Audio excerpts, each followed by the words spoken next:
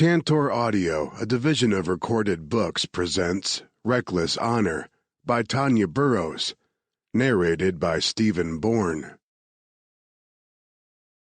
We dance even if there's no radio. We drink at funerals.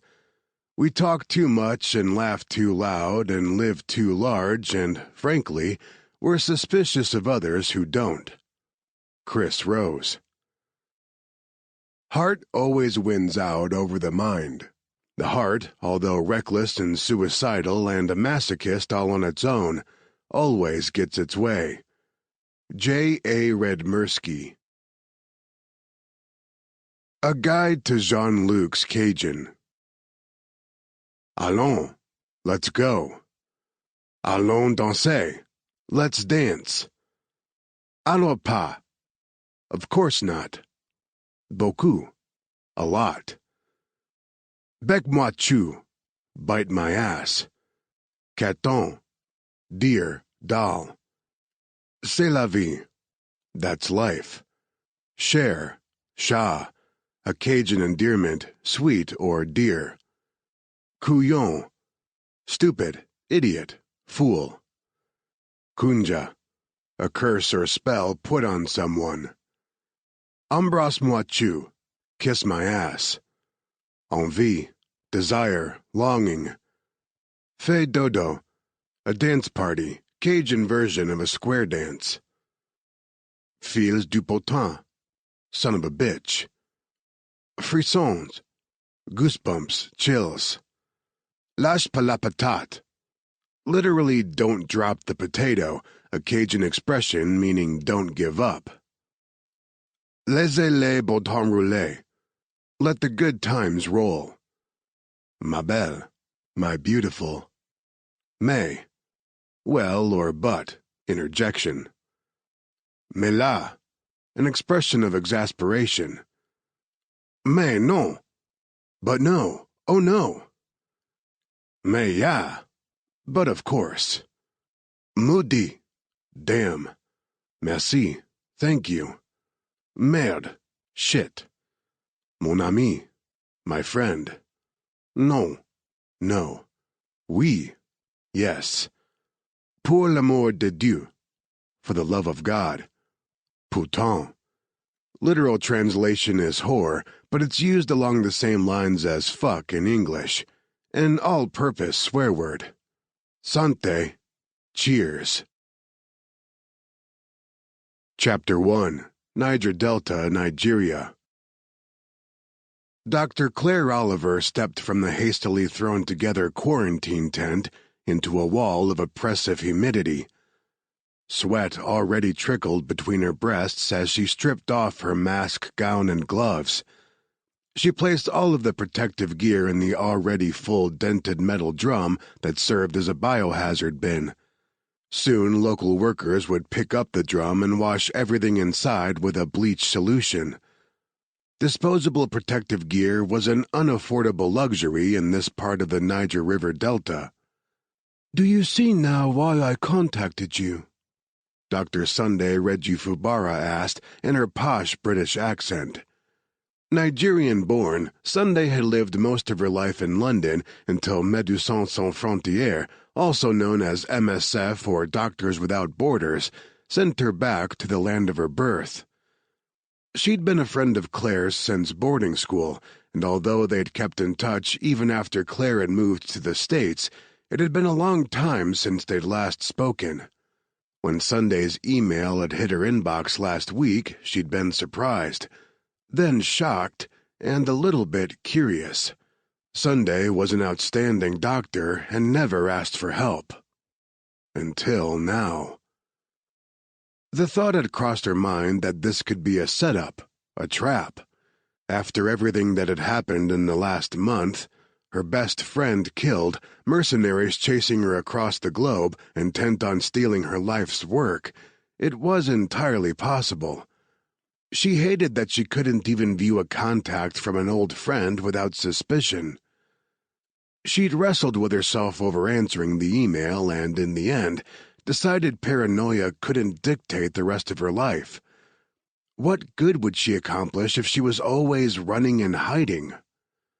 So here she was, sweating in the sticky tropical heat, soaked to the skin by the ceaseless rain of monsoon season, scratching her head over something that didn't make any sense.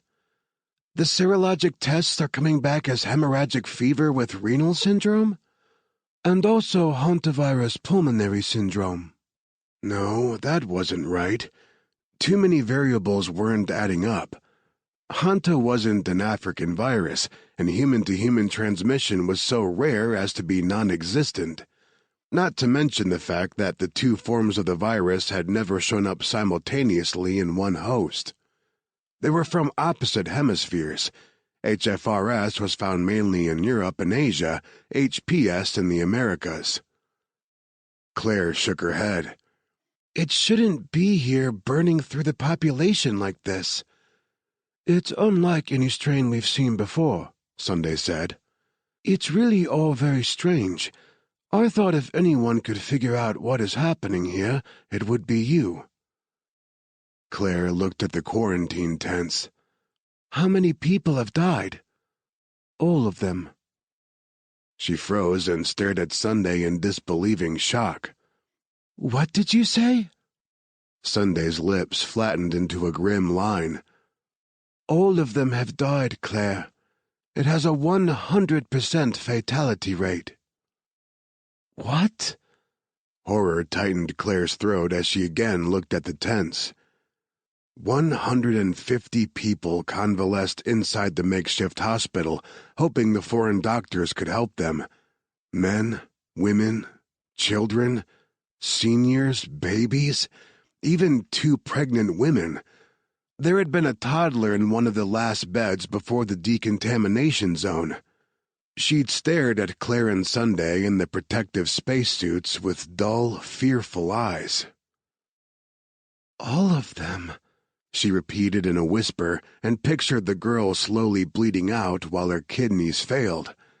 It was a horrific, painful way to go. No, step back. Pull yourself together. She closed her eyes, took a second to regroup. Getting emotionally involved wouldn't help that toddler. What would help was figuring out why this was happening, finding a suitable treatment, and keeping anyone else from becoming infected. She tried to reconcile the facts she knew about hantavirus with what Sunday was saying.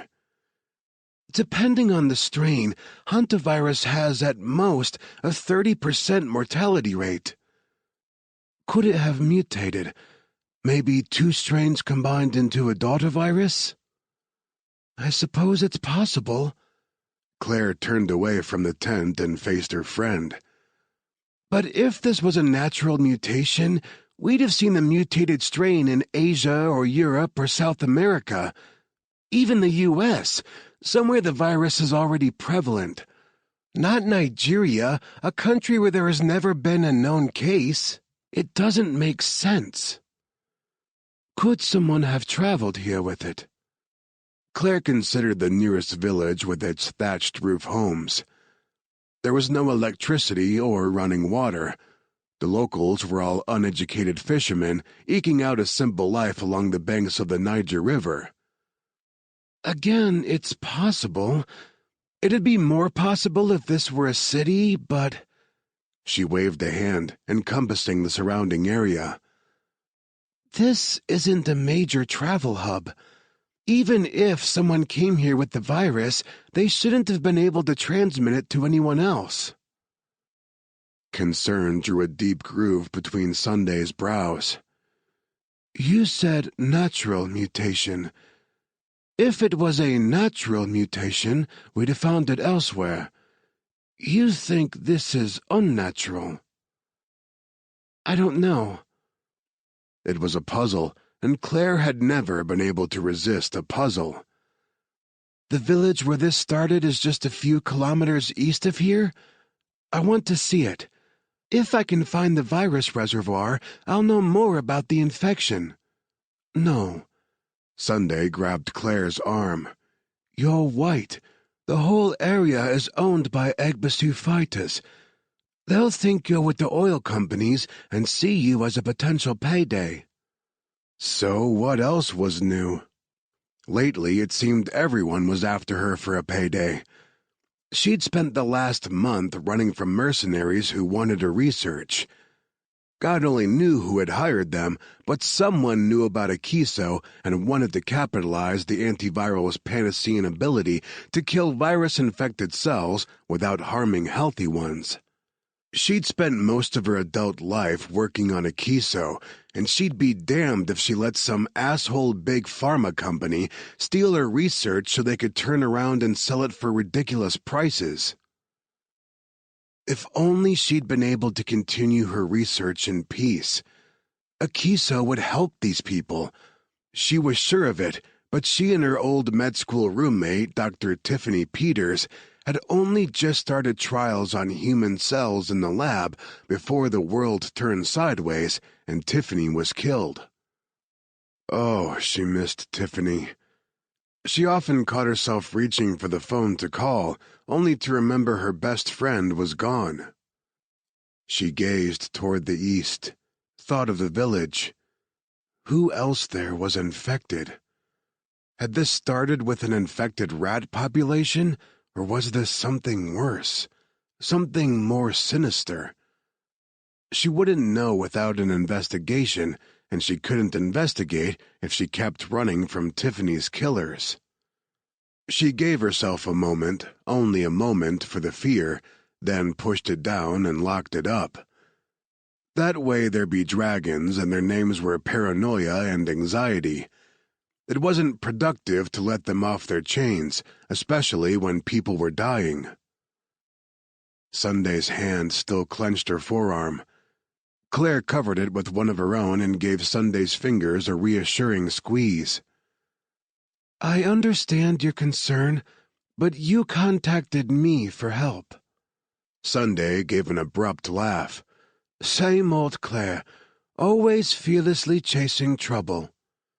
I do not chase trouble, she protested. You don't exactly avoid it, either.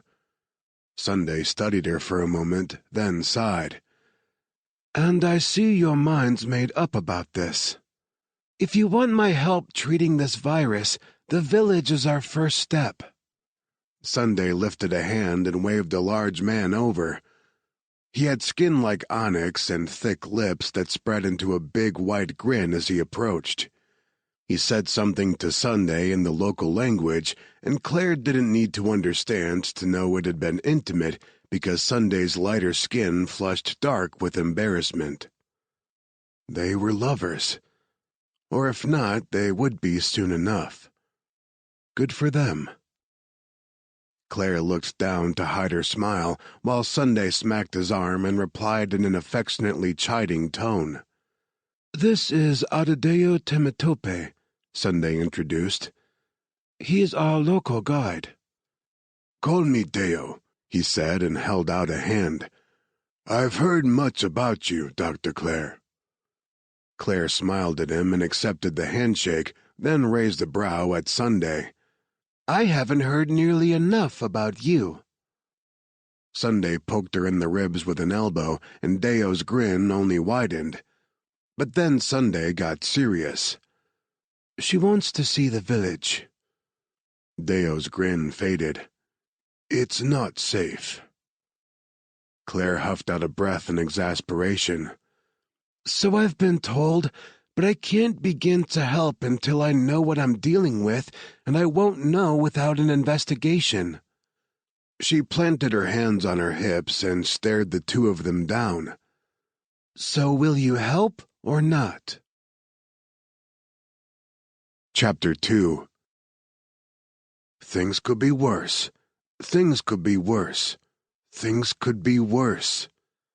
Jean-Luc Cavalier kept repeating the mantra to himself as he sat propped against the stone wall of his prison, trying to ignore the throbbing in his arm where an ugly knife wound was still oozing blood and beginning to fester. Though he wasn't sure how anything could be worse than his current situation. The guard who was supposed to be guarding him had dropped dead half a day ago and now rotted on the other side of his prison's door. He had no food, no water, and no way to communicate with his team, who were halfway across the world because he was a couillon who went chasing weak intel with only one questionably sane man for backup. And who knew where Marcus D'Angelo had ended up, or even if he was still alive? They'd been separated when militants attacked their truck, and Jean-Luc hadn't seen him in days. Hornet's commanders, Gabe and Quinn, had warned Jean-Luc not to come to Nigeria, had told him he'd get himself dead if he did. At the time, he'd thought they were just spooked by the team's last clusterfuck of a mission in Martinique. They had lost a man that night, Marcus's best friend, Danny, and nobody wanted a repeat. Jean-Luc didn't blame his commanders for their caution, but nor could he stay at HQ twiddling his thumbs while Harvard, their computer whiz, gathered actionable intel. He'd made someone a promise. Claire. He shut his eyes and brought her face up from his memories. Brilliant blue eyes, the dusting of freckles over her slightly upturned nose.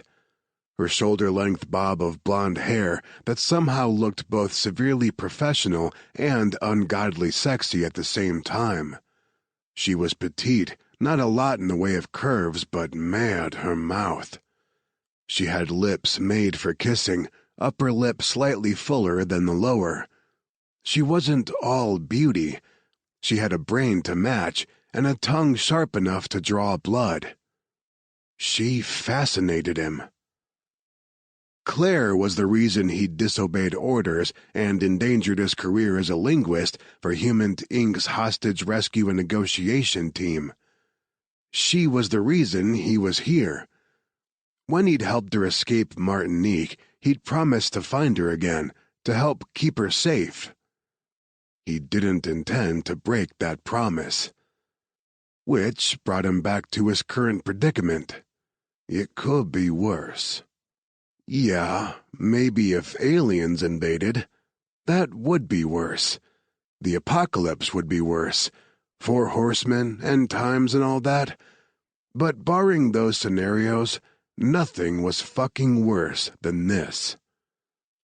Jean-Luc sighed and pushed himself to his feet. He'd been trying to reach the keys on the dead guard's belt for hours until exhaustion finally won out, but it was time to move again. He wasn't dying here, not like this.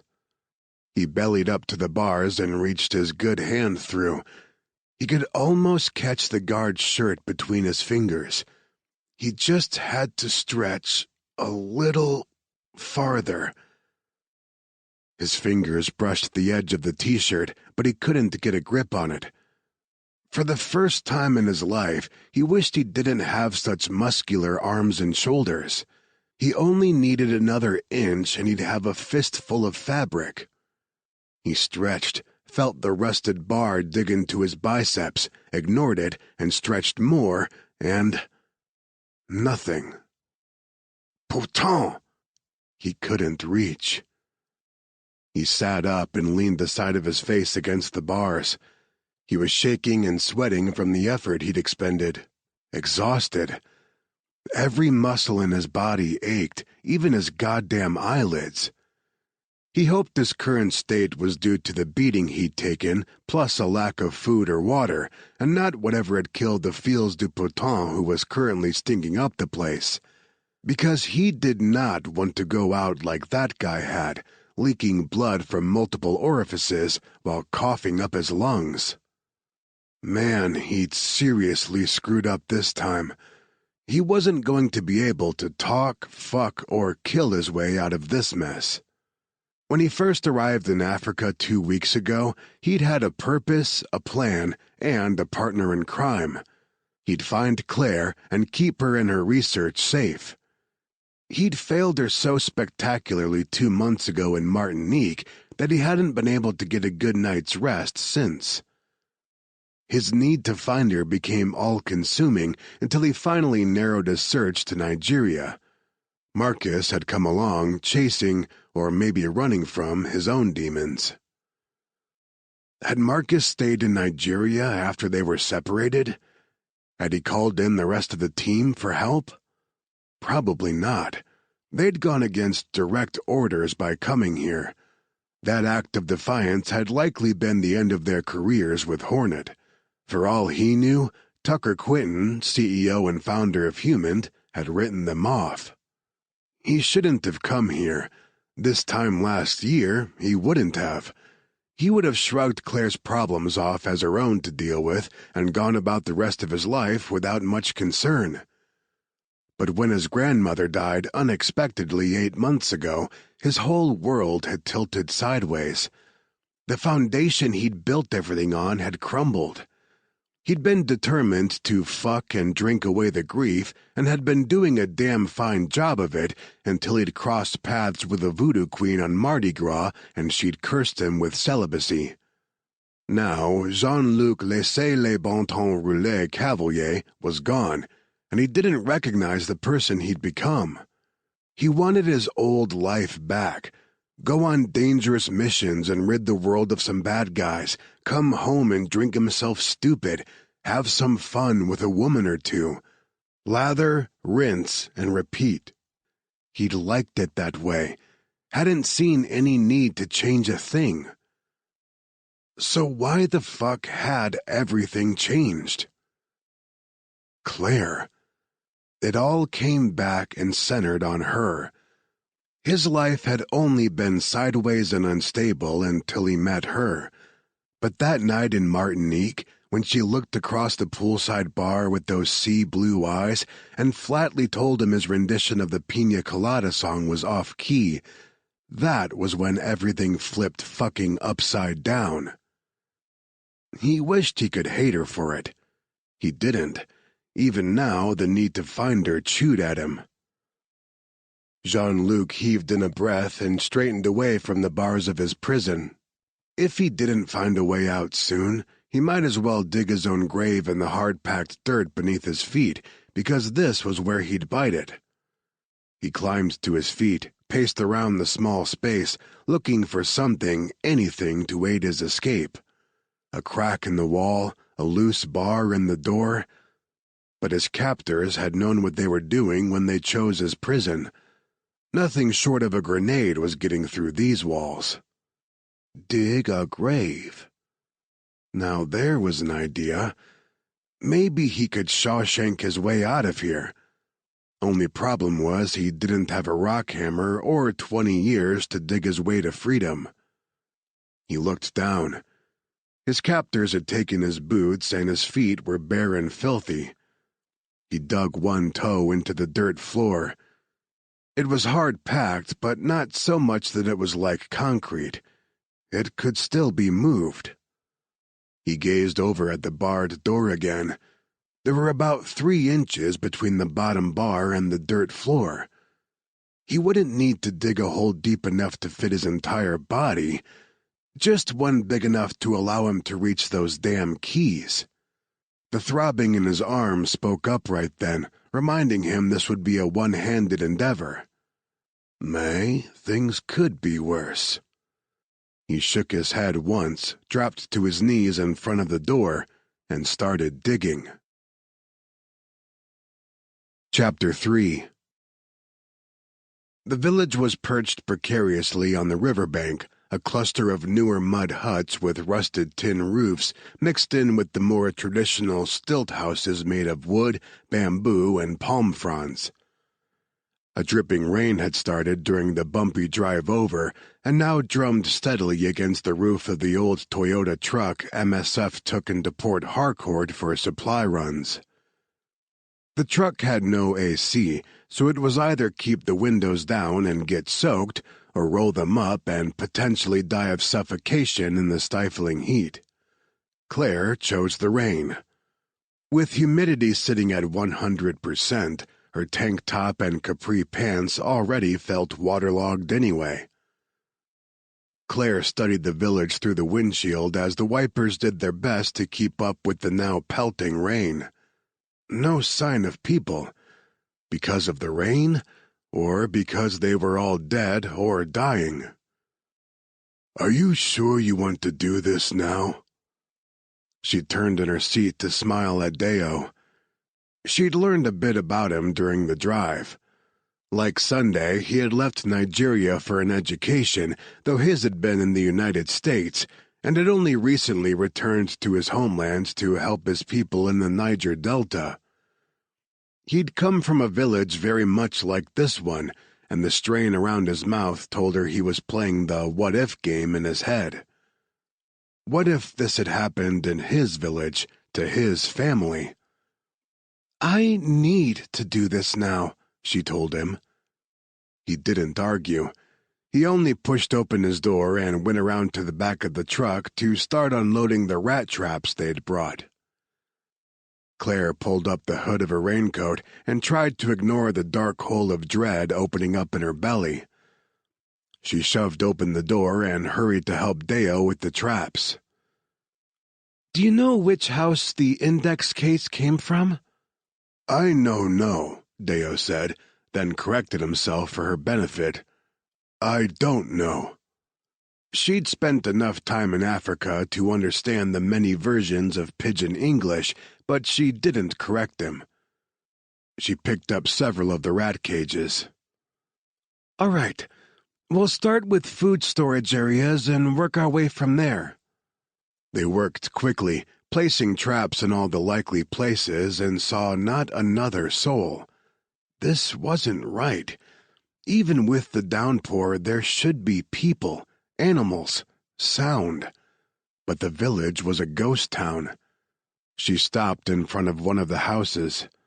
The rain sluiced off the thatched roof, obscuring her view inside. "Deo!" she called. He finished placing a trap near one of the buildings and straightened. "Did the villagers flee? The ones who weren't sick?" "They did before Sunday and her team got here. We convinced some to come to us, but not all." Then they were standing on the edge of a pandemic. If any of the villagers who fled were sick, she was going to need help containing this outbreak. She had to call her contacts in the CDC and USAMRIID, which meant painting a target on her back again. But really, what was her life compared to the potentially thousands that would be lost if she did nothing? No matter which way she waited, the scale didn't tip in her favor. She turned away from the house to tell Deo to pack up, but movement inside caught her attention. Was someone in there? She squinted. A human shape shifted in the darkness. "Hello?" she called out. "I'm not going to hurt you. I'm here to help." A child, 10, 12 years old at most, appeared in the doorway. She was skinny, her arms little more than flesh-covered bones. The skin around her eyes had sunk into deep hollows, and her cheekbones stood out in sharp peaks. She was saying something, but Claire couldn't understand the language. She called Deo over. After listening for a moment, he translated. "She says they all died. Her mom, dad, siblings, aunts, uncles, cousins. They're all dead." "Ask her if she's sick." He did, then shook his head when the girl answered. "She says she was. She thought she was going to die too, but then she got better."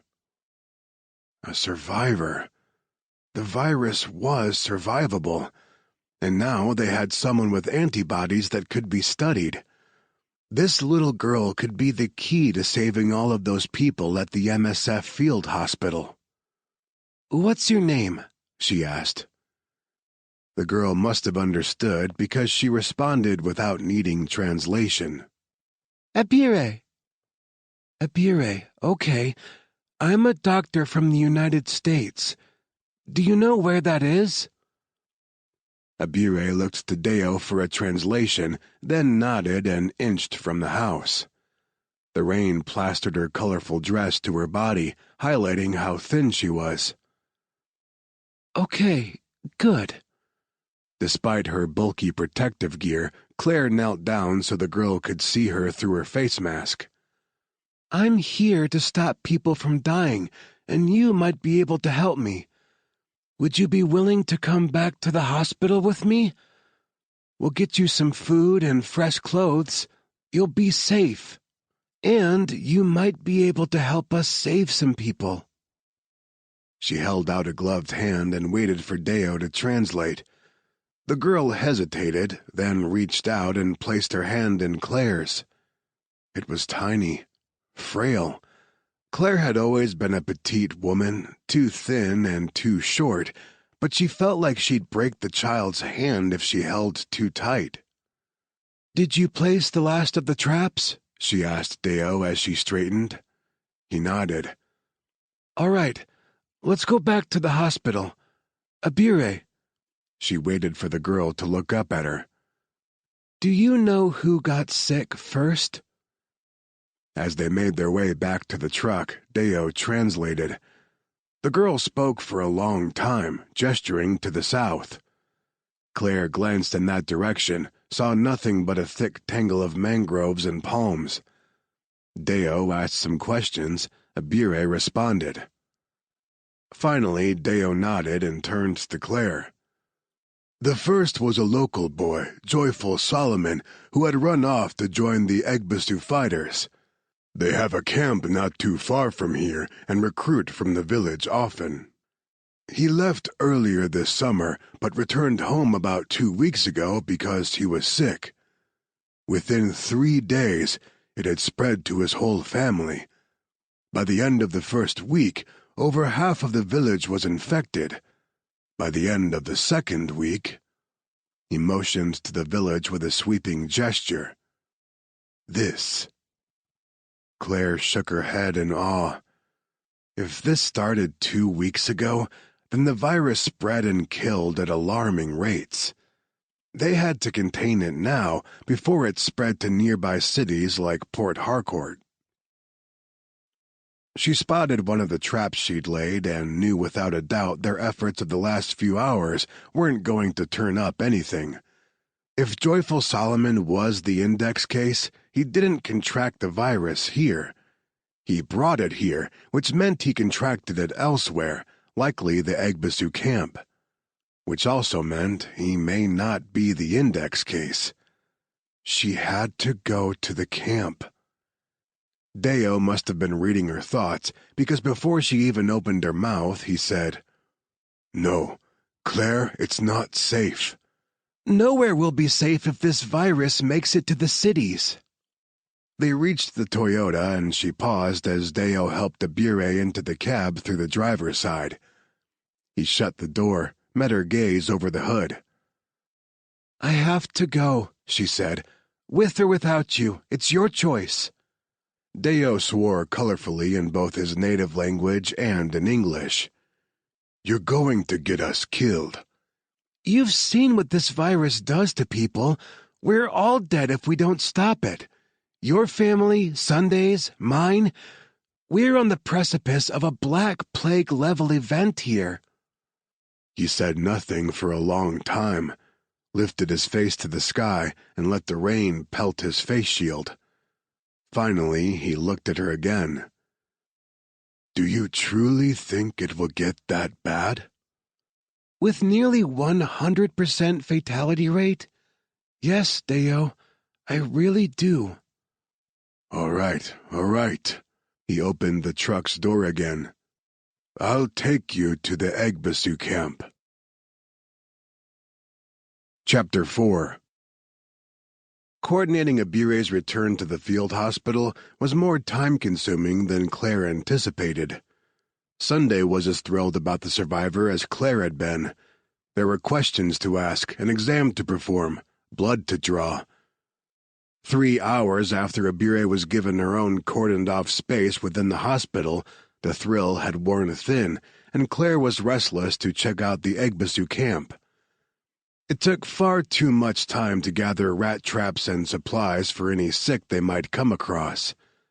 Sunday insisted she take more protection than Deo with her, and so now 3 local police escorts huddled in the back of the truck, hunched into their jackets against the driving rain.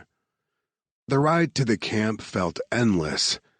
She'd never been one of those children to ask, "Are we there yet?" every 5 minutes during a road trip, mainly because her parents would never do something as low class as a road trip, but she had to refrain from it now. She all but twitched with restless energy. Deo smiled over at her. "You believe we're onto something here." "I know it." She realized she'd been tapping her foot on the underside of the dashboard and made herself stop. She looked out the window at the passing tropical foliage. In some places it was so thick she couldn't see beyond the edge of the road.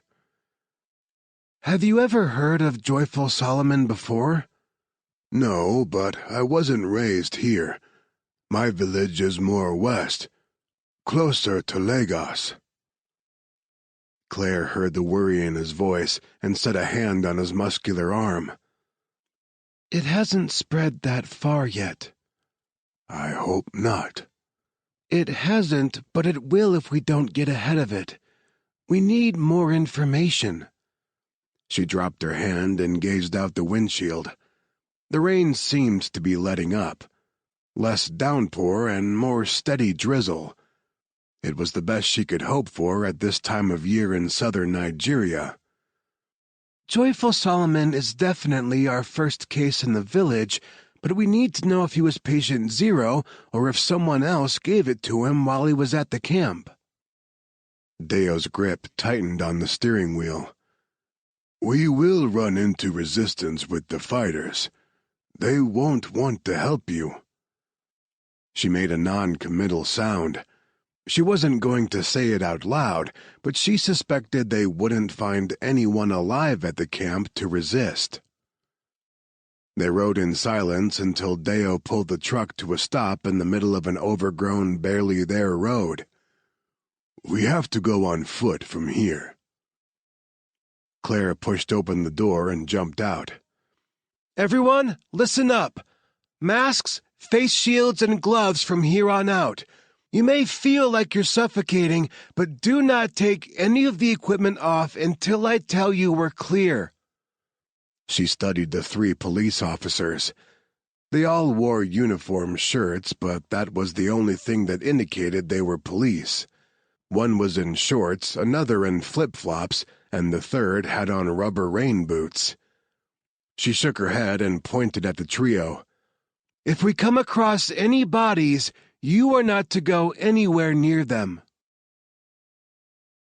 It took another hour of walking before they reached the camp, and Claire's clothes were soaked through with sweat under her protective gear. Her face mask kept steaming up, turning the already muggy air unbearably oppressive. She wanted the bottle of water in her backpack, but didn't dare drink it this close to the camp. At least not until she got a look at what was going on within its borders. If what she suspected turned out to be true, they were entering a very biologically hot zone.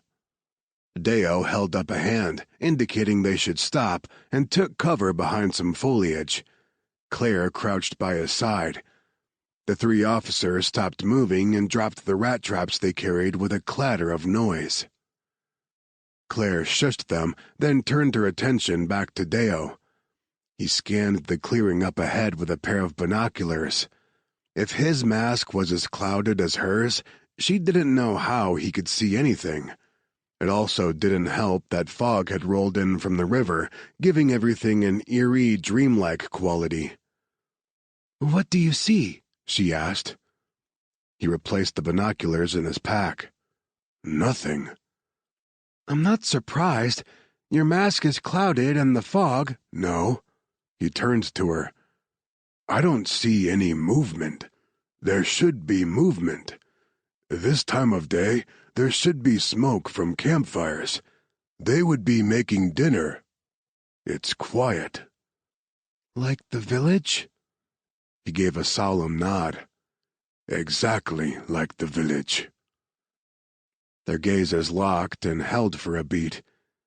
In his dark eyes she saw sadness and also anger. He knew what was coming as well as she. Behind them, the officers chatted and joked like they weren't standing on the edge of a terrorist organization's camp. One laughed loudly enough to startle a flock of birds into the air. Claire and Deo both glanced back at the trio, then looked at the camp again. Waited. Nobody came to investigate the noise. Claire huffed out a breath that fogged her mask and pushed to her feet. I don't think we need to worry about being shot. Either this camp is abandoned, or... She let the thought trail off as Deo's jaw tightened. His expression was one of thinly veiled rage. She couldn't blame him. It was hard not to get angry when you felt so powerless. She turned to the officers. Bring the traps. Set them around livestock and food storage areas. And be careful not to disturb the bodies. The officers' smiles faded and they looked at each other. Bodies? One asked. Sure, now they understood the gravity of the situation. We don't know if they're still contagious. Do not put yourselves at risk. She left the officers sharing concerned glances and marched out into the clearing. The camp sat right on the edge of the Niger River. The buildings were mostly wood with palm frond roofs, though she noticed one covered with a green tarp instead. Despite the rain, the air smelled strongly of oil, and the mud beneath her boots was black with it. They passed several large metal vats and oil drums, dented and burned. What is all this? Claire asked. A refinery, Deo said. They were bunkering, siphoning oil from the big companies and refining it themselves. He stopped moving and gazed down into a barrel of crude oil. It's the only work available to people here. The only way they can survive, feed their families. He looked up, eyes wet with tears. These aren't bad people, Claire. They're desperate. Claire glanced around. The refinery was a giant scar on the land, everything around it blackened, oil-slicked, and burned. It looked like something out of a post-apocalyptic movie. Desperation can make good people do bad things. In a shocking burst of temper, Deo kicked over the barrel. Oil gushed across the ground like blood from a fatal wound. Doesn't matter now, does it? They're all dead. We don't know that. He snatched a rat trap from one of the officers and stalked away. Claire took a breath. Even behind her mask, the smell of oil was strong enough to make her eyes water. But under that was a scent she recognized. Rot. The particular odor given off by human remains. This was going to be bad. She closed her eyes, gave herself a moment, then pushed back her shoulders and followed. The first body she found was a young man, barely out of his teens.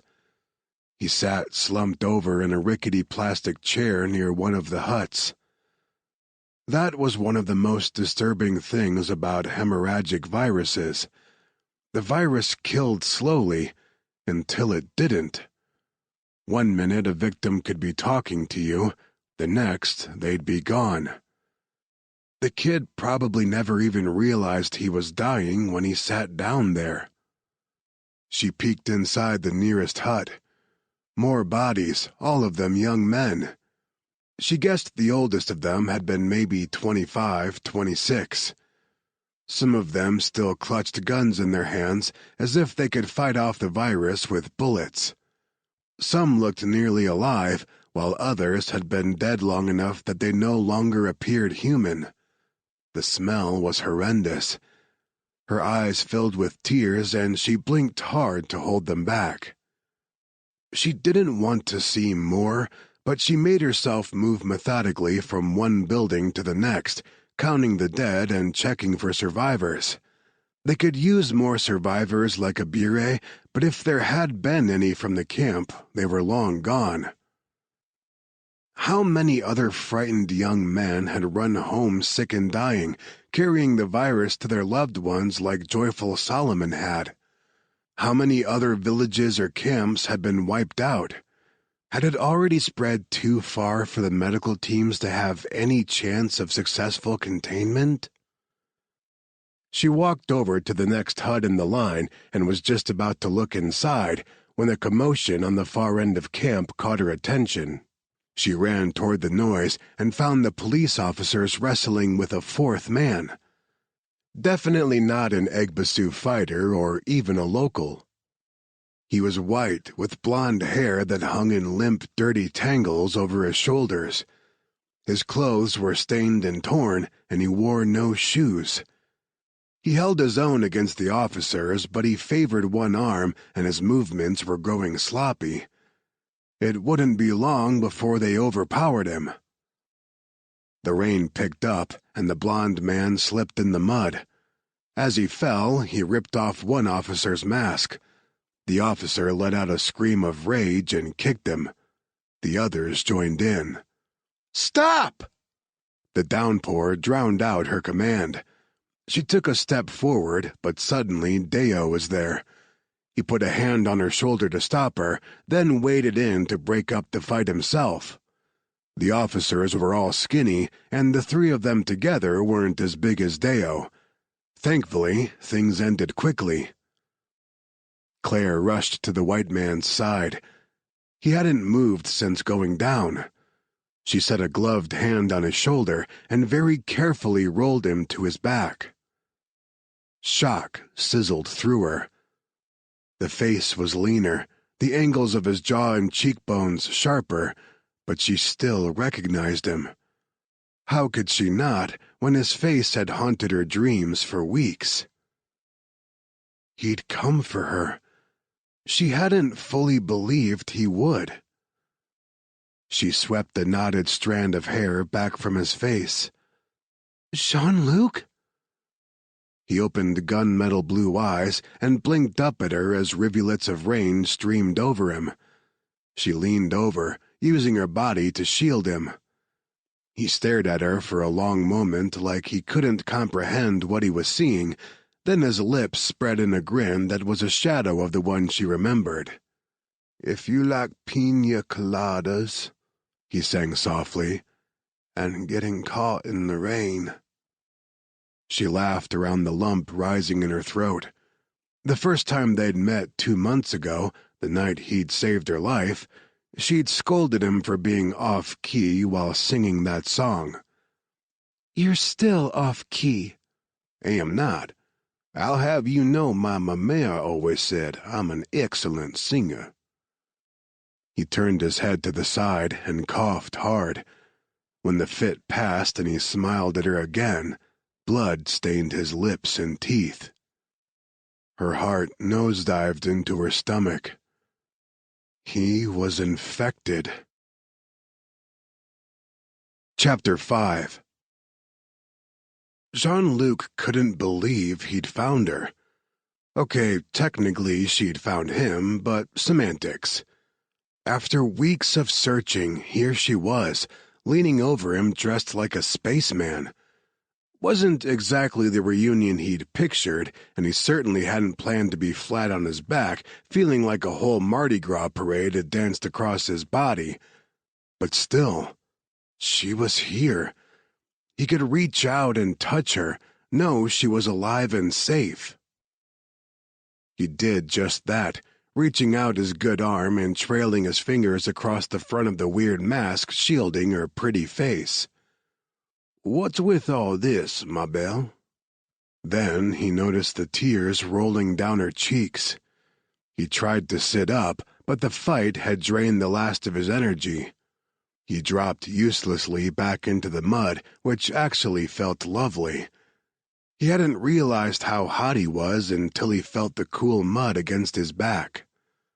"Don't sit up," Claire said, and placed a hand on his shoulder to keep him still. A large black man knelt by her side. "Do you know this man?" His accent was musical Nigerian, but his English diction was perfect. Jean-Luc guessed he'd been born here, but educated in either the UK or the US. Claire glanced over at the newcomer. "Yes, he's a friend. We need to move him back to the hospital, but we have to be careful. Keep him quarantined. Can you find something to use as a stretcher?" "He's infected?" the man asked. "Yes." "What?" Jean-Luc tried to sit up again as the big man moved away, but again failed. Mad, he couldn't remember a time he'd felt this horrible, and he'd had some pretty epic hangovers in his day. Claire leaned over him. The tears were rolling freely now, dripping onto the inside of her mask. "This is a hot zone. Everyone in this camp died of an unknown hemorrhagic virus, and you've been exposed. How long have you been here?" He shook his head. He couldn't remember exactly. Time had blurred, and his brain had just slammed on the brakes at the words hemorrhagic virus and "you've been exposed." He was infected? Well, fuck. "This is important. Try to think," Claire urged. "When did you arrive? Before or after these people died?" He shook his head again, and that seemed to clear away some of the fog. "Before. I knew you were here because of the virus outbreak. I knew you'd be here, and I came looking." She gave a tight smile. "That was reckless." "Tell me about it." His teammates had warned he'd die in bumfuck Africa if he went chasing weak intel.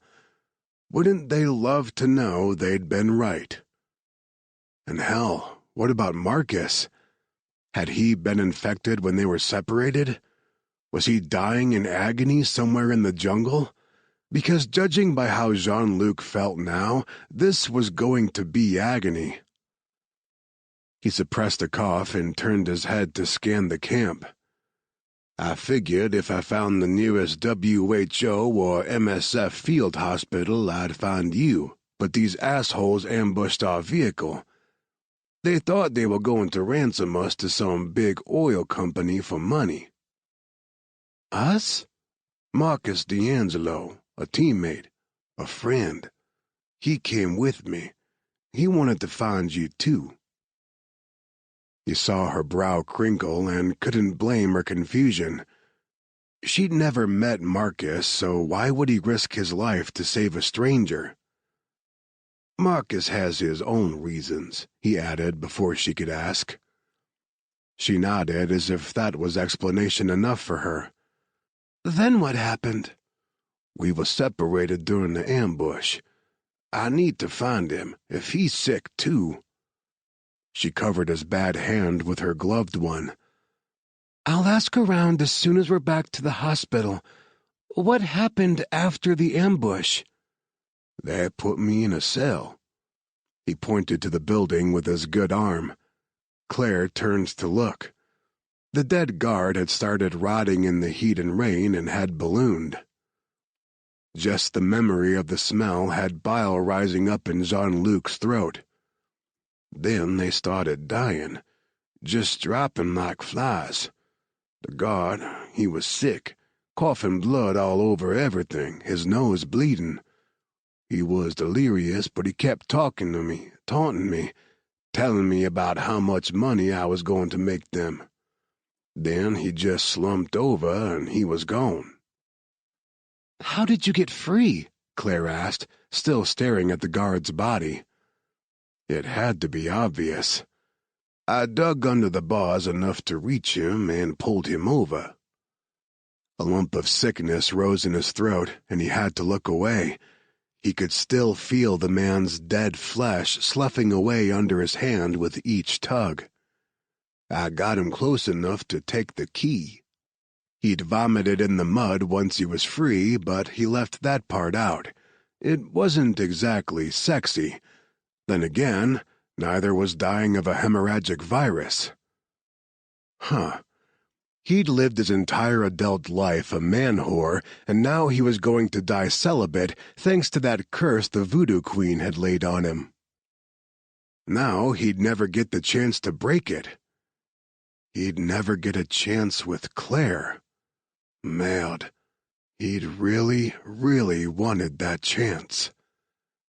The big man returned with a makeshift stretcher, which basically amounted to a tarp attached to two questionably sturdy pieces of wood. Claire gazed up at the guy. "Thank you, Deo." Then she leaned over and tried to smile. It was strained. "Your ride is here." He took one look at it and sat up. "Nope, I'll walk." "Don't be stubborn," Claire chided. "You need to conserve your energy. You haven't had any proper nutrition in days. You're dehydrated, you vomited." So she had noticed that. Damn. "And your body is fighting a war right now," she finished. "You're not walking anywhere. You're getting on that stretcher." He grinned at her, even though he felt like screaming. But his mamere had always said that humor could relieve any ailment, and he didn't have much else to cling to at the moment. "I love it when you go all Dr. Dominatrix. It's hot." Claire was not amused. Her lips thinned as she stood up and pointed at the stretcher. He pushed to his feet and walked over to the tarp like a good boy. And, okay, she was right. He wasn't as strong as he wanted to be. By the time he lay down, his head swam with dizziness. Claire must have noticed the sudden sheen of sweat on his forehead, but she said nothing, only made sure he was tucked into the tarp, then nodded to the big guy. He felt them lift him and closed his eyes. All this time he'd thought the weakness plaguing him was due to a lack of food and water. He'd found both after his escape, but he hadn't been able to keep anything down. No wonder, since he was dying and all. Fuck. Chapter 6. When Claire said hospital, Jean-Luc had foolishly assumed an actual hospital where he'd receive the best care money could buy. But no, not this time. This wasn't a sanctioned Hornet mission, and he didn't have billionaire philanthropist Tuck Quinton, the big boss man, footing the medical bills here. The hospital consisted of a series of white tents connected by passageways and segregated by temporary fencing. He couldn't see much of it from his prone position within the stretcher, which, by the way, was killing his back, but he saw enough to know this wasn't a hospital so much as a place the infected went to die. Although Claire tried to hide it from his view, he clearly saw the line of body bags behind one of the fences. All of them were full, marked with biohazard symbols. The dead lying there in a line, in the rain, waiting for a disposal team. So many dead. If all those people couldn't survive it, how could he? For the first time since this adventure started, panic reared its ugly head. No, he wasn't ready. He couldn't die yet. He had so much left to do, so many languages yet to learn, and he still had to make his mamere proud of him. He never had while she was alive, always too busy drinking and fucking and chasing some kind of fulfillment he never found. He'd promised over her grave he'd do at least one thing to make her proud before he died. And now he was running out of time. Jean-Luc watched the top of the tent pass in sections. Every few feet, they stopped to pass through another layer of containment. Finally, they set him down on a creaky bed. Claire stood at the foot in white and yellow protective gear and nodded her thanks at the two men who had carried him. "Deo, make sure Ozoma is also quarantined.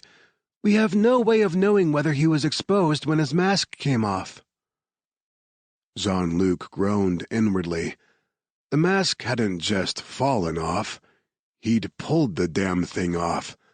When the three men came at him, he'd had no idea who they were or what they wanted. He'd just fought and hoped like hell he could take them in his weakened state. He hoped to God he hadn't doomed the poor guy. Claire must have read his expression because she said, "Uzoma should be fine. We've seen no indication this is airborne. It's likely spread through bodily fluids." She nodded toward the raw meat of his forearm. "You have an open wound. You were probably infected by your guard." He gave a humorless laugh and sat up on the edge of the bed to pull the wet tarp out from under him. "Of all the things I thought would eventually kill me, Ebola was nowhere on the list." "It's not Ebola," Claire said. "I'm starting to believe it's not Hanta either. We don't know what it is, but it's interesting. Almost like—" He sent her a dry look. "I'm sorry," she said quickly. "I'm not very good at this bedside manner stuff. I'm usually the behind-the-scenes guy, the researcher. There's a reason I never went into medical practice." She paused, drew a breath that moved her shoulders. "So let's get some fluids into you and we'll take a look at your arm. I don't want you any more dehydrated." She rolled a cart over by his bed and picked up a bag of fluids. He held out his good arm cooperatively and studied the room as she poked at him. Beds lined the cavernous space, and most of them were full with people of all ages. Some writhed in pain. Others lay deathly still, staring at nothing. This was his future. He shut his eyes at the pinch of the needle sliding into his skin, not because it hurt, but because he couldn't bear to look at the dying anymore. "Almost done," Claire said soothingly. "Has anyone survived?" He focused on her, but could only see her eyes under her goggles. Sapphire blue eyes, red from crying. She wouldn't meet his gaze. "One girl from a local village. She said she was sick, but until we run tests—" "One?" His voice came out choked. "Just one. So I'm fucked," he said softly, and wiped away the sweat gathering on his brow. "What's going to happen?" Claire finished taping the IV to his arm and hooked up the saline drip. Then she rested a gloved hand on his knee and finally met his eyes. "You just focus on resting, healing. If you dwell on—" "That bad?" He squeezed her hand, wished he could feel her skin instead of the rubber of her glove. "Tell me for true. I need to know." She said nothing for a long time. "Claire, please." She drew a breath. When she spoke again, it was like a med school professor lecturing to a class, and he was okay with that. It somehow made it less real to hear everything in such clinical terms. "The virus interferes with the blood's clotting ability and breaks down the walls of blood vessels, causing uncontrolled hemorrhaging. It attacks the lungs and the kidneys, so if a victim survives the hemorrhagic phase, they ultimately die of pneumonia or acute renal failure, but most don't survive that long. We can offer supportive care, but there isn't a cure." Putain! This was going to be even worse than he expected. "What are the symptoms? What should I expect?" "Fatigue, muscle aches, backache, fever, nausea, vomiting. Uncontrolled bleeding can lead to bruising, a rash. Fluid builds up in the lungs, causing difficult breathing, coughing blood." Hadn't he already felt like he was suffocating over the last day or so? He'd been coughing a lot and had coughed up blood on more than one occasion. He'd thought the bruises all over his body were from the ambush and subsequent imprisonment, but now he looked at them in a much more ominous light. His arms were covered with deep purple blotches. He was bleeding out under his skin. Holy fuck. His stomach flipped over and he tore his gaze away from his arm.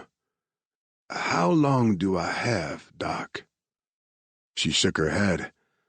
I won't know until we run more tests. In general? A week from the first onset of symptoms. Maybe 10 days. He'd started coughing yesterday. No, 2 days ago, when his guard was still alive. The bruising had started yesterday, which meant at best he was looking at a week, likely less. You need to find Marcus. She nodded. I've already asked Deo to put out feelers. If Marcus is anywhere in the region, we'll find out where. Once you find him, if he's not sick, you need to leave with him. What? You can't stay here. If I found you... I found you, she reminded. He waved his good hand dismissively. Semantics. I knew where to look, and that means the Fion will too. They won't be far behind me. The Fion? The mercenary group that was hired to kidnap you in Martinique. We made couillons of them, and now their professional reputation is staked on finding you for their client. They'll stop at nothing to get their hands on your research. You're not safe here. Behind the protective goggles, her eyes snapped blue fire. I'm not safe anywhere, and people are dying here. People I can help. Mon Dieu, he'd been dreading this moment since he started looking for her. He reached for her hand and waited until she met his gaze. Claire, they killed Tiffany in Martinique. I couldn't save her. I know, she said softly. I saw the news reports. I'm sorry. I did everything I could. Don't. She withdrew her hand and started rummaging through the cart of supplies, but he saw the glimmer of tears. Don't blame yourself. It was an impossible situation. Tiffany knew that. It's why she told me to run instead of letting me walk into their hands. She stopped with the busy work. We were like sisters, she whispered in a choked voice. They didn't get her portion of your research. My team made sure of that. That's good. She straightened and continued gathering supplies off her cart.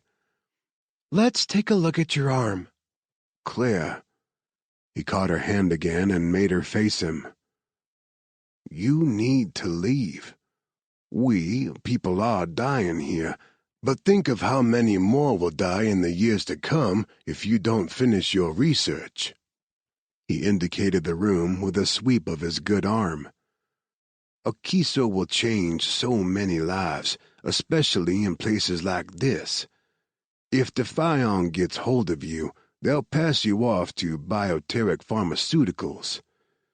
Do you think Bioteric has any interest in helping people in a poor third-world country?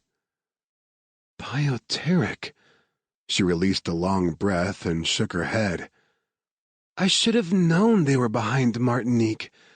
They offered me an obscene amount of money to work for them, to develop Akiso for them. I turned them down. It felt too... icky. They've sunk a lot of money into finding you, and they're not going to stop. In fact... He got up and, careful of the IV in his arm, grabbed a pen and pad from her cart. He scribbled down a name and phone number and passed the pad to her. Don't wait until Marcus is found. Get out of here now. Her eyes widened when she read the name, then narrowed in disbelief. She held up the pad. Tucker Quinton, the billionaire former teen movie star? Seriously? For true. He owns the company my team works for. He'll put you in touch with them, and they'll keep you safe." "I don't think—" She started to pass the pad back to him, but he stopped her. He ripped off the top page, awkwardly folded it with one hand, and placed it in the front pocket of her yellow apron. She sighed. "No, it'll get wet there when I go through decontamination."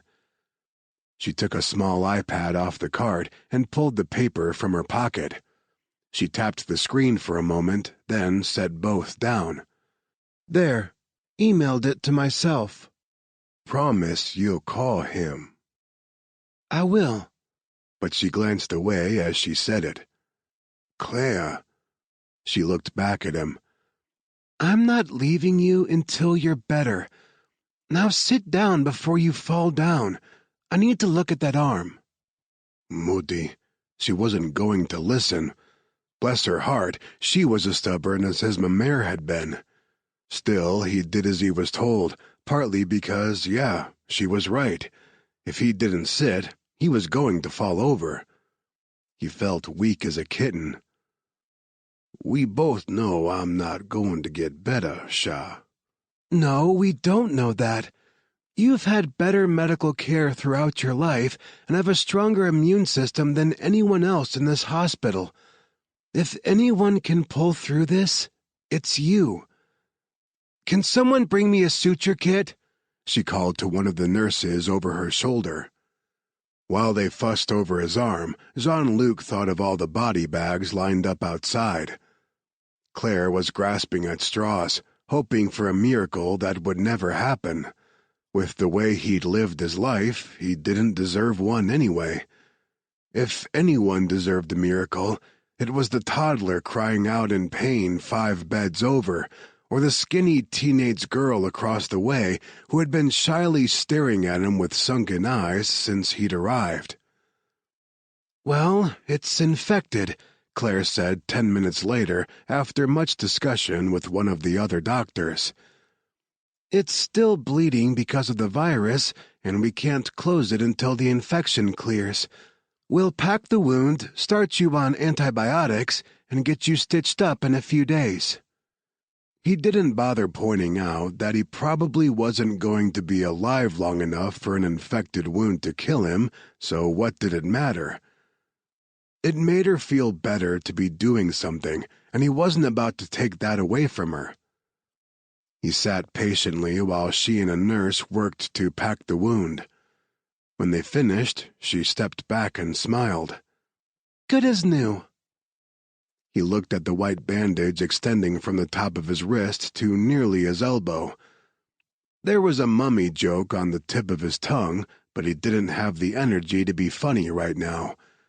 Didn't have the energy for much of anything at the moment. "Yeah, thanks, Doc." She patted his shoulder. "I have to leave now. Get some rest tonight. I'll see you in the morning." He covered her gloved hand with his. "I'm glad I got to see you again." A pause. When she spoke again, emotion thickened her voice. "Jean-Luc, He let go of her hand and fought for a reassuring smile. "Good night, ma belle." Chapter 7. The next morning, Claire rushed through breakfast, gulping down her coffee when she usually savored it. Sunday noticed, of course, and caught her at the door of the mess tent. "What's the rush?" She tried for a nonchalant shrug. "I have patients to see." "Like the white bloke you and Deo brought in yesterday?" "Among others." Sunday sighed. "Claire, I understand you have some kind of history with this man, but he's infected. You know his odds are—" "You don't have to remind me." Realizing she'd snapped, she groaned and rubbed both hands over her face. She hadn't slept enough last night, her mind too busy racing through every possible scenario. None of them were good. He has a stronger immune system than the local population. Maybe it will help. Oh, love, he's—" She didn't wait for Sunday to finish and pushed through the tent's flap door. It was raining again. Surprise, surprise. It hadn't stopped raining for more than an hour or two since she arrived, and locals told her the monsoon season had another month at least. She lifted the hood on her poncho and sprinted across the camp to the quarantine tents. Technically, she had other things to do first. Get samples from a bureau to send to the lab in Lagos, check the traps at the village and Egbasu camp, but she wanted to see Jean-Luc. He'd seemed so depressed when she'd left him last night. She couldn't blame him. He'd had a lot of bad news yesterday, and he'd been exhausted. Still, it worried her. Last night he'd seemed to withdraw into himself, and the funny, irreverent man she met at the hotel bar in Martinique had disappeared. She made herself slow down while donning her protective gear. The weird mix of nervousness and excitement and dread bubbling inside her was no excuse for sloppiness. She couldn't help him if she infected herself. Her heart thudded while she waited impatiently for the airlock to open to the hot zone, but as soon as it did, her heart nearly stopped beating altogether. Jean-Luc wasn't in his bed. Panic sizzled through her. A sudden empty bed in a hot zone always meant the patient had died, but that couldn't be possible. His illness wasn't that far advanced yet, and she'd left orders with the night staff to contact her if something catastrophic happened. No one had, so he had to be okay, or at least as okay as he could be. She just had to slow her jackhammering heart and think rationally for a moment. He had to be here somewhere. The tent was a large, cavernous space, but he couldn't have left it without setting off all kinds of warnings. She glanced around, saw a few more empty beds that hadn't been empty yesterday. Some, she knew, had died during the night, but not all. It seemed to be all the kids missing, and she spotted a handful of them in the corner set up as a play area. Calm again, she walked over and wasn't the least bit surprised to see Jean-Luc holding court at the center of the group. Ijema, the youngest victim, only 3 years old, sat on his lap laughing at everything he said, even though she doubted the toddler understood him. Mackie, the teenager who had stared at Jean-Luc in awestruck wonder yesterday, sat cross-legged in front of him. Of course he'd attract all the girls. He had a kind of magnetism about him that drew the opposite sex. It certainly had drawn Claire in when they first met, and she'd been as helpless to resist as the girls were now. But it wasn't just the girls. He'd drawn the attention of many of the boys and some of the adults, too. Made sense, since the first white people they'd ever seen were the doctors treating them. Of course it intrigued them to suddenly have a blonde-haired, blue-eyed white man with no protective gear in their midst. As she drew closer, she realized their conversation wasn't in English like she'd assumed. He spoke the local language like a native and enthralled his audience with his story. Dr. Haskins, one of Sunday's MSF colleagues, stopped at her side. "He's been entertaining us all morning. It's been a nice change of pace, a ray of sunlight in all the gloom." She looked over at the doctor, but because of the protective gear, couldn't see more than the crinkle of crow's feet around his sleepy brown eyes. "Did we lose many last night?" He sighed heavily. 6. We'll lose at least 2 others before noon." Dear God. "I don't think God has much to do with this." Neither did she.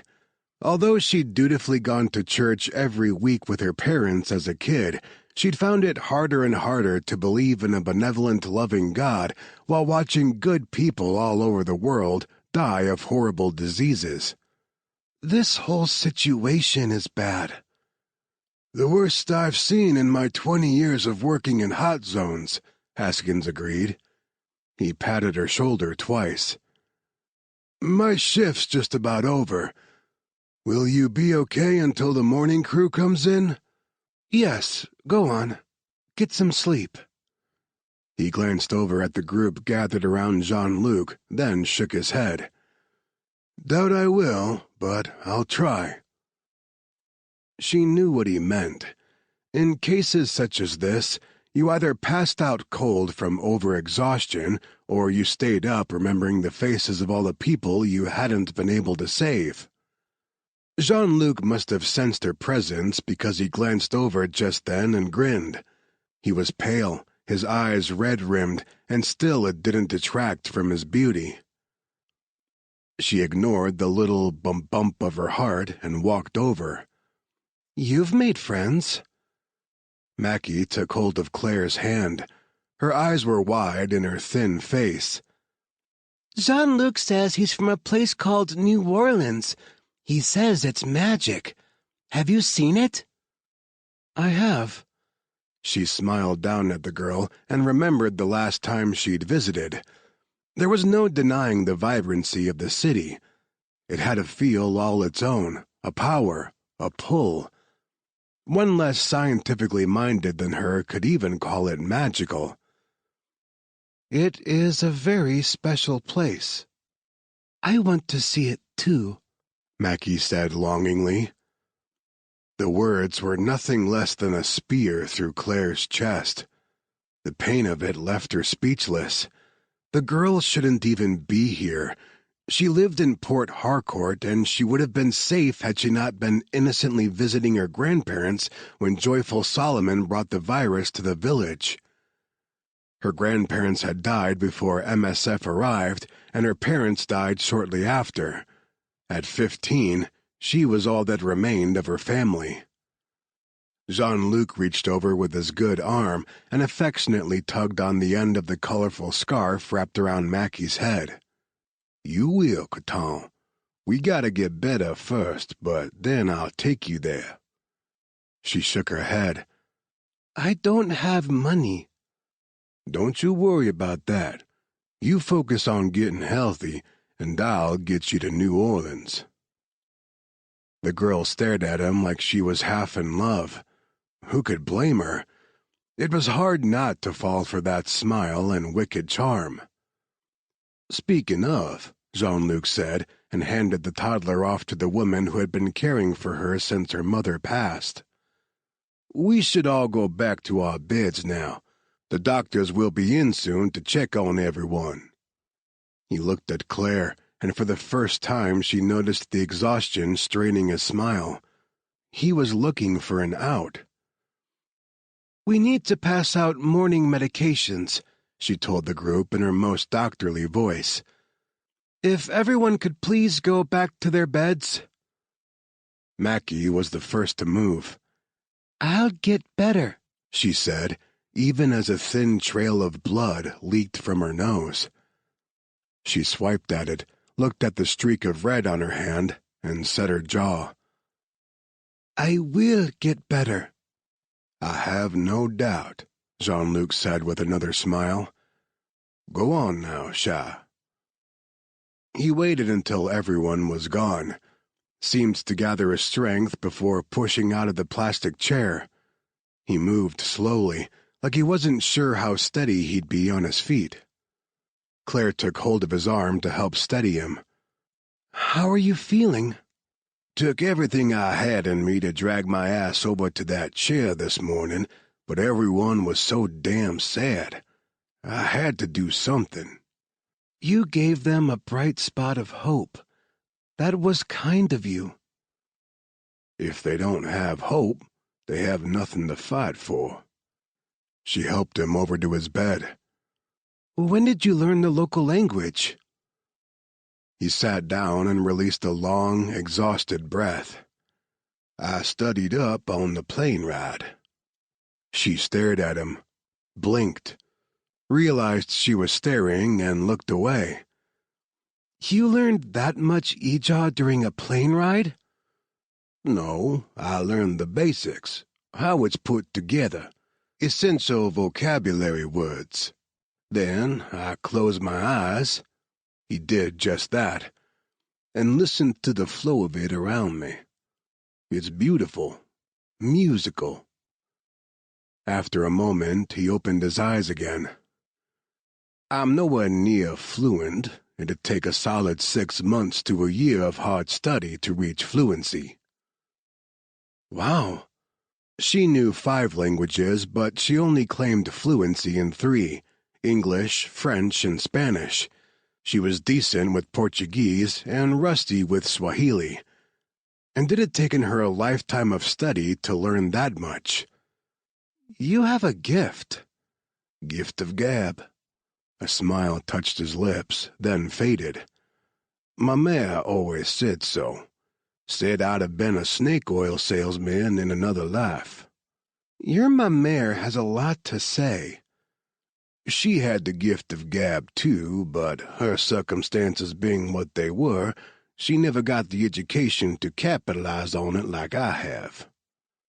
She encouraged you to study languages? Encouraged? Hell, she gave me my first Spanish dictionary. She said I'm a danger to myself and others when I'm bored, so I should put my silver tongue to use and learn something. He seems to struggle to catch his breath. The short walk to his cot had exhausted him. How are you today? Really? She touched his cheek, and he gazed up at her through the tangles of his hopelessly matted hair.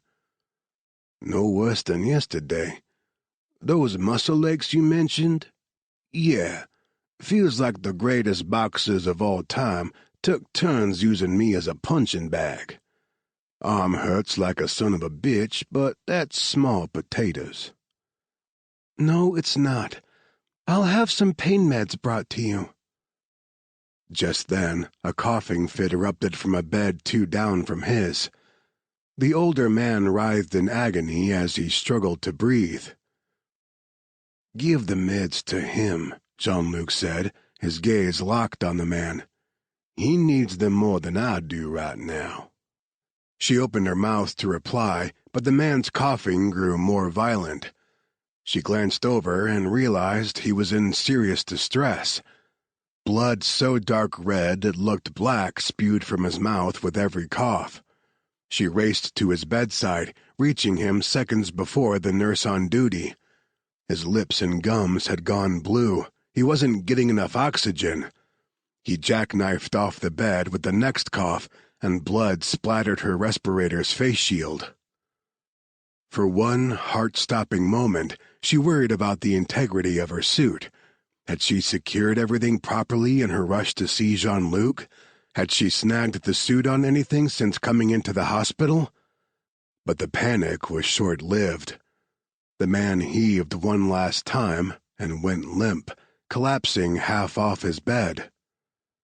She and the nurse hoisted him up on the bed, but they were too late. His eyes, half open, showed no pupil or iris. They had rolled up under the lid, leaving only the bloodshot white of his eye visible. No breath, no pulse. A trickle of blood dripped from the corner of his lips. He was gone. She stepped back while the nurse gently set a sheet over the body, told herself there was nothing she could have done to save him. Her brain knew that to be true, but her heart screamed in protest. She could save them all. Akiso could save them all. If only she was further along in testing.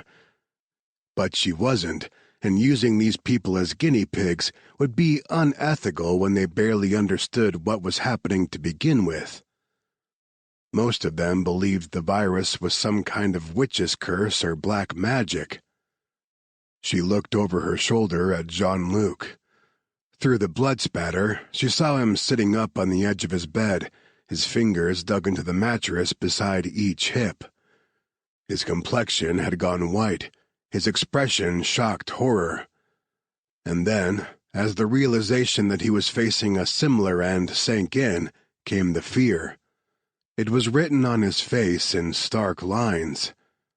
Shaking his head, He lay down on his cot and turned his back to the dead man. She had to go decontaminate, but she couldn't just leave. She walked over to the foot of his bed. "Jean-Luc?" He said nothing for several seconds. Then, in a dull tone, "You shouldn't be in here." "What do you mean? This is what I do for a living." "You can't get sick. You can't die like that." "I won't." "You don't know that." He rolled enough to look at her. "Please, Claire, I need you to get out of here. Go call Tuck. Let him take you someplace safe." I can't leave." "You," she wanted to say. He hadn't left her in Martinique when he'd had no reason to help her whatsoever, so she wasn't about to turn her back on him. And if she was being honest with herself, it was more than that. So much more. He sat up and glared at her, already sliding from denial to anger. "Claire, pour le mot de Dieu, leave. I'm not dying here just so you can go get yourself killed by this fucking virus. I came to protect you, and if I have to make the call myself, I'll find a way to get out of here and do it." The anger drained away, and his eyes softened. His voice wavered. "I'm sorry. Please, just leave. I don't want you seeing me." He trailed off, and his gaze slid over to the sheet-covered figure. "I don't want you seeing me like that. I want you to remember the guy at the bar in Martinique, the one who sings the Pina Colada song off-key. Not like that." Her heart broke for him. She'd once slipped and poked her glove with an Ebola-contaminated needle, and waiting the 21 days to see if she'd infected herself had been the most stressful and terrifying time of her life. And she hadn't even known if she was infected or not. He knew the virus was in him, and he'd just seen someone die a gruesome death because of it. Of course he'd be freaked out. Anybody would be. "Claire?" Sunday was suddenly at her side, startling her. "You need to go decontaminate. Now." Okay. She sent Jean-Luc one last glance over her shoulder. "I'll come back as soon as I'm able." He just shook his head and settled back on the cot. Chapter 8. The rules were in place for a reason, but Claire hated every second she had to wait to go back inside. She tried to keep busy, taking the needed samples from a bureau and riding with Deo to check the traps at the village. No luck. That worried her because viruses didn't usually kill their host organism. It was inefficient. A virus's sole purpose was to reproduce and spread. Viruses killed when they became zoonotic and jumped species, but this virus seemed to kill everything, humans and rats. Almost like its only function was to kill. They set out more traps with peanut butter for bait. Then she caught a ride back to the field hospital while Deo went on to check the Egbasu camp. She expected he'd find more empty traps. Concerning, yes, but something to worry about later. Right now, her only concern was getting back to the hospital in time for her shift in the quarantine wards. She took a cooler full of bottled water in with her and resisted the urge to go to Jean-Luc first. He wasn't the only patient there, and as much as her heart kept pulling her toward him, she had to do right by the others. When she finally made it to him, he was sitting up on his cot. He sighed when he spotted her. "You came back." "I told you I would." "And I told you to leave," he said. "Did you call Tuck?" I was a little busy." She realized she'd snapped at him and drew a breath to dispel the annoyance. It hurt that he was pushing her away.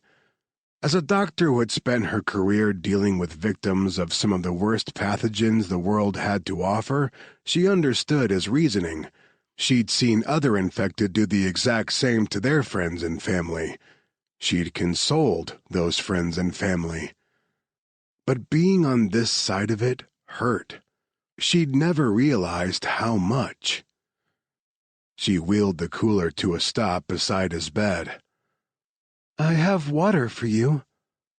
He looked at the cooler with little interest.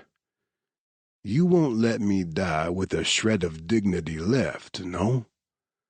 "I'm not letting you die, period." "We both know you have no control over it, Shah." She hated it. She hated all of this. She opened the cooler. "You need to drink as much water as you can." "Claire," he said softly, "tell me about yourself." She froze, hand halfway into the cooler. Generally, her patients didn't ask questions like that. But then again, Jean-Luc wasn't just any patient. She shrugged and picked up the bottle of water she'd been reaching for. "There's not much to tell." "You were born in London," he prompted. "Lived there until you were 10, 11, then moved to the States." She raised her brows at him and twisted off the cap of the water before handing the bottle over. "Sounds like you already know all about me." "I did my research. I know the broad details, but not the little stuff. The stuff that makes you, you. I want to know." He took a long drink of the water, and it made him cough hard. She hurried to his side with a towel as blood dribbled from the corner of his mouth. She rubbed his back while he wheezed through the coughing fit. I'm good, he said finally. No, he wasn't. She was watching him deteriorate before her eyes. She dipped a cloth in the bowl of water beside his bed and laid it across his forehead. "I was 10. My father's career took us to California. Originally, they had plans to leave me at the boarding school I attended in Warwickshire, but my mother thought it would reflect poorly on her. She's all about image, so she uprooted me to California. They gave me the best of everything." "But," he prompted after she trailed off. "But I was like a prized pony to them. They trotted me out to impress friends or business partners. Look at our little girl. Isn't she so beautiful? And smart, too. But once the party was over or the deal closed, they sent me away to be raised by staff until the next time they needed to impress someone." His brow furrowed. "They must be proud of you now." She shrugged. "Honestly, I wouldn't know. I haven't spoken to my mother since I entered med school. She thought it was a distasteful choice of career and below me. She wanted me to marry rich and become a country club trophy wife like her. And my father was always too busy to pay much attention to me one way or another. If you walked up to him and asked him to recite his only child's full name, he'd be hard-pressed to do so." "Which is?" "Your full name." "Oh." She gave a rueful smile. "Antoinette Margaret Ophelia Claire Oliver." He grinned. "And here I've always thought Jean-Luc Bartholomew Cavalier was a mouthful." "Bartholomew?" He cracked a smile. "You'll want to talk, Ophelia. At least I have the excuse that my mother was most likely drunk or high when she named me." Her pleasure at his smile faded. "I'm sorry." "Oh no, Shah, don't be. I'm not looking to stir the pity pot here. Just stating a fact. My childhood wasn't as structured as yours. My mom, Lydia Ann, was the black sheep of the Cavalier family. Ran off to New Orleans at 16, got pregnant 4 times by 4 different men who were all long gone before the pregnancy tests even turned up positive. She raised us in the city for a time, bouncing around jobs. Everything from waitressing to stripping to occasional prostitution. Claire couldn't imagine it. The childhood he described was so far removed from the life of culture and privilege she'd experienced. Sure, her parents had been distant and cold, but she'd never lacked for anything. Was it horrible? Sometimes it was, he answered in such a blasé way she had to wonder what kind of emotional scars he was hiding under his nonchalant outer shell. Ever since their first meeting, she had the feeling he used jokes and humor to deflect. He wasn't in much of a joking mood now, who could blame him, so she suspected he defaulted to that casual attitude for protection instead. But not always, he added in a softer tone. Mom was a lot of fun. She loved us as best she could and worked hard to take care of us.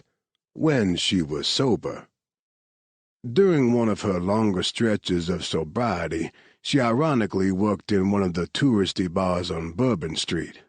She could never afford a sitter, so she'd take us with her.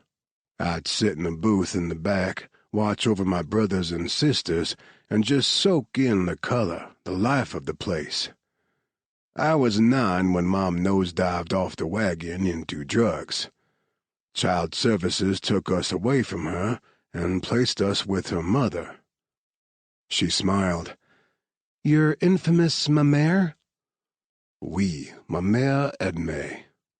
He gave a small huff of laughter. You know, you'd think I'd hate New Orleans after watching my mom get swallowed up by it.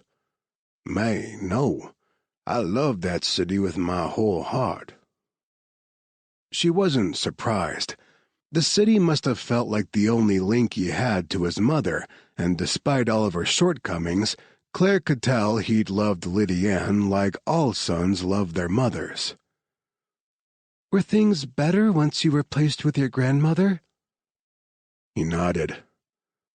Things were more stable. Papa had been the breadwinner in the family, and after he died, my mère was left poor.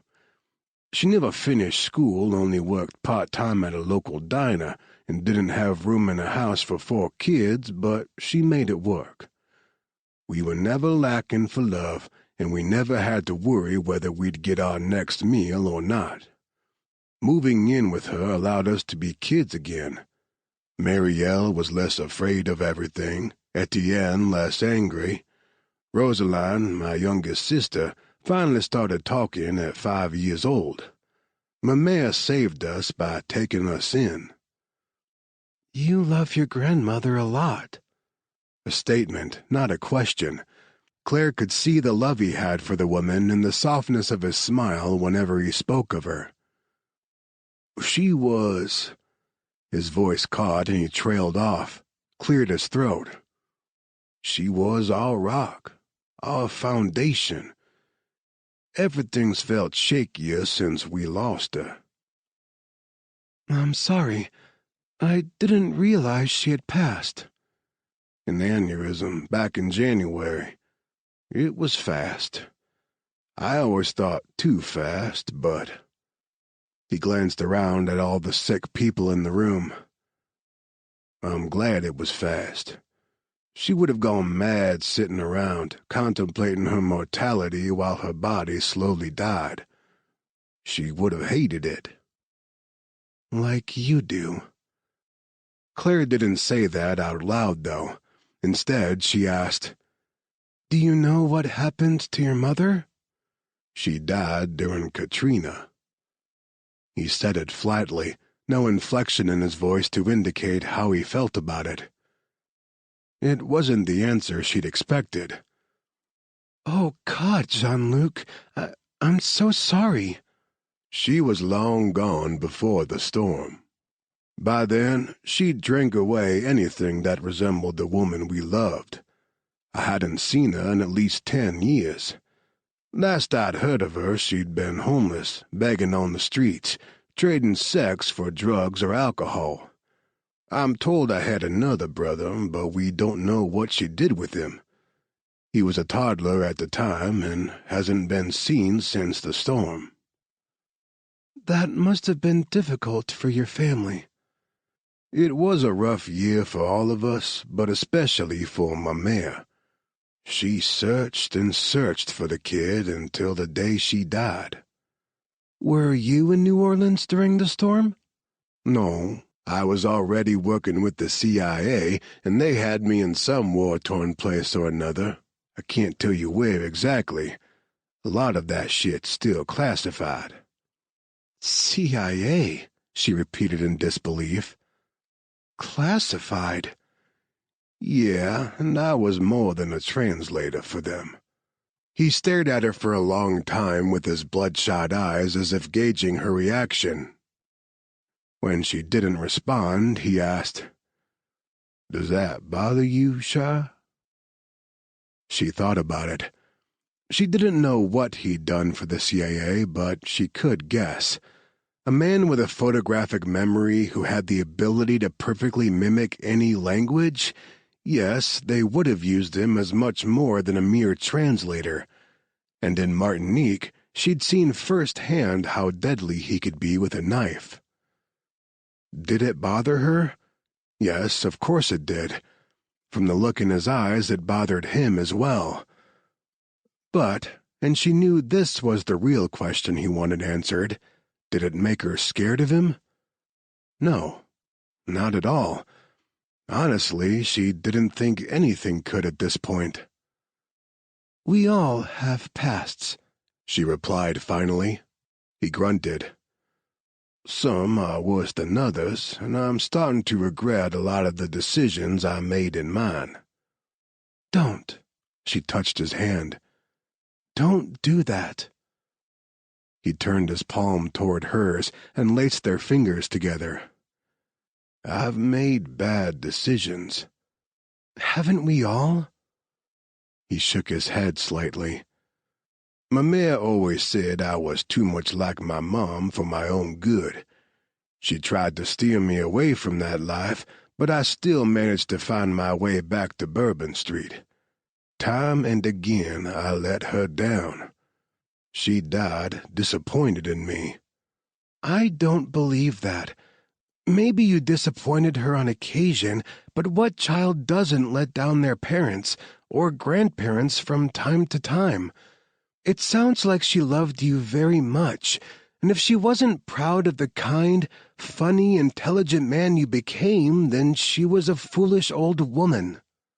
He grinned, a real one that, for a moment, overshadowed everything else. May, she would have adored you. As soon as I brought you home, she would have started planning a wedding. Pleasure warmed her belly. Would you have brought me home to meet her? He stayed silent for a beat. I think I would have, and you'd have been the first. She laughed at that.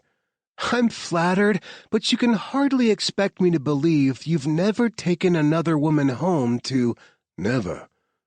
I've slept with a lot of women. He winced. More than I want to admit to right now. But I never took any of them home. You'd have been the first, the only. Her face grew hot, and she was glad for the protective covering that shielded all but her eyes from his view, because she had to look like a tomato underneath. Oh, come on. Now you're just sweet-talking. He grumbled, annoyance snapping in his eyes. What would be the point of sweet-talking now? I'm dying. I'll never take you to bed, though I've wanted nothing but since meeting you. He lifted their still joined hands. I'll never even be able to touch you without a sheet of plastic between us.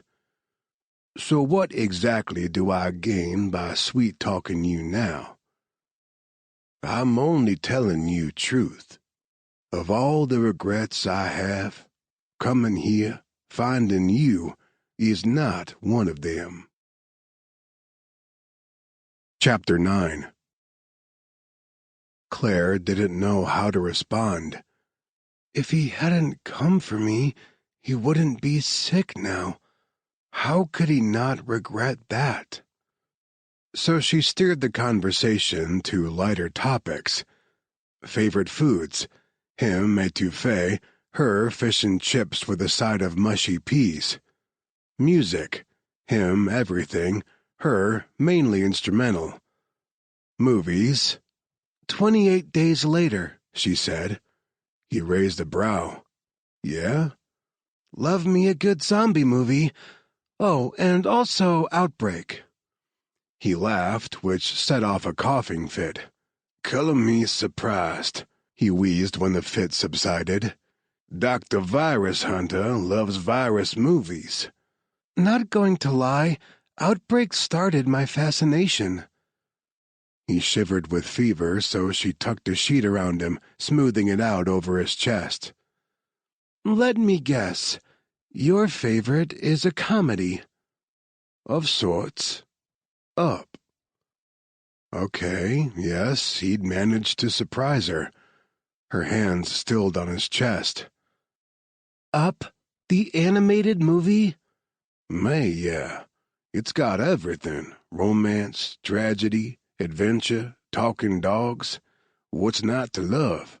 Best movie ever, hands down. She smiled down at him. Did it make you cry? The conversation seemed to be exhausting him, but he still managed to smile. If you don't cry in the first 10 minutes of that movie, you're not human. She poked his chest lightly with one gloved finger. You're just a big old softy, aren't you? Don't go around telling people, he muttered as his eyes drifted shut. I have a reputation. As the day wore on, his fever continued to spike, and he descended into incoherence. The few times he resurfaced, he thought he was back in Louisiana, in his grandmother's house with his family.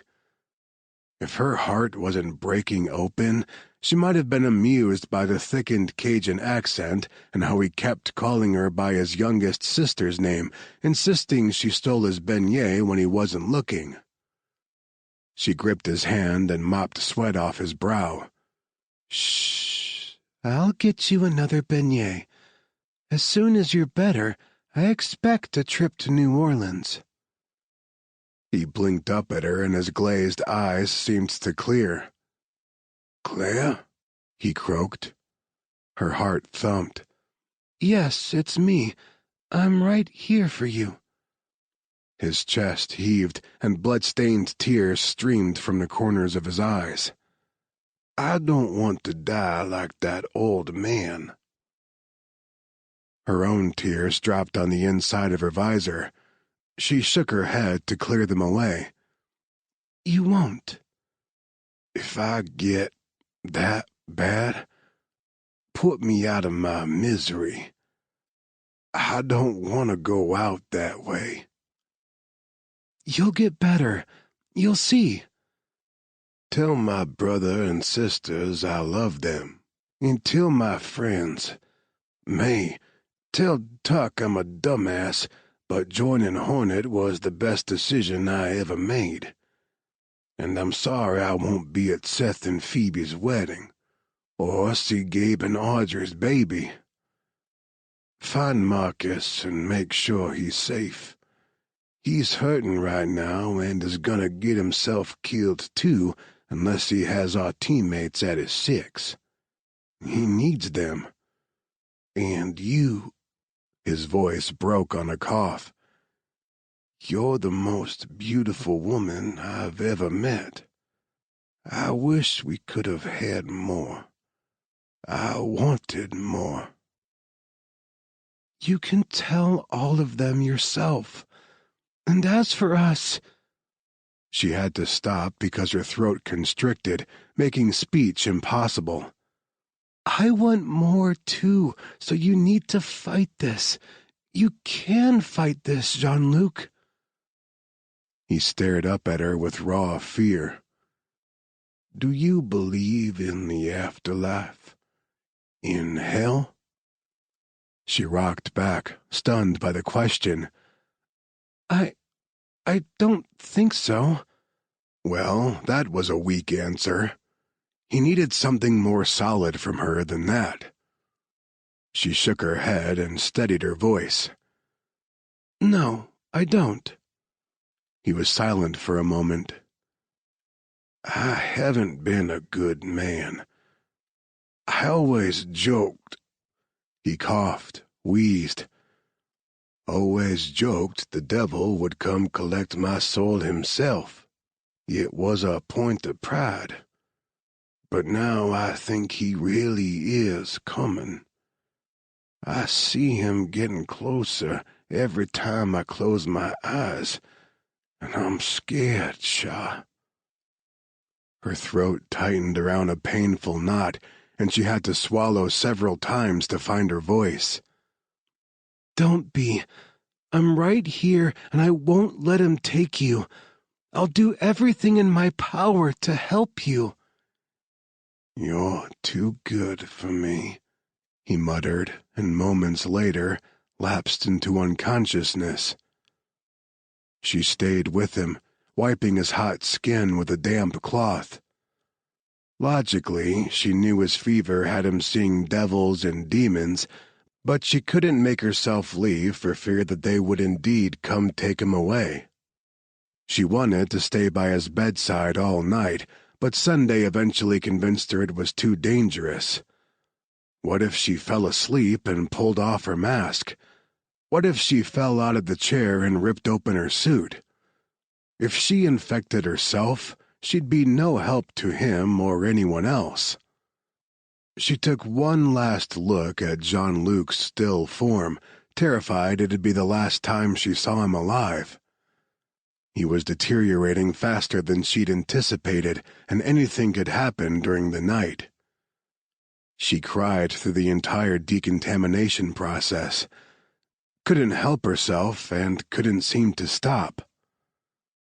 Once outside the hot zone, she crumbled. Her legs just dropped out from under her, and she sat down hard in the mud. The ever-falling rain mixed with her tears and chilled her to the bone. He's going to die. I told him I'd help, but he's... A sob choked off her words. He saved my life, and I won't be able to return the favor.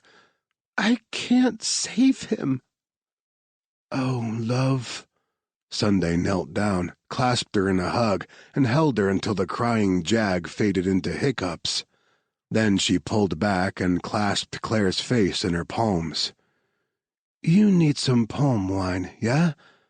We'll get pished like the good old days and forget everything for a while. Claire sniffled and wiped at her eyes. No, I can't. I have to take a break. Please, Sunday said. For my sake, if not for your own.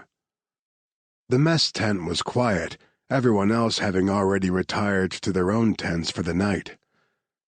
Sunday helped herself to a jug of palm wine and brought it over to one of the tables, snagging 2 glasses along the way. She poured them each a healthy dose, then left the bottle open. Claire sat down and reluctantly picked up the glass her friend nudged toward her. Cheers, Sunday said, clinking their rims before downing the drink like a shot. Claire took a breath, then also knocked it back. I'm sorry I lost it out there, she said as she replaced the glass on the table. Sunday immediately refilled it. Don't be, love. We're all entitled to a breakdown now and again, especially in these conditions. She sighed and rested her chin in her palm. We're too far behind. We're running this race with our legs tied and the virus is winning. The WHO team found another decimated village today, but the Nigerian government wants to go on pretending this isn't happening. It's the oil, Claire said softly, rubbing one finger along the top edge of her glass. It made a hollow ringing sound. If they cordon this area, declare the outbreak, oil production stops and they lose money. It always comes down to bloody money, doesn't it? Sunday brewed it into her drink, then took another large gulp. Enough of that. Tell me about this Jean-Luc.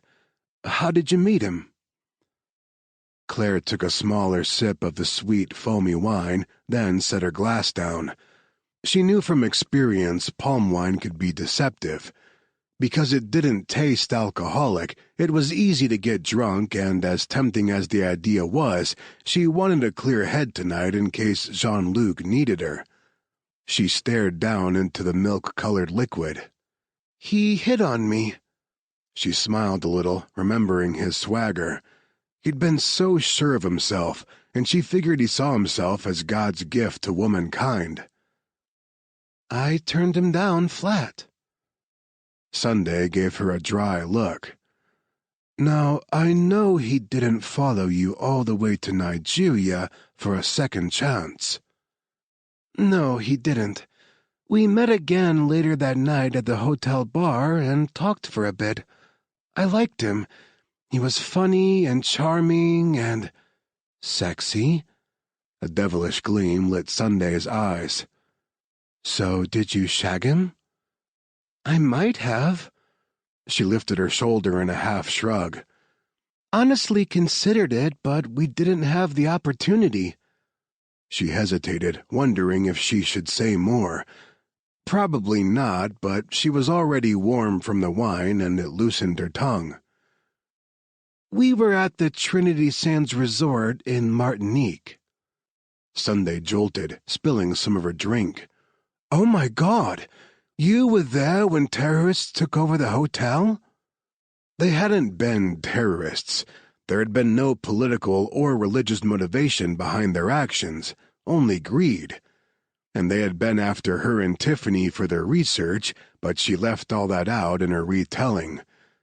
Telling Sunday would only make her friend a target, or could possibly even get her killed like Tiffany. I wasn't there for long, she told Sunday instead. Because of Jean-Luc. He got me out when the hostage situation first started. Then he'd gone back in to try to rescue Tiffany.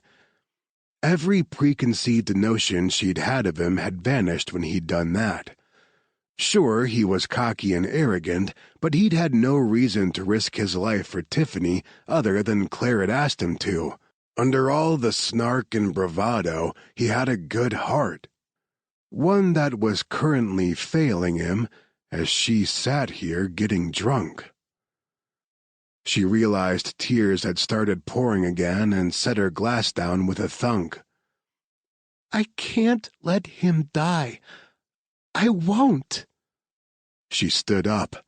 She'd promised she'd do everything in her power to help him beat the virus, but there was one thing she wasn't doing.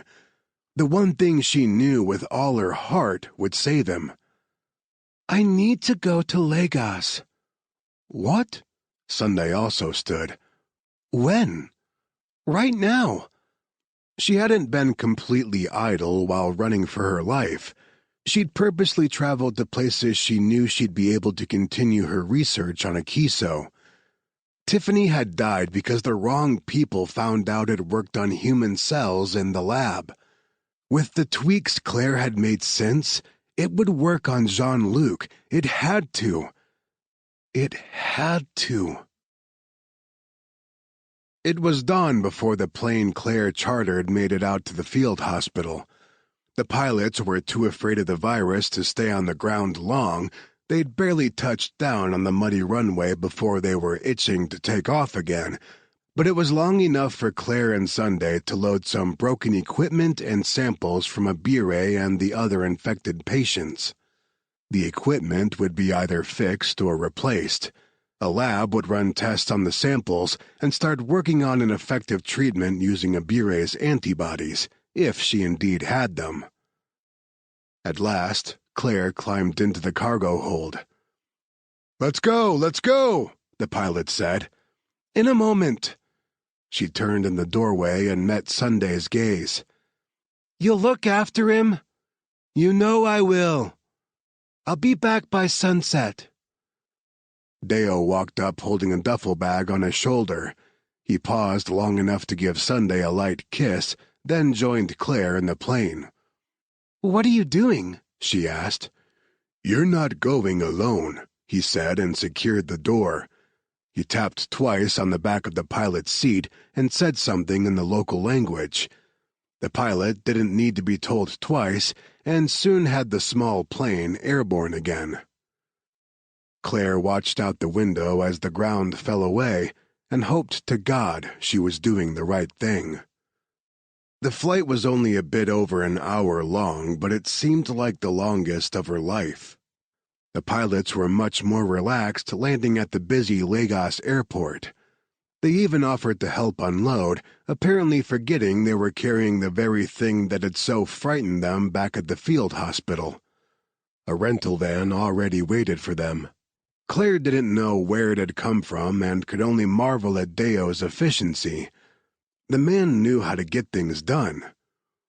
"Where to?" Deo asked, sliding in behind the wheel. "We'll take the samples in first, then the equipment."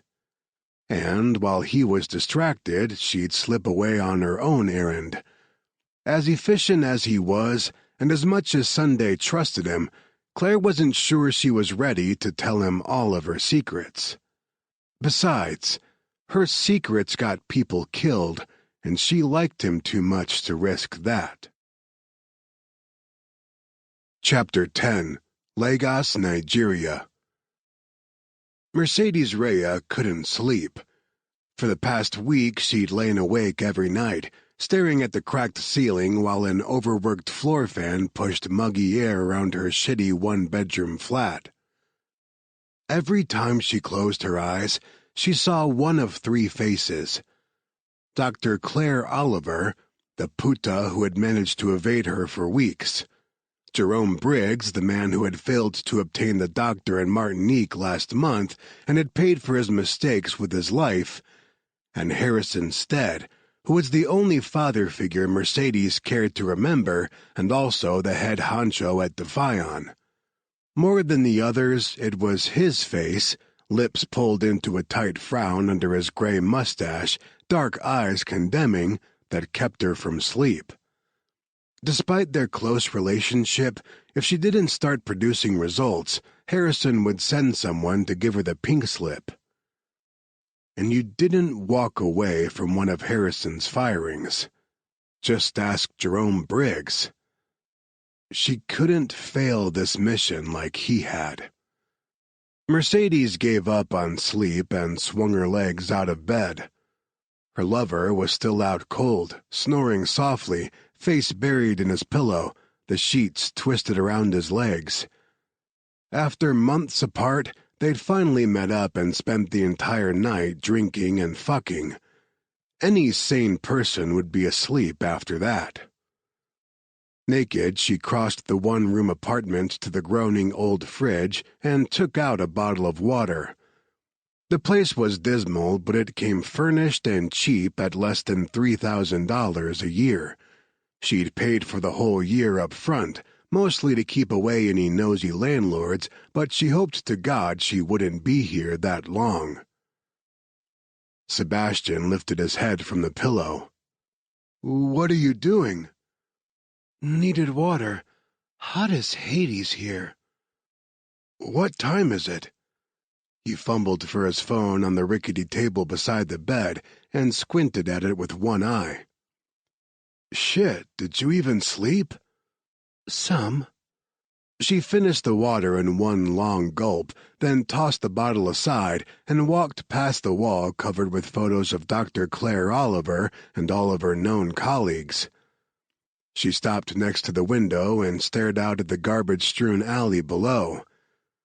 The other reason she'd chosen this apartment over some of the nicer ones was right across the street, a blocky gray building that housed the research laboratory of a known associate. If Dr. Oliver was indeed here in Nigeria, and if she'd continued her research since Martinique, then she'd need a lab. It was the best shot at finding her, but the waiting was going to drive Mercedes mad. Sebastian groaned and rolled to his back, shielding his eyes with one muscular arm. "Mercy, you need to stop worrying." She whirled on him. "You wouldn't be saying that if it was your head on the line. Briggs was an idiot. You're not." He dropped his arm and sat up. "And my head is on the line here, too, in case you've forgotten." She had. She was in a woe-is-me mood and had completely forgotten about his problems. She sighed and turned away from the window. "I'm sorry. Is Harrison still angry?" "Pissed as hell. He started calling the mission in Martinique the Great Fuck-Up. I killed the wrong guy and he doesn't trust me anymore." "You'll win him back." He shook his head. He'd let his dark hair grow out from the high and tight it had been in last time she'd seen him, and the strands, damp with sweat from the heat, stuck to his forehead. He drew his knees up, rested his elbows on them, and delved his hands into that tousled hair. "Honestly, I'm not sure I want to." She strode over and sat down beside him, placing one hand on his knee. "Don't start talking like that, or you will end up just like Briggs." He scoffed. There was the cocky man with attitude for days that she'd fallen in love with. "I'm not afraid of Harrison." The words sent ice surging through her veins. "You should be." The thought of losing him turned her stomach. And she would lose him if he kept talking defection. Defion was like the mafia. Once you were in, you didn't get out. "Please, don't start down this road." He pulled away from her touch and stood, grabbing his jeans from the floor. "Merce, I killed an innocent man for him. Daniel Giancarelli, FBI agent. Wife, 3 young kids." Yes, she figured that had still been eating him up inside after all these weeks. Sebastian was a killer, but he wasn't cold-blooded. He lived by a code, and she loved that about him. "You couldn't have known your target would duck just as you pulled the trigger. Besides, Giancarelli wasn't innocent. He was with Hornet, and they're the enemy. They're dangerous." "Towing the company line. Ah, that's so like you, Mercedes." He shook out his jeans and stepped into the legs, covering his gorgeous ass with denim. He left the button undone as he searched for his shirt. "Ask me, Harrison's hard-on for Hornet has more to do with his jealousy of Tucker Quinton than anything else. Quinton has the Empire, the kind of power that Harrison will only ever see in his dreams." "That's not true. Harrison has a government contract to dismantle Hornet.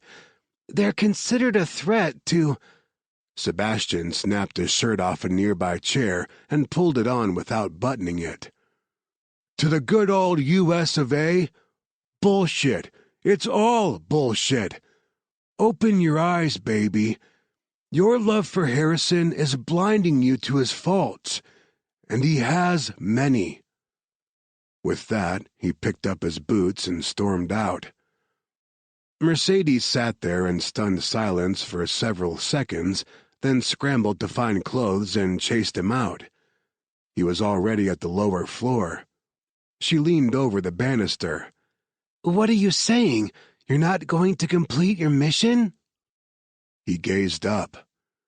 "I'll complete the mission because as long as Marcus D'Angelo is still alive, I'm not the best goddamn sniper in the world. I haven't fulfilled the contract and can't have that blemish on my record. But then I'm out of here. I'm done doing Harrison's dirty work." "Seb, you can't—" He held up a hand to stop her protest, and his blue-green eyes softened like they did right before he kissed her. "I can. It's already in the works. The only question left is, will you go with me?" He didn't wait for an answer and left through the creaking front door of the building. Mercedes stood there for a moment, unsure of what to do. And that pissed her off because she always knew what to do, always knew her next step. How dare he twist her up like this? God, she'd known the FBI agent's death on Martinique had shaken Sebastian. He'd been sullen and distant ever since pulling the trigger. It wasn't like him to have second thoughts after a kill. Wasn't like him to even think about a previous kill. And the way he was talking now, this was more than just a crisis of faith. She wasn't leaving Defion, and he was suicidal for considering it, and that terrified her. He'd come around, she decided, and walked back to her apartment. He'd get over this mood, complete his mission, and everything would settle into normalcy again. But until then, she also had a job to do. She returned to the window, stopping for another bottle of water on the way. She hated the tedium of stakeout duty, day in and day out watching the same street corner. She could almost set her watch by the comings and goings below. She was familiar with every face, every cab, every bus. As mind-numbing as it was, without knowing Dr. Oliver's exact whereabouts in Nigeria, watching the woman's one known associate in the country was the most solid plan. She wasn't about to go busting in somewhere with guns blazing like Briggs had. That macho attitude was what got him killed. She pulled up a chair, rested her crossed ankles on the windowsill, and checked the time on her phone. It was after 9 a.m., so she'd already missed Dr. Toby Yevgeny's arrival. The Canadian WHO doctor was as punctual as the morning buses were late. She twisted open the cap of her water and raised the bottle to her lips, but froze at the flash of blonde hair on the street below. That was not normal. Water forgotten, she sat up and grabbed her binoculars. She focused on the blonde, a woman, with a growing sense of exhilaration. The woman paused as she exited the building and clasped hands with the gray-haired Dr. Yevgeny. She carried a cooler in one hand and a bag on her shoulder. This was it. The watch and wait paid off. Claire Oliver had come for her research. Finally. Mercedes pumped a fist in the air, then happy-danced over to her clothes on the floor. As she dragged them on, she went back to the window and again experienced a jolt of adrenaline. No fucking way. Down below, a man had stepped out of the shadows and into Dr. Oliver's path. Mercedes fumbled for her phone with tingling fingers and nearly dropped it. "Seb, you need to come back," she said when he picked up the other line. "I have work to do." He sounded grumpy. "No, you really need to come back." A suspicious pause. "Why?" "Because my target just met with yours." Chapter 11. At the front door of the lab, Claire said a heartfelt goodbye and thank you to Toby Yevgeny. The man had been a mentor to her at the start of her career, and she'd known he'd keep her secrets for her. She'd been reluctant to get him involved at first, knowing it had put him in danger, but she'd needed help and he'd always had all the answers while she was in med school. Once he'd heard her predicament, he'd refused to let her walk away without help. She had a Kiso, and now she couldn't shake the feeling that she had a target on her back. The little hairs on her neck and arms stood at attention. She'd been very careful to make sure she wasn't followed here, but she swore she felt eyes on her, tracking her every move. She hurried down the alley between the lab and the apartment complex next door. She had a cab waiting one street over, but even so, she was cutting it close. Deo would be back at the local MSF facility in less than half an hour, expecting her to be there. A man with a leering yellow smile catcalled from one of the first-floor apartments. She picked up her pace and adjusted the bag on her shoulder.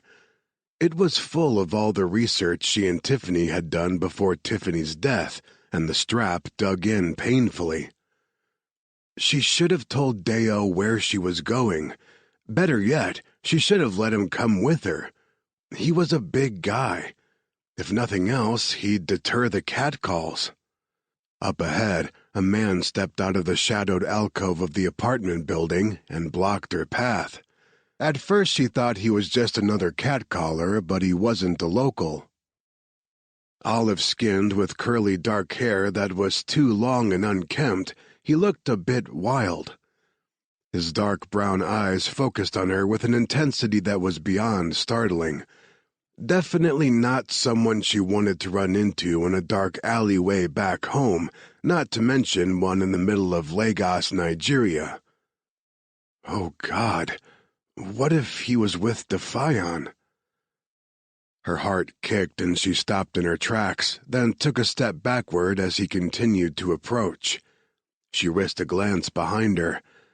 Would she be able to run fast enough with the heavy bag to get back to the safety of Toby's locked lab? She certainly couldn't leave the bag behind. She could use it as a weapon, though. It was heavy enough to knock out even a muscular man like him.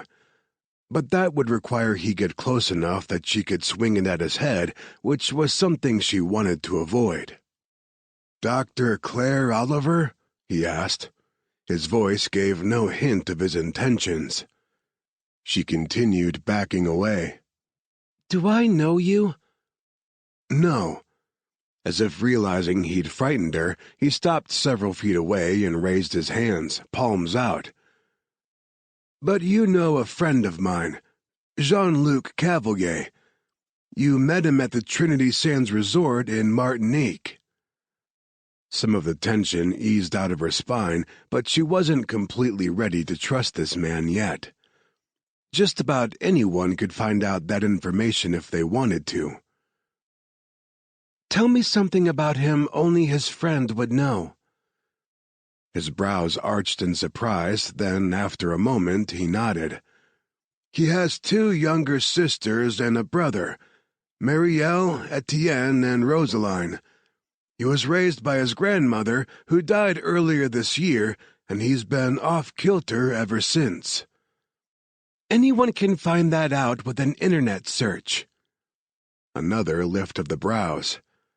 "Okay. He thinks a voodoo priestess cursed him with celibacy on Mardi Gras." Now it was her turn to be surprised. "He does?" The man smirked. "Didn't tell you that, did he? Yeah, he wouldn't have. You got to him like no other woman ever has." Her cheeks heated up. "I did?" "He chased you to Nigeria." He waved a hand at the bustling city around them. "What do you think?" And now he was dying. Her breath caught in her throat as the weight of the bag on her shoulder seemed to increase. She didn't have time to stand here quizzing this guy. She had to get back. "What's your name?" "Marcus D'Angelo." She nodded. She'd suspected as much. "He's been looking for you." "You too, Claire." She hurried toward him. "We need to go right now. He needs us." As she passed, he fell into step beside her. "Where is he?" "He's sick." He caught her hand and pulled her to a stop. "What?" She met his gaze. "He's infected with an unknown hemorrhagic virus. I'm trying to save him." Jesus Christ. He took the bag off her shoulder. Let's move. Let me take the shot. Mercedes placed her hand on Sebastian's rifle and pushed it toward the floor. He'd come racing back to her apartment with the weapon ready to go. "No, you kill him now, I'll lose Dr. Oliver." "If I don't kill him now..." He trailed off at the look on her face. "I want out, Mercy. Killing D'Angelo, finishing my mission, gives me a clean break." This again. He had to know deep in his heart that wasn't true. "If you care anything about me, you won't take that shot." "Don't do that." "You want to get away? Well, I want to live, and capturing Dr. Oliver is my only chance to keep breathing. I don't want to end up like Briggs." In a rare moment of tenderness, Seb raised his calloused hand and cupped her cheek. "I don't want that either." "Then let's work together. We've always made a good team. Please, Seb." After a tense moment, he backed away from the window and lowered the rifle. "They're on the move. Whatever we're going to do, we need to do it now." She grabbed her go bag and headed for the door. "We get close enough to bug them with a tracker.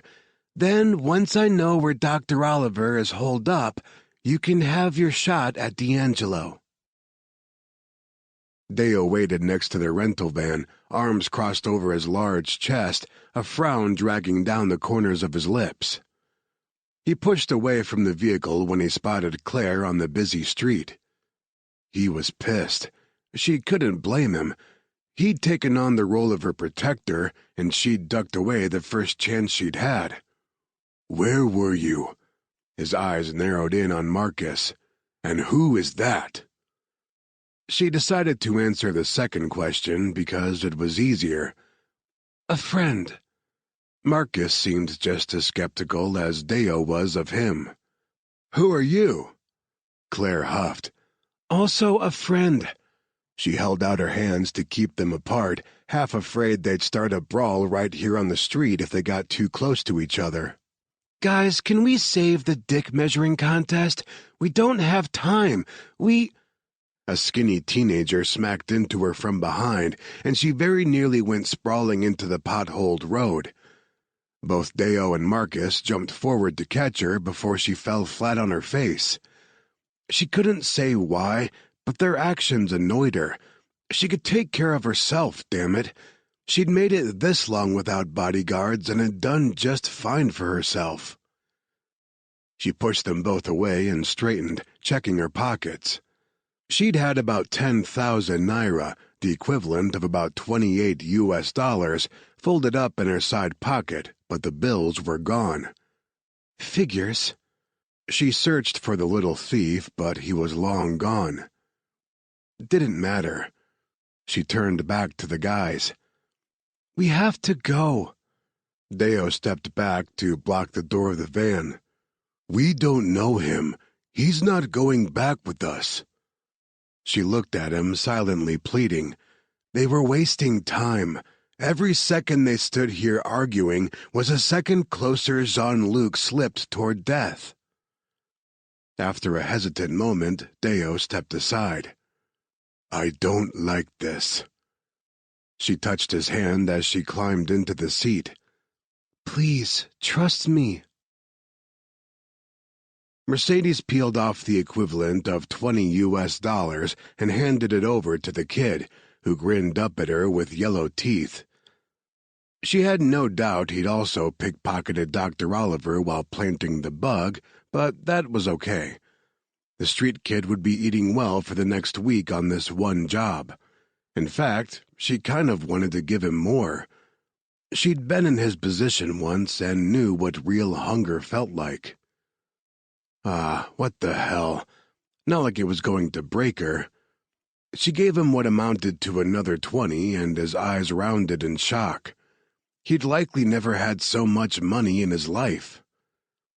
You use this well, she told him. Get yourself food, shoes. Tears sparkled in his eyes. I will.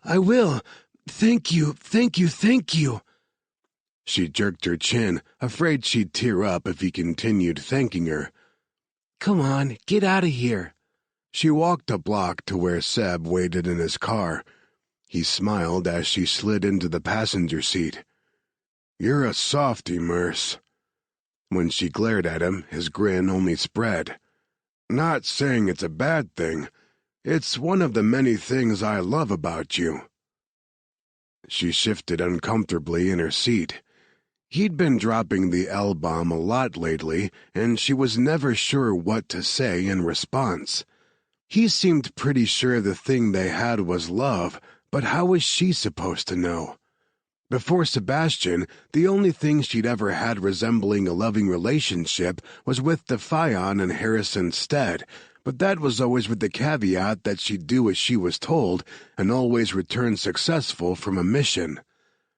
She suspected that's not how love, fatherly or otherwise, was supposed to work. Of course she'd heard the love songs, watched the rom-coms, read the books and poems, and in them love was always given freely, without qualifications or restrictions, but she couldn't help but see that as fantasy and nothing more. It made her wonder what Seb wanted from her besides sex. She cleared her throat. Are we good to go? Seb opened his mouth to say something, but then just shook his head and hit a few keys on the computer sitting on the dashboard between them. A map popped up with a blinking red beacon. We have her, he said, and handed the laptop to her before shifting the car into gear. Mercedes stared at the map, watched the beacon move toward the airport. Love or not, she'd never failed a mission for Harrison, and she wasn't about to start now. I'm coming for you, Dr. Oliver. There's no place to hide now. Chapter 12. Marcus D'Angelo had seen a metric ton of bad shit in his life. With his father's half of the family firmly entrenched in the mafia, he'd seen more death and destruction before his 10th birthday than most people saw in a lifetime. But this was next-level horror. The body bags were piled 2 and 3 deep in some places. His stomach turned over, but whether that was from the gruesome sight or the copious amount of alcohol he'd consumed last night was anyone's guess. He should lay off the drinking. He knew he was slipping over the edge, but couldn't seem to sleep anymore without the dulling effects of booze. Claire noticed him staring at the bodies. We are running out of locals willing to help. All we can do is remove the dead from the hospital to open up beds for new patients. How many have died? His voice came out like a croak, and he cleared his throat. How do you stop it? At last count, the death toll was nearly 1,000, but the government still refuses to acknowledge the problem. At this point, the only way to stop it is to contain it, Claire said as she led him through the maze of white tents that made up the hospital. I used to work with the United States Army Medical Research Institute of Infectious Diseases and contacted several former colleagues.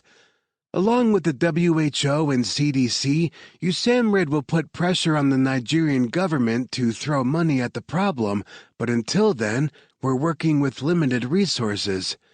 It's like trying to contain a flood with a strainer. Unease rippled through him. If she contacted all of those people, it was only a matter of time until Defion found her. He knew Jean-Luc would want him to whisk her as far away from here as possible, but he couldn't. Not until the Cajun was on the mend. If the Cajun could be saved at all. No. He slammed the mental doors on those dark thoughts and instead refocused on his surroundings. Is it always like... He waved an arm at the body bags. This? Unfortunately, it's not unusual, Claire said with a sigh. Civil war, a lack of resources, and political corruption are endemic in the kinds of places these outbreaks happen. The thing that's unusual about this situation is how completely unconcerned the government is. They probably think that because it's hitting the Niger Delta, it's solving their problem with the oil pirates and militant groups in the region. But they're making a huge miscalculation. If they don't act soon, the virus will spread beyond the Delta and into their cities, and from there, we'll end up with a worldwide pandemic. It's highly infectious and has a nearly 100% mortality rate. He drew a shaky breath. And Jean-Luc... He couldn't finish the sentence. He'd already lost one of his best friends this summer. He couldn't bear the thought of losing the other. Yes, she said in a clipped tone that was meant to mask her emotion. It didn't. She really cared for the guy, and that knowledge sent a bolt of guilt through Marcus's gut. If she succeeded in saving Jean-Luc, he'd stick around for a while, but it wouldn't last. The Ragin' Cajun just wasn't the kind of guy who stuck. It was one of the things Marcus had always liked about him. While the rest of their teammates were pairing off, getting engaged, married, and becoming family men, he and Jean-Luc were the confirmed lifetime bachelors. Jean-Luc would break her heart. Marcus opened his mouth to tell her to guard that particular organ, but she didn't give him the chance. In here. She held open a flap on one of the tents. If you want to see him, we have to suit up. And hurry. Sunday says he's running out of time. Marcus had never worn a full biohazard containment suit before. It was a process to get on. They changed into scrubs, then donned white coveralls with hoods. Claire used duct tape to secure his boots to the legs of his suit. Next came latex gloves and a second pair of rubber gloves, which were again taped securely to the suit. The respirator felt suffocating until the airflow started. It had a faintly plastic scent.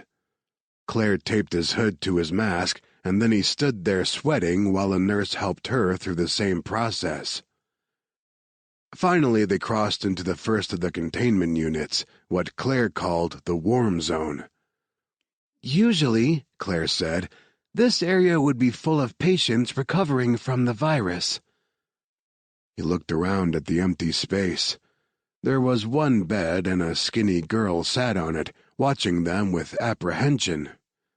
Is she the survivor you told me about?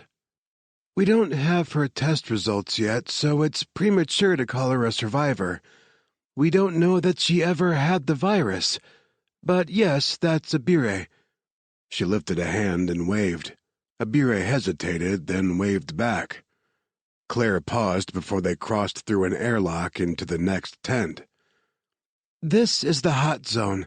If you catch your suit on anything, even if you don't think it ripped, be sure to tell me right away. We'll have to leave and decontaminate.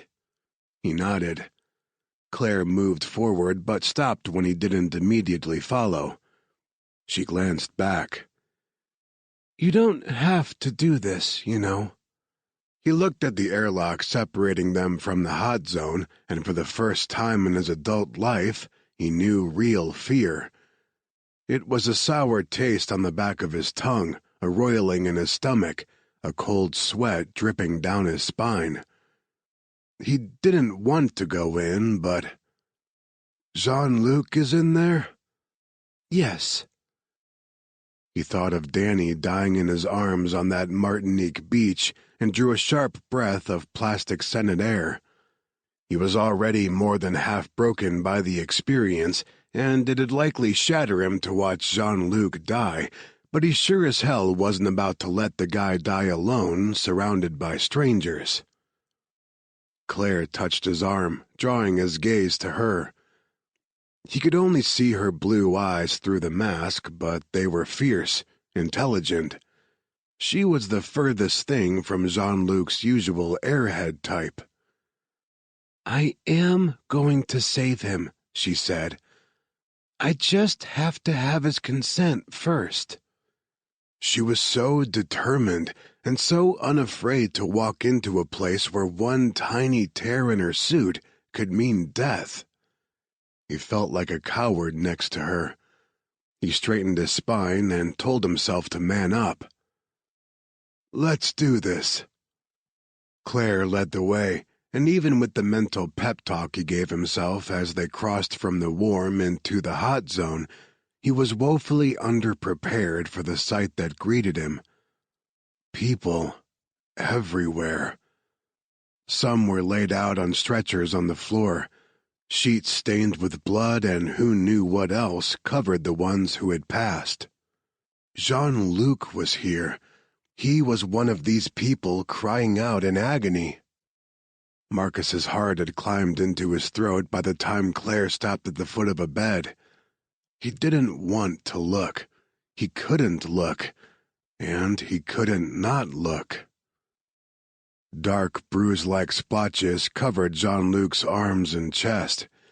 He seemed to be struggling to breathe, each inhale-exhale shuddering his wide chest. Christ, he looked like Danny had in those final moments. Claire moved around to the side of his bed and took his limp hand. Jean-Luc, look who I found. He didn't stir, didn't even open his eyes, just continued with the pained breathing. Claire gazed up. Talk to him. Maybe hearing your voice will bring him around.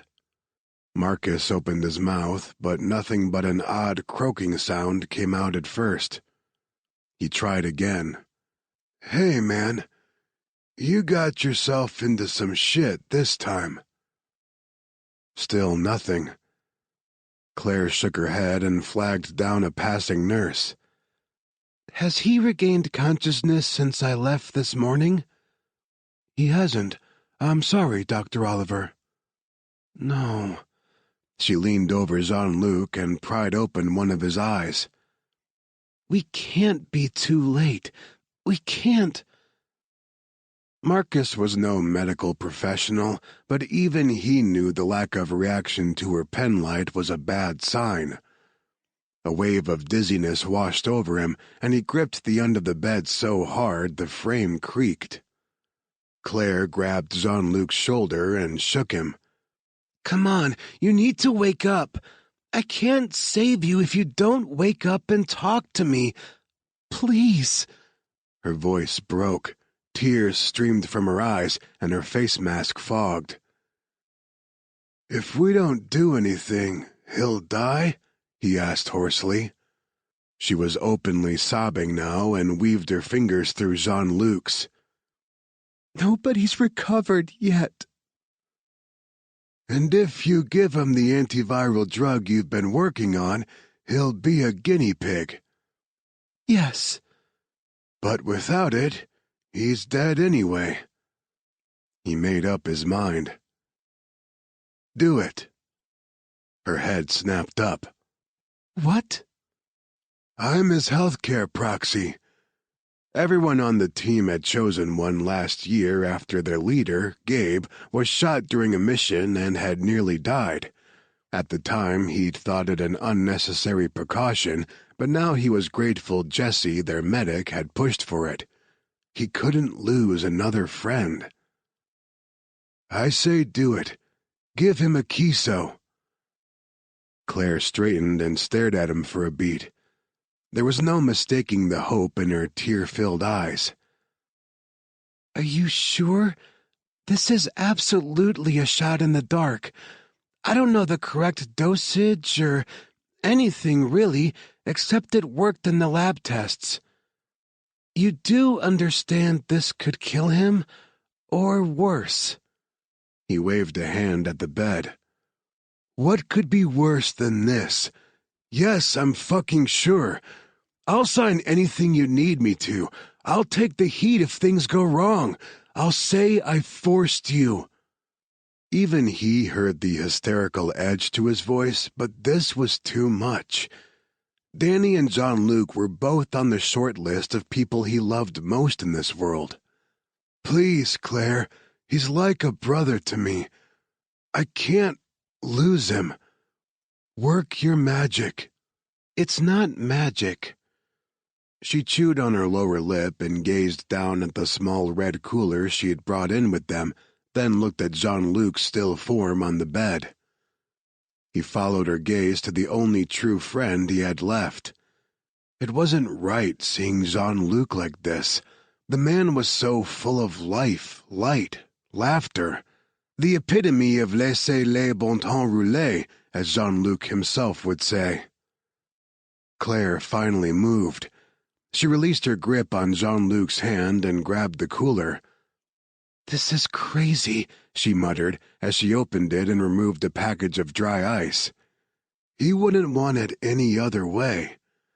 "Yes, I believe that." She carefully lifted 3 vials of clear liquid from their foam nests. It looked so innocuous, like water, and gave him a moment's hesitation. That was supposed to save Jean-Luc? "I need to do some math. Hang on." She set the vials out on a tray and picked up an iPad. After several agonizingly long minutes, she picked up a syringe and poked it into one of the vials. "According to my very basic calculations, he'll need a little over half of what I have here. I'm going to give it to him in small doses over several hours." She filled the syringe and moved over to Jean-Luc's IV. Marcus's mouth went dry. "How does it work?" "Viruses create long strings of double-stranded RNA that are not naturally found anywhere else in the human body. We combined an RNA binding protein with a protein that triggers a cell's ability to self-destruct. Basically, a chiso binds to virus-infected cells and makes them commit suicide." "What about healthy cells?" "Theoretically, it shouldn't harm healthy cells since they contain no double-stranded RNA." "And you think this could save him?" "I can't be 100% positive, but based on the successful lab tests my partner Tiffany performed before her death, I'm 80% sure this is his best chance at survival." 80% is better than the 0 he has without. Marcus watched, his heart thundering in his throat, as she injected the drug into Jean-Luc's IV line. His gloved fingers tightened on the footrail of the bed. Jean-Luc didn't move. He didn't know whether to be relieved or terrified. He looked over at Claire. "Now what?" "Now—" She dragged the plastic chair over to the bedside and sat down. "We wait." Chapter 13. Hornet Headquarters, Wyoming, USA. "I just don't get why they'd take off and not tell anyone where they were going." Eric Harvard Physic looked up from his computer and met Samira Blackwood's smoky eyes. She sat at a desk directly across from his, working on her own computer, a powerful beast of a desktop she had built herself. She was nearly as good with electronics as he, and with some instruction, she might very well even surpass him. It was the main reason he'd wanted her to join Hornet's training program. It had nothing to do with the fact those gray-blue eyes sent a bolt of lightning right through him.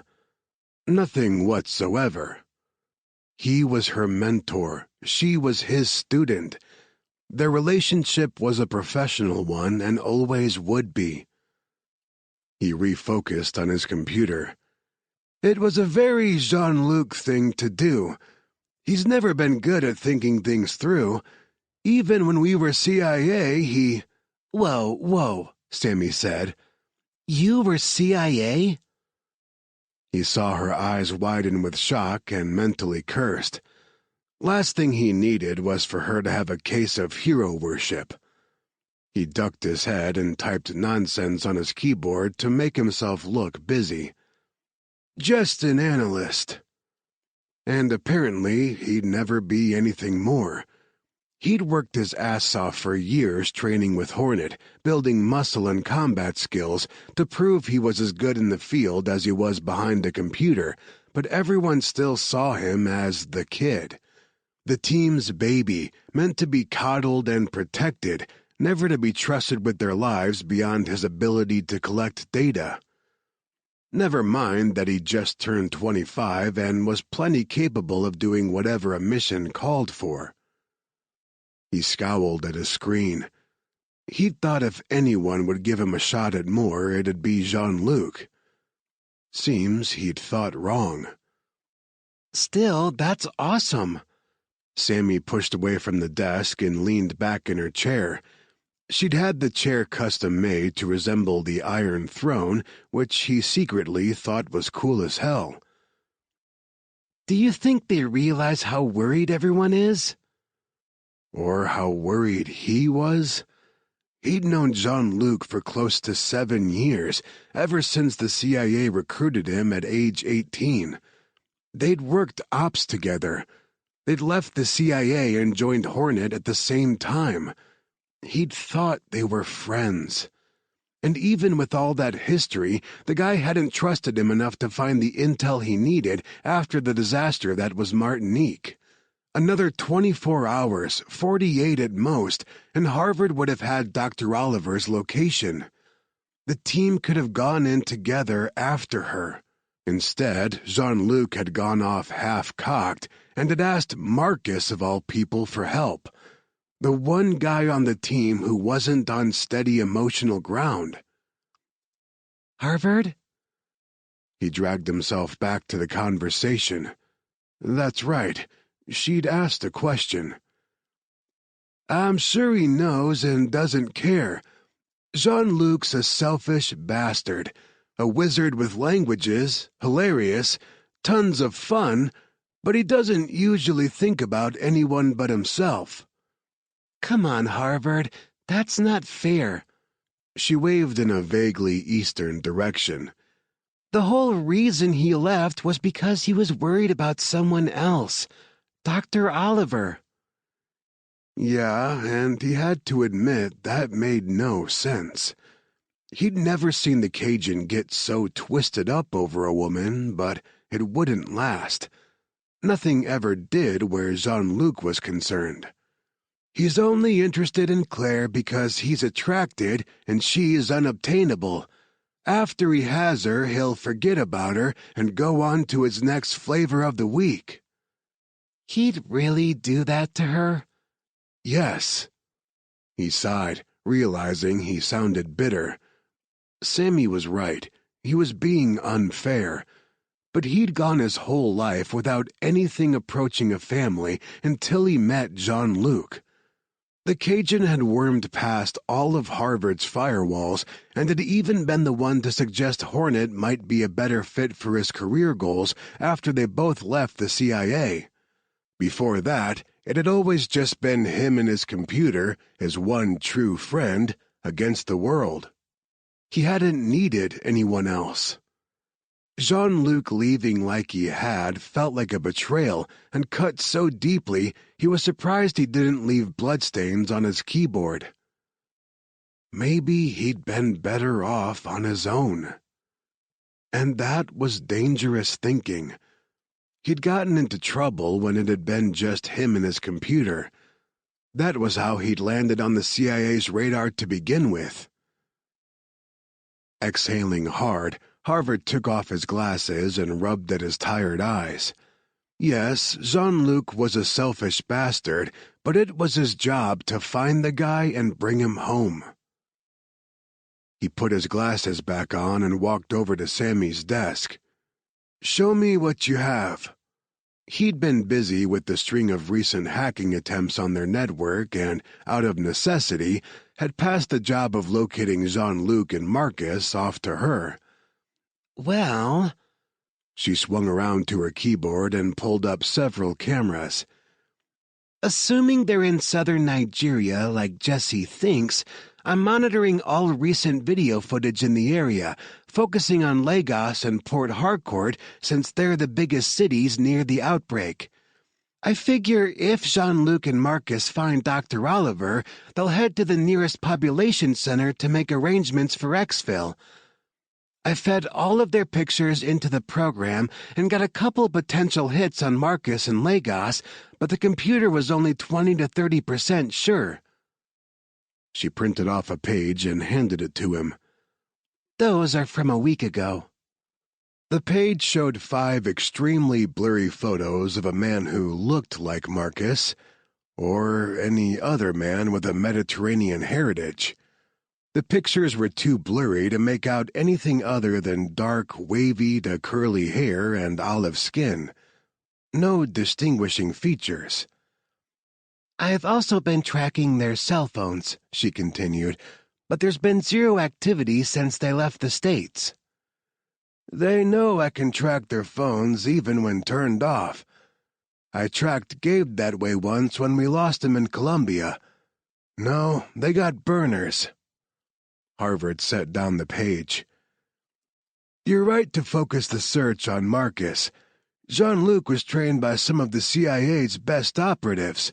He knows how to become a ghost, but Marcus was only an FBI hostage negotiator. He didn't start escape and evasion training until he joined Hornet, so if anyone slips up, it'll be him. Or Dr. Oliver. I wouldn't be so sure. She's managed to evade both us and Defion for this long. She doesn't have the training, but she has the street smarts and the desperation to stay under the radar. Except... Sammy's brows knit together as she turned back to the computer. Dr. Oliver isn't hiding anymore. We know she's in Nigeria working on this virus outbreak, so maybe if... She trailed off, and Harvard leaned over to see what she was doing. She smelled good, something dark and lightly floral. Are you hacking into the Center for Disease Control? She sent him a quick smile, a flash of white behind her purple lipstick. Don't tell anyone. Don't get caught. Me? She huffed with exaggerated outrage. I never get caught. You did once when you tried to hack Quentin Enterprises. That's how you ended up here. Or did you forget? Psh, the CDC's protections are child's play compared to Quentin's network. And... Another smile, sly this time as her fingers flew over the keyboard, working out the code. Maybe I wanted to get caught. He stared at her. Honestly, the thought she had manipulated her way into the training program had never crossed his mind. You wanted to? She gave him a dull look through her dark lashes. Quentin owns the biggest tech company in the world. Of course I wanted to work for him. I had to get his attention somehow. Sammy, Jesus. He could have had you tossed in jail. No place I haven't been before, she muttered. What? He wasn't sure he'd heard right. She'd been in jail? That bit of intel absolutely hadn't been in the dossier he'd compiled on her before she joined the program. If it had, Gabe and Quinn would have turned her down flat. And if they found out he'd missed something that big? Jesus, they'd never fully trust him. He took a mental step back. When were you in jail? If she noticed the sudden coolness in his voice, she didn't acknowledge it. A while ago. She shrugged one shoulder, never taking her fingers off the keyboard. No big. It was a risk I was willing to take. One that paid off. Now shush. I'm working. More typing, then she sat back and pumped a fist in the air. Got her.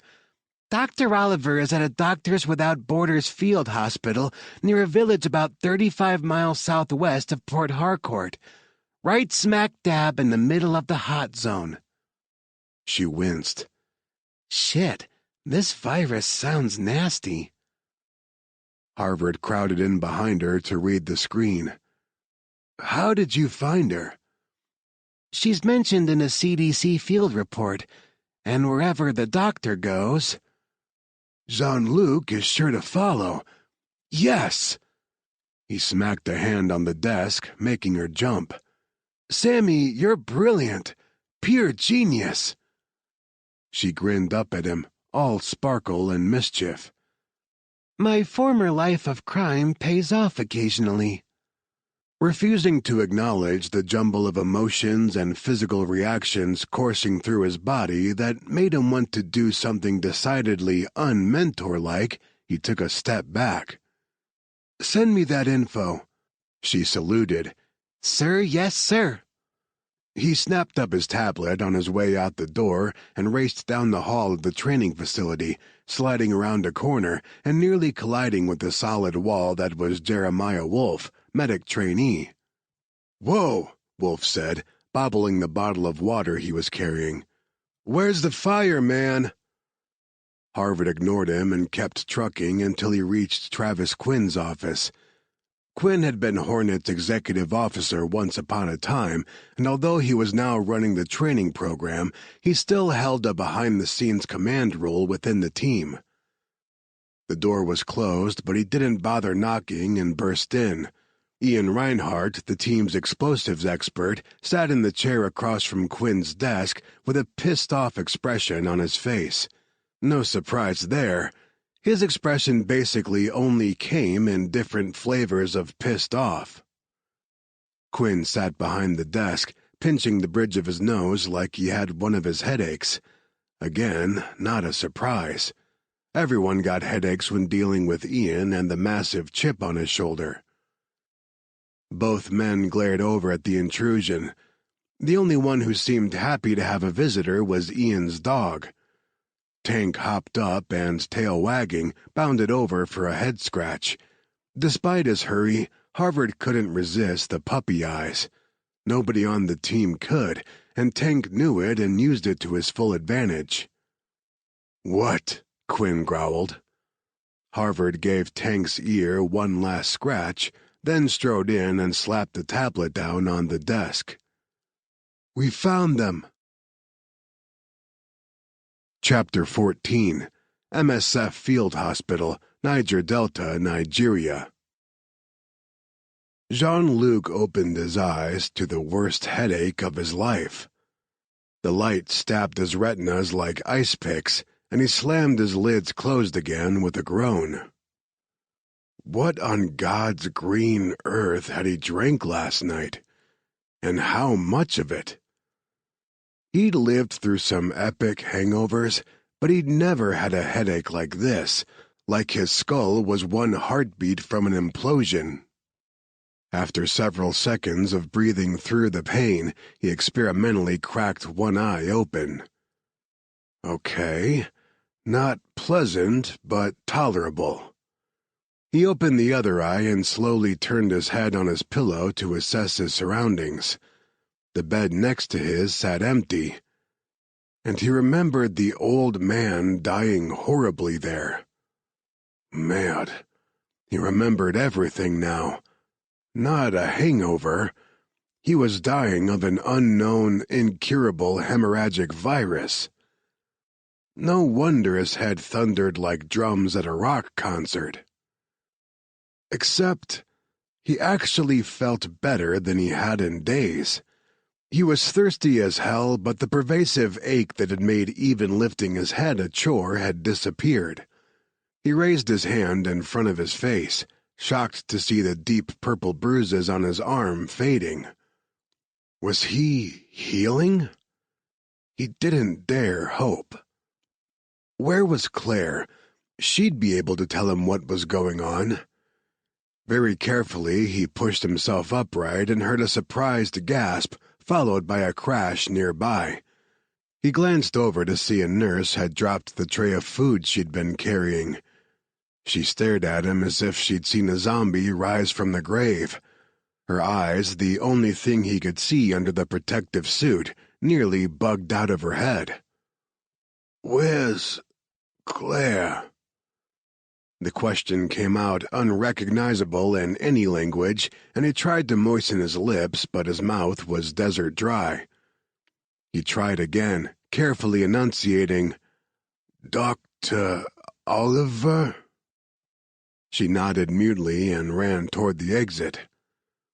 His good arm started buckling under his weight, so he eased back to the mattress and took stock. The room had far more empty beds than he last remembered. It was quieter. Many more had died while he was unconscious. He gazed down his body to the bed across from his. Occupied, but not by Mackie, the vibrant, determined teenage girl. This woman was a middle-aged skeleton, barely alive. Mackie had died. The realization packed a punch straight to his gut. He'd never fulfill his promise to take her to New Orleans. "We to go, Jean-Luc. Just another broken promise in a long list of many." He closed his eyes, but that didn't stop the tears from leaking out at the corners. He felt the wet line of them drizzle across his temples to soak into the matted hair by his ears. Why hadn't he joined Mackie and the rest of them in death? He'd been so sure he would. He distinctly remembered the feel of his body betraying him, slowly shutting down, giving out. It had terrified him, and then, that was it. He couldn't recall anything more until waking up a few minutes ago. Had Claire been right and his immune system was simply stronger than the local population's? A commotion at the door drew his attention as two figures rushed in. He recognized Claire instantly. He'd gotten good at picking her out of the group, even with her protective gear on. The other figure he didn't recognize until they got closer, and he saw the guy's brown eyes. He blinked a couple times. Maybe he was hallucinating. "Marcus?" "Hey, buddy," Marcus said with a grin in his voice. "Glad to see you back with the living. Claire found you." "More like I found her, and she brought me here." Jean-Luc's gaze shifted to her. She cried silently behind her mask, and he wished he could wipe away those tears. "Why didn't you leave with him like I said to? You're not safe here." "We weren't leaving you," Marcus said before she pulled herself together enough to reply.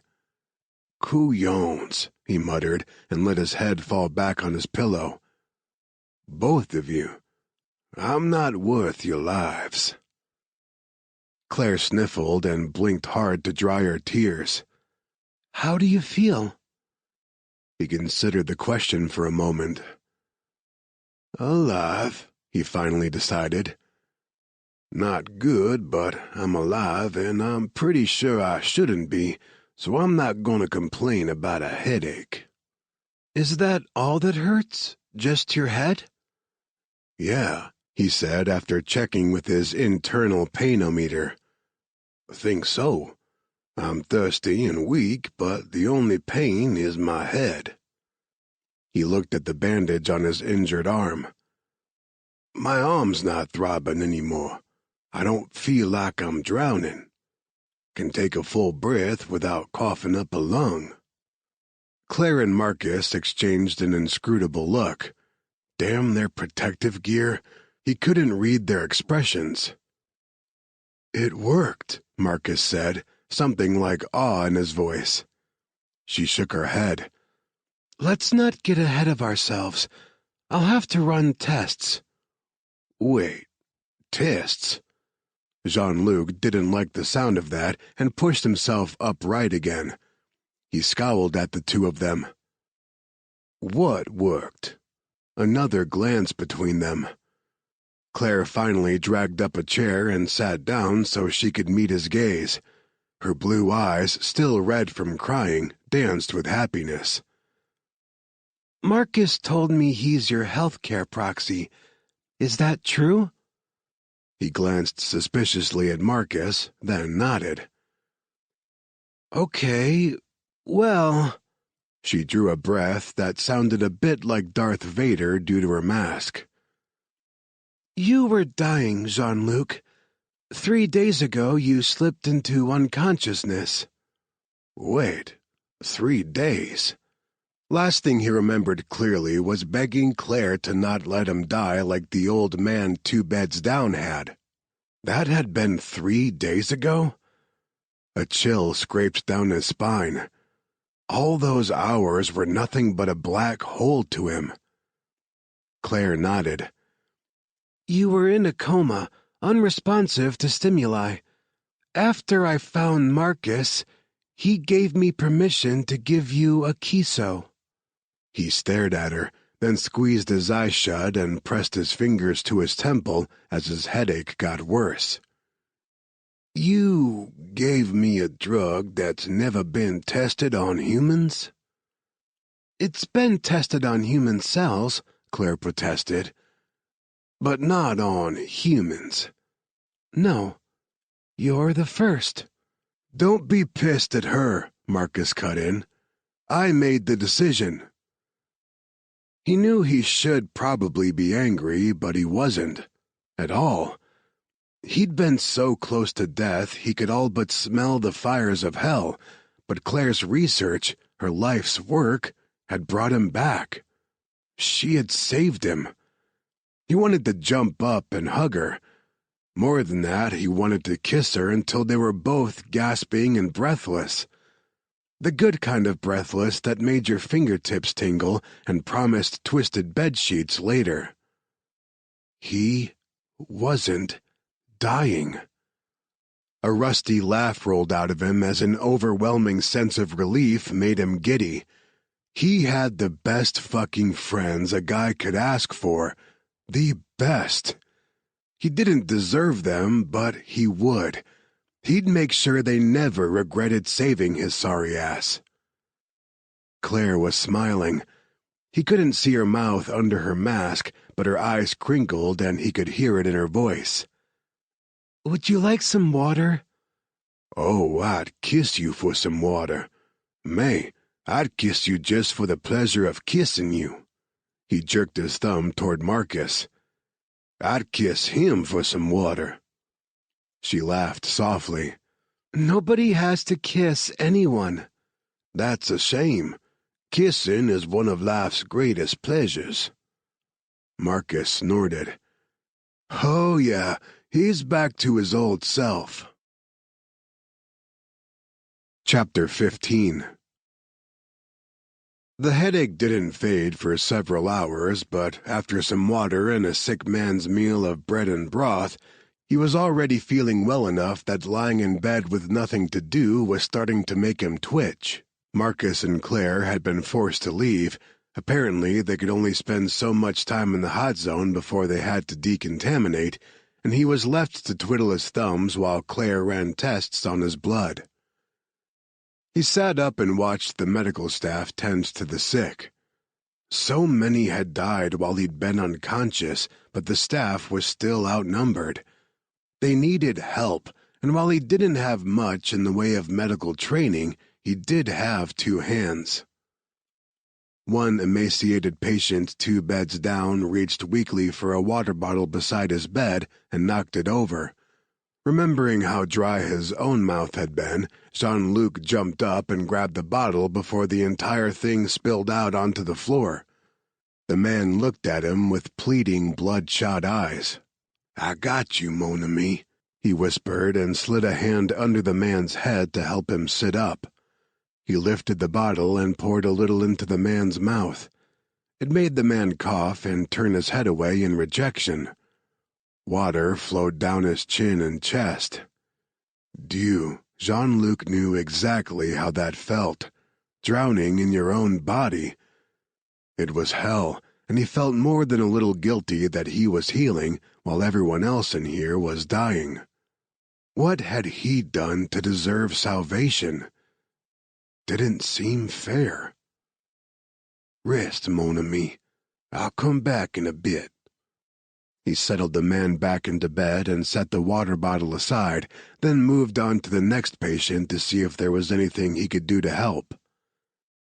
By the time Claire came back, he was making his second round of the hospital. She gasped when she saw him wiping blood away from a child's mouth. "Jean-Luc, stop! You're going to reinfect yourself." He gently laid the listless child back in her bed and stood. His temper was hot under his skin, had been simmering since he got out of bed, and ignited at her words. "You have your miracle drug. Just dose me again. Or better yet," he pointed at the girl, "dose her." "I can't," Claire said. "She's too young to consent, and her parents are too uneducated to understand what they'd be consenting to. It's unethical. And as far as a second dose, I have no way of knowing what it would do to you." "You didn't know what it'd do the first time, either." "You're right, I didn't. But it worked, and I'm not willing to risk you again." He stared down at the girl, and something snapped painfully in the vicinity of his heart. "Well then, get me a fucking spacesuit. She needs help." "No, you should be resting." Claire stood her ground, didn't give an inch. Not that he'd expected her to. He'd fallen half in love with her that day in Martinique when she'd given him a skeptical up-down in the hotel lobby and told him in no uncertain terms, "I don't think so." That woman wasn't the kind who shrank back at a bit of spicy Cajun temper. Maybe that was why he'd felt comfortable unloading on her. Because he was a jumble of messy emotions and survivor's guilt, and she could take any of the shit he dished out. He threw the blood-soaked rag in a bucket already overflowing with them. "I'm not lying around when I feel fine. These people need help. I can't do anything but give them water and wipe away blood, but it's better than doing no fucking thing." Behind her mask, her eyes softened. She stepped forward and clasped his good hand between both of hers. "But you are doing something. You are walking proof Akiso works. Just by living, you're guaranteeing the funding I need to finish Akiso and get it out into the hands of people who need it." His anger fizzled out, leaving in its wake a bone-deep sadness. "It won't help them now." "No." She looked at the semi-conscious little girl, and he heard the raw emotion in her voice when she added, "It won't help these people. There's nothing we can do for them at this point. They'll either beat it, or they won't." She met his gaze again. "But the next time there's an outbreak, we'll be ready, because of you. So you need to be careful. You can't risk reinfection. Your body didn't fight off the virus naturally, and we don't know if you have antibodies like the other survivors." His heart did a little loop-de-loop. "Survivors? We have two. With the Bure, the girl we found at the village, it makes 3 total." 3 out of... He trailed off as he stared at all the empty beds around them. How many died? "More than 3, Claire said, heartache raw in her voice. "The virus still has close to a 100% fatality rate. They're calling it Delta hemorrhagic fever." She was still holding his hand and gave it a little squeeze. "Come on. We're moving you into the warm zone with the other survivors until we can do more blood tests." He winced. "You're going to poke me again?" It was a silly thing to be worried about after everything, but needles freaked him out. It was why he'd never gotten a tattoo. "Probably a few times." If he wasn't mistaken, there was a smile in her voice. "You don't have to take so much joy in it," he muttered and followed her toward the exit. Stepping through into the warm zone was a bit surreal. When they'd carried him in here days earlier, he'd absolutely expected to be carried back out in a body bag. "Okay," Claire said and turned to him. "I need you to strip." He arched a brow at her. "I'm off for some kink, Sha, but this is probably not the best place to—" She pointed at the yellow-clad nurse who carried a sprayer, and his smirk faded. "I'm not gonna like this, for true." Nope, he hadn't liked it. He cursed a blue streak in every language he knew, while 2 male nurses covered the wound on his arm, then scrubbed him from head to toe. There were some things a man was just supposed to do on his own, and scrubbing his junk clean was one of them. Okay, he was overreacting. They hadn't actually sexually assaulted him, but they'd come too damn close for his liking, thank you very much. When they finally released him from bath-time hell in a pair of blue scrubs, he found Claire waiting for him on the other side. She only wore regular protective gear, gloves and a surgical mask currently hanging loose around her neck. For the first time since their meeting in Martinique, he saw her face unshielded and stopped short in awe. Of course, he'd remembered she was beautiful, but his memory hadn't done her justice. She had naturally gorgeous skin and wore no makeup to hide the faint dusting of freckles across her slightly upturned nose. He hadn't forgotten her sensual mouth or the way her upper lip was fuller than the bottom. He had dreamed about that mouth more times than he was comfortable admitting. But still, his memory hadn't captured the je ne sais quoi that made her so unbelievably stunning in person. He wanted to kiss her. Hell, he'd be happy just to touch her. He took a step forward, but she held up a hand in a halt gesture, and his heart sank. She must have noticed his disappointment because she gave a soft smile, then pulled on her mask. "We have to make sure you didn't reinfect yourself first. The chances are low. You have enough Akiso still in your system that it should wipe out any reintroduced virus, but we still need to take precautions for the next day or so." "Sure," he forced a grin. "Yeah, of course. I want you to stay safe." Which was true. He wanted her safety more than he wanted anything else in his life. But the need to hold her, just grab her and pull her into his arms, had been so real. It actually hurt that he wasn't able to. Claire led him into another tent that was a smaller version of the hospital with fewer beds. She motioned to one. "Here, sit down. I want to look at your arm." He winced when she pulled off the bandage. The gash looked red and wicked to him, but she made a pleased sound. "I think we knocked the infection out. Let me get a suture kit and I'll stitch it up." She left, came back a few minutes later with a metal cart, rolling it over beside him. As she prepped a syringe of local anesthetic, he scowled. More needles. "Suck it up, Buttercup. This is your life now." Even as she stabbed him with the needle, she softened her words with a reassuring smile. He couldn't see it behind her surgical mask, but it crinkled her eyes. "If it bothers you so much, don't watch."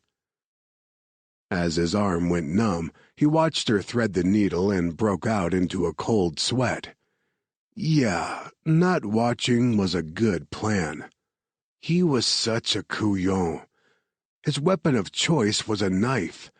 He'd dispatched many bad guys with a blade over the years, but come at him with a tiny needle, and he turned into a big baby.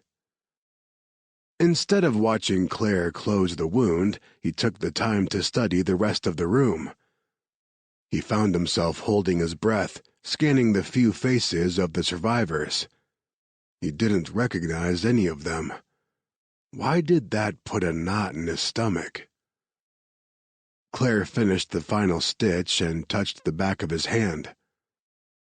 "She's not here." Mackie. He swallowed hard.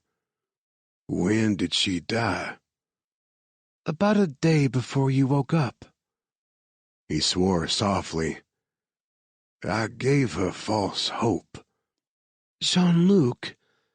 She trailed off like she couldn't think of what to say.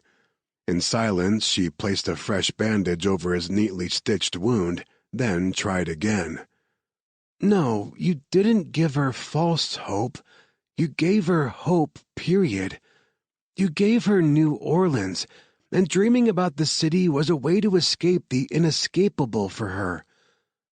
That carried her through her last days. It helped. Maybe it had, but he wasn't totally convinced.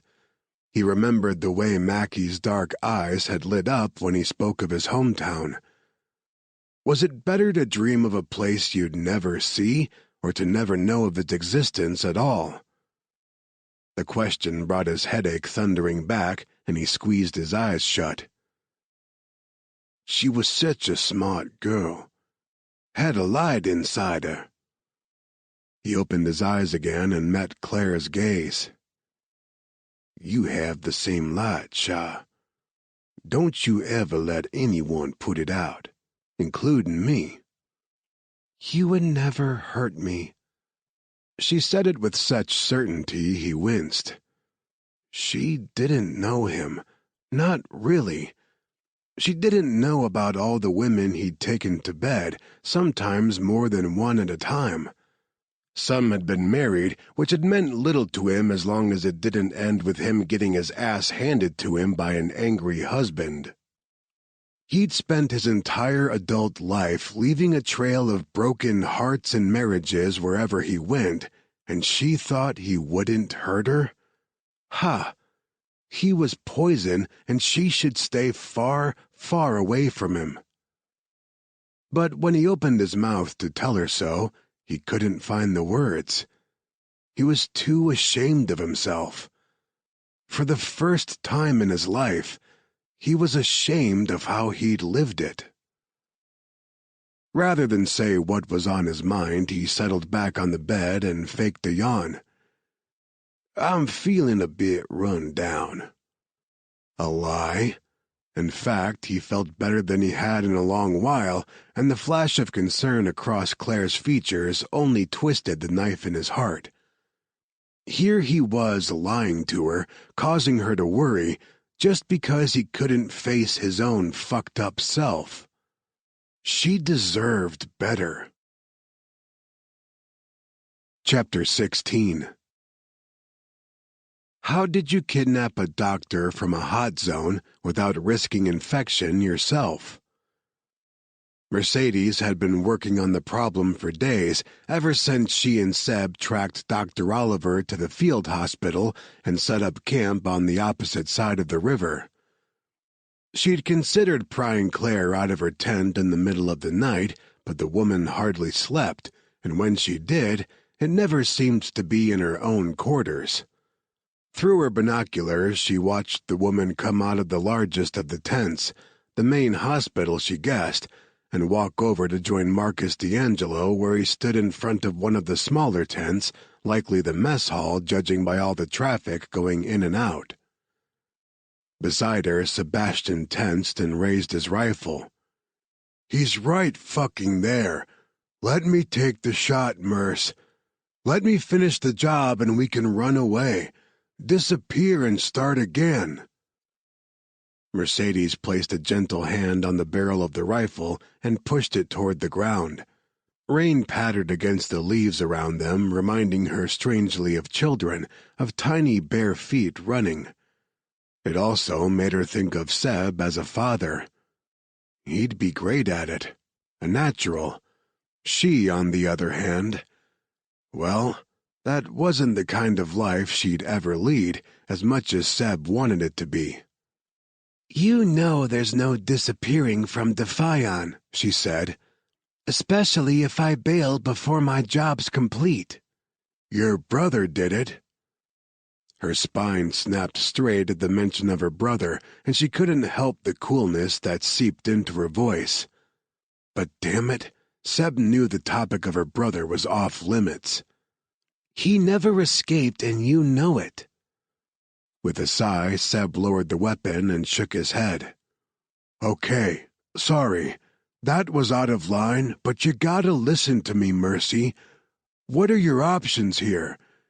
You won't get Dr. Oliver out of there without a fight, and you can't go in without risking infection. I won't let you go in." She arched a brow at him. "You won't let me?" "No, I won't. I will knock you out and carry you away from here before I let you go in that fucking hospital." She should be offended, but she couldn't bring herself to be when his words made her melt into a gooey puddle. But she couldn't let him see that. She mustered up as much derision as she was able. "Caveman?" "If being a caveman means I don't see you die of some horrible virus, then yeah, I'm a caveman." For such a stone-cold killer, Seb could be an amazingly sweet man. She kind of wanted to kiss him, so instead she lifted her binoculars to watch Dr. Oliver and Marcus D'Angelo have an apparently intense conversation. Marcus stared out across the river, and for a moment she feared he'd spotted them. This was it. Game over. Marcus turned away and followed the doctor inside the mess tent. Seb sat back against a tree and dragged his rifle bag over, probably to clean the weapon again. He did that when he was bored and itching for action. One night, months ago, when they'd met for a drunken night of sex in Barcelona after each completing successful jobs, he'd told her he'd loved his Sabre 308 more than anything else in the world. Until he met her. "Too bad we don't have a disposable army we could send in to flush them out," Seb muttered as he started breaking down the weapon. She turned to him. "What?" "You know, grunts. The guys generals send out onto the front lines because there are always more to take their place. Don't suppose Harrison would lend us a few of his less desirable men?" "No." But a new idea started to form. "You're right. We need to flush them out." "Fucking great idea," Seb said, sarcasm heavy in his tone. "And how are we gonna do that?" After days of camping in the rain without a fire to warm them, he was getting cranky, and she couldn't blame him. She didn't like this any more than he did. She was ready to end it too. All of it, maybe including her career with the Fion. Seb's constant refrain of running away and starting fresh sounded more and more appealing each passing day. "Remember the militants we passed on the way in?" she asked. He paused halfway through unzipping his cleaning kit. "The ones we avoided because they looked like trouble?" "Yeah." She gazed back out over the river and lifted her binocs again. Dr. Oliver and Marcus hadn't re-emerged from the tent. All was quiet. "Maybe we should go have a chat with them. Bet they'd love to know where this hospital is." Seb stared at her for a solid 5 seconds, then closed his mouth, zipped up his cleaning kit, and snapped his rifle back together. He stood. "You're a crazy woman, Mercedes, but I love it. Let's go stir us up some grunts." Claire couldn't put her finger on it, but something was different about Jean-Luc since he'd woken up. It was expected that he'd be wrestling with survivor's guilt. Anyone would in his position. The other survivors were struggling with it too. But his dark mood seemed to come from somewhere else, somewhere deeper inside that enigmatic mind of his, the place that he hid behind smiles and charm and jokes. Was it depression? Did he have a history of it? She had no idea, but she knew exactly who to ask. She found Marcus standing just outside the mess tent in the rain. He stared intently out across the dark water of one of the many tributaries that made up the Niger Delta. Marcus?" He didn't seem to hear her. She reached out to touch his arm, but thought better of it before making contact. In Martinique, she'd seen how deadly Jean-Luc could be and had no doubt Marcus was just as highly trained. She didn't want to startle him. Instead, she stepped up beside him. "Marcus?" Still no response. He seemed to be holding his breath, as if waiting for something significant to happen. She followed his gaze to the opposite shore of the river. "Did you see something over there?" He shook his head like he was trying to shake off a bad dream. "I thought I saw..." Another headshake. "It's not possible. Never mind." Now she touched him, placing a gentle hand on his upper back and turning him toward the mess tent. "Why don't you come in out of the rain?" The tent was crowded as other doctors and staff grabbed a quick lunch before heading back to work. Claire found a table that a pair of nurses had just vacated and sat Marcus down. He was pale, and the hand he rubbed over his face shook, like he'd seen a ghost. She left him long enough to pick up a couple bottles of water, but paused on her way back when she saw the tears streaming silently down his face. She set the water in front of him, then took the seat across the table. She said nothing, only waited there, sipping her water until he acknowledged her presence again. He finally moved, reaching out to pick up the water. "I think I'm losing my mind." He took a long drink, draining half the bottle in one breath. The knuckles on both of his hands were bruised and scabbed. She'd noticed other wounds and contusions on his arms and legs as well, all at different stages of the healing process. Marcus hadn't been infected like Jean-Luc, but he'd also had to fight to survive after the militant attack separated them. She wondered what had happened to him during that week or so he'd been on his own, but wasn't about to push for an explanation. Jean-Luc had said Marcus had his own demons, and he was obviously battling them now. "You both have been through so much," she said gently. "You're allowed a moment to break down every now and again." And maybe that was also what had happened to Jean-Luc back in the hospital. He was having his own breakdown moment. A more than plausible explanation for his sudden distance with her, and still, she couldn't shake the feeling it was something more. Either way, Marcus wasn't going to be much help right now. He needed a friend, not questions. Marcus rested his head on the table, knocked his forehead lightly against the wood a couple times. "Are there tests you can run on me, Doc? Tell me if I'm losing my mind." "Why do you think so?" "I keep seeing him," he said, his words muffled by the table. "Who?" "Danny. He was my best friend. No, more like a brother. He was family. We went through the FBI Academy together, rose through the ranks together. I saw him every day until I left the FBI and joined Hornet. He died in Martinique." Oh, so many people had died that night, and all because of her research. How could he not blame her? "I'm sorry, Marcus. It's inadequate, but I truly am sorry for what happened that night." "It's not your fault, Claire." "It certainly feels like it is." When he lifted his head and she saw his expression ravaged by grief, she shook off the self-pity. She'd drown that later in some palm wine. Right now, he needed help and she was a doctor. Okay, not a head doctor, but she was all he had. "Is that when you started seeing Danny?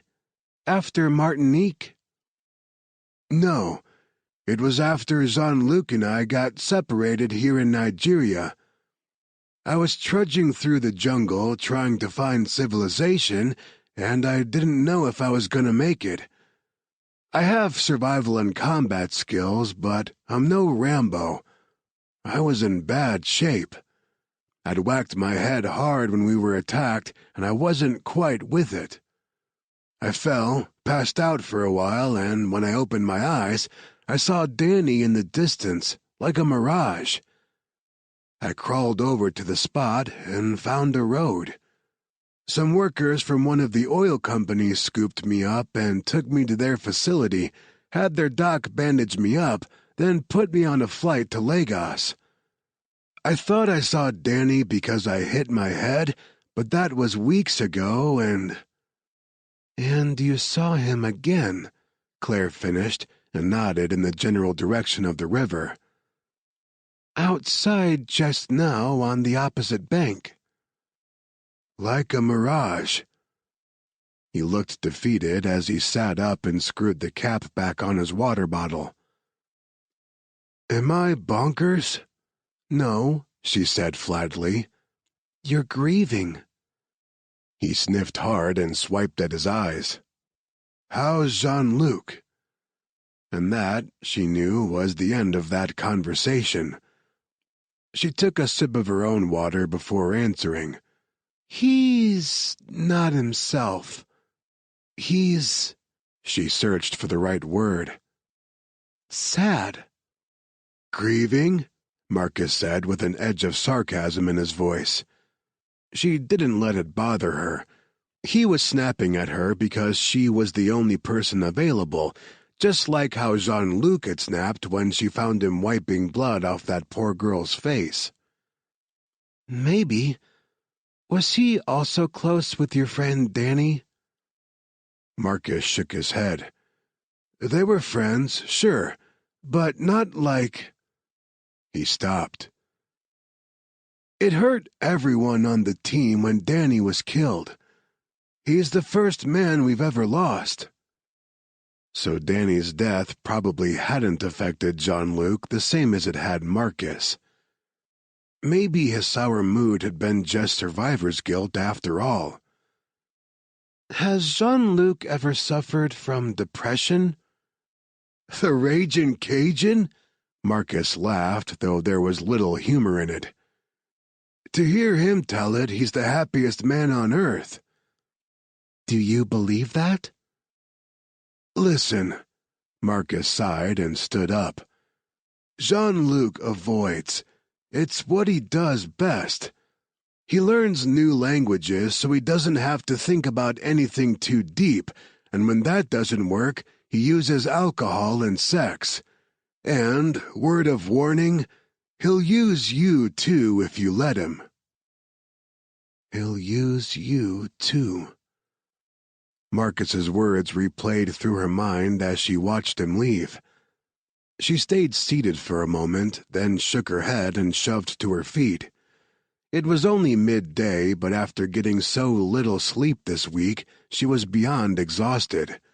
Could barely keep her eyes open, not to mention work through the messy entanglement that was her growing attraction to Jean-Luc. She needed sleep, but Sunday caught her before she could escape the mess tent. Claire! Suppressing a groan, she turned to face her friend. Is everything okay? Sunday thrust a tablet into her hands. I just saw Jean-Luc's last blood test. She glanced down at the test results, but nothing had changed since she'd examined them earlier that day. What's wrong with it? Everything looks good to me. If his test tomorrow comes back like this, I'll release him from the hospital. Exactly. Cured. Sunday pulled the tablet out of her hands and stared at her with wide, astonished eyes. What the hell did you give him? Oh, that. She never told Sunday about a kiso. She rubbed at the back of her aching neck. It's something I've been working on. An antiviral. Can we talk about it tomorrow? I'm beat. Sunday opened her mouth, no doubt to protest, but then closed it without uttering a sound. Her scowl softened. Yeah, you look it, love. She tilted her head toward the door. Go on, get out of here. Take tonight off. But tomorrow you owe me an explanation over breakfast. And you'll get one. She started out. I'll see you in the morning. Hey. She glanced back and Sunday grinned. You saved his life, Claire. Just like you said you would. You should be proud. She was. Maybe. Except even having had Marcus's permission, using Jean-Luc as a guinea pig still sat like lead in her gut. And God, what if there were horrible side effects that just hadn't manifested yet? Oh, she didn't know. She was too tired to think straight. She left the mess tent and sprinted through the rain to her quarters. Without undressing, she collapsed face first on her cot and expected to fall asleep instantly. She didn't. He'll use you, too. Marcus's words snaked back into her mind, a refrain that kept her tossing and turning in the muggy heat. Frustrated, she sat up. Unfortunately, no matter how many times she turned it over in her head and dissected it, it rang true.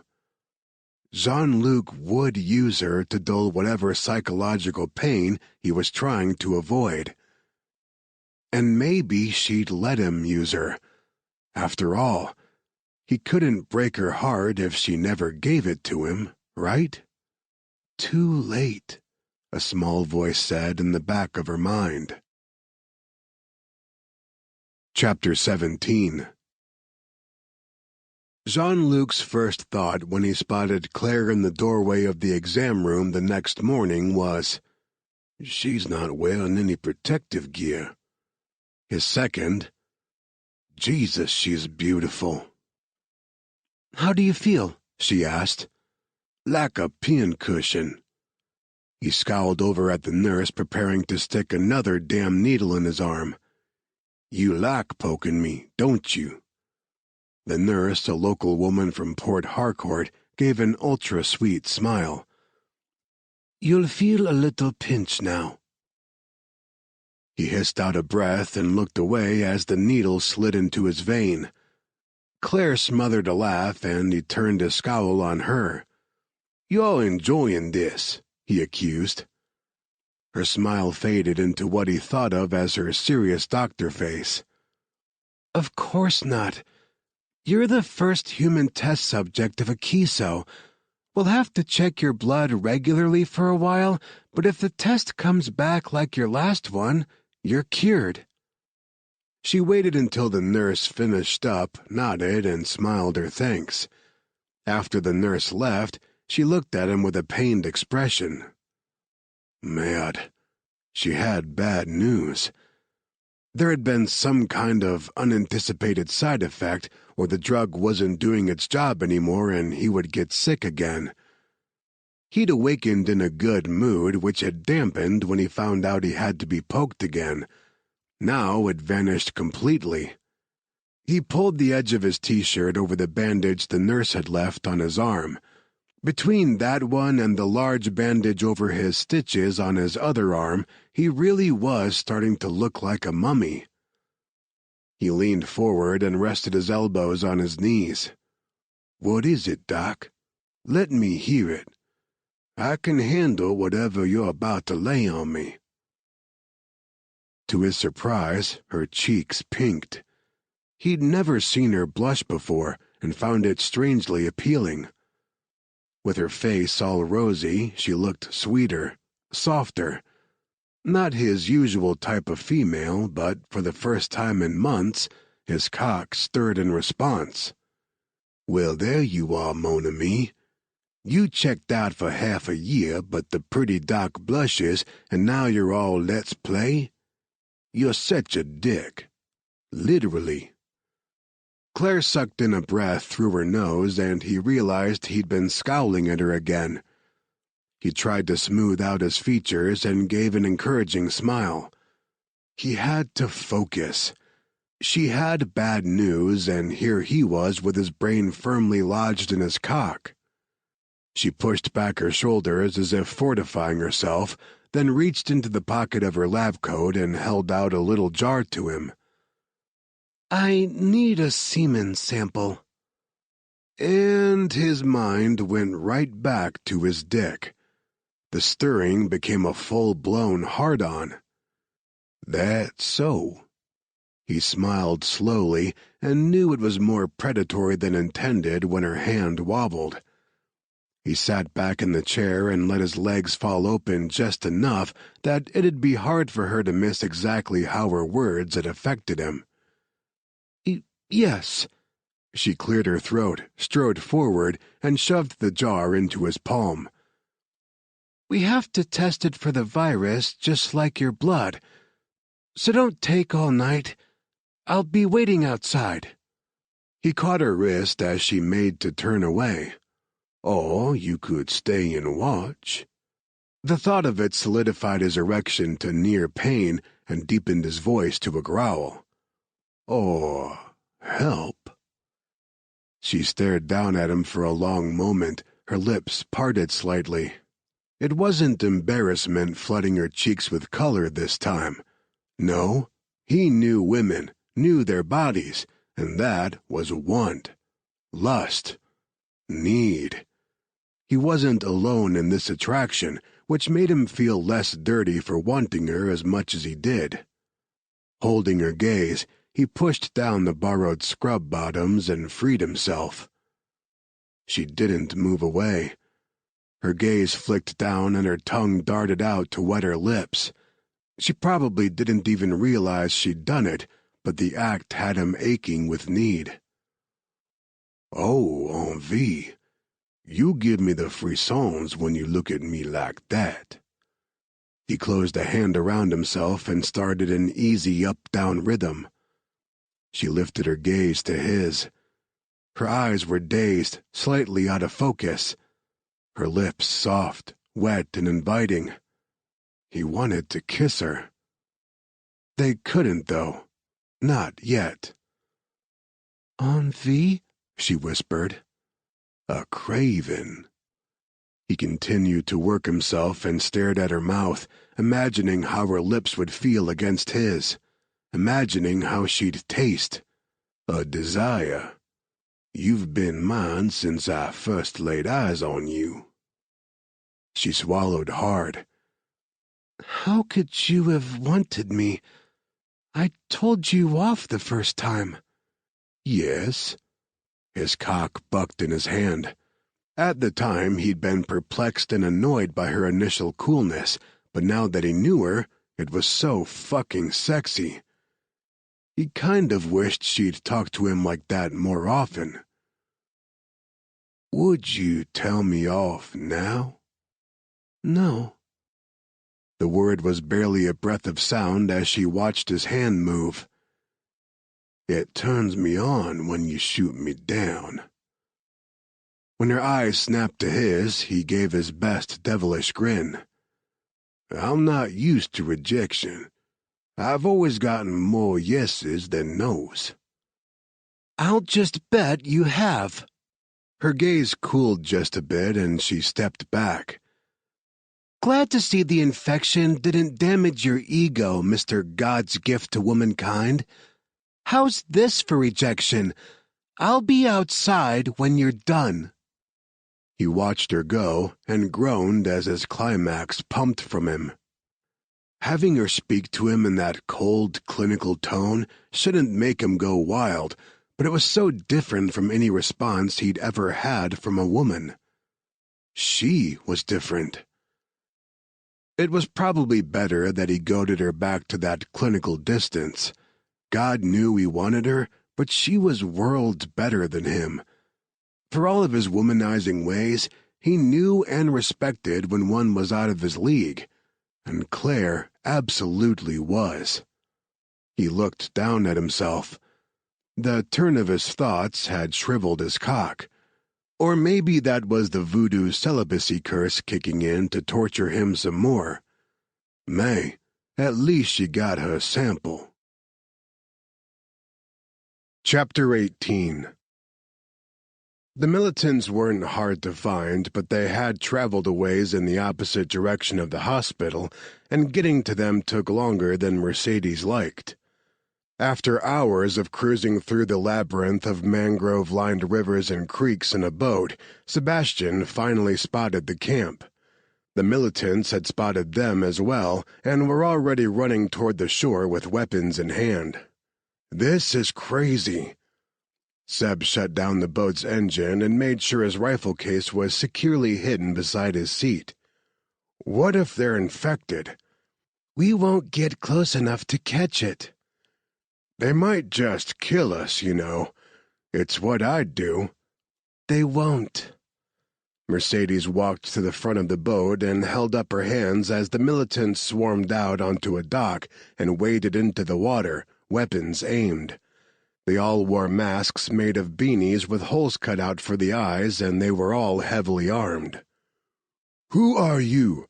one of the masked men demanded from the dock. All of the other men stepped back and allowed him to approach the front of their boat. If these were the Egbasu fighters, then this man was their leader, Goodway Goody Igwe. He waved his weapon in a way meant to intimidate, but all she saw was a man with a happy trigger finger and no training. Yes, he probably was as deadly as her intel suggested, but in close-quarters combat, he wouldn't stand a chance against her. She could disarm him in 2 seconds flat. "I'm an ally," she called back. "A friend who believes in your cause." "What do you want?" His gun wavered like he was debating whether or not to trust her. Definitely not trained.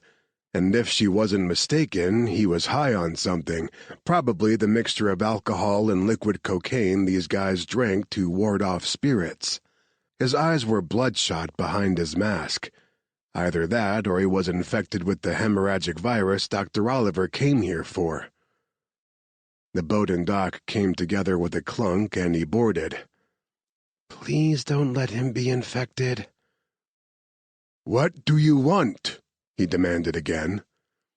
"To talk," she said very evenly. "I have information that may be of use to you, Mr. Igwe." The gun steadied and pointed at her chest. Behind her, she felt more than saw Seb tighten up, readying for an attack. Oh, he hated this.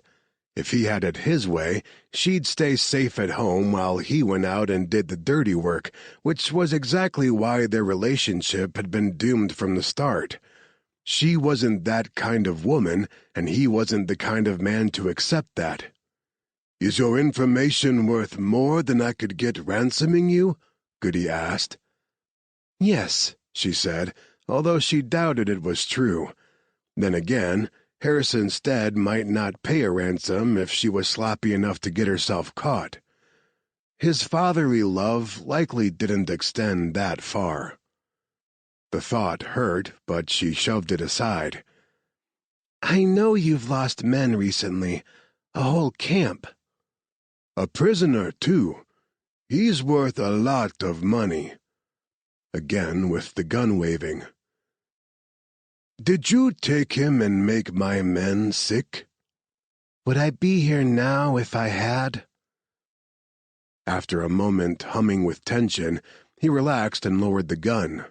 Rookie move. If she had a weapon of her own, she could have taken him out right then. Obviously, the deadly Goody Igwe was not used to fighting anyone who knew how to fight back.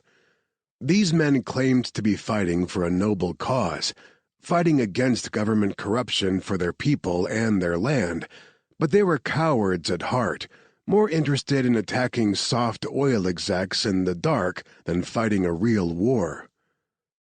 Disgust boiled inside her, but she kept it off her face. Like it or not, she needed them. Sometimes completing a mission meant dealing with unsavory people. "I didn't take your prisoner, but I know where he is." Your men, too." "And what do you want for this information?" Goody asked. His mask slipped up, and she could see the scar slicing horizontally across his face. Half his nose was missing.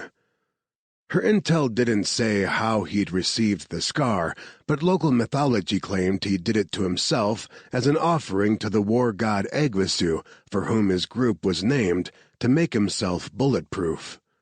She highly doubted he was bulletproof, but after scanning several of the unmasked faces of his men, she realized they all believed the legend enough to have mutilated themselves in similar fashions. For all intents and purposes, this group was a heavily armed cult. She hoped she wasn't in over her head here. She met Goody's bloodshot gaze again. "I want you to help me kidnap someone." Chapter 19. Sunday pushed away from her microscope and shook her head slowly in shock. "It's amazing. He's virus-free. Completely?" Claire let out her breath in a rush and leaped forward to take a look for herself. Sure enough, his cells were healthy and undamaged, with no sign of the football-shaped virus anywhere in any of his samples. "Holy shit! He's cured. But more than that, it's like he never had the virus at all. Abire still has traces of it in her body, but it's gone from Jean-Luc. His blood, saliva, semen, all clean." Sunday jumped up and grabbed her iPad. "And have you looked at his arm recently? It's almost completely healed." "What?" Claire snatched the tablet and studied the photo of Jean-Luc's stitched wound.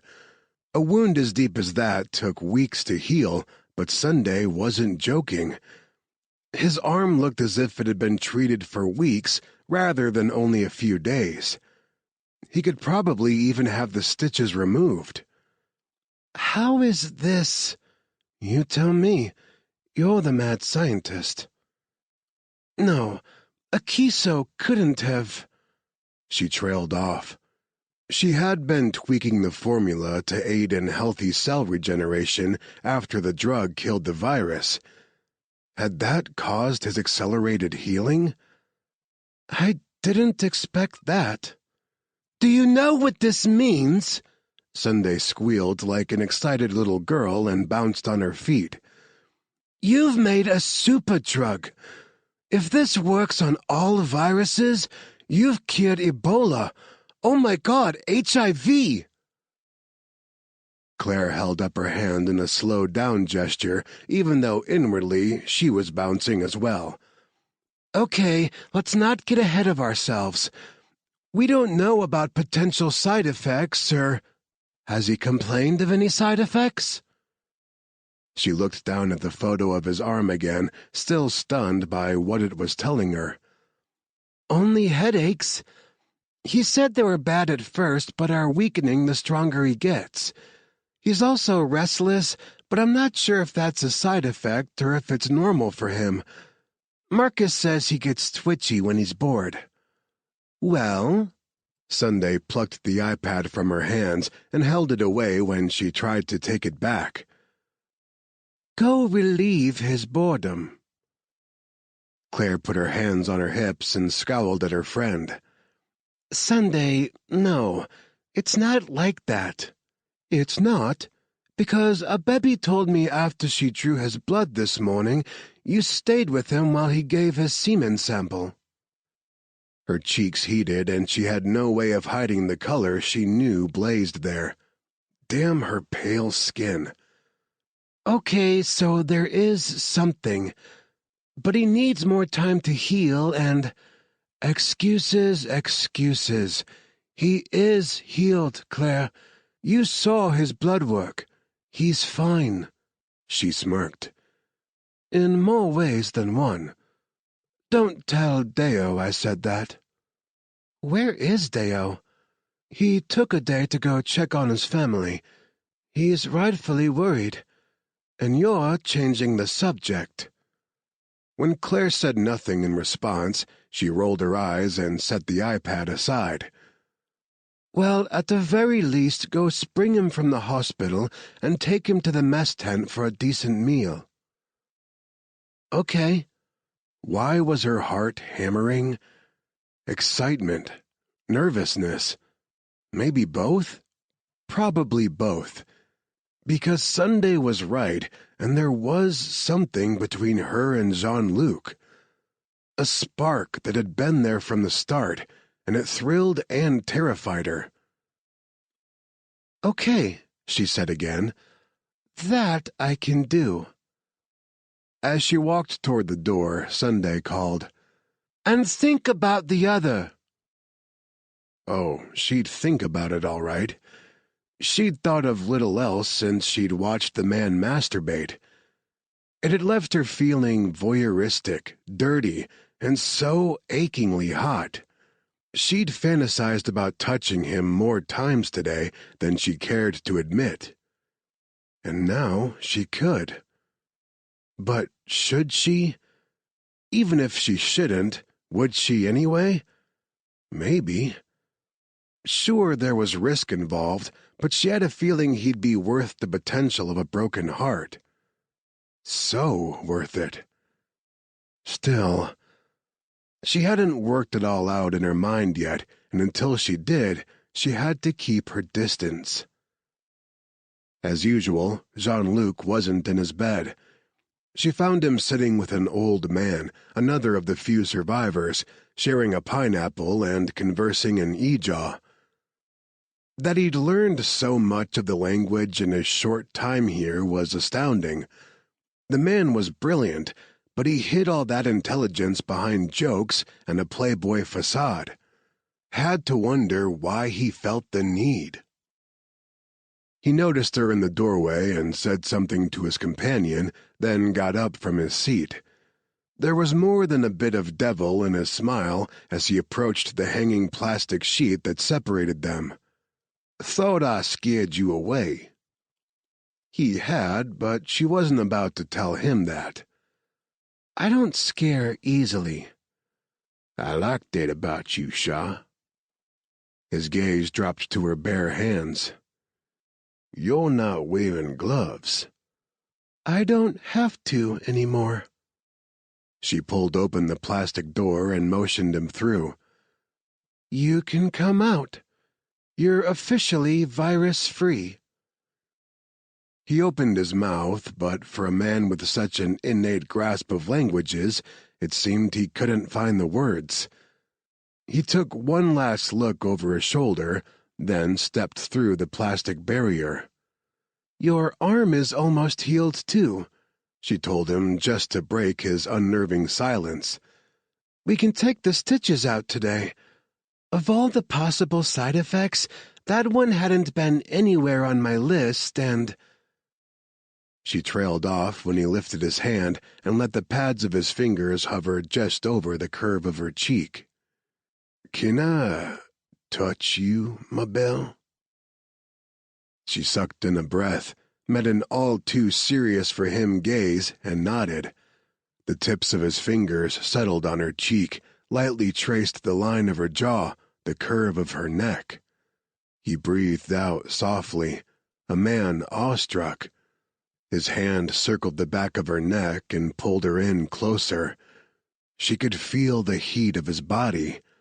Not a fever heat anymore, but a potent male warmth she'd like to curl up against.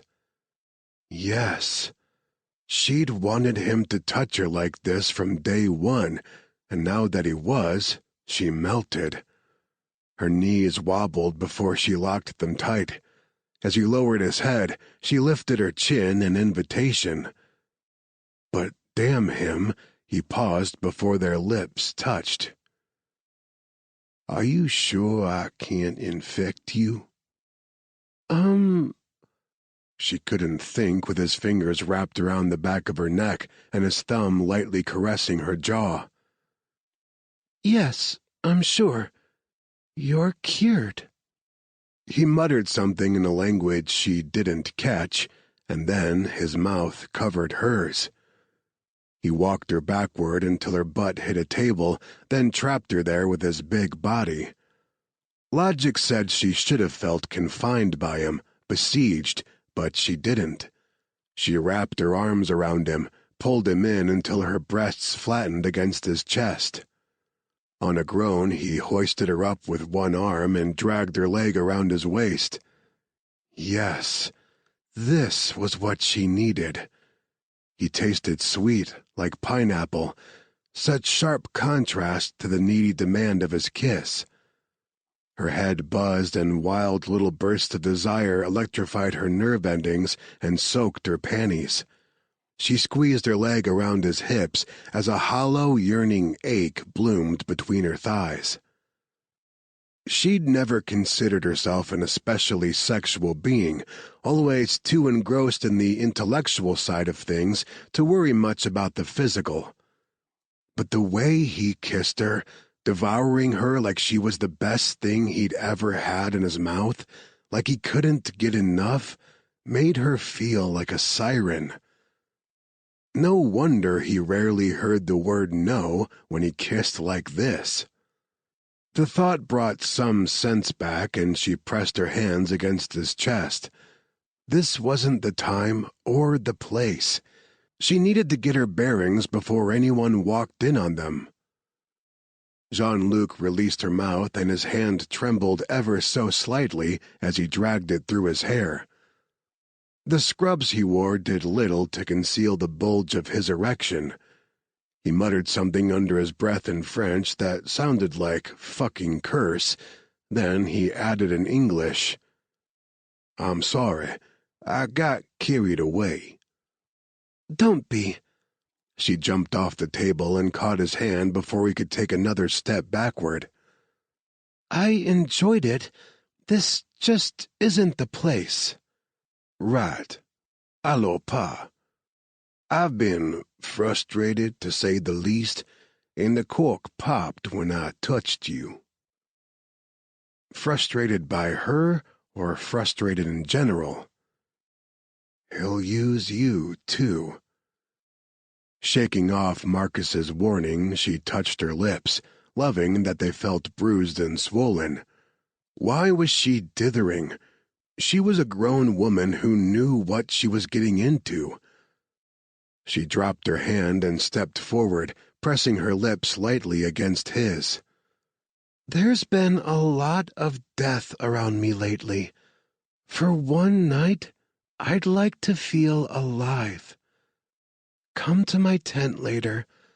It's the one with the yellow door."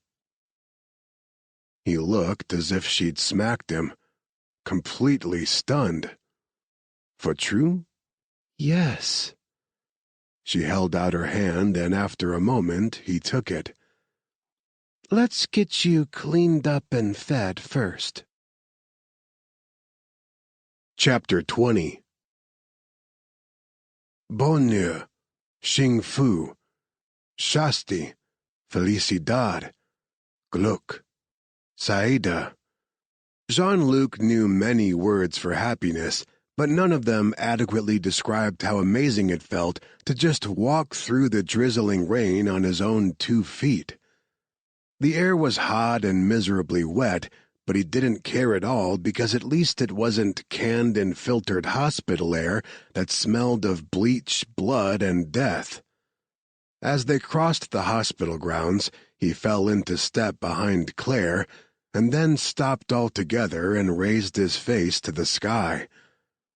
Rain splattered over him, and he closed his eyes. He was alive. By all accounts, he shouldn't be, but someone was looking out for him somewhere up there in the great unknown. Maybe he didn't deserve this second chance, but he'd sure as hell not waste it. "Jean-Luc, are you okay?" He smiled at Claire's question and jogged over to join her at the entrance of a tent. "I'm fine. Enjoying the moment." She gave him a puzzled look, but said nothing more. "This is where Marcus has been staying. There's an extra bed inside with your name on it. There are showers 2 tents over. I'm sure you're wanting to clean up." "Thank you." She nodded. "When you're done, meet me over there." She pointed at another tent across the compound, the one closest to the river. "It's the mess tent. It's early for dinner, but I'll have one of our cooks warm something for you." He caught her hand. "And later—" She smiled and gave his hand a squeeze before dropping it. "Later." A whispered promise. Jean-Luc watched her walk away, caught somewhere between amusement and arousal. Claire was something else. Unlike any woman he'd ever known. He was as attracted to her mind as he was her body, which was new for him. He'd always kept his past lovers at a distance. He'd taken pleasure in them in him, and then they'd parted ways without ever taking the time to know more about each other. With Claire, he wasn't convinced he'd want to kick her out of his bed and part ways. Just the thought of never seeing her again bloomed an ache deep inside him. But what if she wanted no more than his usual slam-bam thank you, sir? Merde. Either way, he had the unsettling feeling that he'd break more than the voodoo curse of celibacy tonight and everything would change. It was both thrilling and kinda terrifying. Did he really want to venture into the land of monogamy? He shook off the thought and ducked into the tent. It was dim inside, lit by only one battery-powered lantern with its batteries on the last of their juice. 2 cots, not much better than the ones in the hospital, sat off to each side. Marcus lay on one but jumped up when the flap door opened. He had his weapon in hand and looked as if he hadn't slept in months. Jean-Luc held up his hands, and Marcus blinked like he wasn't sure if what he was seeing was real or not. Then he lowered the weapon. "Oh, hey, it's you." "Just little old me." Jean-Luc had never seen him so jumpy. The guy was usually solid, but exhaustion had made him ragged around the edges. "You okay?" Yeah. Fine." Marcus ran a hand over his face. "And I should be the one asking you that. Are you feeling all right?" "Fit as a fiddle. Actually better. My knee's not even bothering me." An old injury from his short-lived high school football career usually flared up whenever it rained, but he felt not even the slightest twinge despite the downpour outside. And hadn't Claire said something about his injured arm healing faster than it should have? She'd said the stitches could come out and it didn't hurt anymore. Well, put 2 and 2 together, and that could mean only one thing. He grinned at the thought. "Pretty sure I'm a superhero now. Like Deadpool." Marcus laughed, and to Jean-Luc's complete shock, the laugh morphed into something that sounded very close to a sob. Marcus stepped forward and grabbed him in a hug hard enough to test those superhero healing abilities. "I thought I was going to lose you, too." Marcus's voice was muffled by a shoulder. "I saw you in that bed, and all I could picture was Danny dying in my arms. I couldn't go there again." Jesus, the guy was coming apart at the seams. Truth be told, the whole thing made Jean-Luc uncomfortable. He'd never been good with the deep emotional stuff, preferred to keep everything light and airy and easy. He awkwardly patted Marcus's back. "Hey now, mon ami, I'm okay." Marcus hung on for several moments more, then, as if he realized what he was doing, he straightened his shoulders and stepped back. "Sorry, man." Jean-Luc waved a hand dismissively. "No worries, I get it." And he did, But that understanding didn't make the whole sitch any less uncomfortable for him. "But you look like shit warmed over, and that, coming from a guy who was on his deathbed less than 5 days ago, is saying something. You gotta take care of yourself. Danny wouldn't want you to kill yourself over him." "I'm not going to kill myself." "Yeah, not with the bullet, but you keep going like you have been. You'll get the same result." "Now you sound like Jesse." Jean-Luc winced. Jesse Warwick, Hornet's medic, could be a naggy fils du putain. Being compared to him wasn't a compliment. "I promised Leah I'd find the guy who took her husband from her. I'm not stopping until I do." Marcus turned away, went back over to his cot, and grabbed his pack from the floor. "So let's finish this mission and get Claire to safety." As long as the virus was here, Claire wouldn't leave without a fight. "She won't go." "She won't have a choice." "No, I won't force her. Our best bet is to protect her here until she's ready to go." But they'd need more manpower for that. It was only a matter of time until Defion found her, if they hadn't already. The virus crisis may keep them away for a bit, but if this thing dragged out, they wouldn't wait forever. "Have you contacted Tuck, Gabe, or anyone else on the team?" Resigned, Marcus let his pack thump back to the floor. "No. Yeah, he figured as much. They were likely persona non grata with Hornet right now, but he didn't think Tuck or Gabe would leave an innocent woman in danger just because he and Marcus had gone AWOL. He'd have to swallow his pride and ask for their help." Marcus sat down on his cot.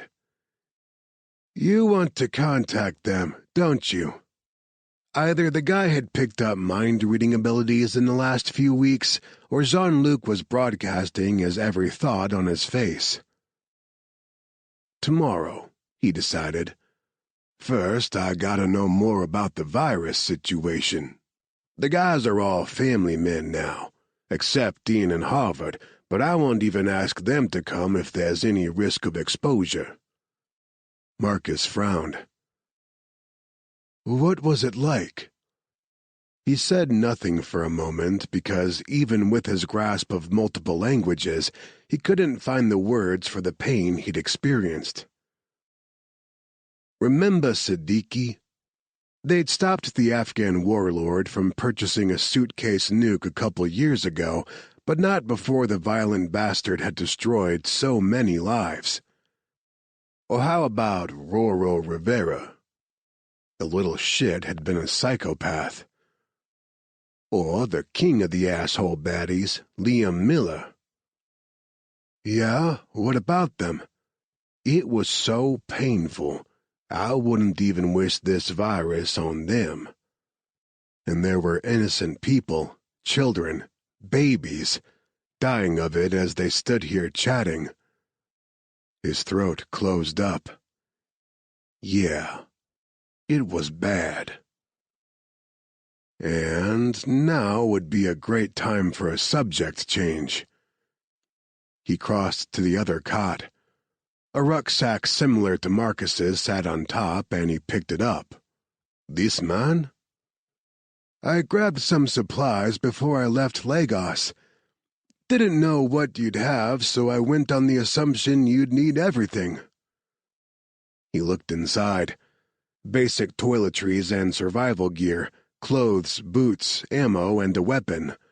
A solid pistol, but it wasn't his Beretta 92, and he gave himself a second to mourn the loss of his favorite gun.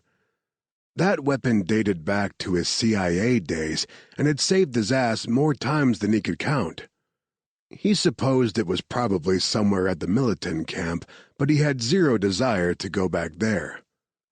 He also found a fixed-blade combat knife and thigh holster in the bag, as well as a folding karambit, a boot knife, and a machete strapped to the outside. He pulled out a box of condoms and had to laugh. Usually he was the one supplying the condoms to his teammates, not the other way around. In a side pocket he found his gree-gree and smiled in relief at the familiar weight of the protection charm. He thought he'd lost it when they were attacked.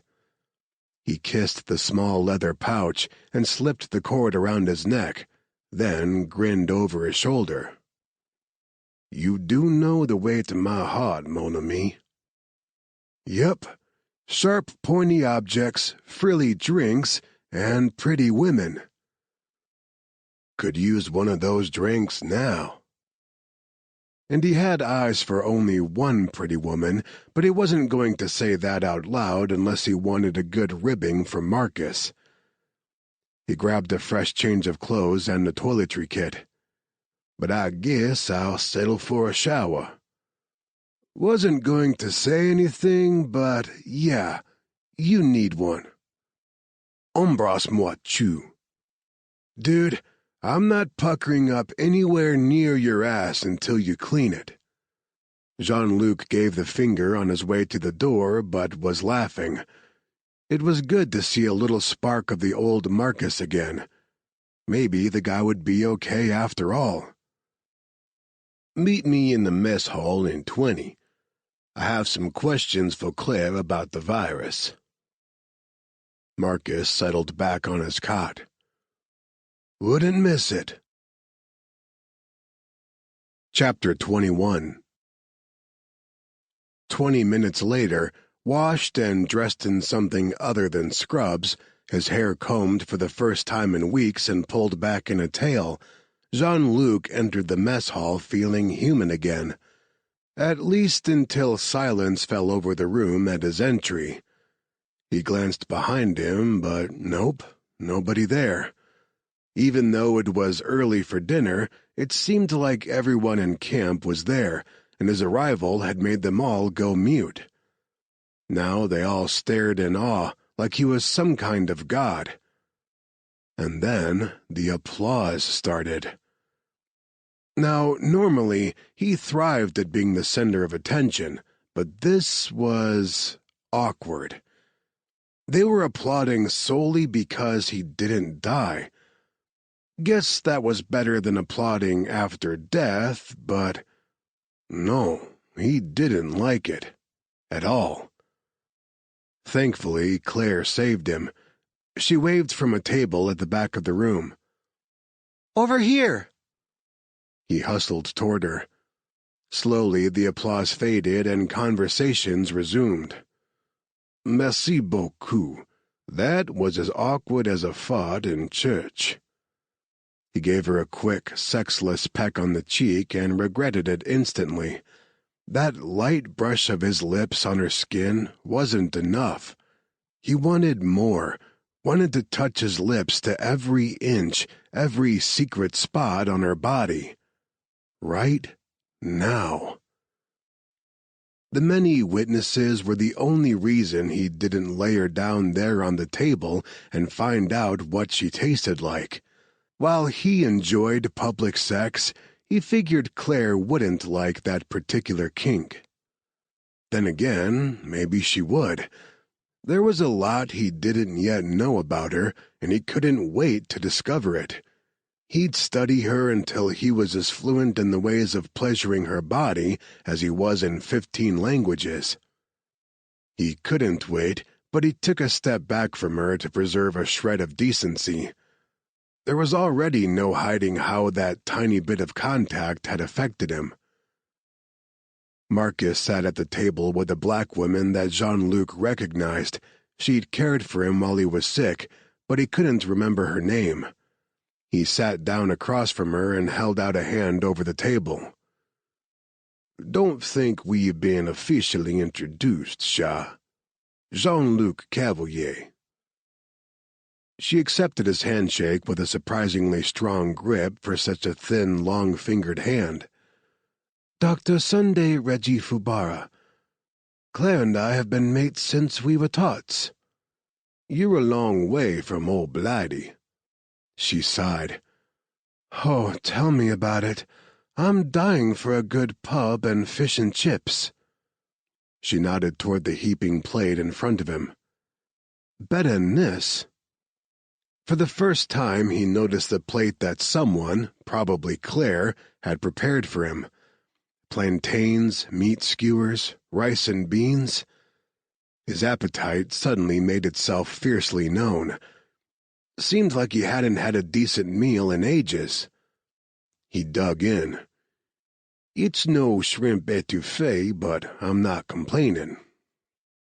While he ate, they made small talk about Claire's and Sunday's early exploits at boarding school in the UK. The two had been little troublemakers. Who knew Claire had such a mischievous streak? He then threw in a story about how he and his cousin T-Bow set their other cousin T-Butt's hair on fire with firecrackers. He had them all laughing by the time he was done. Wait. Sunday held up her hands in a hold-up gesture. Your cousins are T-Bow and T-Butt? Yeah. T is a nickname in Cajun, kind of like Junior in English, and they were both named after their fathers. Beauregard, which was shortened to Beau, then became T-Bow. And T-Butt? Claire asked, her eyes sparkling with laughter. Ah, that's where it gets confusing. His name is T-Bow. Not to be confused with T-Bow, who is older, so because my relatives have a wicked sense of humor, he became T-Butt. Because that makes sense, Sunday laughed.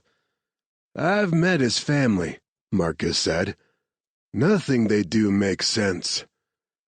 He pushed his plate aside and sat forward. Enough small talk.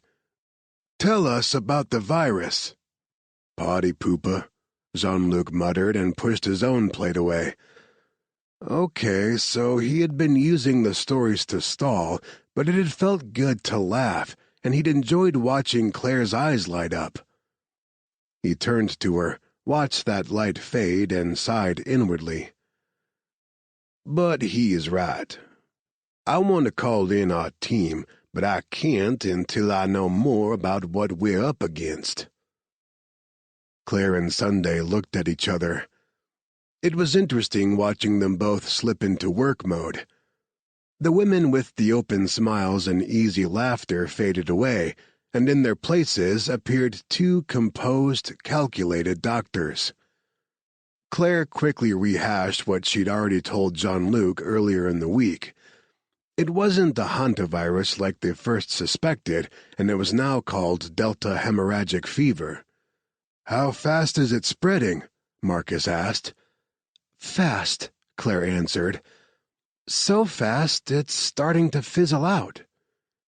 Is that normal?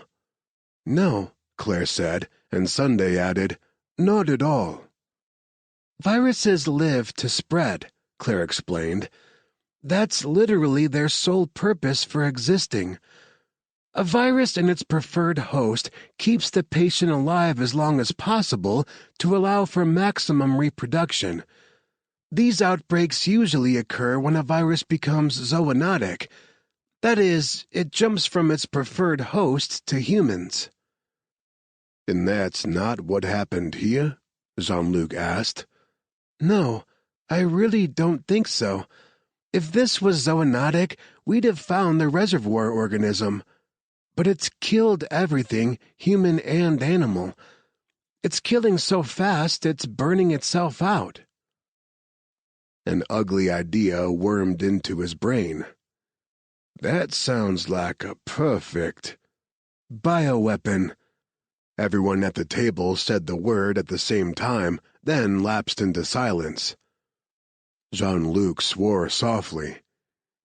You think this was engineered? Another shared glance between Claire and Sunday. We do, Claire said.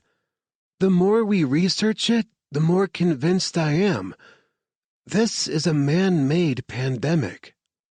Jean-Luc swore again and scrubbed his hands over his face, then looked across the table at Marcus. If this thing's man-made, whoever released it will do it again somewhere else. This was a trial run.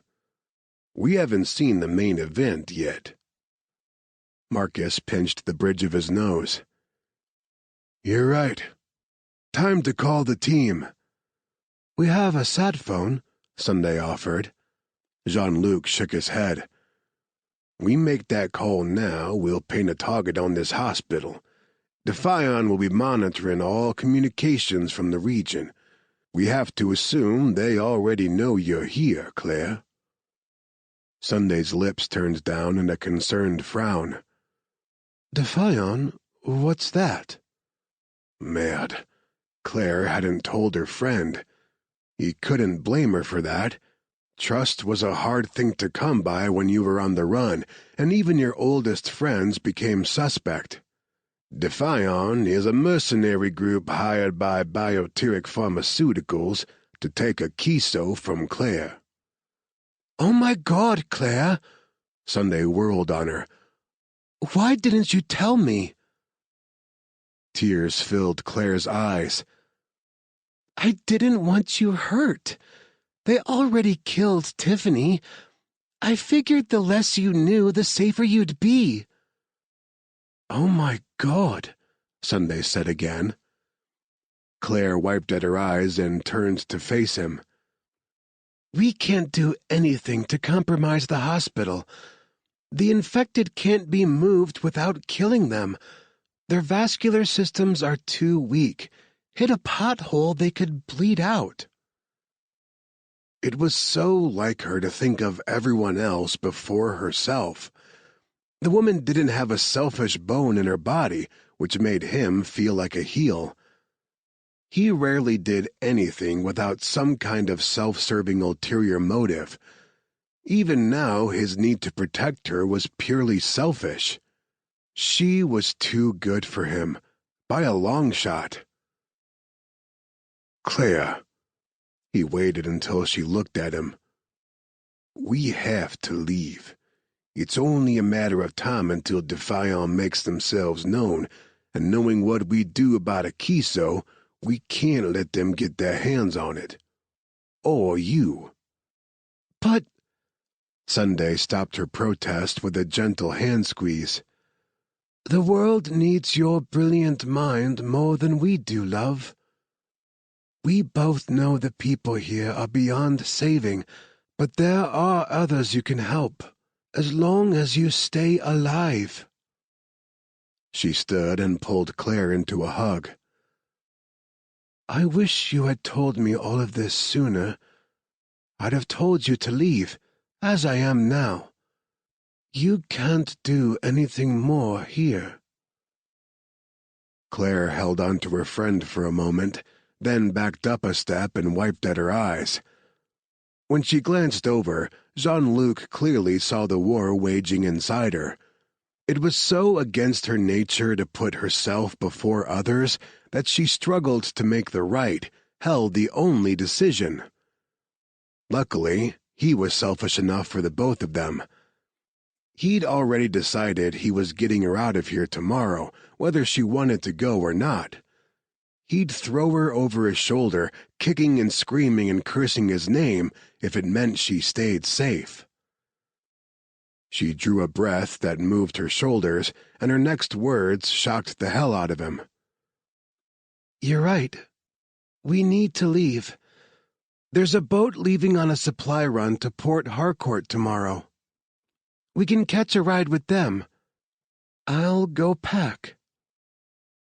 Her words carried a deep sorrow that stabbed and twisted at the center of his chest. He stood as she passed and reached for her hand, but she shook him off. He stared after her as she left, unsure of what to do. "Claire is all logic," Sunday said behind him, "but she also has a lot of heart hidden underneath. She knows this is the best option, but it'll hurt her to leave." Although she was long gone, he continued staring after her. Every fiber in his being screamed to chase her down, pull her into his arms, and hold her until that sorrow faded away, but he couldn't seem to make his feet move. "What are you saying?" "Just, she'll need a shoulder to cry on." And that did it. He didn't even realize he'd given chase until the rain splattered across his face. It was dusk, that odd gray time when it wasn't fully dark but not light either. He strained to make out landmarks and orient himself on the hospital grounds. Until that day, he'd only ever seen the inside of the hospital tents and hadn't had enough time to learn his way around. The staff quarters were a jumble of tents stitched together from pieces like voodoo dolls. Yellow door. She'd said hers had a yellow door. He jogged through the camp until he found the yellow door, and damned if he was waiting to be invited inside. He pushed open the flap and found Claire standing in the middle of the tent with a suitcase open at her feet, sobbing. "Oh, Shah." He stepped up behind her, pulled her into his arms. She turned toward him and buried her sobs against his chest. He never liked seeing women cry, much preferred to see them smile. Growing up, he'd seen his mom cry far more than she smiled, and he could sometimes even still hear her wailing sobs as social services whisked her children away from her. That day he'd made it his life's mission to make the women in his life smile as often as he was able. But now, he was at a loss. A joke wasn't going to help and would only seem crude, and seducing a smile out of her now would be just plain wrong. All he could do was hold her, rub soothing circles on her back, and let her cry it out. He pressed a kiss to the top of her head, then lingered there, just breathing in her scent. Warm vanilla and spice. It brought to mind images of a cozy home on a cool, foggy morning, and the two of them snuggled together in front of a cracking fireplace. No, not just any cozy home, but his home. Not the townhouse just off Bourbon Street that he shared with his siblings, or the old fishing shack deep in the bayou where he sometimes took his tourist lays for a real Cajun thrill. No, he was picturing her at his cabin on the north shore of Lake Pontchartrain. His haven, a place he never took any woman. Ever. Putain. Chapter 22. Claire felt his arms tense, felt him shift away ever so slightly, and realized with horror she was clinging. Hard. She abruptly let go and turned away to find something to wipe her face. She was probably all blotchy with red eyes and nose, and while she wasn't usually concerned with how she looked, she didn't want him to see her like that. She found a clean t-shirt and pressed her hot face into it. She expected him to leave. Why wouldn't he? He'd come in at her invitation, expecting to get laid, and instead she'd sobbed all over him. But she didn't hear the tent flap open. He didn't move. She risked a peek in his direction. He still stood right where she'd left him, his hair and shoulders wet from the rain, the front of his shirt wet from her tears. He looked a little lost, like he had no idea what to say or do next, so she took pity on him and gave him an out. She pushed back her shoulders and bent over for her suitcase. "I need to finish packing." "Hey." He caught her hand and drew her toward him again. With his thumbs, he swept away the wet streaks still on her face. "Why the tears, ma belle?" The unexpectedly compassionate gesture broke down the fragile wall she'd spent the last few minutes building around her emotions. More tears leaked out and she grasped his wrists. I feel like I'm abandoning them. You're not. There are so many good doctors here. They'll all get the best care available to them. He gave a crooked half-smile. Believe me, Shah, I know from experience. She liked that she didn't have to specify who she was talking about. He knew her concern wasn't for the doctors, her friends, but the patients. This was why she did better in a lab. With patients, she got too involved. Every time. I guess it's egotistical of me to think I can do something the other doctors can't. But you can. You did. You saved me. Nobody else could have done that, which is why you need to stay safe. Yes, I know. She stared over at the cooler containing what was left of a kiso. I know I can't ethically use a kiso here again. For you, I had Marcus's permission. Even if I could get a patient's family to approve treatment, I couldn't know if they understood what they were agreeing to. These are uneducated people who still believe in witches and magic. And then who would I choose? I only have one dose left. How could I play God like that? She shook her head hard to ward off another rush of tears. Logically, I know all of the reasons, but... She patted her chest over her heart, and the tears started flowing again despite her efforts. Her voice caught in her throat. My heart's breaking. He hugged her again, and again she clung, clutching big handfuls of his shirt at his back. She couldn't help it. She hadn't had anything solid in her life for months, and right now Jean-Luc felt very solid. They stood together like that for a long time, until the tension eased out of her shoulders and the ache around her heart lessened. Finally, she felt his lips move against her hair, curving into one of his mischievous smiles. For the record, I believe in witches and magic. A laugh bubbled up and surprised her. She backed away and lightly smacked his chest. You do not. Of course I do. I'm Cajun. He pulled on the cord around his neck, and a small leather pouch popped out from under his t-shirt. You can't grow up in New Orleans and not believe in magic. She touched the pouch. The leather was faded and worn soft. What is it? Gree-gree? Voodoo? Like black magic? No, not black. It's for good luck and protection against those who wish you harm. At her arched eyebrow, he took the cord from around his neck and placed it over her head. You keep it. You need it more than I do right now. She studied the talisman for a moment. You can't honestly believe this little bag... She held the cord up, letting the pouch dangle between her fingers. Will protect me. It won't magically stop a bullet, but it has a way of steering its wearer away from harm. She scoffed and dropped the cord. The gree-gree felt heavy around her neck.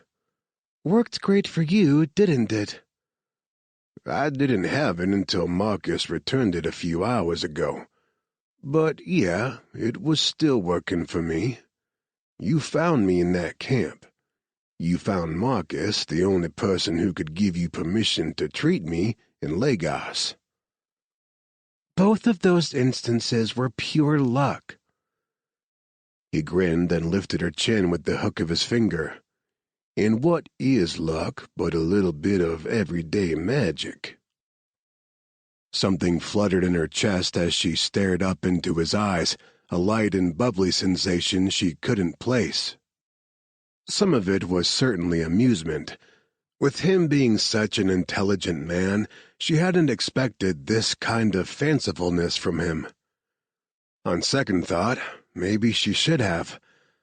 She'd seen on more than one occasion that he was a storyteller at heart, bringing to life the colorful world of New Orleans for a room full of dying people and sharing childhood misadventures for the amusement of others. Unlike so many of the brilliant people she knew, and unlike her, he didn't try to live solely in his head. He lived with both his head and his heart, in a world of both logic and magic, and she admired him for it. She could learn a lot from him, but if she wasn't careful, she could also get swept up in his world of whimsy. He could make her start believing in ridiculous things like knights in shining armor slaying the world's dragons and happily ever afters. Staring into his eyes, she already half believed. "You are a fascinatingly complicated man, Jean-Luc Cavalier." His lips quirked. "I've been accused of being a lot of things, Shah, and most of them true. But that one's a first. Marcus'll tell you I'm about as complicated as a paperweight." "If Marcus really knew you, he wouldn't think so. I bet you've never let him see the real you." He touched her cheek, traced his fingers along her cheekbone, and tucked a stray strand of hair behind her ear. "No, I haven't." She breathed out softly and leaned into his palm. "Why let me?" He opened his mouth as if to reply, but closed it again without speaking. Then, after a beat, he said, "Because, for me, you're a kind of magic, too." She wasn't sure what made her do it, but she surged up to her toes and pressed her mouth to his smiling lips. He made a gasping sound that was pure masculine want, and she took the opportunity to slip her tongue into his mouth. His arms wrapped around her and dragged her in close until she felt his heart pounding out of sync with hers. And yes, she realized those dueling rhythms were just another sign this was a mistake. They were so completely out of sync, him with his stories and languages, and her with her facts and science. But it didn't matter to her in that moment. She tossed aside logic and listened to what their mismatched heartbeats were telling her. They may be out of sync, but they wanted the same thing. He wanted her, and she, for once, wanted to experience a little bit of the magic he was so sure existed. She reached between their bodies and found him hard, straining the front of his cargo pants. She remembered the way his hand slid up and down his thick shaft, and how much she wanted to touch him, put her mouth on him. She unzipped his pants. He wore no underwear underneath, and, thrilled, she closed her hand around him. He groaned against her mouth. "What are you gonna do with that, Shah? Wrap your lips around it and put it in your mouth? Or are you just going to hold it, pet it, until I come in your hand?" "I want you to fuck me with it." She didn't know where the boldness came from. She'd never been so daring or sexually adventurous with any of her few previous lovers, but the flame in his eyes as he watched her stroke him brought out her inner vixen. She was in charge here. She was powerful. For the first time in months, she had control over what happened next, and she reveled in it. Chapter 23. He hadn't had anyone's hand but his own on his cock in so long, the erotic pleasure of her grip would be his end if he didn't stop her. He grabbed her wrist. "The fucking will have to wait if you keep doing that." "I can wait." Her gaze dropped greedily back to his cock, and she licked her lips. "I want to make you orgasm." Who was he to argue, he thought, half delirious, as she dropped to her knees in front of him. She opened those sensual lips and took him all the way into the back of her throat. Then she hummed. He gasped as heat zinged up his spine and his knees actually shook. He had to thread his fingers into her hair to hold himself steady while she sucked and hummed and teased his tip with her tongue. Mon Dieu. He'd had hundreds of blowjobs in his life, and none had ever sent his heart skittering or made his hands and knees quake. This was Claire working her magic on him, ruining him. He wondered if he'd ever be satisfied having another woman's mouth on him after this. Would he ever again be able to walk into a bar, pick a random woman, and take her back to the bathroom or a dark booth for some sexy fun? He stared down at Claire, her eyes closed in a kind of bliss, her cheeks hollowing out with each dragging suck on his cock, and something soft and warm unfurled in his chest. He cupped her cheek, and her eyes flipped open, raised to meet his gaze. She all but sparkled. She loved this, loved having him in her mouth, loved making him crazy. No, he realized as he surged toward release, there wouldn't be any more random women after this. There couldn't be, plain and simple. There was just Claire. Only Claire. He was so lost in her, so wrapped up in the way she made him feel, he didn't notice the series of loud pops in the distance until the screams followed. Only then did he register what those pops had been. Claire released him and bolted to her feet. What was that? And climax thwarted. Sounded like gunshots. He tucked his still hard cock back into his pants before crossing to the door. A quick peek out showed him exactly what he feared. A group of heavily armed masked men had run their boats to shore and were now fanning out across the hospital grounds, shooting their weapons into the air as an intimidation tactic. The Egbasu fighters. Putain. He'd worried they would eventually come looking for him once they discovered his escape, but he'd hoped to be long gone with Claire before they showed. One of the men, the apparent ringleader, had a megaphone. It screeched when he turned it on. "We are the Egbasu fighters!" The declaration roused a rowdy whoop from his men. "It is not bad enough you white devils come here and poison our lands. Now you poison our people. We are here to say enough. You killed my men when you stole our prisoner, but we will be more considerate. Surrender, and we will spare your lives." As he repeated the statement in the local language, a small group of people from the hospital marched out to meet the militants. Sunday was in the lead. "This is a hospital," she said, her tone like a mother scolding a naughty child. Not exactly the best tone to take with a murderous terror group.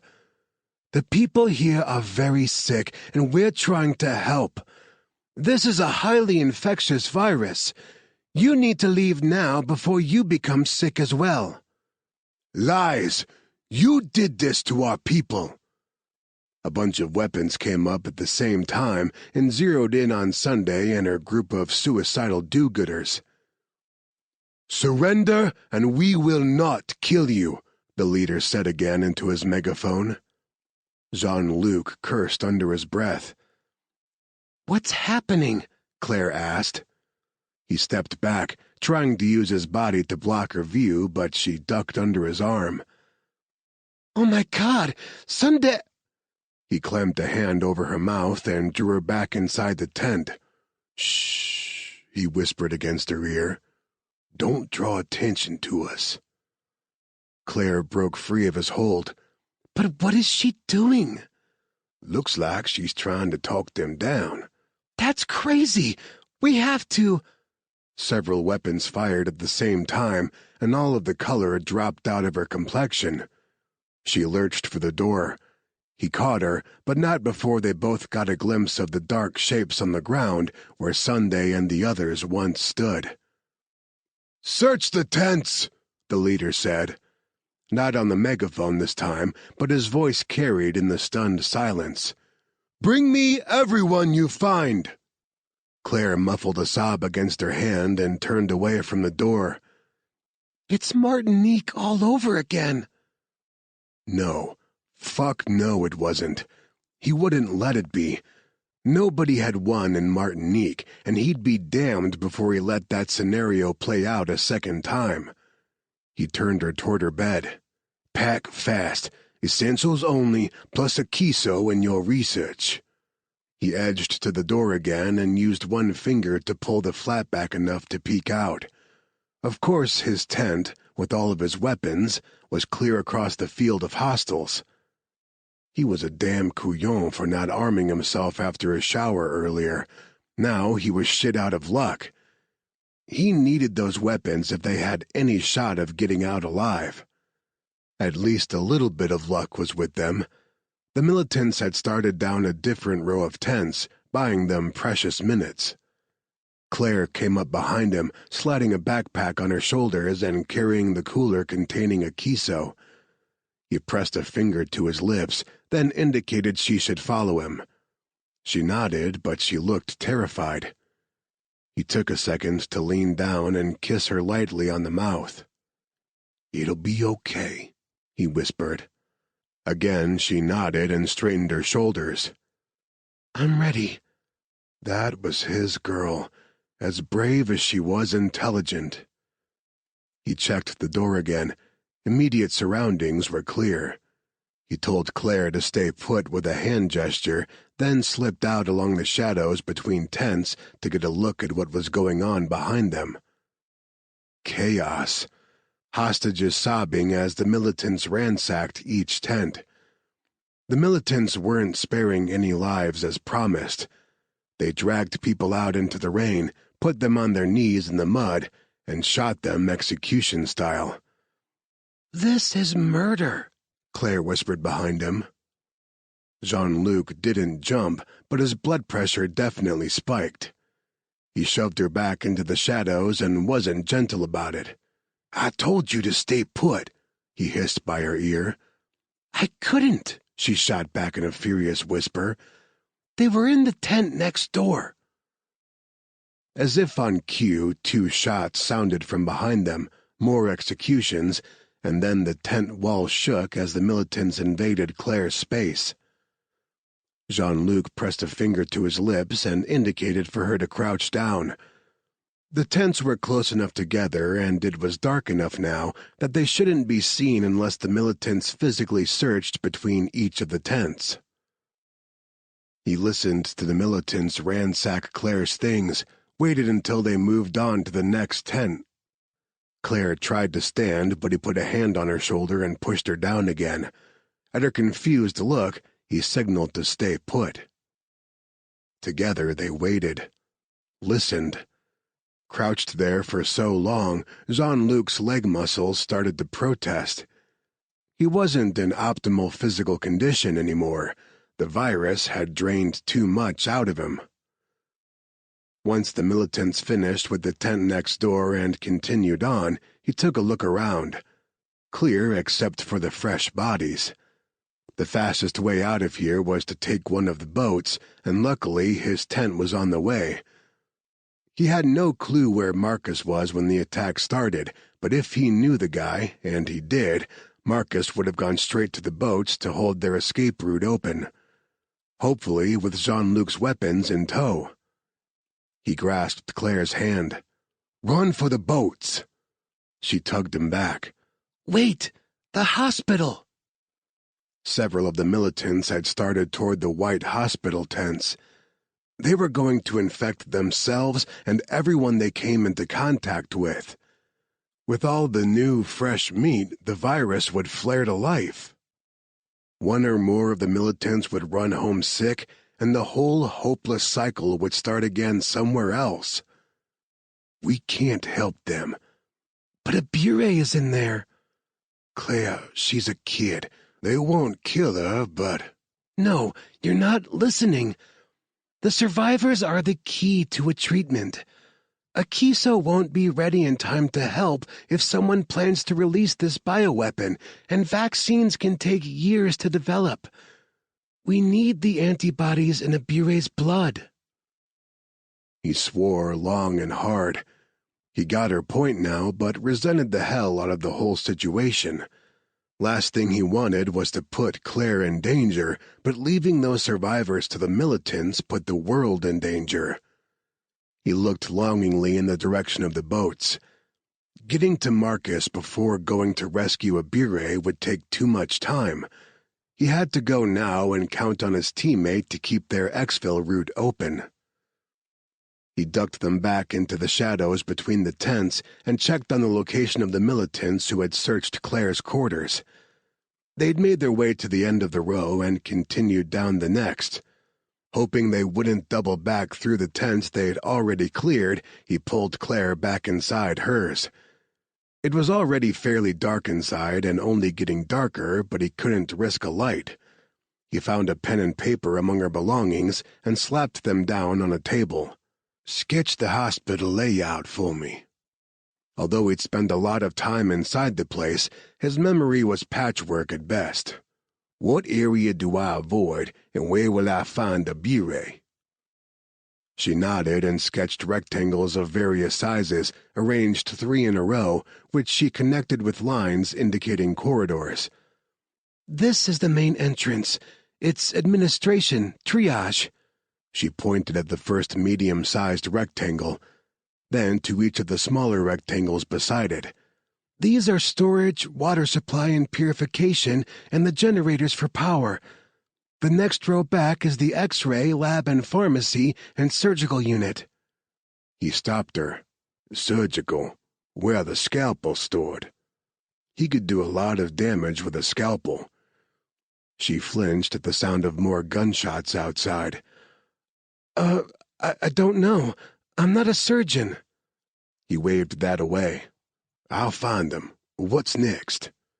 She looked at her drawing, then indicated the next row of rectangles. The patient personal hygiene units, toilets, showers, etc., and patient dining. Yeah, I remember my way around there. Okay, good. At the back of her drawing were the 3 largest rectangles. These are the patient wards. She pointed to them from left to right. Cold zone, warm zone, hot zone. Cold zone is for virus-free patients. You won't need any protective gear. A Bure and the other survivors still have virus particles in their blood, and although we don't think they are contagious any longer, they're sequestered in the warm zone. You'll want gloves and a mask to enter, and whatever you do, avoid the hot zone. She put down the pen. I should go with you. No. His tone left no room for argument, but of course she tried anyway. You were dying less than a week ago. You still have stitches in your arm. Then remove them. She stared at him, stubborn and silent. I'm fine, he told her. I've done a lot more than this in far worse condition. She breathed out in a huff and turned away to grab her medical bag. Frustration made her movements stiff, and she wasn't gentle when she ripped off the bandage. She took some of his arm hair with the tape. Ouch! His doctor had a temper. Given the circumstances, he shouldn't find that so hot. Tell me how to avoid the hot zone, he prompted. All cool doctor again, she snipped away his stitches. There's a corridor that runs alongside the patient wards. It's where we brought in sick patients. It's sectioned off by airlocks, and to get out, you'll have to complete the decon process. The closer you get to the hot zone, the more airlocks. She finished with the stitches and recovered the wound with a fresh waterproof bandage. Just because the stitches are out doesn't mean this isn't still considered an open wound.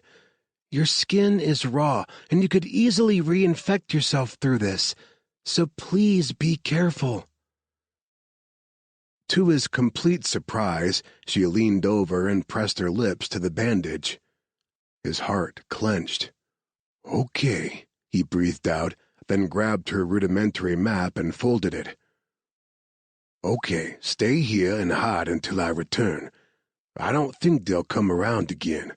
We're not dealing with combat-savvy men here." "Just desperate," she whispered. Something in her tone made him pause and turn back. "What?" She shook her head slightly. "It's something Deo said right before we found you in the camp. The militants are desperate." She stared up at him with naked fear. "Desperate people are the most dangerous kind." "Hey, Shah." He returned to her, took her face in his palms, and kissed her gently. "We'll get through this. Leave it to me." Chapter 24. Jean-Luc kept to the shadows, following in the militants' footsteps. The whole group of them seemed to be focused on the hospital now, which made his job harder, but at least Claire would be safe. He slipped through the hospital's front entrance and paused to let his eyes adjust to the flood of light. He'd forgotten the generators would still be running and hadn't properly prepared his eyes for the change. Two militants stood with their backs to him, peering into the generator room and discussing the possibility of loading the generators onto their boats. Jean-Luc ducked into the storage unit at the other side of the module. Maudit, that was too close. If either of them had turned while he was standing there, blinded and blinking, that would have been the end of the Ragin' Cajun. He'd lost his touch. He had to be more careful. One near-death experience per month was his limit. He waited until the two militants had both stepped inside the generator room, then ghosted past them and ran toward the surgical unit. A check behind him showed they hadn't noticed, another reminder that this was not a well-trained fighting force. They were angry kids with AK-47s, desperate people doing desperate things to survive. The surgical unit was dark. He glanced up and down the corridor. Clear. He slipped inside. Back home, surgical instruments were sterilized in an autoclave after a procedure, but he doubted they had anything so sophisticated here. They likely used disinfectants and stored them somewhere easily accessible. There. He walked over to the rolling cart next to the operating table and started opening drawers. Score one for Jean-Luc. First drawer contained all kinds of scalpels. Now he was in business. He chose the one with the longest blade. Obviously, it wasn't going to do much for him in a gunfight, but in close quarters this would give him the upper hand. Now to find a Bure. The girl was probably frightened out of her mind, and it gave him an unpleasant tug in his belly that he'd been so willing to leave her behind. He checked the corridor again, still empty. Just as he stepped out, a figure appeared at the end of the hallway. One of the militants from the generator room. The kid opened his mouth to call to his friends, and Jean-Luc thought, "Merde." He lunged, but the militant twisted away to avoid a scalpel in his jugular and drew his own knife. If he was going for a my knife is bigger power play, he succeeded, because that combat blade blew Jean-Luc's little scalpel out of the water in terms of killing ability. Fuck. He dodged a swipe at his ribs, blocked a downward blow with his arm. The blade caught on his shirt, tearing a hole, but never made it to his skin. The shorter blade of the scalpel put him at a major disadvantage here. He dropped to the floor, narrowly avoiding another downward stab, and swept out with the scalpel. The thin, ultra-sharp blade slid through the militant's leg muscle, cutting so deep and fast, the kid didn't even realize at first his leg was now useless, and kept trying to psycho Jean-Luc with his blade. "Cajun!" Jean-Luc risked a glance toward Marcus's voice. Marcus stood behind the militant, 2 rucksacks on his back, a pistol in hand. He slid a karambit across the floor with his foot. Jean-Luc snapped up the claw-like knife, popped to his feet, and hooked the blade on the inside of the militant's arm while blocking the next downward stab. Flesh ripped as he pulled the knife away and swiped it across the militant's ribs. The kid screamed and took a step backward, and that's when his leg collapsed from under him. Panting harder than he should have been from the fight, Jean-Luc stepped closer to the militant and finished the job with a slice across his throat. His eyes flared wide for an instant, then he gagged and crumpled silently to the floor. Jean-Luc breathed out a sigh of relief as Marcus tossed him his pack. "Oh, mon ami, am I happy to see you." He opened the pack to arm himself. He pulled on his chest holster, slid his various knives into their homes. The karambit went into its sheath over his heart, right where it belonged. He loved that fucking knife. "How'd you know I was in here?" "Well, my first thought was to grab us a boat because I knew you'd want to get the hell out. But I also knew Claire wouldn't leave her patients." Marcus relieved the deceased militant of his rifle and also tossed that to Jean-Luc.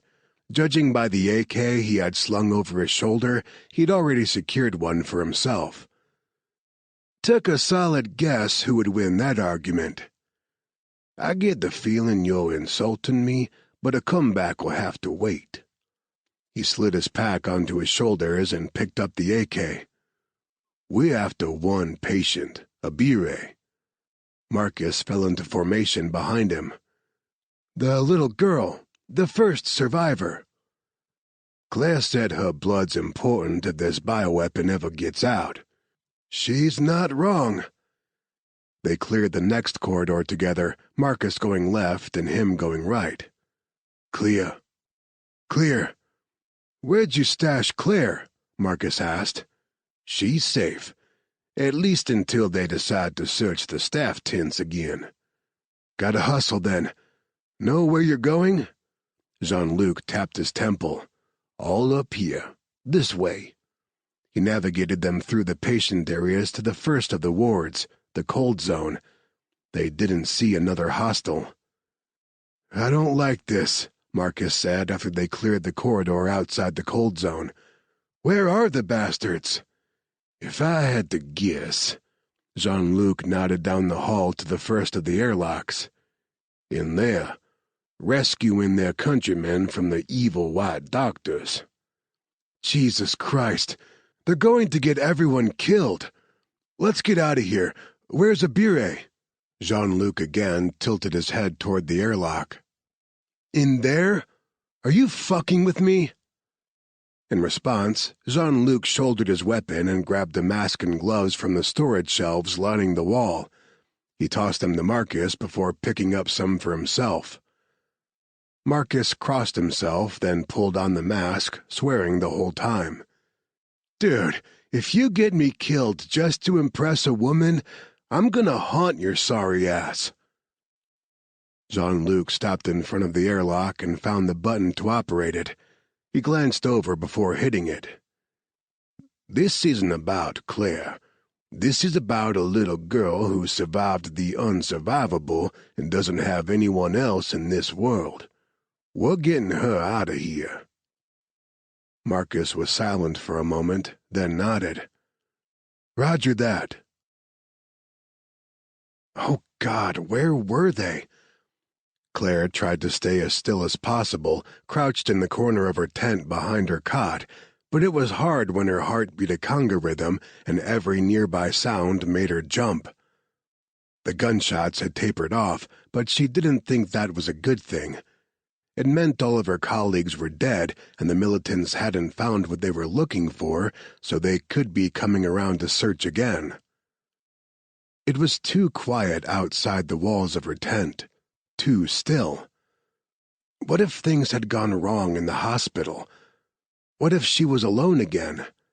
She'd managed on her own for a long time, but the thought of doing it again truly terrified her in a way nothing else had. Only then did she realize how much she'd come to rely on Jean-Luc since he appeared back in her life. She should resent him for it. She hadn't needed him before. She'd been strong and resilient and tired. So very tired of running. He'd taken some of the weight of the world off her shoulders. How could she hate him for it? She squeezed her eyes shut and tightened her hold on the cooler containing a kiso. Please, please let him make it back safely. She didn't know who she was praying to. She'd always been too scientifically minded for religion, but it helped lessen her anxiety, so she repeated it to herself, over and over, making it her personal mantra until she laid eyes on him again. Something moved near the front of her tent. She didn't hear it so much as sense it. For one fleeting moment, she thought Jean-Luc had returned with a beret, but the shadow that stepped inside was far too small to be Jean-Luc's 6'4" frame. A woman, and she was holding a gun. "Dr. Oliver, I know you're here." Claire hesitated, but really she didn't have any options. There was no place to hide, no place to run. Slowly she stood. "Who are you?" Though she suspected she knew. "Defiant," the woman said, her tone flat. "You've caused us a lot of trouble, Dr. Oliver." Chapter 25. The airlock hissed open. Jean-Luc and Marcus swung through, weapons aimed. Empty. The corridor, the entire patient ward. They cleared the warm zone in a matter of seconds. Rather than relax him, the emptiness only ramped up Jean-Luc's nerves. Abure should have been here. This isn't right. We are the survivors. My gut says we're walking into a trap, Marcus said. Mine too, but we can't leave that little girl. Ah, shit. Marcus let out a breath that hissed through his mask. He motioned to the next airlock, the one that led into the hot zone. Let's do it. You go right, I go left.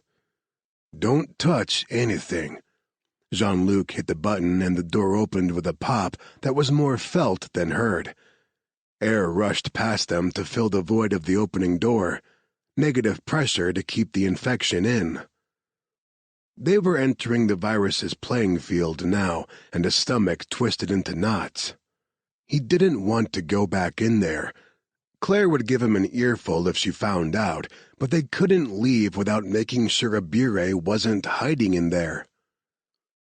He stepped through the door into the familiar smell of blood, sickness, and death.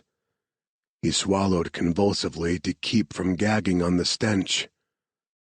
The militants were gone. All that was left were the dead. All of them headshots. God, Marcus breathed and lowered his weapon. They killed everyone. Jean-Luc turned away. He'd spotted Abure's tiny body on one of the cots and just couldn't. The Egbasu fighters didn't come to rescue anybody. His voice came out raw, raspy behind his mask. Then why are they here? Realization struck like lightning, bright and painful in its clarity. This attack had the stink of Defiant all over it. They had sent the militants in as cannon fodder to distract from the real target. Claire! You think you've won, but you haven't. I'm not giving you anything. Mercedes ignored the doctor's icy words as she tied the woman's hands together. She straightened and scanned the shore.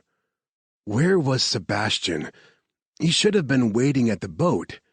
He'd known the plan had never been to trust the Egbasu fighters with Dr. Oliver's capture. They'd been merely the distraction needed to safely flush her out. Seb was supposed to have kept the boat running so they could escape before the militants realized they'd been played. But things had gone to shit right from the beginning. Goody Igwe went in with his own plans. When she'd hired him and his men, she hadn't counted on him wanting revenge more than the money. That was the problem with hiring locals, but in this case, she'd had little other choice. Flames sparked to life around the camp, tents going up in bonfires as Goody and his boys got that revenge. And where the hell was Seb? Dr. Oliver made a small sound of dismay. Mercedes turned to find her staring at the flames, pain etched in every line of her face. She might have been crying, but it was hard to tell with the steady drizzle of rain. The doctor noticed her watching and straightened her shoulders. She met Mercedes' stare with the fire reflecting in her own. "If you killed him, I swear you will never get anything from me. Ever. I'll die first." A chill rattled down Mercedes' spine. She had a feeling the doctor wasn't being dramatic. The woman looked half-crazed sitting there in the rain with the fires casting shadows across her dirty face. She turned away again. It didn't matter. What happened once she handed Dr. Oliver over was none of her concern. She'd wash her hands of this job and then maybe take some downtime to figure things out with Seb. She had to talk him out of his lunatic idea to leave Defion. What if he already left? A small, nagging voice asked in the back of her mind. What if he just said fuck it and took off, leaving her here with a bunch of pissed-off militants and a hostage? If he had, she wouldn't be surprised. Men always entered her life with one foot already out the door. What made Sebastian any different? Except he was. Two figures broke away from the flickering shadows around the camp, and her heart kicked. Those two were not militants. They moved like trained soldiers. They had to be Hornet, Marcus D'Angelo, and one of his teammates. Dr. Oliver drew in a sharp breath, and Mercedes realized what she planned to do a heartbeat too late. She lunged, but not before the doctor got out a shriek that drew Hornet's attention. They turned toward the sound and started running, shouting orders to release the doctor. Fuck! She left Dr. Oliver to scream her pretty little head off and grabbed for the ropes to untie the boat. Time to get gone. She couldn't wait for Sebastian any longer, and although her heart wrenched at the thought of leaving him, she had no choice. The two didn't fire, and she didn't expect them to. They wouldn't risk hitting Dr. Oliver. So the sharp pop of a shot made her heart stutter. For a moment, she wondered if she'd been hit, and her body just hadn't processed it yet, but no pain came. She looked up to see the soldiers no longer running toward the boat. They'd taken cover and returned fire in the direction of the trees lining the riverbank to her right. Sebastian! Her heart caught on its next beat, and she almost screamed his name, but bit her tongue before letting anything more than a pathetic whimper of sound slip out. Dr. Oliver stared at her with clinical eyes, and some of the iciness melted away. "You have someone you love out there, too." Mercedes wasn't going to glorify that question with a response. "Shut up. This is ridiculous. Is the money Bioteric offering for me really worth losing that person?" Hornet had broken cover and now peppered Sebastian's position with bullets. Seb had stopped returning fire. Was he injured? Or worse? A cold sweat dripped down Mercedes' spine, and her breath sawed in and out of her lungs as her heart tried to jackhammer out of her chest. Her hands shook so hard she dropped the rope. She didn't recognize the foreign sensation at first, panic. She was panicking. No, she couldn't lose Seb, not like this. "Hey, assholes!" she shouted during a lull in the firing and grabbed the doctor's arm to haul her to her feet. The two men turned. "You want Dr. Oliver back?" She shoved her overboard. "Go fish." One of the men, big blonde guy, had to be Jean-Luc Cavalier, Hornet's linguist, immediately dropped everything and dove into the water. The other man, Marcus D'Angelo, turned his weapon away from Seb's position to provide cover for the water rescue. While they were distracted, Mercedes gunned the boat along the shore toward her lover. "Sebastian!" He limped out of the cover of the trees. Both his leg and arm were bleeding. He dove into the boat, landing hard on his side at her feet. She swore at him as she sped upriver, out of range of Hornet's bullets. "What were you thinking?" He groaned.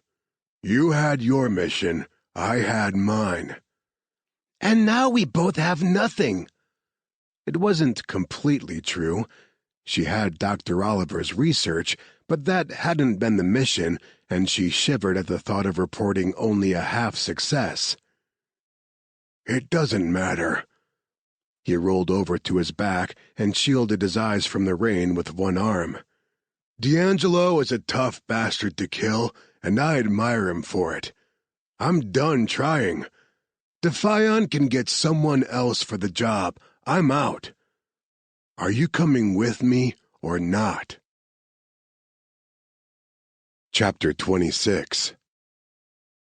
Claire tried to gasp in a breath before she hit the water, but reacted too late, and water filled her lungs. She gagged on it, tried to kick to the surface, but that Defion bitch had tied her ankles as well as her hands. The boat's motor rumbled away overhead, leaving her to drown.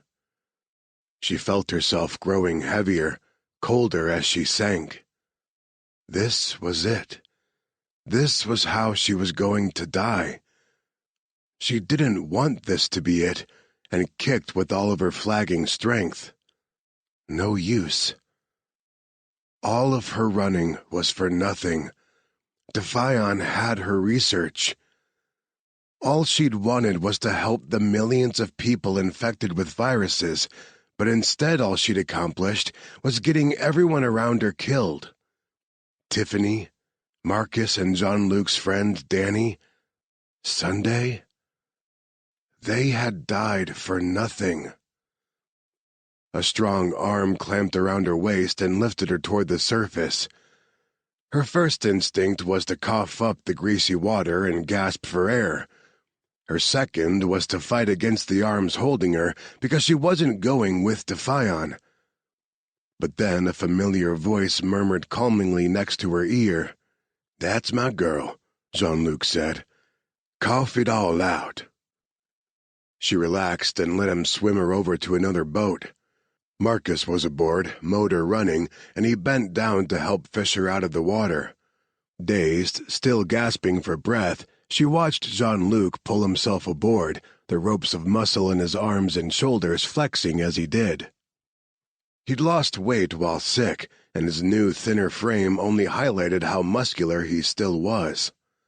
Shouts rang out from the shore. Bullets peppered the water mere feet short of them. The militants raced toward the remaining boats. "Get us out of here," Jean-Luc said. "Already on it." Marcus got behind the wheel and poured on the speed. The militants hadn't even untied their boats yet when they rounded the first bend in the river. Jean-Luc crawled over and scooped her up in his arms. He pushed her hair back from her face. "Claire? Talk to me, ma belle." Her voice came out hoarse, and despite the warm night, she couldn't stop shivering. "I'm okay." "No, you're not. You're in shock." "Here." Still at the wheel, Marcus kicked over one of the heavy rucksacks leaning against the wall of the boat. "Take my bedroll." Jean-Luc unzipped the sleeping bag and tucked it around her. She gratefully accepted it and snuggled against his chest. They have my research. But they didn't get you, and that's all that matters to me right now. He kissed her forehead. Try to rest. Rest was the last thing she wanted to do. At the same time, she was suddenly so very sleepy, the adrenaline having seeped from her system. She stared at the dark water of the river rushing by. Where's Abire? Is she safe? Marcus glanced over his shoulder, a grim expression on his face. Jean-Luc shook his head slightly and rubbed soothing circles on her back. Not now. You rest now. We'll talk later. The undertone of sadness in his voice woke her up. She bolted upright and turned to study him. What happened? But then he didn't need to say it. She knew, saw it written all over his face. She's dead, isn't she? They're all dead. I'm sorry, Claire. We were too late. She didn't suffer. It was quick. Oh my God. Her lungs constricted and she couldn't catch her breath. Like she was underwater again, breathing liquid. So now we don't have a Kiso or any of the survivors, and some mad scientist is out there getting ready to release the Delta virus somewhere else, or sell it to the highest bidder, or— Hey! Jean-Luc gripped the back of her neck and guided her head down between her knees. Slow down. Breathe. No. Listen to me, Sha. In and out. Nice and easy. You're in shock and you're having a panic attack. Breathe. Breathe now. Listen to my voice. In and out. In and out. She listened to him. The slow cadence of his voice, his sugar and spice Cajun accent. Her lungs opened and she drew in a full breath again. Yeah, like that, he murmured, still rubbing her back. There you go. Once she had her breath back, she carefully sat up. What do we do now? They're gaining on us. Plan B. Marcus slowed the boat and spun the wheel, guiding the craft into a hook-shaped lagoon shadowed by tall mangroves. He shut off the engine, then leaned over the side of the boat to tie off on the mangrove roots. He settled down with his back to the steering panel and wiped sweat off his forehead with the back of his hand. Claire looked back and forth between the two men. We're just going to sit here and wait for them to find us? They won't. Marcus sounded so sure of himself, but she sincerely doubted his plan. It seemed beyond risky.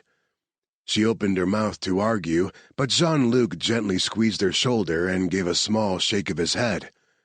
He pressed a finger to his lips and pointed toward the river, where two bright searchlights had flickered on and scanned the shore. She sank down against Jean-Luc and watched with her breath snagged in her throat. Those lights were so bright the beams illuminated everything they touched with a splash of white. There was no way the militants wouldn't see their boat. Jean-Luc let go of her and crawled over to the front of the boat. He unstrapped something from the bow and slung it over his shoulder. At first, she didn't understand what that tube-shaped object was, but when Marcus handed him the ammo for it, she realized his intentions. He climbed over the side of the boat and stood on a mangrove root. She scrambled to him, the boat rocking under her, and caught his hand. Be careful. He flashed that reckless grin of his, leaned down to kiss her, then freed his hand from her grip. In the next heartbeat, he vanished into the darkness, climbing the tree like it was nothing more than a flight of stairs. "Dude's a damn monkey," Marcus muttered and turned to check the progress of the militant search. Getting close. Only a matter of minutes before the spotlight swept past the trees hiding them. If they were lucky, nobody would spot the glint of the boat. If they weren't lucky, well, she supposed that was why Jean-Luc had climbed the tree with a grenade launcher. She hugged herself and sank down when the light swept past. It disappeared, then came back and lingered. The sudden brightness made her see spots. "Fuck," Marcus said. She looked up at the distinctive pop. The grenade landed between the two boats, sending up a spout of water.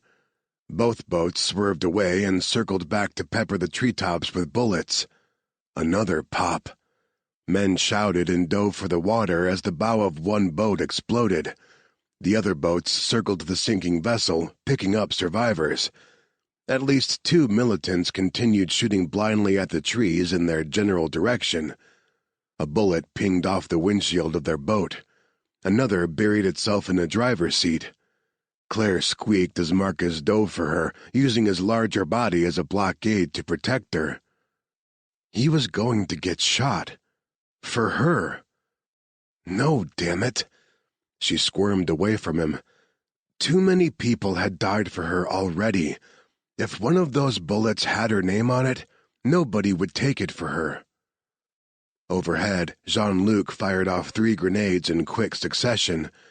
One landed next to the remaining boat, close enough to cause some of the men aboard to bail out.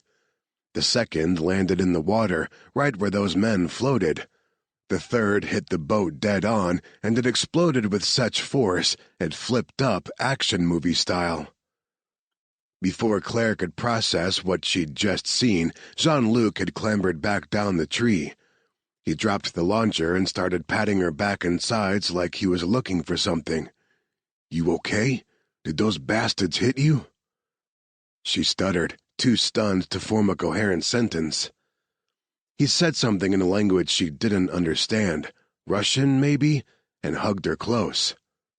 "Marcus?" he asked over her head. "We're both okay," Marcus said. "Put some distance between us and them, yeah?" "Good plan." Marcus plopped down in the driver's seat and switched on the ignition. The motor coughed, then rumbled to life. Jean-Luc sat down and pulled her onto his lap. He seemed unwilling to let her go, and she was all right with that. "I really am okay," she said when she managed to find her voice again. "I know." He nuzzled the top of her head. "Scared me when I saw the bullets hit the boat." "Just the windshield and the seat." She pointed to the tuft of padding now sticking out of the back of Marcus's seat. "They shouldn't have done that. I was going to let some of them live until they shot at you." His words sent a shiver through her. He mistook it as cold and pulled the sleeping bag up to cover her.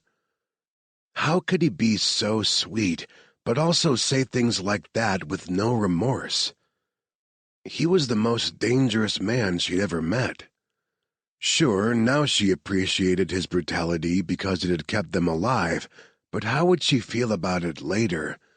Days, months, years down the road, would his violence bother her? She'd taken an oath to do no harm. How could she honor that and accept both sides of him? She gave herself a mental shake. Silly questions.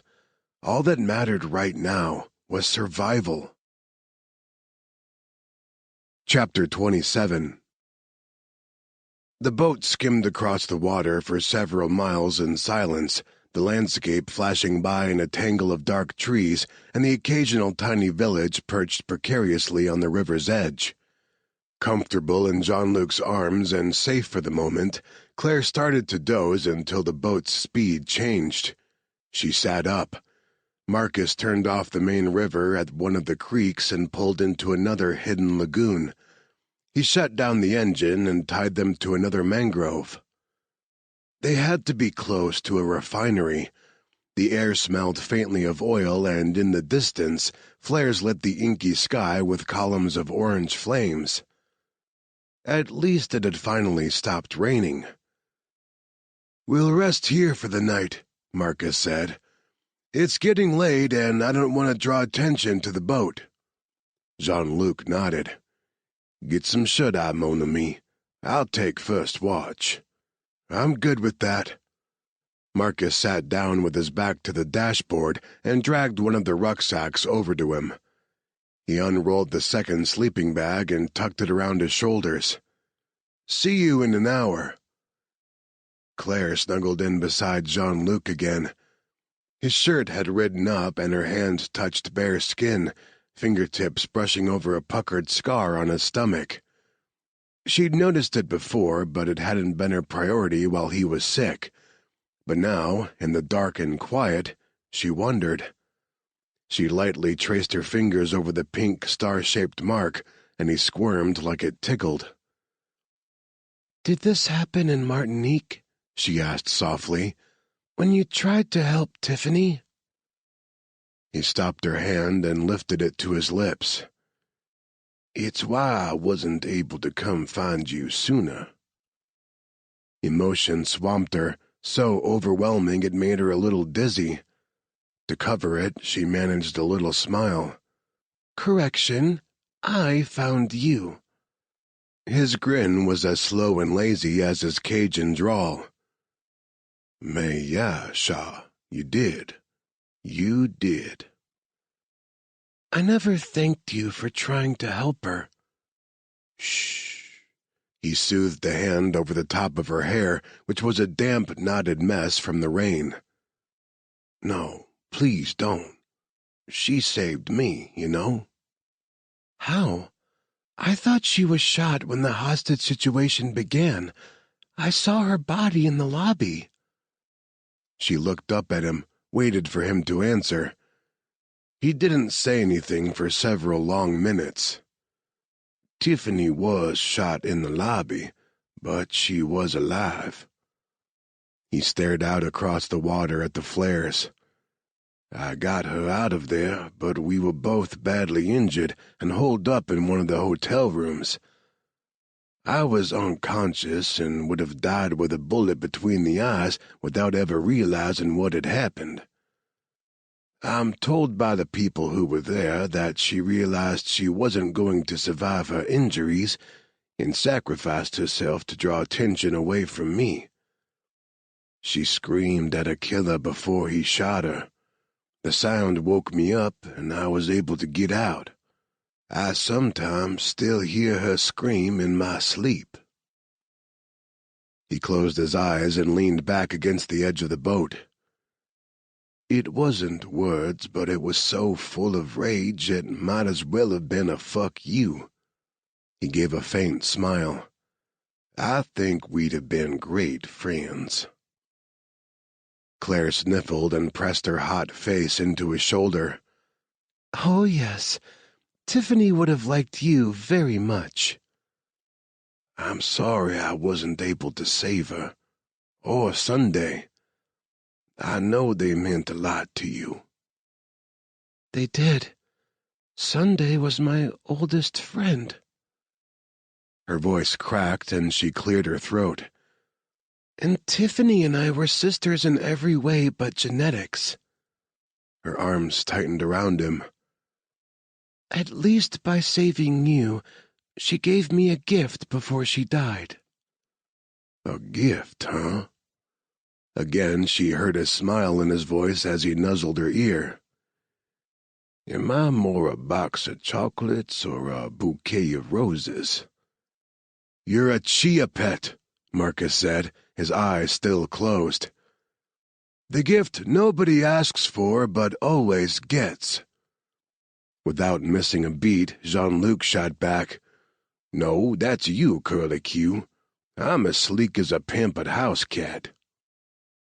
Claire looked back and forth between the two of them and burst out laughing. "Oh, God! You two are like an old married couple."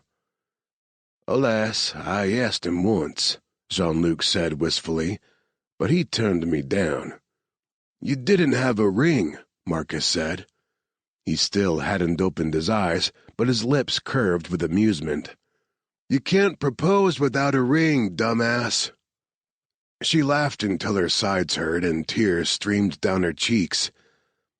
The guys were probably trying to take her mind off all the horror of the last few hours. She needed a release from the pressure of all the emotion building up inside her, and the laughter helped. Only it didn't last. The giggles grew hysterical, and then morphed into sobs. "Oh, Sha." Jean-Luc scooped her up and cradled her on his lap until she finally sobbed herself into oblivion. For a long time after Claire drifted to sleep, the only sounds were the lapping of water against their boat and the occasional whoosh of a gas flare somewhere nearby on land. "Hell of a night," Marcus said softly, breaking the silence. Jean-Luc combed his fingers through her hair. She still had dried tears streaking her pale face, but she didn't look as haunted now. That was good. She needed a bit of quiet. "They were after her." "Yeah. Think Defion was behind the militant attack?" "I have no doubt. They weren't going to risk infection by going in after her and needed to flush her out. What better way than paying off the friendly neighborhood militant group?" "Well, we can't hide here forever. The way I see it," Marcus said and held up 2 fingers, "we have 2 options. One, we can go 30-some miles upriver to Port Harcourt and risk running into more militants or Defion." "True, but it's the closest population center. From there, we could catch a flight to Lagos, where Tuck owns a hotel." Martinique had been one of Quentin's hotels. Fat lot of good it had done there. "I don't like it. Too much risk." A pause. "Since when have you been averse to risk, Cajun?" "Since he started caring for someone more than himself." He held Claire closer and glared across the boat at Marcus. "We gotta get her out of Nigeria." "Uh-huh." Marcus dragged out the word and said nothing else for several long minutes. Then he sighed. "The other option is riskier if you ask me. Bioko Island is, give or take, 180 kilometers southwest of here. A 3 to 4 hour boat ride. We have enough fuel to make it." "Hold up, mon ami. Bioko Island? Isn't that part of Equatorial Guinea?" "Yep. Malabo is the next largest population center in the area with an airport." "Merde. No, that's not an option. We have no intel, no money, no local assets. We step foot in that country and we'll definitely be detained. Don't know about you, but I don't want to see the inside of their prison system when they're consistently one of the worst human rights violators on the planet." Marcus held up his hands. "Hey, dude, you wanted another option. I gave you the 2 I see." Jean-Luc rubbed a hand over his jaw. The beard he had yet to shave scratched at his abraded palm. "We'll have to risk the river to Port Harcourt. There's no other choice." Chapter 28. The Hornet's Nest, somewhere over the Atlantic Ocean. "All right, guys, attention front." Laney Del Cambre walked to the conference table in the war room of Hornet's jet, affectionately called the Hornet's Nest. The noise in the room settled into silence. Harvard grinned at Laney from behind his computer. He couldn't help it. Although this was her first official outing as field commander, she already commanded so much respect from these badass men. With good reason. She was a badass in her own right. Laney nodded at him, a small smile quirking her lips. He knew she thought he was adorable. Like a puppy. His grin faded at the thought. Shit. She'd never see him as a badass. With her now field commander, would he ever see combat? "Harvard?" Laney said, in a tone indicating it wasn't the first time she'd called his name. Jesse Warwick, team medic and Laney's husband of less than a month, leaned over the table and waved a hand in front of his face. "Hey, kid, everything okay? You here with us?" Kid. God damn it. He felt a bad mood creeping on, his muscles tensing under the weight of the anger settling around his shoulders. "Yeah, I'm fine." He hit a key on his laptop, and the wall screen behind her lit with a map of the Niger Delta region of Nigeria. Several red circles dotted the map. "So you all know why we're going," Laney began. "The fucking Ragin' Cajun," someone muttered, which pretty much summed up Harvard's feelings toward the guy right now. "Yes," Laney said with the patience of a saint. "This is a rescue mission for 2 of our men who need help." She pointed to a spot on the map Harvard had marked with a small yellow X. "This is Dr. Claire Oliver's last known location. We get to here, we'll find our men. There are no roads in or out, so once we land at Port Harcourt, we'll continue by boat." While Laney continued the briefing, Harvard took a moment to study the men around the room. Ian leaned back in his seat and propped his feet on the table while Tank snoozed peacefully beside his chair. Jesse glared across the table at the explosives tech, but thankfully said nothing.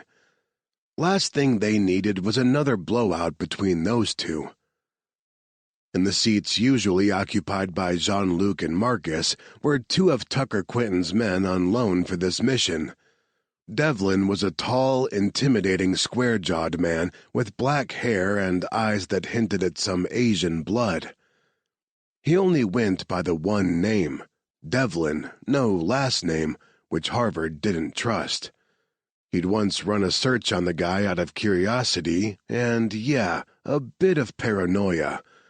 He'd come up with nothing, nearly impossible since nowadays a person couldn't sneeze without leaving some kind of electronic trail. But Devlin was a walking, breathing ghost. Sean Carreras, on the other hand, was an open book. His father was a Mexican-American laborer who still lived and worked in New Mexico.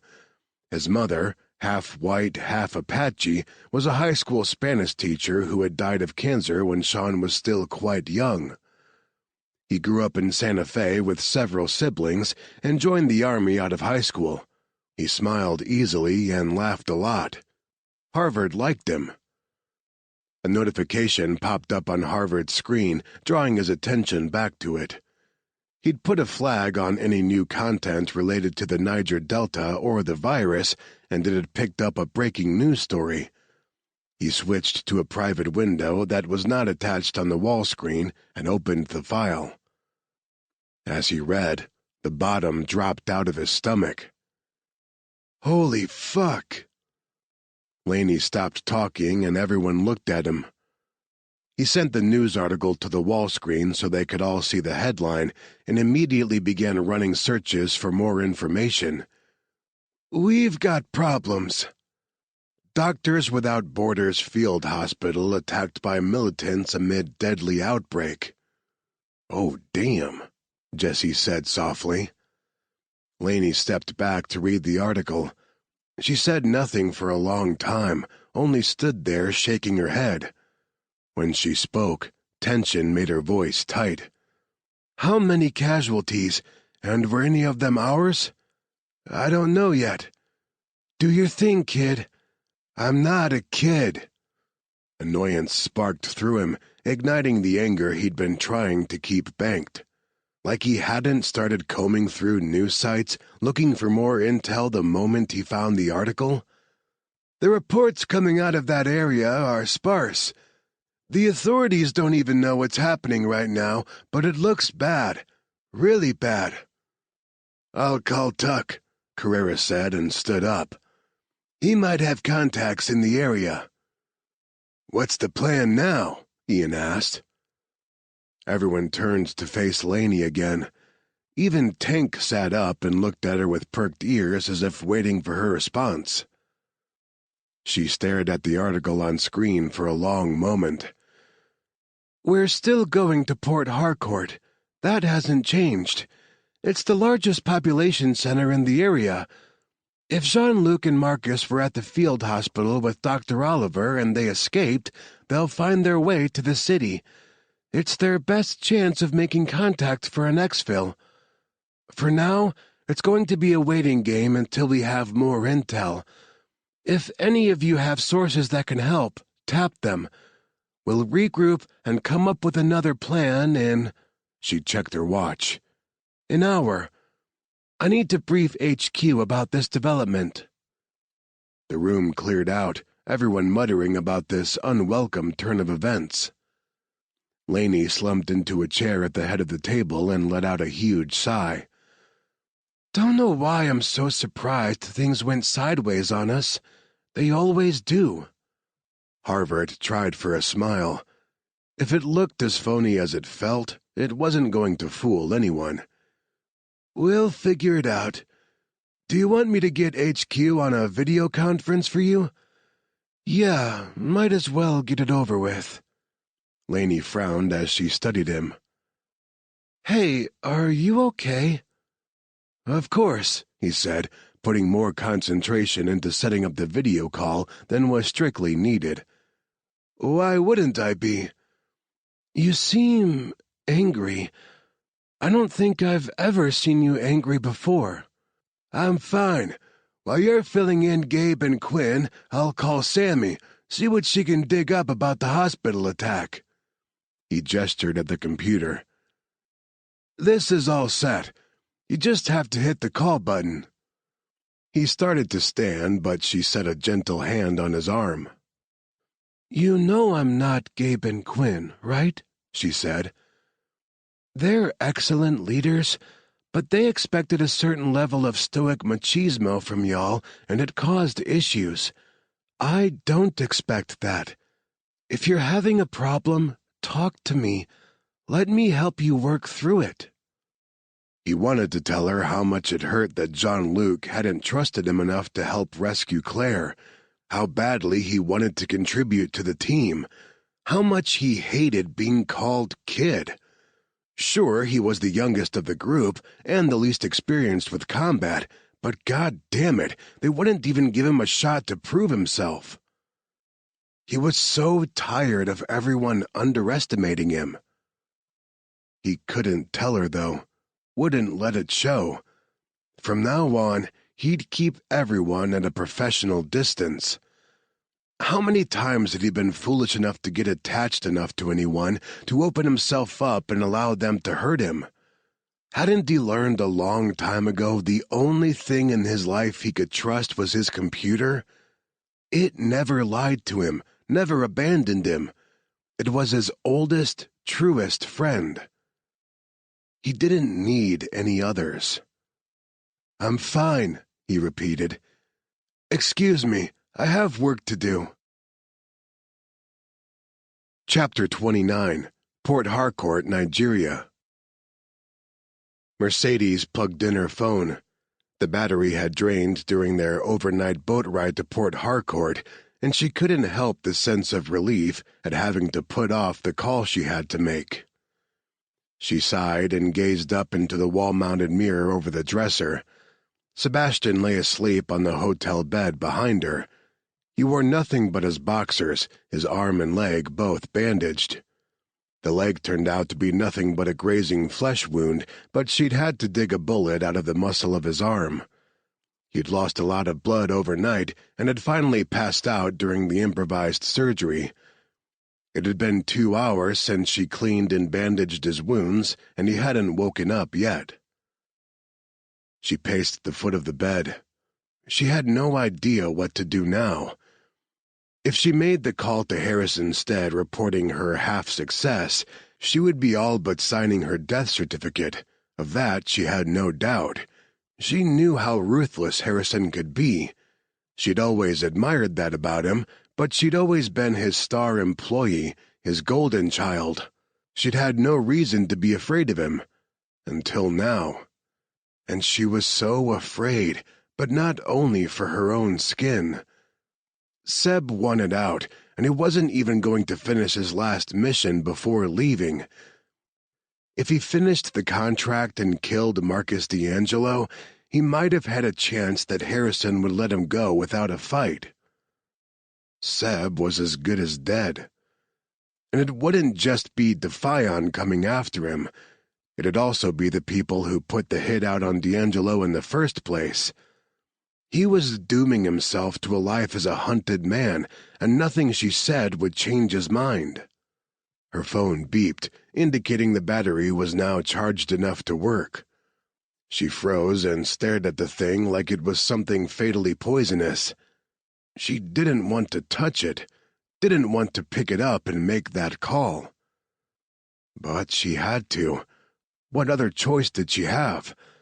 As much as her heart screamed she should, she couldn't run away with Sebastian. They'd both be dead. At least if she made the call, admitted her failure, Harrison's rage would be so focused on her, Seb might have enough time to disappear. Decision made, she strode over to the phone and picked it up before she changed her mind. Except the beep hadn't been from her phone telling her it was back online. It had been from a tracking device coming into range. Holy shit. Dr. Claire Oliver still had the tracker the pickpocket had planted on her in Lagos. Mercedes opened the tracking app and let out a delighted laugh when she saw the blip. If this thing was accurate, Dr. Oliver was also in Port Harcourt. Mercedes grabbed her weapons and stopped only long enough to kiss Seb's forehead before she left the hotel.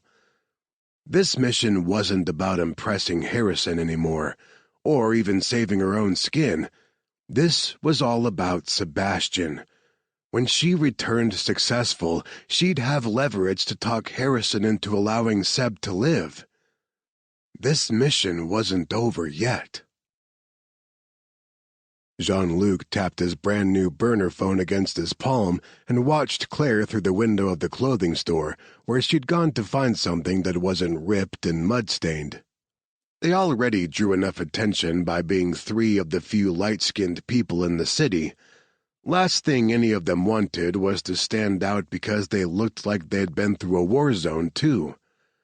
She'd changed into a traditional Nigerian dress full of bright colors and patterns and carried her dirty clothes in a shopping bag as she spoke with the shopkeeper.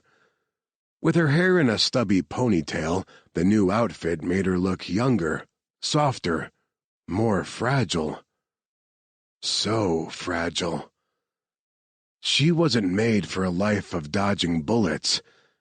And to think of all the times he nearly lost her in the last 24 hours? Mad. It made him quake inside. He wanted to wrap her in Kevlar and keep her safe. "Hey!" Marcus waved a hand in front of his face. "Cajun, you gonna make the call or what?" He scowled down at the piece of plastic in his hand. It was a crappy flip phone, the likes of which he hadn't seen since his early days in the CIA. He opened it, closed it, opened it again. He'd forgotten how satisfying that whole feature was. "Dude," Marcus said with exasperation and held out his hand. "If you're not gonna—" He pushed the hand away. "I'll do it." He just dreaded it.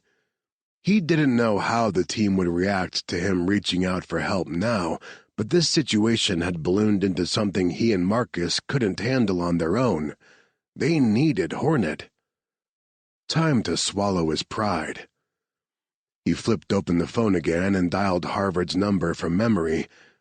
He figured if he owed anyone an apology first, it was the kid who'd had his back since the CIA. 1 ring. 2. The knots in his stomach tightened. The line connected. "This is Eric Physic." "Hey, Harvard let out a stream of curses colorful enough to make even their ex-Navy SEAL bosses wince. Jean-Luc grinned through the tirade. The kid was fairly straight-laced, but when he was annoyed, he could swear with the best of them. "I deserved that," he said when Harvard wound down. "And then some. What's your 20? Who are you with?" "Is this a secure—" "Don't even insult me like that," Harvard said in a cold voice. Jean-Luc's grin faded. Well, shit. The kid was genuinely pissed off. Port Harcourt.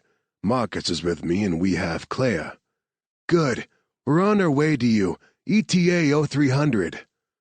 So Hornet had been looking for them all along. Harvard, genius that he was, had probably found them.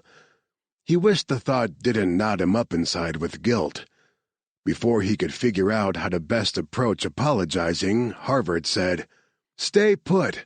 I'll find you lodgings for the night and text you the address," then hung up. "Sounds like the kid's mad," Marcus said. Jean-Luc shut the phone. Harvard had been itching to get out from behind a computer and into the field, and Jean-Luc had promised months ago to give him that shot at the first opportunity. But when he started this mission, he hadn't been thinking rationally.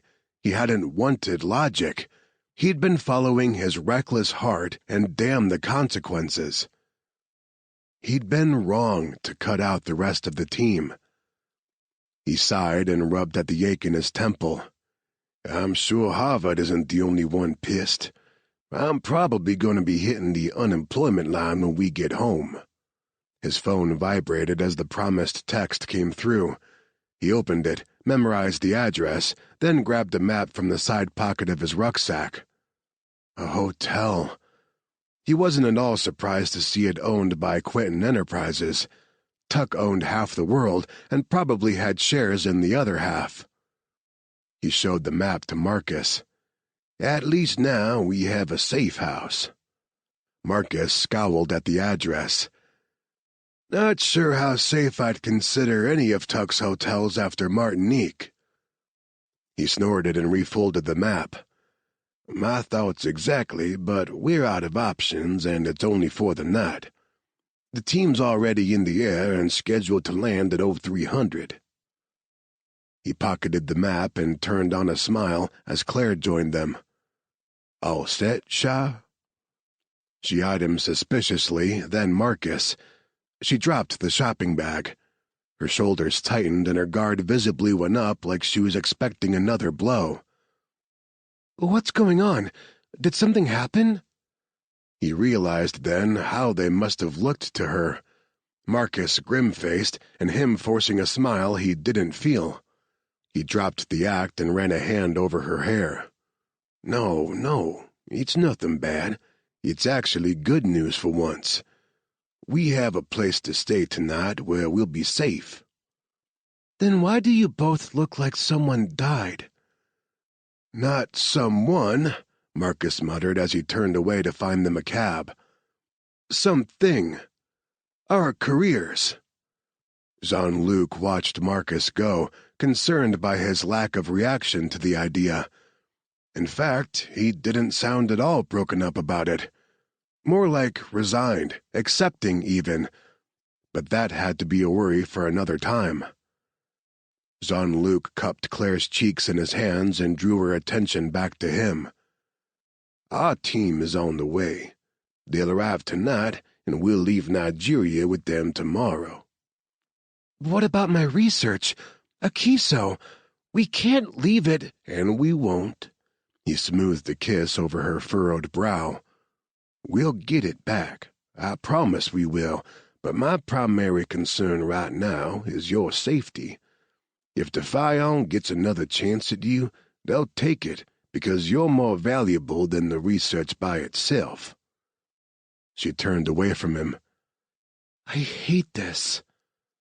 He reached for her, but thought better of it and instead picked up her bag. "I know you do, Shah. We'll make things right." "I don't think anything will ever be right again. I shouldn't have created Akiso." "Well, I, for one, am glad you did." She shook her head and took the shopping bag from his hand. Without another word, she walked over to where Marcus held a cab for them.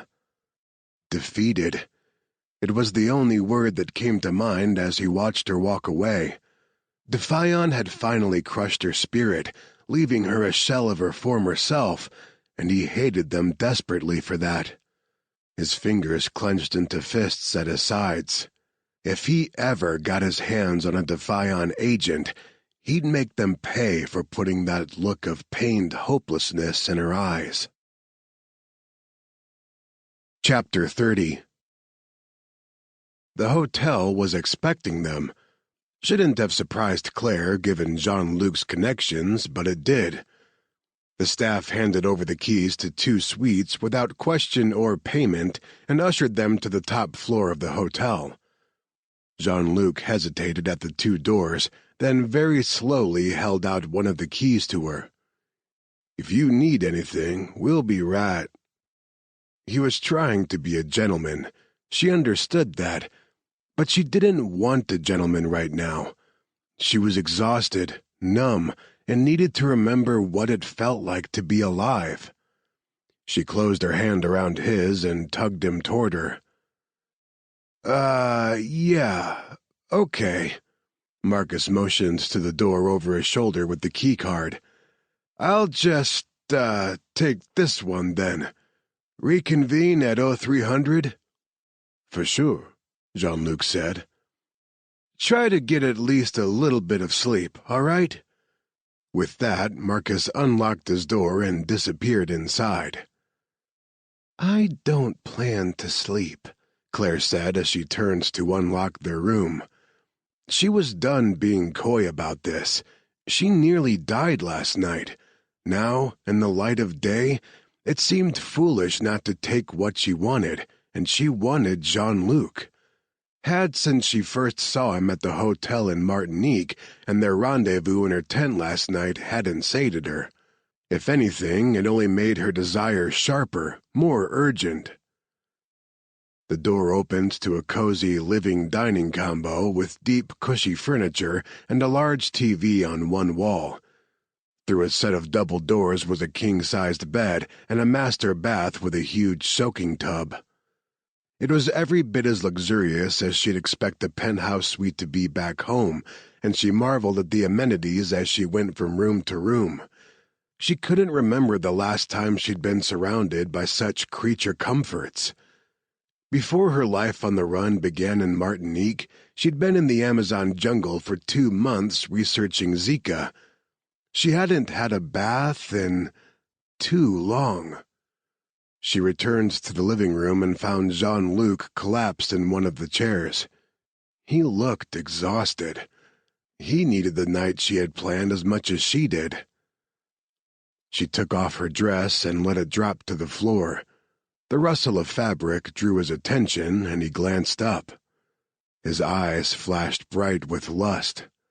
As she stripped off her panties and let them fall into the colorful pool of her dress, he devoured her with his gaze, ravished her without even touching her. A sound of pure masculine need rumbled from his chest. You're beautiful." She started toward him, but he held up both hands as if to ward off her advance. Surprised by his resistance, she stopped. Told herself not to be embarrassed by her boldness. She hadn't misread him. She knew she hadn't, and yet... "Don't you want this?" "More than you know. But..." He seemed to struggle with what he was about to say. "But first, listen. I can't be with you without... Oh, merde, this is hard. Claire, I've been with a lot of women. A lot. A few men, too, if I'm honest. I've been in my fair share of threesomes." Oh, was that all? Tension seeped out of her. If he thought he was talking her out of having sex with him, he was sorely mistaken. "I've never had a threesome.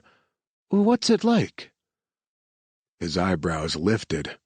Surprised him, had she? "A lot of stray body parts and multitasking," he said, watching with rapt attention as she closed the rest of the distance between them. I'm great at multitasking. Should we invite Marcus to join us?" His fingers dug into her hips and pulled her possessively toward him. "Fuck no. You're mine, and I'm not good at sharing what's mine." She straddled his lap and started unbuttoning his shirt. "I thought you were cursed with celibacy." He watched her fingers work, his breaths coming faster with each button she released. "Who told you that?" "Marcus." "Asshole doesn't know how to keep his mouth shut." "So it's true." She traced a finger down his exposed chest and abs to the edge of his jeans. "You think you're cursed?" "Yes, I am. Was. Am. I don't know anymore." On a groan, he squeezed his eyes shut and caught her wrist. "I was a man-whore whose life's mission was to fuck. I was always safe, but I was never discerning, and I hate myself for it. Maybe a shrink would say I've always hated myself, and that's why I use sex like a drug and—" He stopped talking, and when he opened his eyes, she saw a vulnerability in him she'd never glimpsed before. "Claire, I don't want tonight to be like that, to have that underlayer of desperation." She leaned in, pausing with her lips barely touching his. "This isn't desperation. I told you I want to live. My close call last night only cemented that decision for me. I want to live, and you make me feel more alive than anyone I've ever known." He closed his eyes for a moment. "I don't want you to regret anything." "I promise, no regrets." She kissed him, a light feather brush of her lips back and forth over his until he opened his eyes again. "Let's be a bit reckless. Just for tonight." "Oh, I can do reckless." He lunged forward to return her kiss, but she backed away before their lips touched. She stood up and grinned at his disappointed frown. "But first, I want a bath." Without waiting for his response, she dashed toward the bathroom. She heard him cursing as he struggled to get out of the deep chair and give chase. He caught her just as she leaned over the tub to start the water. "Tease?" His hands clamped around her hips and drew her rear back against the firm ridge of his arousal. He still wore his jeans and rocked forward, rubbing the fabric against her butt cheeks. The denim rasped over her sensitive skin, made her nipples harden, and her arms and legs shake. "Do you still want me to fuck you with my cock?" His voice rumbled next to her ear, followed by a nip at her earlobe that sent her reeling. "Or would you rather have my fingers, my mouth?" She gripped the edge of the tub for support. "Yes." His laughter was wicked, his breath hot on the side of her neck. "Yes, what?" He slid a hand down the front of her body and parted her with 2 fingers while a third rubbed circles around her clit. She gasped. "I want all of you." "I can tell. You're soaking my fingers. I'll fuck you right here with your ass up in the air and you hanging on to that pretty tub. Hard and fast." The rhythm of his hips changed, pumping against her backside, fulfilling the promise of his words. "Is that how you want it?" She whimpered and thrust her rear toward him. Her mouth had gone dry. It felt like all the moisture in her body had flooded between her legs, readying her channel to accept him. She licked her lips, but her voice still came out a rasp. "Yes, take me right now, hard, just like this." He cursed and the heat of him left her. She heard a zipper, then the thunk of his pants hitting the floor. She glanced over her shoulder. He still wore his white shirt, unbuttoned, but he was naked from the waist down, and his impressive length jutted straight out from his body as if reaching for her. He took a condom from his jeans pocket and roughly rolled it on, then he was behind her again, his cock seeking at her entrance. He kicked her feet wider, put a hand on the back of her neck, pushing her head down toward the rising water in the tub, and slammed all the way into her. Their joining was violent and perfect, both pain and pleasure.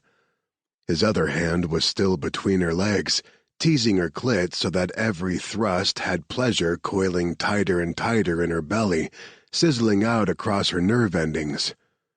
Her fingers and toes tingled, her head filled with white noise as he continued the punishing rhythm, all the while whispering naughty-sounding things in languages she didn't know. That coil inside her snapped taut, and sensation flooded her body, so bright and sharp it verged on pain. A primal scream ripped from her throat and bounced around the bathroom's tile walls, mingling with the erotic slap of their bodies as he hammered into her once, twice more, then he groaned and she felt him convulse inside her. Gasping and sweat-slicked, Claire collapsed against the tub. With past lovers, she'd rarely climaxed, and when she had, it was soft and sweet. Nothing like this. He released his grip on the back of her neck. He probably left his fingerprints in her skin there, and the thought of it gave her a heady sense of satisfaction and anticipation. She'd leave her own marks on him before the night was over. Jean-Luc heaved in a breath and pushed himself upright. They both shuddered when he pulled out of her. She missed the heat of him immediately, wanted him back inside her. He muttered something in French and sat down hard on the side of the tub.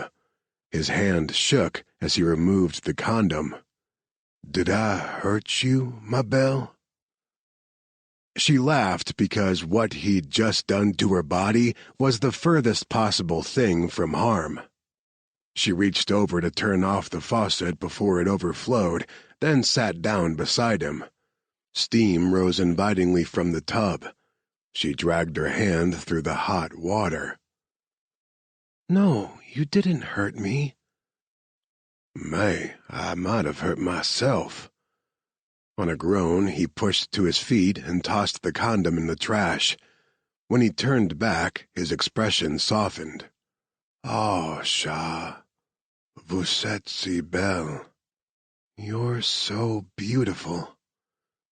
Suddenly self-conscious, she took her hand from the water and pushed a strand of sweaty hair off her cheek. "I'm a mess." "No, you're all rosy and sexy. Gorgeous.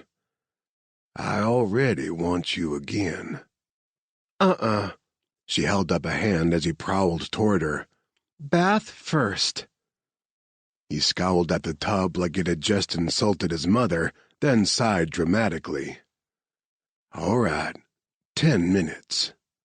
She slid into the water and let out a happy sigh. The blinding orgasm, coupled with the heat of the water, had every ounce of tension seeping out of her muscles. She felt weightless, contented, and a bit sleepy. 10 minutes. She thought she might never leave this tub again. She leaned her head back against the rim and closed her eyes. We'll see about that." "Yes, we will." She couldn't see it with her eyes closed, but heard the slow spread of his grin in his voice. "Bet I can make you beg to leave the tub." She opened her eyes. Yes, there was that grin, all mischief and mayhem. She couldn't help but note his body was recovering fast from the sex. His cock lengthened, hardened, and she felt her nipples tighten, her own body pulsing in anticipation. She splashed him. "No bet." "Afraid you'll lose?" "I know I will." He slid into the water behind her and picked up a bar of soap, rubbed it over her breasts, rasping his thumbs deliberately over her hard nipples. "Let's see how long you last. I say you'll be begging for my cock again long before the 10 minutes is up." She dropped her head back on his shoulder. "I don't like to lose." "Competitive, are you? I like that in a woman. Makes things interesting." His hand moved lazily down her belly, then lower. He slid the bar of soap between her thighs. The slippery sensation made her gasp, and Jean-Luc took the opportunity offered by her open mouth to kiss her deeply. He dropped the soap and used his fingers to... Oh, God!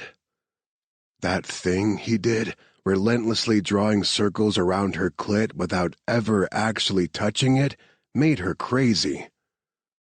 His laugh was all wicked pleasure in her ear. "Are you begging yet? Because if you are, I really want to get you into a bed so I can take my time," she whimpered, because his teasing fingers just weren't enough friction. "I can't hear you, my belle." He stopped with the maddening circles and pressed his thumb right to the sensitive bud. She bucked against his hand. "Oh my God! Yes! Now! We need to get out of the tub, now!" "Yeah, that's what I thought." He laughed softly and nipped at her earlobe. He scooped her up and climbed out of the tub, not bothering with the drain or stopping to dry either of them off. As he carried her into the bedroom, she imagined cliff diving must be a similar experience to sex with Jean-Luc. Terrifying, thrilling, a little bit dangerous, and so very addicting. Chapter 31. Jean-Luc settled her on the big bed and took a moment to just look at her. All of that soft skin, damp and rosy from the hot water of the bath. Her nipples tight peaks begging for his mouth and tongue. Her eyes, hot and seductive, beckoning him to join her on the bed. He leaned down on one arm and delved his fingers into her damp hair, turning her head toward him. He brushed his lips over hers. "I'm gonna make you feel good tonight, Claire." She huffed out a laugh. "Like you haven't already." "I'm just getting started." She moistened her lips with the tip of her tongue. "Then put your mouth on me." She slid a hand down her body to the apex of her legs. "Here." Yeah, he was all over that. He crawled onto the bed and skimmed his lips down her rib cage. "Do you have more sweetness down there for me, or did the bath wash it all away?" She groaned and arched toward his mouth, even as she touched herself. "It's there. I'm wet for you." "Greedy girl." He grinned against her skin and slid lower. "Get your fingers out of there. I'm going to taste you on my tongue. I'm going to lap you up. I want your juices in my mouth, sliding down my throat when you come." She squirmed under him, making frantic, urgent noises, wordlessly begging him to move faster. He reached up and laid a hand across her ribcage, pinning her down. "Nuh-uh, Sha. I was born in the bayou where everything moves." He dipped his head and flicked his tongue across her folds. "Slow."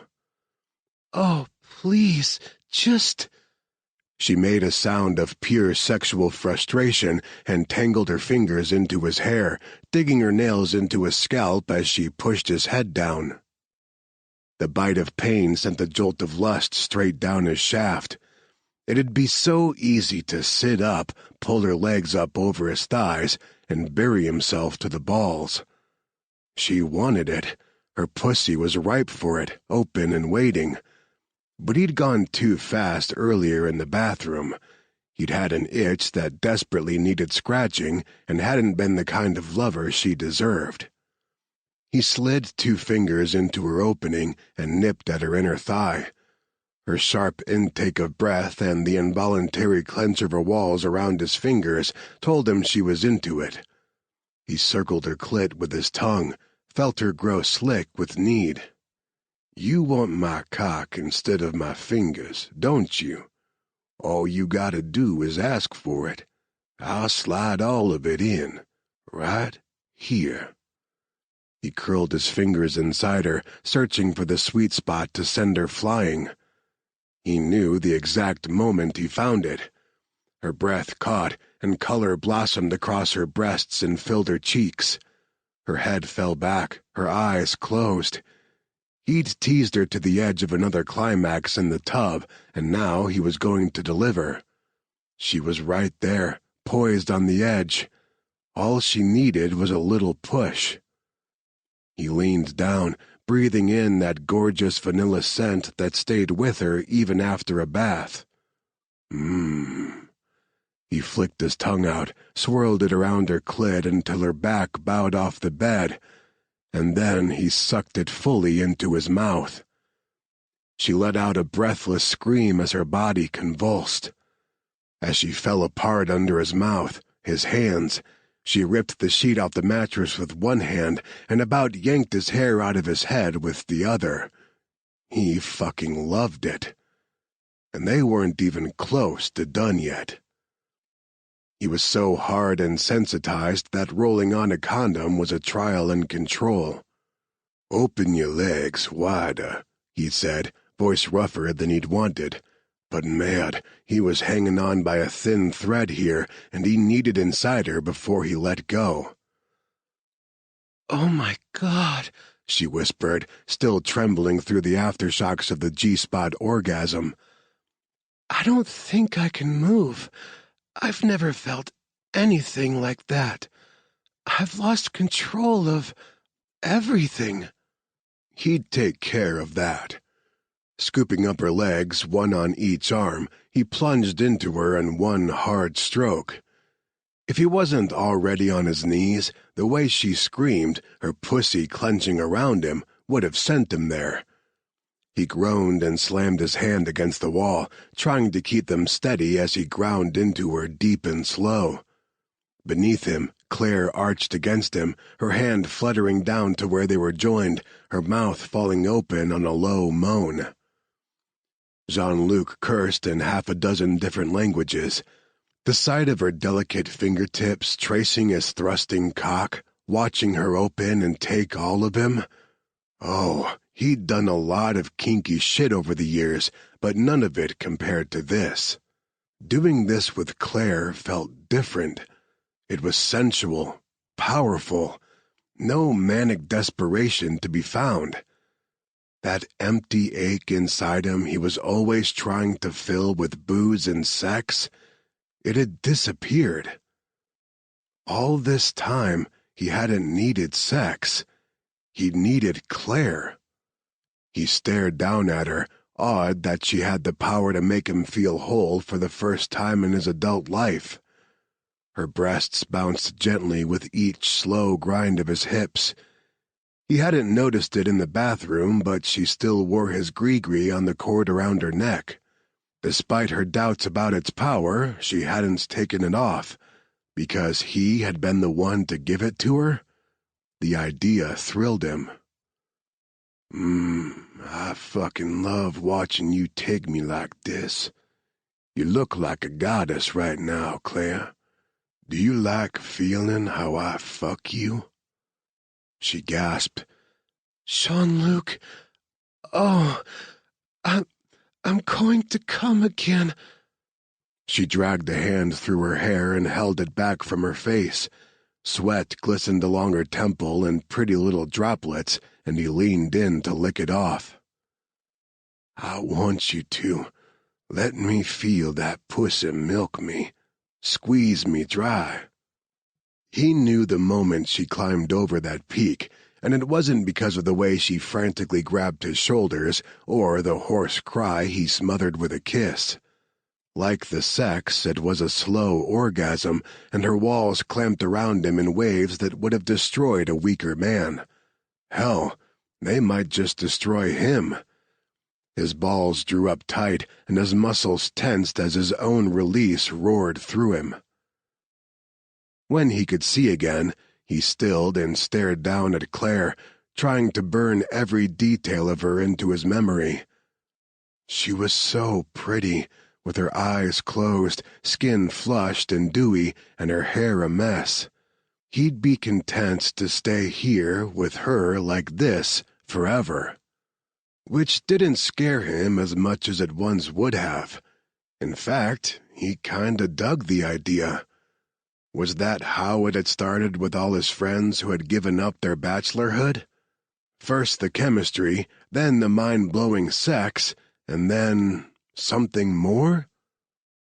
Mais là, was he falling in love with Claire? Now that scared him.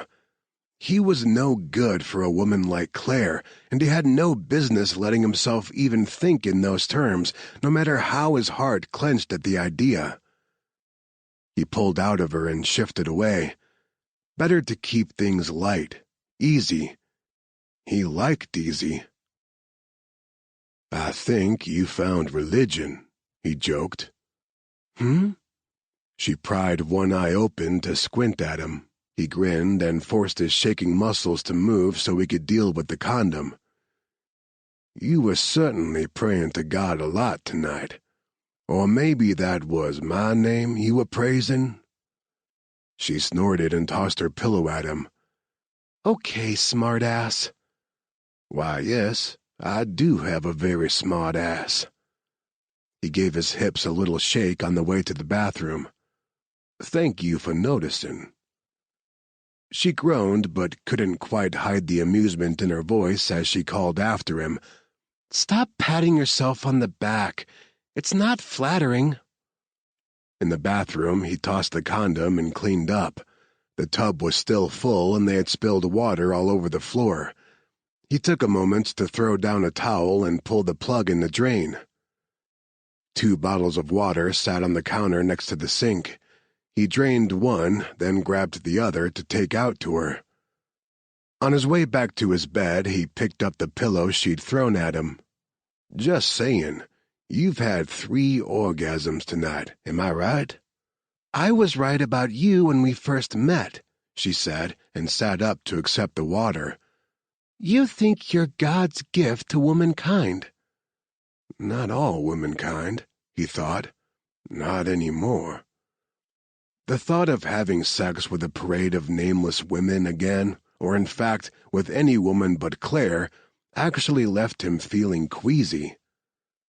Holy shit. He was in trouble, maybe the most he'd ever been in. And he didn't want out. Chapter 32. "You've done well," Harrison said. "You managed to get the research, which was more than that bonehead Briggs accomplished in Martinique. Bioteric is pleased, and I'm proud of you." Mercedes closed her eyes. She used to live for those words from him. For most of her life, her only goal had been to be a perfect little weapon he could aim and fire with deadly accuracy. She'd been blind when it came to this man, but no more. His favor changed as often as the weather, and she was done trying to win it. "I'm glad." Her voice came out normal, steady even though she was shaking with fear inside. "Because I have a request. A favor. It's important to me." "Whatever it is, I'm sure we can accommodate you. Within reason, of course." Somehow, she doubted her request to let Seb leave would be considered within reason, but she had to try. She opened her mouth to ask, but never got the words out. Harrison steamrolled over her. "I'm told Bioteric has a representative in the city. He's on his way to you to secure the research." She glanced over to the elevator Dr. Oliver and her Hornet bodyguards had used. "What about the doctor?" "Their representative will speak to her, but if she still refuses their generous offer, you know what to do." Claws of dread scraped down Mercedes' spine. She'd killed before in the line of duty and likely would again, but not like this. They had Dr. Oliver's research. What was the point of continuing to pursue her? Maybe Seb had it right. Maybe the only way out was to just leave. Fade away, disappear, and hope to hell Harrison and Defion never found them. Instead, she said, "I'll do what needs to be done." Because it was as close to the truth as she could get. She'd do whatever needed to be done to protect Sebastian, even if it didn't align with Harrison's agenda. Good girl. You always were my favorite. She hated when he said that. She really did, because it simply wasn't true. He'd had a favorite before her, a man who could do no wrong in Harrison's eyes. Harrison had even let the guy leave Defion, the first to do so successfully. Supposedly, her brother had been the second, but she highly doubted Xander had made it out. Every year on their mother's birthday, he put peonies on her grave, her favorite flowers. But the bouquet hadn't appeared this year. If Xander was alive and free somewhere, he'd have found a way to make it happen. The bioteric rep should be there within the hour, Harrison continued, all business again. He requests you wear a red scarf tied twice around your neck and meet him in the hotel bar. She dragged her focus back to the conversation. That's unusual. He's an unusual man. Just give him the research and your job is done. Unless, of course, Dr. Oliver refuses Bioteric's offer. She drew a breath in preparation to approach the subject of Sebastian, but Harrison hung up before she got a word out. Shit.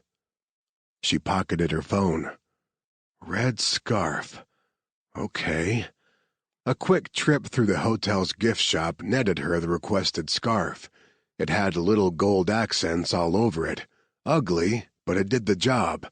She tied it twice around her neck, a ridiculous look since the temperature sat at 88 degrees with 100% humidity, and headed to the bar. She may as well have a drink or two while she waited. She was sipping her third when the bioteric rep showed just about an hour later.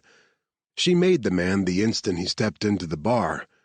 He wore his salt and pepper hair in a comb-over and dressed like an English professor, complete with the elbow patches on his jacket. Who wore a jacket in this heat? Oh, right. The man who made her wear a scarf. If that wasn't him, she'd eat the damn itchy scarf. He scanned the room. When he spotted her, his pock-marked face showed only the faintest flicker of interest. At least until he saw the cooler on the floor at her feet, then a polite smile ticked up the corner of his lips. It wasn't real, though. There was something plastic about it. Calculated. Empty. He slid into the booth across from her like they were old friends settling in for dinner together. I'm so happy to meet you. I hope your trip here wasn't too difficult. Although he spoke English well, his accent said he was native to a German-speaking country. But the words themselves, polite as they were, he delivered them with zero emotion. It was disconcerting. It was fine. Here's the research. She grabbed the bag from the seat beside her and handed it to him, not bothering to hide her frown. As a matter of survival, she'd learned how to read people a long time ago and saw through him like glass. His politeness was as empty as his smile, a ruse, a thin layer of manners hiding contempt. He didn't like her, probably viewed her as beneath him, inferior. That wasn't anything new. His gaze dropped to the cooler. Is that the sample? She nudged it out from under the table with her foot and scooted out of the booth. My job is done. He caught her arm snake-bite fast. What about Dr. Oliver? Her stomach clenched and all of her internal alarm bells clanged. She'd met a lot of bad people in her line of work, but none had ever made her want to recoil from their touch. He did. She scowled at him and shook off his grip. She's staying in this hotel, top floor. She has 2 bodyguards with her. Good luck with them. You'll need it." "I'm not worried," he said, and sat back with a mildly contemplative expression on his face. "Dr. Oliver will see the good in what I'm doing once I speak with her." Having met Claire Oliver, Mercedes doubted it. She yanked off the red scarf as she left the bar and tossed it in the trash on her way out of the lobby. Outside, she drew in a breath of muggy air and tried to shake off the chill that had invaded her body. There was something not right about that man, she thought, as she stepped forward to claim one of the cabs waiting at the curb. Dr. Oliver will see the good in what I'm doing. What was he doing exactly? And if it was so good, why had Claire Oliver been so intent on keeping her research out of his hands? It couldn't be about money. Dr. Oliver was such a goody two-shoes, she'd probably qualify for sainthood. She didn't have a greedy cell in her body. Unease rippled through Mercedes, and she glanced back through the cab's window at the hotel. Not much gave her the willies, but she had them now. Nope, not her problem. She made herself turn around, face straight ahead. She'd done her job, and despite that man sending up all kinds of red flags, she was cleaning her hands of it. Her only goal now was to keep Sebastian alive. Chapter 33. "I think you broke me," Claire said as she lay bonelessly in bed beside Jean-Luc. "I'm a noodle." Noodles. I'm hungry." She smiled into her pillow as Jean-Luc jumped out of bed like he was spring-loaded. Did the man never run out of energy? She was exhausted and could barely lift her head to watch him grab a fresh pair of cargo pants from his pack. He pulled them on, then returned to her side and leaned over the bed to nuzzle her temple. "Want room service, Sha?" At his question, her stomach rumbled so loudly there was no way he hadn't heard it. She hadn't realized how hungry she was until that moment. Her last full meal had been in the mess hall yesterday with Sunday and Marcus. Yesterday. God, it already seemed like a lifetime ago. Jean-Luc laughed softly and straightened. "I'll take that as a yes. Any preferences?" She sat up and dragged the sheet up over her breasts. "No, whatever looks good. I'll eat anything at this point." "One order for whatever looks good coming right up. There's time if you want to shower again." She didn't. She liked that she could smell him on her skin. "No need." He flashed a wicked grin. "Good. 'Cause after I fuel up, I'm gonna want to spend more time between your legs worshiping that perfect pussy." His words, said so casually, made her throb and dampen in anticipation. She'd never had a lover speak to her in such a way before. Never had a lover rock her world like he had either. "It's all yours for the worshipping." He growled low in his throat and took a step toward the bed, but stopped when her belly grumbled again. His gaze dropped to her middle, then roved back to her face in a way that made her feel hot and flushed. She thought for sure he'd come back to bed, but he turned away with visible effort. "Food first," he said as if reminding himself. "Sex later." She settled against the headboard and watched him walk out into the living room, still shirtless. He'd lost some weight, but the man still had the kind of body that inspired wet panties. And it was all hers. She'd never thought of herself as an especially sexual creature, but when he looked at her like he wanted to spend hours ravaging her, she felt sexy and oh so powerful. She liked it. A lot. She snuggled down into the bed, luxuriating in the scent of him on the sheets. She must have fallen asleep because the next thing she knew, Jean-Luc was crouched beside her, smiling as he pushed her hair back from her face. "Dinner will be here soon." "Oh." She yawned and stretched. "I didn't mean to fall asleep." "It's all good. You need sleep, but I want you to eat first. Can you do that for me, Sha?" She nodded and, on a groan, rolled out of bed. She yawned again.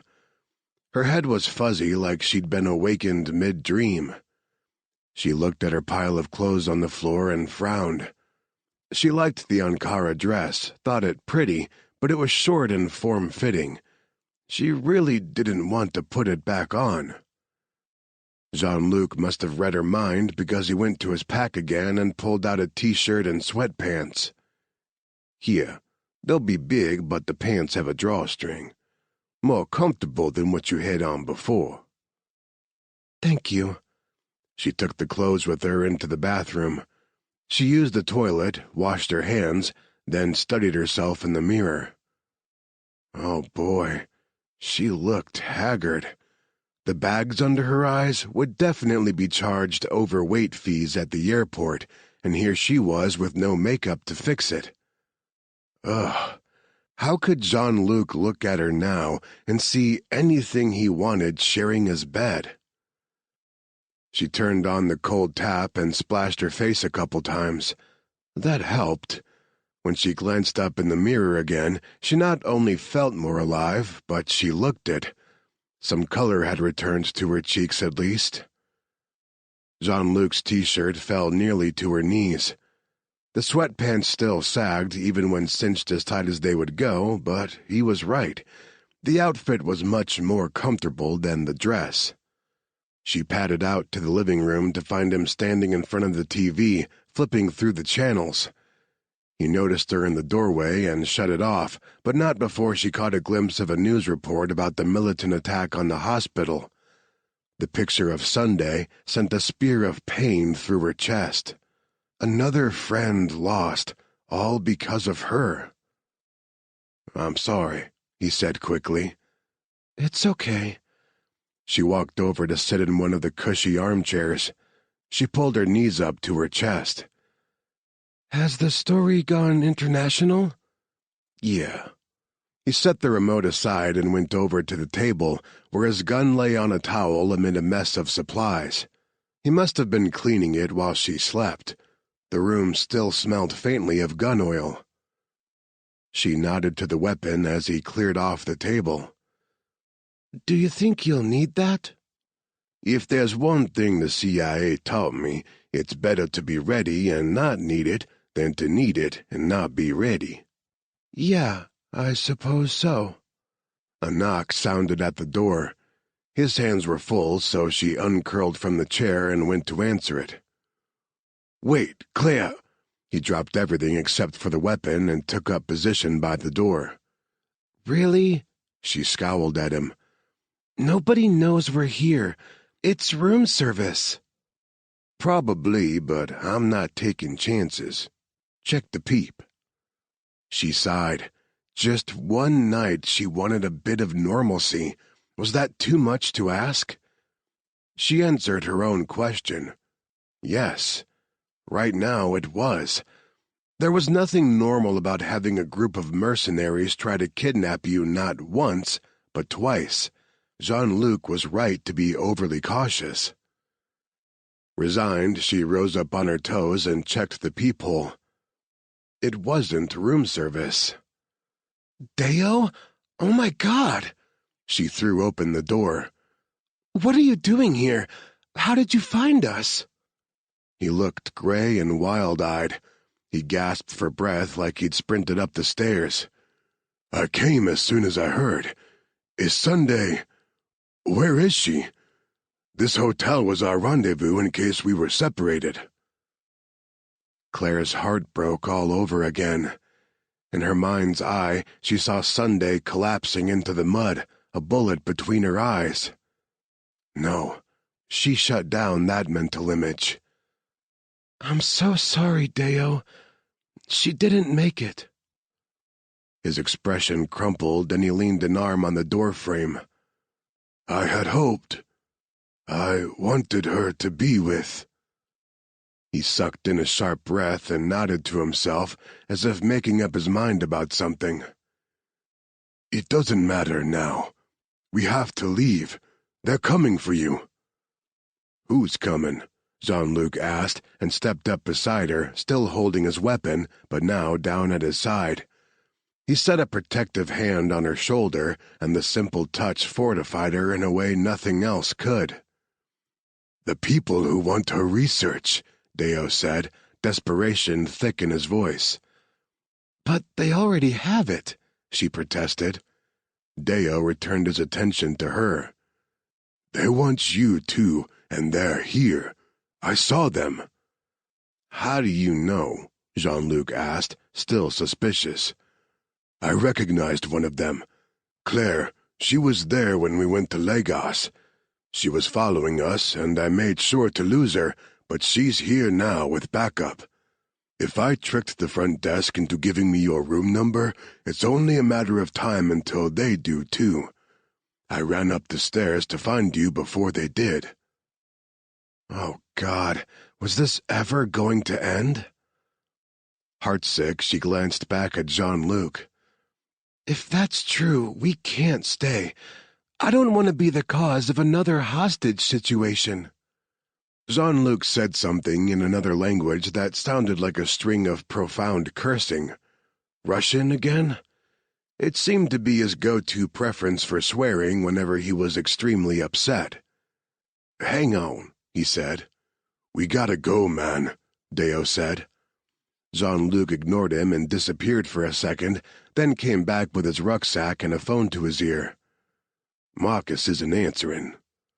He crossed the hall and lifted a fist to knock, but at that moment, Deo tugged on her hand hard enough that her only choices were to follow or fall on her face. "There's no time. They are here now." Deo dragged her toward the elevator. She wasn't wearing shoes and the tile floor was cold under her feet. She wasn't dressed to go anywhere and tried to tug her hand free of Deo's. "Please, can I at least change and get my shoes? Deo, ow!" His grip tightened. She was going to have a bruise. "Jean-Luc!" she called over her shoulder. "My shoes!" Jean-Luc looked at Marcus's door one last time, then ducked back into their room. He emerged a second later and sprinted after them, her sneakers in hand. He caught the elevator just before the door slid shut and nipped inside. Chapter 34. Claire breathed a sigh of relief as the door slid closed. Just having Jean-Luc beside her, she felt safer. He passed her the shoes and she sat down to pull them on. "What about Marcus?" "I'll keep trying to call. Your safety has to be my first concern. How many are there?" he asked Deo and checked his weapon. "Too many to take on by ourselves. Our best option is to run." Deo stopped her from pressing the lobby button and instead hit the one marked basement. "I have a car waiting in the loading dock." The elevator doors slid open and Deo led them through a series of hallways. Finally, he opened a metal door and there was indeed an SUV waiting in the loading dock for them. He ushered them out, shut the door, and stepped in front of it as if blocking it. Only then did Claire get an inkling that something was wrong. "What? Deo, what's—" Jean-Luc pushed her behind him and swung his weapon from Deo to the SUV. "Pouton, you're setting us up!" The SUV's doors opened and 3 men got out. All of them had blonde hair and blue eyes. All of them were muscular and well-armed. "I'm sorry," Deo said softly, tears rolling down his face. "My family is all infected. Without Sunday and without them, I'll have nothing to live for. He told me you have a cure and you weren't going to use it to save anyone. He said he would save my family if I brought you to him. He could give them the cure, then give me money to move them away from here. I had no choice." desperate people. She had warned him weeks ago about the dangers of desperation, and she hadn't listened to her own advice. Deo, there is no cure. Not really. Not yet, at least. Please, don't do this. His face contorted. He was no longer the easygoing, happy man she'd come to know and like. Instead, this was the man she'd gotten a glimpse of at the militant camp, the one who had kicked over an oil drum out of anger. "You're lying!" His eyes bugged, even more wild now, and she noticed the spider webs of red in the whites of his eyes. Spittle flew from his lips. "There is a cure, and you have it. You used it on him. Give it to me." "Don't touch him." She backed away, pulling Jean-Luc with her by his shirt, which had the unfortunate consequence of putting them closer to the SUV. But that was not her main concern at the moment. "Deo, you're infected." Jean-Luc glanced at her, horror in every line of his expression. She read his thoughts loud and clear because they echoed her own. Deo had touched her. Her heart beat a wild rhythm, threatening to knock right out of her chest, but she tried to keep her voice even. "It spread through bodily fluids. I should be okay." Deo lunged forward. "Give me the cure!" Jean-Luc brought his gun up and leveled it on Deo's chest. "Touch her again, and I'll drop you." That cold, implacable tone raised the hair on her arms. This situation was bringing out the worst in everybody that meant anything to her. First Deo, and now Jean-Luc. The man standing next to her now wasn't the sweet, funny man she was falling in love with. This was the version of Jean-Luc that scared her. Ruthless. A killer. She set a hand on his arm and felt his muscles tense under her fingers. He wouldn't let her push his gun down, so she stepped in front of him instead. He cursed. She ignored him and pulled her shirt up over her nose and mouth as a makeshift mask before focusing on Deo. The man was scared for his family and hurting. He'd made bad decisions, but that didn't mean he deserved to die. "Deo, please listen to me. I only have research. It's not complete. Who filled your head with this other nonsense about a cure?" "I did." A fourth man climbed out of the SUV, carrying a cooler Claire recognized. He had a German accent. She recognized him, too, but she couldn't place a name with his pock-scarred face. She dug her fingers into Jean-Luc's arm to get his attention. "He has a kiso." And just like that, she flashed back to the first time she'd seen the man. She couldn't recall his name, but he'd approached her at a conference last year and offered her an obscene amount of money for a kiso. When she flatly refused, he'd offered her a job working for... "You're with Bioteric." "I own Bioteric," he tisked. "We could have done this the easy way, Dr. Oliver, but you refused my every offer." She huffed out a breath in disbelief. "So you killed Tiffany and Sunday and all of those people in Martinique and here at the field hospital—" "Claire," Jean-Luc said with a soft bite of warning in his tone. She ignored him. "All for what? To corner the market with a kiso so you can make more money?"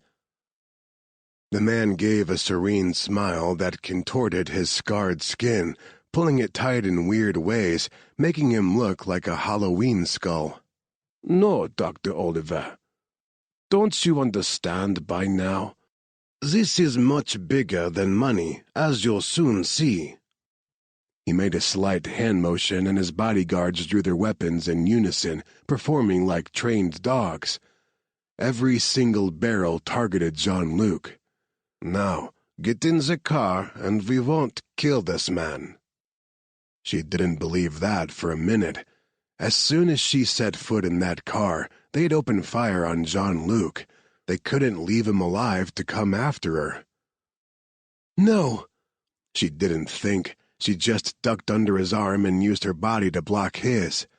"If you want a kiso, you can't kill him."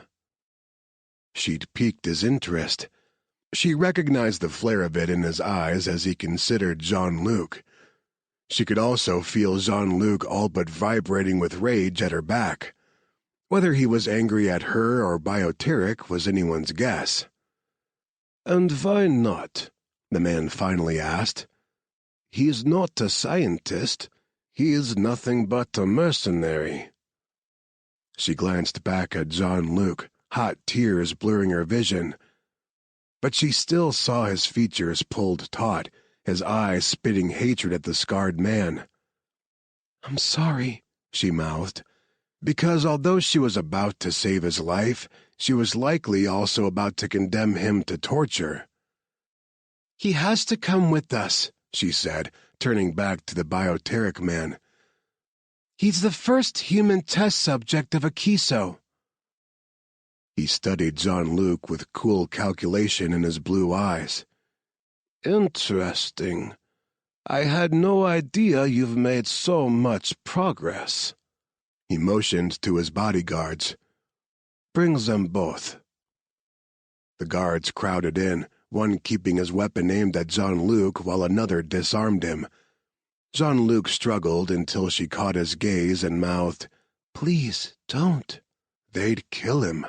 After all, they could harvest a corpse for samples as easily as a living specimen. He shook off the guard's hands and didn't look happy about it, but climbed into the SUV without a fight. "What about my family?" Deo said. "The cure." The scarred man looked at him for a long moment, then gave a subtle nod to one of his guards before climbing into the SUV beside Claire. "Of course. I'm a man of my word. Aldrich will give you the cure." As the SUV pulled away, Claire saw the guard pull on gloves and a mask, then raise his gun and shoot Deo in the head. The guard then discarded the protective gear and very calmly walked over to another car that was waiting. Claire twisted to stare out the back windshield. Deo collapsed where he stood, and a pool of blood spread around his head. "No! Why did you do that?" "He was infected," the scarred man said without much concern. "Surely you knew." "But you didn't have to shoot him!" Something sharp pricked her upper arm, and she whipped around to find he'd stuck her with a needle. She immediately felt lightheaded. "What? No. Jean-Luc." She crawled across the seat toward him, but he'd also been drugged while she was distracted. They must have given him a higher dose because his eyes rolled back and he barely had the energy to close his fingers around hers. And then blackness engulfed them both. Chapter 35. Marcus awoke to a heavy fist pounding on his hotel door. He struggled to pry his eyes open and checked the time on his phone. 03:45. Shit. He was supposed to meet Jean-Luc at 0300, and his phone had a missed call from the Cajun. "I'm coming," he called. His voice sounded like he'd swallowed glass. He pulled on his jeans and tried again. "Hang on, I'm coming." Grumbling to himself, he shuffled out to the living room of his suite. His head pounded. He really shouldn't have hit up the minibar, but lately he couldn't sleep without alcohol in his system. He pulled open the door, and the apology for missing the 0300 rendezvous died on his lips. He blinked. "Laney?" The rest of Hornet stood in the hall behind her, including two guys he recognized from Tucker Quinton's team, Devlin and Sean Carreras. "You look like shit," Carreras said by way of greeting. Laney put her hands on her hips. "Where are Jean-Luc and Dr. Oliver?" He dragged a hand through his hair. His alcohol-logged brain still wasn't processing. "They're here, in the suite across the hall. No one's there," Jesse said, and hooked a thumb over his shoulder. "Door's wide open." He stared, still not comprehending. "What?" He shouldered through the group and found himself looking straight into the empty suite across the hall. He strode inside, found gun-cleaning supplies in a pile in the living room. In the bedroom, the bed was a mess. The bathroom had a dampness to it, indicating it had been recently used, and the tub was still wet. Clothes scattered the floor, the outfits Jean-Luc and Claire were wearing earlier. He walked back to the living room. "No, they were here. Then where are they?" Harvard asked. "I don't know." "Is anything missing?" Laney asked. He rubbed both shaking hands over his face and tried to think. He mentally went back over the suite room by room. "Jean-Luc's rucksack, his gun and knives, and I didn't see either of their shoes." Laney put a hand on his shoulder and gave him a gentle push toward a chair. He went without protest. If he stayed on his feet, he might throw up everything he had drunk. "Okay, Marcus, think," Laney said, not unkindly, and sat down in the chair across from him. "Is there any reason Jean-Luc would take Claire away from here?" "Why does Jean-Luc do anything?" Ian muttered, and shut the suite's door. "Because he wants to." Marcus shook his head. "No, guys, this is different. He's different with her. He wouldn't do anything crazy to put her in danger." "So it tracks he'd only leave if he thought she was in danger," Seth Harlan, the team's sniper, said. "Yeah, that's the only reason I can think of, but it doesn't make sense. He knew she was safe here. He knew you guys were on the way." "Someone must have convinced him she wasn't safe." Laney crooked a finger at Harvard and pointed at the dining table. "All right, there's got to be security cameras in this place. What can you find for us, kid?" "Not a kid," Harvard muttered. Marcus was vaguely aware of a weird vibe coming off Harvard, but he was too sloshed, too scattered to worry about it now. Harvard set up his laptop and hunched behind it, working in silence. Yeah, definitely a vibe there. Pissed off if Marcus had to guess. "I'm in," Harvard finally said after agonizing minutes passed. "Which of the cameras you want to see?" Laney looked to Marcus. He leaned forward and rubbed the back of his neck. We got here around 3 or 4 this afternoon." Harvard got back to work, then turned his computer around to show them the screen. 3:47 p.m. to be exact. He played the video on fast forward. It showed Marcus, Jean-Luc, and Claire entering the building, conversing with the woman behind the front desk. Then to the elevator. While they waited for it, several people crossed the camera view. "Hey." Marcus stood up and moved closer to the computer. He pointed at the dark-haired woman sitting in a chair near the restaurant entrance. "I recognize that woman, with the dark hair and red scarf. She's with Defion." "Well now," Jesse said on a whistle. "That's certainly a good reason for Jean-Luc to take Claire away from here. Maybe he recognized her too, and—" He stopped short and also studied the screen. Wait. Back up the feed." He leaned forward and watched intently. Then he jabbed a finger toward the screen. "There. The guy your Defion girl is meeting with. Do any of you recognize him?" They all crowded in around the computer. Marcus tried to focus, but no spark of recognition came, and he shook his head. Seth also gave a negative response. Laney chewed on her lower lip. "He looks familiar, but I can't place him." "Yeah, I recognize him." Ian's lips thinned into a frown as he straightened. "We evac'd him from the hotel in Martinique." "Exactly. I spoke to him. He said he's a virologist." Jesse tapped the man's scarred face with his knuckle. The motion was met by a quiet grumble from Harvard. "There were a lot of virologists in that hotel, cowboy," Laney said, giving her husband a sidelong look. "There was supposed to be an infectious diseases conference that weekend." "Yeah, but if that guy's a virologist—" Jesse started to jab the screen again, but at Harvard's hard stare, he held up his hands and stepped back. Sorry. If he is what he said he is, it follows he's here because of the outbreak.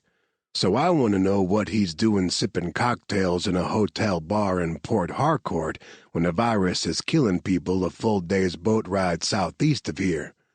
Pretty big coincidence, Marcus said, desperately trying to keep focused on the here and now and not go back to that island. No wonder he didn't recognize the guy. He'd been doing his best to drink that entire night from his memory. I mean, we run into him there, where half our team was held hostage, and Danny was... His voice cracked, and he took a second to regroup. Tried again. And Danny was killed. And now here, after one of our guys up and vanishes from his bed. What are the chances that's not all connected? Pretty fucking slim.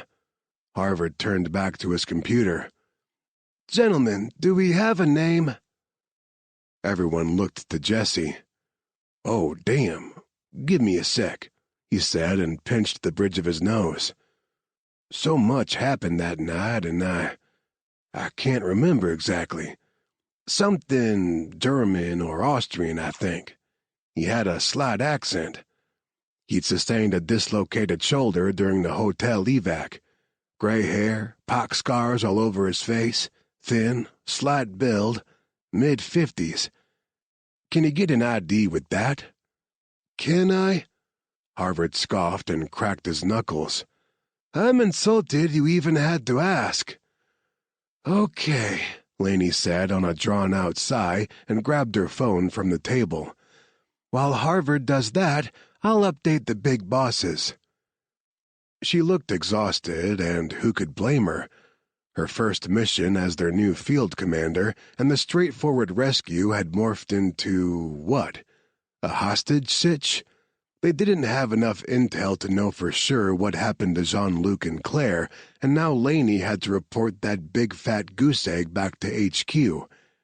It couldn't be easy. Marcus got up and paced the length of the suite. It was like so many others they'd been in at the start of missions.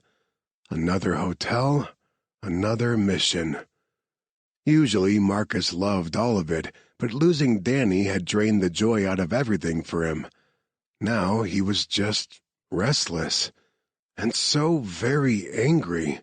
He knew he shouldn't, but he resented Jean-Luc for nearly dying and now for this disappearing act. If it turned out the Cajun had simply taken off somewhere for more sexy alone time with the doctor... No, he shut down that line of thought. Jean-Luc could be impulsive and reckless, but he wouldn't risk Claire's life by taking her away from the hotel. Not when they were mere hours away from safety. Damn, he should have insisted they all share a room, but he'd wanted to give them some time together. Jean-Luc had been depressed since his grandmother died. He'd wanted the guy to have a little bit of happiness, and Claire seemed to do the trick. He still thought she was going to end up with a broken heart in the end, but they were both adults. Whatever happened between them was their business. And besides, who was he to stand in the way of lust? Bingo, Harvard said, and everyone crowded back in around the computer. Hang on, we may have something. I'll get back to you, Laney told whoever was on the other end of her phone call and hung up. You have a name? Harvard brought up an ID photo of the man from the bar. In the corner of the card, across from the man's picture, were the words Führerschein Republik Österreich. Jean-Luc would know exactly what that meant. Marcus had never been great with foreign languages, managed some rusty Italian now and again, but that was about it, so he could only guess it meant something along the lines of driver's license. Yeah, that's him, Jesse confirmed. Stefan Ostermann, Harvard said. Born in Vienna, Austria in 1960. He goes by the title doctor, only I can't find a medical degree in his history, or even a Ph.D.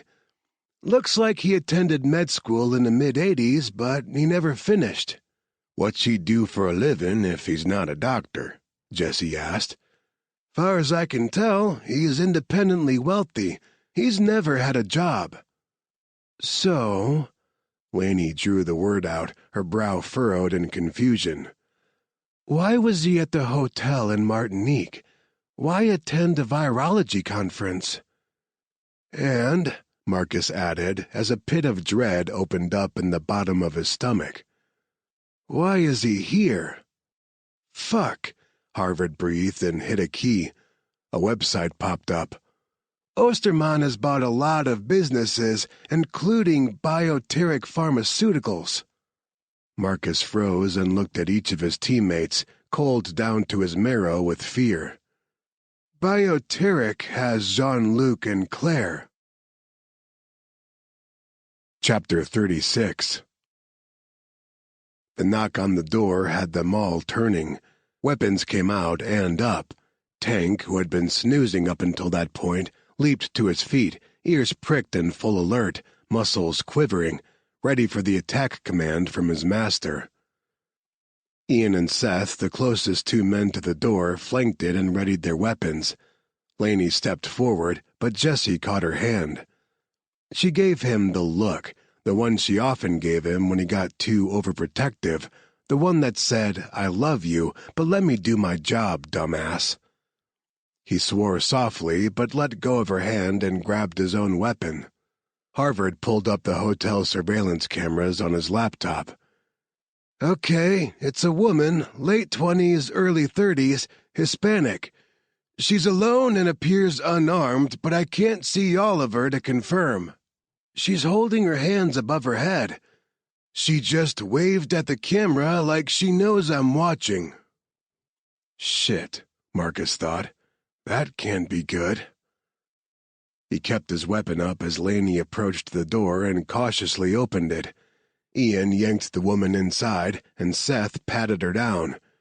He found two weapons, one tucked under her shirt at the small of her back, and one in an ankle holster. As soon as Seth finished, Ian shoved her against the wall. Hey, Seth said and zipped tight her hands behind her back. "Ease off, man. She's unarmed." Ian flipped her around and again shoved her against the wall. The woman eyed him up and down. Something flickered behind her eyes, there and gone in a moment, but her face remained impassive. "Sheesh." She huffed out a breath and looked out over Ian's shoulder at the rest of them. "No wonder you guys have more enemies than friends." At Ian's side, Tank let out a low rumble of warning. The woman glanced down, and some of her bravado faded. She gave the dog a nervous smile. "Nice doggy." "Nice doggy will chew off your arm if you don't start talking," Ian said. The woman scanned the faces in the room and finally settled on Laney. Her expression softened ever so slightly, and a hint of pleading entered her gaze. "Can we chat without Mr. Scowls-a-lot and the Hell Beast?" Marcus could have laughed. The woman was so far off base with her girl-to-girl approach. Of all of them in the room, Laney was probably the most kick-ass and least sympathetic to the woman's problems. "She's with Defion," he told Laney. "The woman from the video with the red scarf?" Laney merely lifted a brow. "Is that true?" The woman cast one more look at Tank, then tried to straighten away from the wall. Ian shoved her back. She sent Ian a simmering glare and blew a strand of dark hair out of her face. "My name's Mercedes Raya. I believe we can help each other." Mercedes tried to keep her gaze focused on the woman in front of her and not on the man beside her. He was leaner than the last time she'd seen him, his hair shorter, shaved close to his scalp. He had more tats now, too, peeking out under the sleeves of his black t-shirt. And the dog? That was definitely new. Ian Reinhardt. She thought hell would have frozen 3 times over before she saw him again, and she would have been A-okay with that. So why the fuck had she come here? After leaving her meeting downstairs with the creep, she'd returned to her hotel to check on Sebastian, only to find him gone. Just gone. No note, no nothing. He'd left her to deal with the Fion on her own, and she couldn't focus on how much that hurt. With nothing else to do with her time but think, she'd found her mind wandering back to the creep in the jacket and how not right that encounter had been. And the more she obsessed over it, the more she disliked the whole situation. Mercedes couldn't shake the feeling that he had something awful planned for Dr. Oliver's research. She kept coming back to one thought. Dr. Oliver was genuinely a good person. Hell, the woman had made a career out of risking her life to help people nobody else cared about. If the bioteric man had altruistic intentions, she'd be working for him, not running from him. Which meant his intentions were bad, and with the type of research Dr. Oliver was involved with, there could be bad shit on the horizon. Once that uncomfortable seed took root in her conscience, Mercedes returned to the hotel thinking she'd do something and had seen Hornet arrive. She'd followed them upstairs, overheard part of their conversation. Dr. Oliver and one of her men were both missing, and made a decision. Sebastian was right.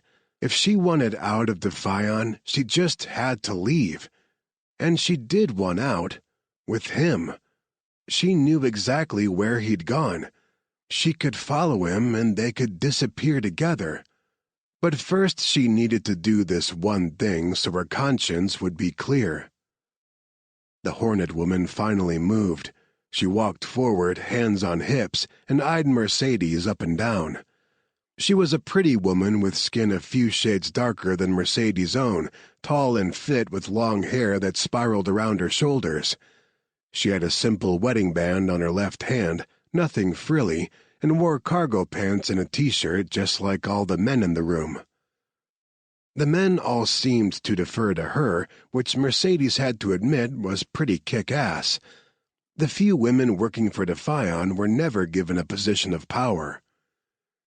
"If you're with Defion, why would you help us?" the woman asked. Okay, no more bullshit. She met the woman's gaze. "My mission was to find Dr. Oliver and her research for bioteric. I accomplished it, but when I handed the research off, my gut told me it was wrong. I listened to my gut. It's kept me alive." Ian snorted in disbelief. "We can't trust her, Laney." She refused to look at him, kept her gaze fastened on the woman, Laney. "He's right. If I were in your position, I wouldn't trust me either." She wondered if he realized her words were directed at him as much as Laney. He probably did. He'd never been a stupid man, just an asshole. She tried to take a step forward, but Ian shoved her back again. She growled in frustration. "Okay, listen. There was something very wrong about Bioteric's man. So wrong that I'm willing to risk my life to stop whatever he has planned, but if you don't want my help, fuck it. That's on you." Laney said nothing for a moment, then walked over to the table where a guy sat behind a computer. She asked him something, and he nodded. She picked up the laptop and brought it over, stopping a few feet in front of Mercedes. "Is this the man you gave Dr. Oliver's research to?" "That's him. His name is Stefan Ostermann. He owns Bioteric." Laney returned the computer to the guy. "We think he's kidnapped one of our men and Dr. Oliver." "I think he did too." She jerked at the zip ties biting into her wrists. "Untie me." "This is a ploy," Ian said, "and not a very good one." She whirled on him. "I don't care what you think, pendejo." Realizing she'd let Ian get under her skin, oh, she'd forgotten how good he was at that, she returned her attention to Laney. "When I met with Ostermann, he was off. Everything about him was fake, cold, calculating. Nothing good will come of him having both that research and Dr. Oliver. Marcus D'Angelo, who had sunk down into a chair while she spoke, stood up again. His eyes were bloodshot, and he'd lost the color in his cheeks. Guys? Everyone looked at him. Claire thinks the virus is a bioweapon. Who else would kill for research on a virus cure-all but a bioterrorist? A bolt of shock sizzled through Mercedes. She sucked in a sharp breath and felt Ian's gaze swing toward her and focus in. She ignored him. Bioterrorism? Her stomach rolled over. Laney studied her face, then nodded once. Cut her loose. She turned to the two guys standing back from the group who had thus far been silent observers. Contact Tuck and have him send in the cavalry. We're going to need... She trailed off and shook her head. All the help we can get. Chapter 37. Claire drifted toward consciousness, bobbing there just under the surface, not asleep, but unable to come fully awake either. It was terrifying. She struggled to lift an eyelid under the heavy weight of the drugs in her system, managed to open her eyes the tiniest sliver. She was on a couch of plush, soft leather, her face pressed to the back of the seat. She recognized the hum under her ear, a familiar droning like a plane engine cruising at altitude. A plane. They'd put her on a plane. A private one if she had to guess from the leather under her cheek. But what about Jean-Luc? Was he here too? She tried to lift her head, but her brain wasn't communicating with her muscles yet. Still too much of the tranquilizer in her system. All she could do was lie there and stare at the back of the couch and listen. Other people were definitely in the cabin with her. They weren't talking, but she sensed their presences. Occasionally she heard a rustle of paper, like someone turning the page of a book. The silence stretched for a long time, which was fine by her. Each passing minute, more of the drug fog lifted from her mind and she was able to think more clearly. She gave her fingers and toes an experimental wiggle. Both moved on command. Good. She hated not having control of her faculties. The mood in the cabin abruptly shifted, filled with tension like a slack string suddenly pulled tight. Someone said something in a language she didn't speak. German? Yes, sounded like it. The voice sounded edgy, as if the speaker didn't like what he was saying. The response he got was calm and cool. The other speaker seemed unworried. Hard hands grabbed her and yanked her upright. She gasped and shut her eyes against the onslaught of dizziness brought on by the quick movement. Mr. Coleman Cool said something else to his companion, and a moment later, someone shoved a bottle into her hand.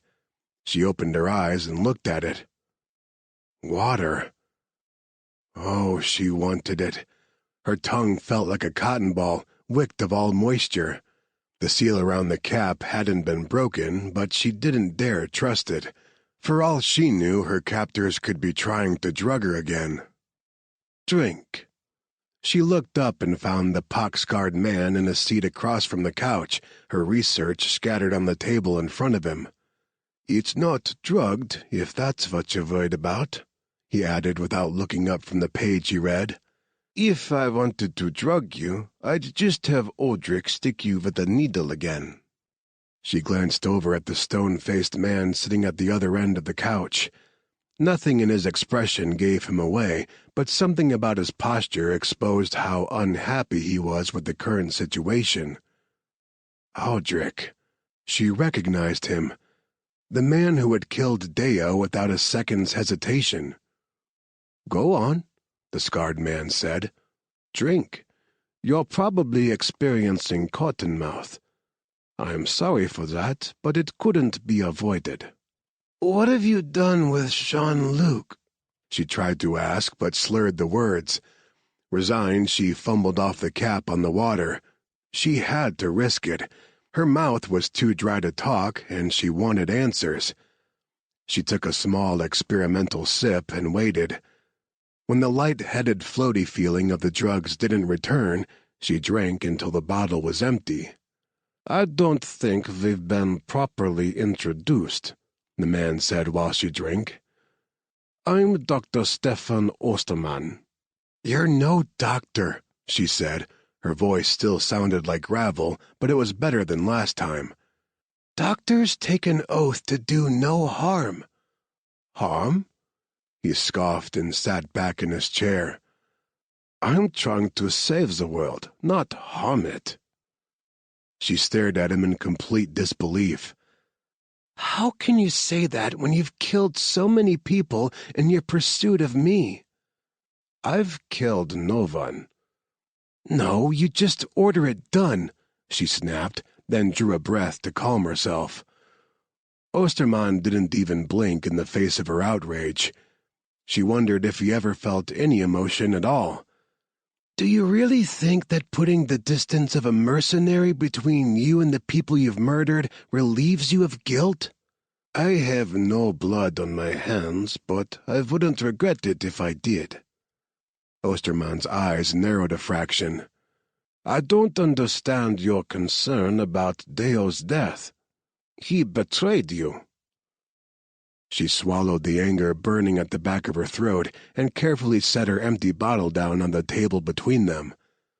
"He only betrayed me because he was scared and desperate, and you gave him a sliver of hope. Anyone in his position would have done the same." "Yes, exactly." Ostermann folded his hands on the table and smiled congenially. "That's the problem with this world. There's no rational thought anymore. No logic. People react without thinking. Opinions are now considered fact, and facts are fake. Dictators, terrorism, the willing destruction of the planet." For the first time, there showed a flicker of something real behind his eyes. Nothing as passionate as excitement, but definitely a clinical kind of enthusiasm as he warmed to his topic. "The world has gone insane, and there's only one solution. Only one way to reset the system before the system destroys itself and everyone and everything in it. As a scientist, you must see it too." Yes, she saw it. His vision of a solution in all its cold, logical horror. He planned to eradicate the human race, selectively if a Kiso was involved. Her mouth went dry again, and not from the drugs. She licked her lips and glanced around the cabin. Jean-Luc wasn't here, and she dreaded her next question.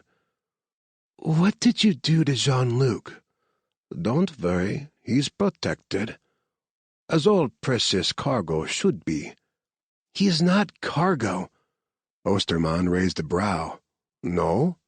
His only value lies in the fact you used him as a test subject." No, he was more. So much more. He was funny and sweet, protective and ruthless.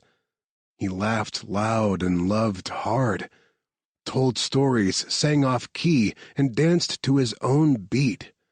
His family meant the world to him, including his brothers in arms, and he had chased her across continents all to keep a promise. He was heat and spice and passion. He was the man she loved.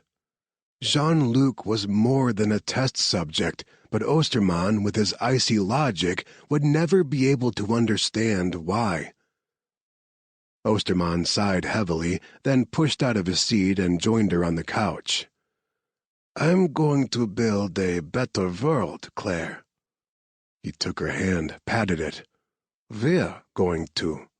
Me and my viruses, you and the Kiso." She leaped to her feet, the anger boiling inside her, making her restless. His bodyguards all tensed, but he held up a halting hand as she paced away. The cabin was too small. He knew as well as she did that there was no place to go. Resolute, she turned back. I won't help you." Osterman said nothing. He simply nodded to Audric. The bodyguard pulled a needle out of his pocket and approached her. Too late, she realized her mistake. She should have played along. He would have kept her awake because he wanted to tell someone about his plan. He'd shown the first flicker of real emotion while discussing it. The more he talked, the more she'd know. When she woke up again, she wouldn't make the same mistake. If she wanted to stop him, she had to make him think she'd come around to his logic. It was the only way she'd get close enough to destroy his virus. Audric wasn't gentle with the needle stick. It hurt, but then she didn't care. She was floating again, slipping toward unconsciousness. He picked her up and deposited her on the couch. Just before her heavy eyelids drifted shut, she saw Osterman kneel beside her, his scarred face inches from hers. He stroked her hair. "Don't fight me, Claire. I'm not going to hurt you. You'll serve us well when it comes time to repopulate the world after my virus destroys it." "I won't," she tried to say, but it came out as a prolonged groan instead. Then she couldn't say anything at all as she fell into unconsciousness, chased by horrible visions of the world he intended to create. Chapter 38. "What do you know about Osterman?" Marcus eyed the Defion woman, Mercedes Rhea, as everyone fired questions at her. Cool as ice, that one, and just as deceptive. He didn't trust her one bit. "Not a whole lot," Mercedes answered. "When I was given this mission, I was told Bioteric had hired us." "Us meaning Defion," Marcus corrected. She rolled her eyes. "Yes, we've already established I work for Defion." She pointed at Carreras and Devlin. "And those two goons are Quentin's bounty hunters." She swept her arm out, indicating everyone else. "And you're all Hornet. Tell me again why any of that matters right now. We all want the same thing here." "I don't believe you," Ian said. "You're playing an angle we don't see yet." Marcus nodded. He and Ian didn't have any problems, but they'd never been simpatico either. Nice to know he wasn't the only one who thought trusting this woman was an epic mistake. Her eyes all but spit fire at Ian. "The only angle I'm playing, Reinhardt, is the one where the world doesn't end. I don't know about you, but I'd like to continue breathing without drowning in my own blood, because that's what this virus does to people." She turned her gaze to Marcus. "You've seen how fucking terrifying it is. Tell them." He thought of Jean-Luc in that hospital bed, so still and pale, and damn her, she was right. He would never trust her, but she looked frightened enough by the possibility of the virus that he believed her. They were working toward the same goal. Right now, survival was the name of the game. "You saw it up close?" Seth asked softly. "Yeah." He debated the wisdom of the truth for a moment, then decided they might as well know everything from the get-go. "When we first arrived in country, Jean-Luc and I were attacked by militants and separated. Took over a week to track down Claire, and when I did, she led me to him. He'd been infected." The room erupted. He raised his voice over the noise.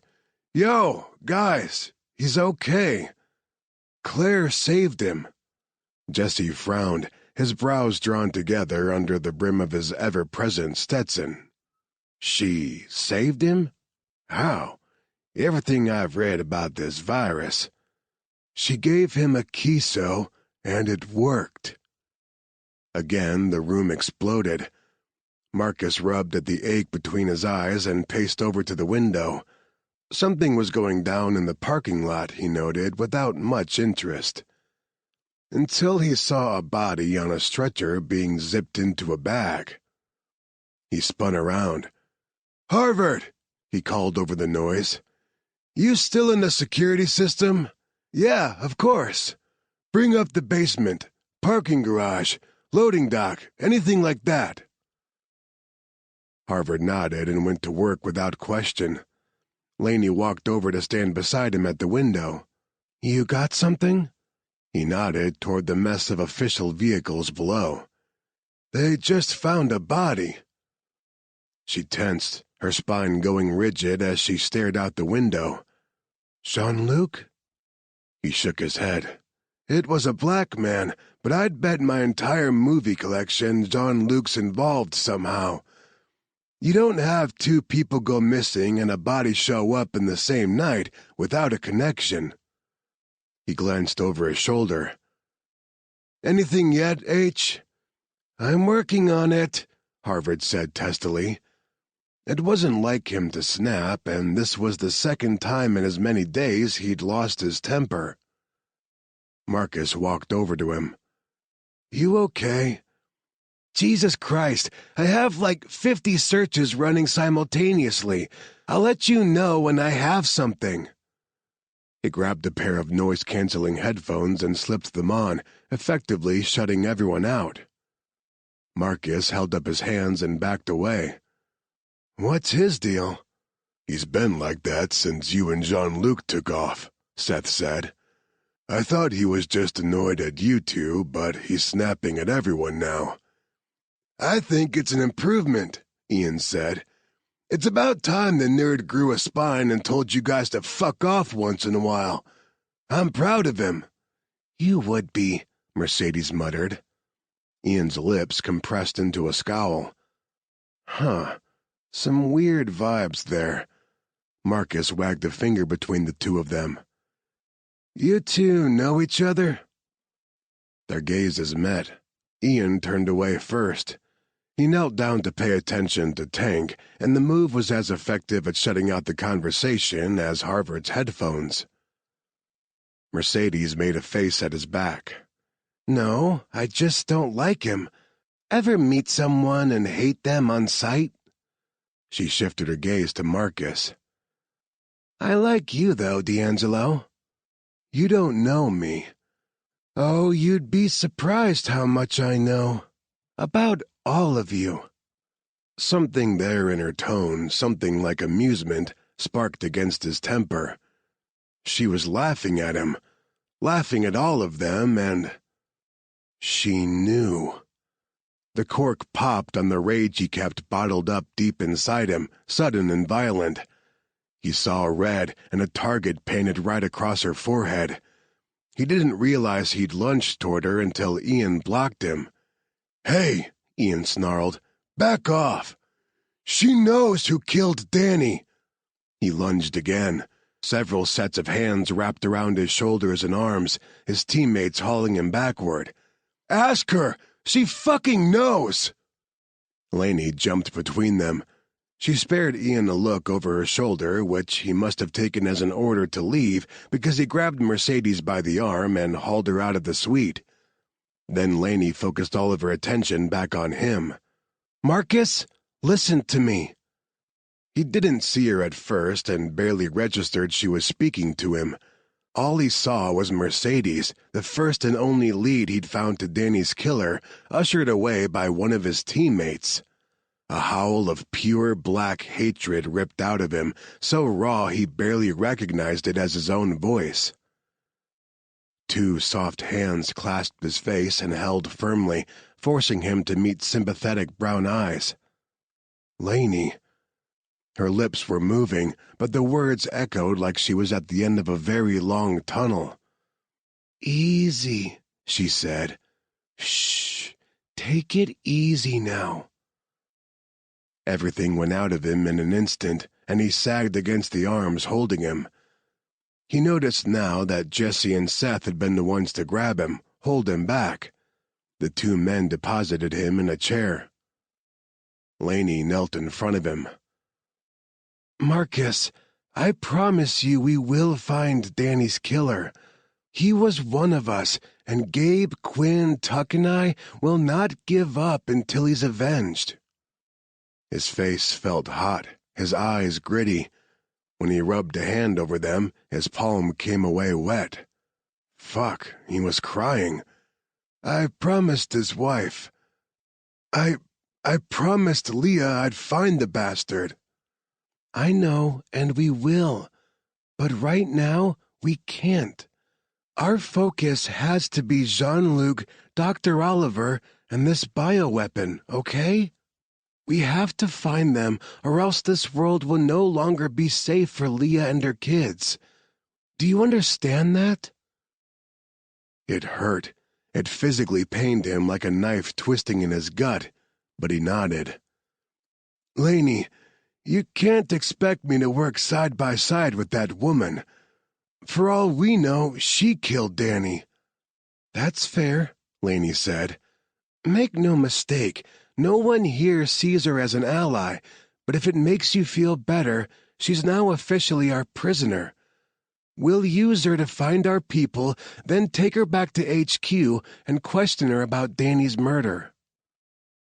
Thank you. His voice came out raw, barely a whisper. Got something? Harvard said, dragging off his headphones. Laney patted his knee, then stood. What is it? Jean-Luc and Dr. Oliver were lured out of their suite into the loading dock below the hotel. They weren't forced? Laney asked. No, not by the looks of it. I've knitted the different videos together. He pointed to the wall across from him, which lit up with a fuzzy image of 3 people talking in the hallway right outside the suite's door. This is their first appearance after going into the suite. This man knocks, and they go with him. Marcus wiped at his eyes with 2 fingers, then shoved to his feet to get a better look at the picture of the man. That's Deo. He worked at the MSF field hospital. He was dating Claire's friend, Sunday, another doctor. Laney glanced over at him. Is that why they'd go with him? He told them Claire's friend was in trouble? No, Sunday died in a militant attack on the hospital. The only way Jean-Luc would risk leaving is if he thought Claire was in danger. That had to be Deo's lure. It'd be the only one that would work. He nodded toward Deo's image. The body I saw downstairs was wearing that same shirt, white with all that colorful embroidery down the front. It was Deo.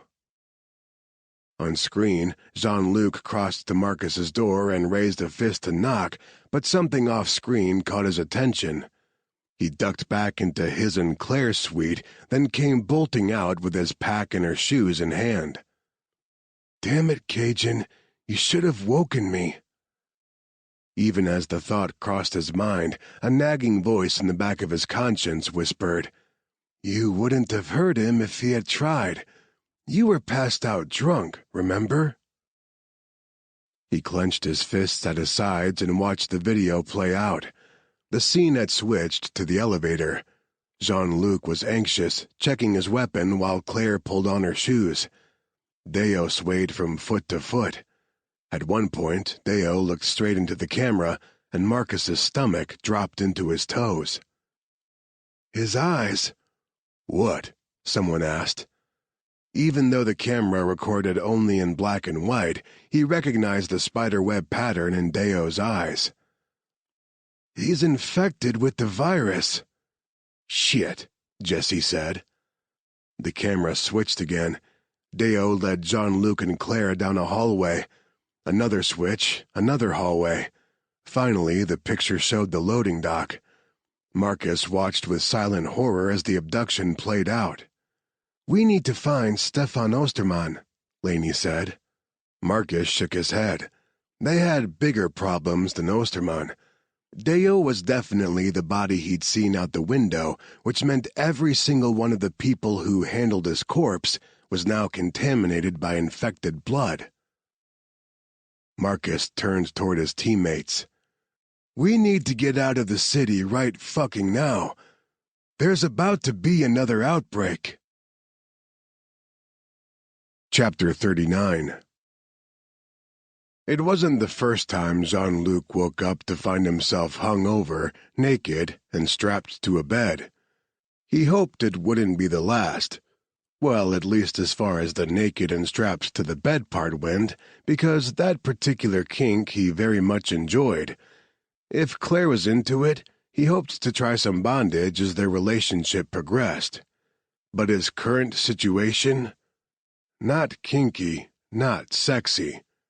Nope, it sucked. His head ached like it had while he was infected. His mouth felt like he'd spent the last several hours chewing on sand. The hospital bed he was strapped to might as well have been a slab of rock. Actually, he'd slept on rocks before. They were more comfortable. His first thought when he opened his eyes was, another damn hospital. But then he began to focus, his fuzzy brain coming back online. If this was a hospital room, it wasn't like one he'd ever seen. Because damned if that wall of tools didn't look like it belonged in a torture chamber. One of the walls had a mirror-like sheen. He lifted his head and couldn't see anything but his own reflection. A one-way mirror. Was the bastard with the pock-scarred face on the other side? And what had he done with Claire? If he found out she was strapped down in some other room like this, cold and humiliated, he'd rain hellfire down on their captors, and didn't care if he had to break every bone in his body to get free and do it. He wiggled a little, testing the straps. No give at all. Yeah, it was gonna hurt getting out of these babies. He could do it, though. He could be fucking Houdini when he needed to be. A door opened behind him, and he twisted his head around as much as possible to see who it was. He released a breath in a whoosh of relief. Claire! She wore a surgical mask, gloves, and a white lab coat over pale blue scrubs. She didn't acknowledge him. Instead, she walked over to the machines monitoring his vitals and wrote something down on the clipboard in her hands. Claire, are you all right? She said nothing, only crossed to his bed and studied the healed knife wound on his arm. She took notes like he was a lab specimen, all cool and clinical. Ma belle, please. He wasn't proud of it, but his voice broke. She was killing him with this dispassionate act as surely as if she was stabbing him in the chest. Talk to me. She finally looked at him, and there was his Claire. She was utterly terrified. Oh, Shah, what did he do to you? Her eyes swam with tears. She gave a small shake of the head and flicked her gaze toward the one-way mirror. She leaned over and shone a light in his eyes, and something fell on the sheet near his hand. He closed his fingers around a paper clip. God love the woman. Continuing the exam, she leaned in close to his ear. Osterman created the virus. He wants to infect you again to test a Kiso. Get out. Hell no. He wasn't going anywhere without her, and he tried to catch her gaze to make sure she was aware of that fact. But she didn't look at him again. She finished writing something on her clipboard and walked out without a backward glance. Claire released her breath in a ragged rush as the door to Jean-Luc's cell clanked shut behind her. She would not cry, could not cry. Her best, only option was to follow along with Osterman's crazy plan, or else she'd end up strapped to a table too. Then she absolutely wouldn't be able to help Jean-Luc. She sucked in a breath, pushed her shoulders back, and straightened her lab coat. Pulled herself together. She had to be cool-headed to pull this off. All icy clinical observation, no emotion. That's what Osterman expected, and she'd play it up. She stepped into the observation area and made herself keep her gaze focused on Osterman. She wouldn't look through the window at Jean-Luc. If she did, her mask might crack. Osterman stood over a table filled with the reports and images she'd pulled from Jean-Luc's MSF medical file. He indicated the progression of photos showing the knife wound on Jean-Luc's arm from the day he'd first arrived at the hospital to the day she'd taken out his stitches. "I'm fascinated by his arm. How long did you say he had the stitches?" "Only a few days." "With a knife wound that deep and infected? And he's already healed?" "Yes. Accelerated healing appears to be an unforeseen side effect of Akiso." "Absolutely incredible." He turned and she inwardly flinched at the fascination in his eyes. "Dr. Oliver, do you realize what you've done here? You've not only created a panacea, you've pioneered your own eugenics program. The recipients of our project will be healthier and heal faster. Humans will be superior in every way." Her skin crawled. She didn't know how, but she managed to keep her disgust out of her voice. "How do you plan to choose? There are millions of people in the world." "I have already started." He picked up a tablet, opened a file on it, and passed it to her. "Only the best and the brightest made the final cut." She swiped through the photos, hesitating only briefly when she recognized Dr. Jürgen Nacht. The young, groundbreaking geneticist had vanished from his apartment in Frankfurt shortly before he was meant to speak at the Infectious Diseases Summit in Martinique. His disappearance had caused unease in the scientific community, but then Martinique had happened and he'd been all but forgotten. She set the tablet aside. "They've all agreed to take part in this?" "I didn't give them a choice like I did you, but they will see the logic just as you did." "Are they here?" She was surprised her voice came out so steady and calm while she quaked inside. "Some of them.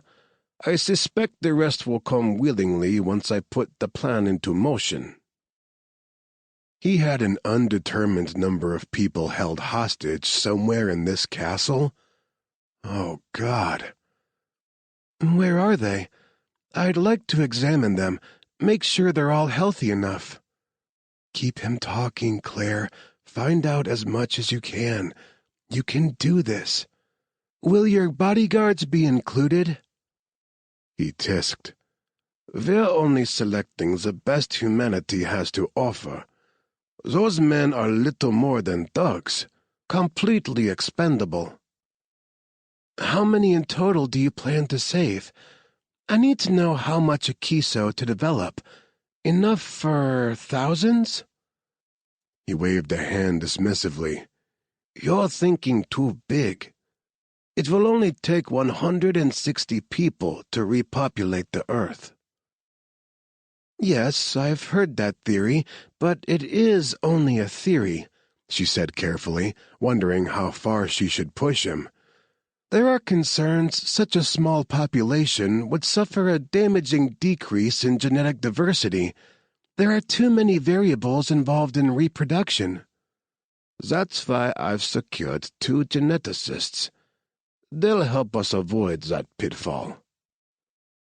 She had the feeling he'd have patted her on the head if she were standing close enough for him to reach. "You didn't think I'd let the future of the human race be determined by something as base and animalistic as sex. No. All of the children in the new world will be created in a lab using only the best genes." He was deluded if he thought people would abstain from sex, and sex inevitably led to babies. What would he do with naturally conceived children in this new world of his? She shuddered to think. She had to stall. Somehow. She looked through the window at Jean-Luc. "It'll take a while to produce enough Akiso for that many people." "Then you had better get to work, Dr. Oliver," Osterman said simply. "I have a schedule to maintain. You have 3 weeks before I release the first wave of viruses." 3 weeks. Her hands grew slick with sweat as she watched him walk away. 21 days before he released the viruses? Plural? What others had he manufactured besides Delta hemorrhagic fever? And how on earth was she going to stop him? She couldn't do it alone. She needed Jean-Luc and his team. Chapter 40. The Hornet's Nest, somewhere over the Mediterranean Sea. The door to the holding cell was blocked. Marcus skidded to a halt and glared. "I hope you're not about to tell me I can't talk to the prisoner." Seth set aside his book and rose to his feet. His scarred face gave nothing away. "Laney's orders. You're not allowed near her alone." "So you come in with me. I just want to ask her some questions." Seth crossed his arms over his chest. "Let me rephrase. You're not allowed near Raya, period." "That's bullshit." Seth held up his hands in a peacemaking gesture. "Hey man, I'm following orders. Take it up with Laney if you got a problem." "I'll do that." Marcus stomped back upstairs in search of Laney. 2 voices floated out of the conference room, one definitely female, and he headed in that direction. Laney sat in one of the chairs at the table, her head tipped back, her eyes closed. Jessie massaged her shoulders. A laptop lay closed on the table in front of her. She must have just finished updating Gabe and Quinn back at HQ. She looked beat, and Marcus's anger fizzled out. She was doing what she thought best for the team. He got it. Didn't mean he liked it, but he got it. "How you doing, darling?" Jesse asked his wife softly. "And don't shovel me some horse shit about being fine. Your shoulders are like rocks." Her lips curved upward, but she didn't open her eyes. "I wasn't going to. I'm exhausted. Worried that I'm not making the right call. What if we're wrong and Osterman never left Nigeria? What if we're abandoning Jean-Luc and Dr. Oliver in another hot zone? We couldn't stay. And if Osterman is half as smart as he thinks he is, he knew killing Deo would kick off another outbreak. He wouldn't have stayed in the country either, especially now he has what he went there for. No, he scurried back to his cave with his prize, and that cave is likely in Austria. It's a good call." "God, I hope so." "Hey." Jessie spun her chair around and dropped into a crouch in front of her. "We'll get the Cajun back." Marcus started to back away from the door. He'd let the newlyweds have a private moment and find another time to talk to Laney about Mercedes, because he wasn't letting that go. He'd get his answers from the woman one way or another. But then Laney said, "I'm worried about Marcus." "What? Me?" Marcus edged forward again, careful not to make any noise to give himself away. Laney sighed heavily and rested her forehead against Jessie's shoulder. "He's a ticking bomb." Jessie stroked her back. "I know." "This team is unraveling at the seams." She gazed up at her husband. "Jess, how do I keep them together?" He kissed her forehead. "Know what Gabe and Quinn would say if they were here? The only easy day was yesterday." Her voice joined with his to finish the thought. "Right." He cupped her cheeks in his hands. "They trust you, or else they wouldn't have handed their team over to you. And I truly believe if anyone has a shot at pulling this team back together, it won't be Gabe or Quinn or even Tuck. It's you." They kissed, and Marcus backed away, quietly shutting the door to give them their privacy.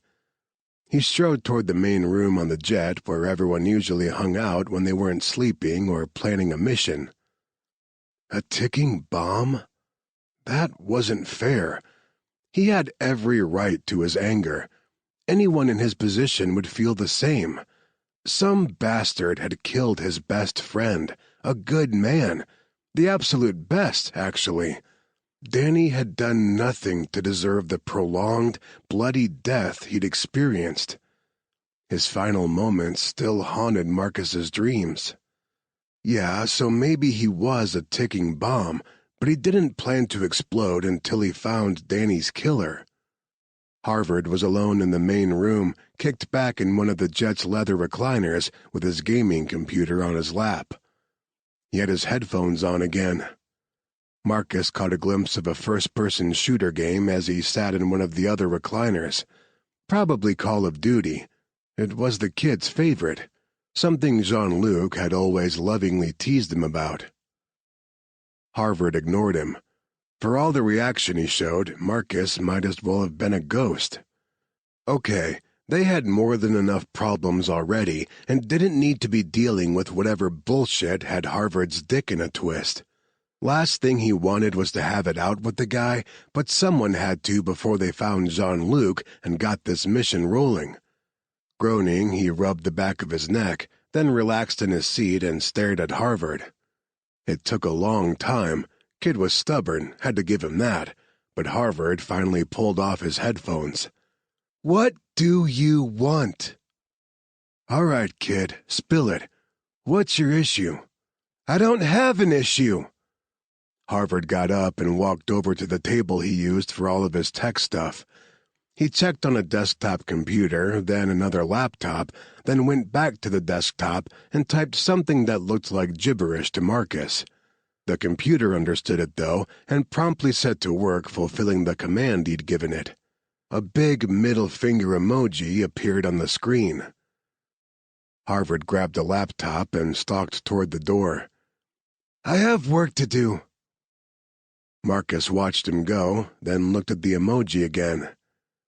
"Oh, yeah," he said under his breath. "No issues at all. You're a perfectly well-adjusted human being." Mercedes sat down on the uncomfortable bunk in her cell and told herself to calm the hell down. Her heart thundered somewhere near her tonsils, and adrenaline coursed through her body, making her shake.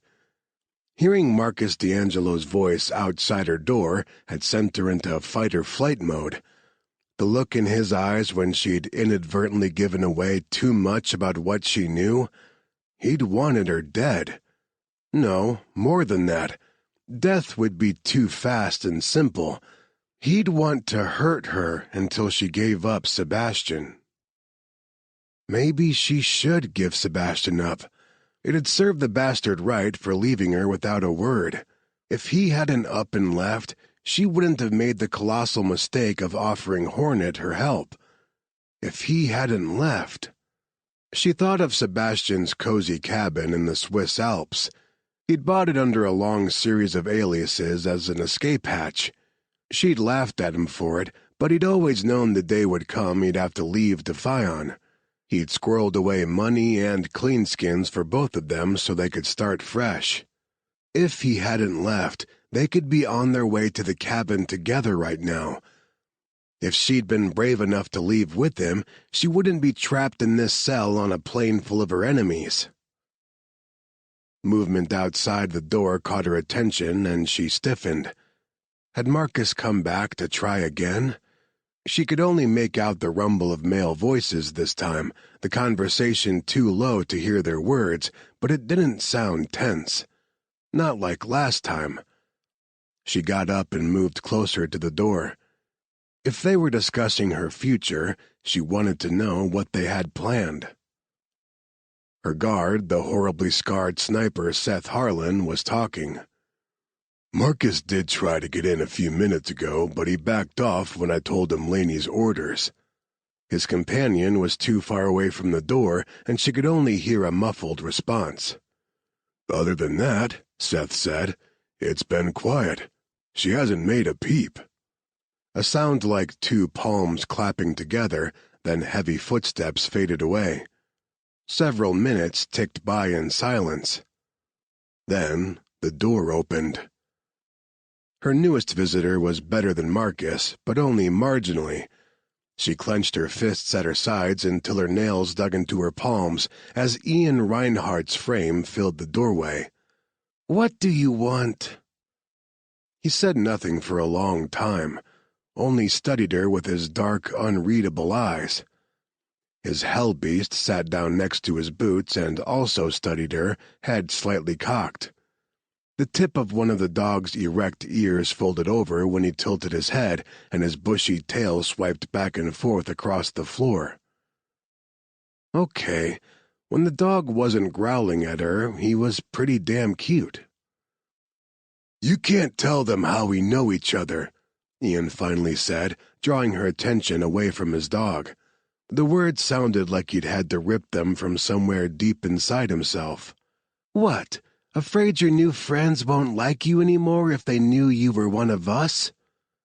She scoffed and turned away. "Don't worry. I don't plan to tell them anything." "You will tell them what you know about Danny's murder." She wheeled back to face him. "Oh, you think so?" "I'll make you," he said, with absolutely no expression on his face. A chill swept over her. He could do it, she knew. She'd seen exactly how adept he was at making people talk. After all, he'd learned from Harrison Stead, the maestro of torture. But fuck that. She wasn't afraid of him. He may have learned enhanced interrogation from the best, but her life had been one continuous torture session. He could do nothing to her that hadn't already been done. She marched over to him and got into his face. She hated that she had to stand on her toes to do it.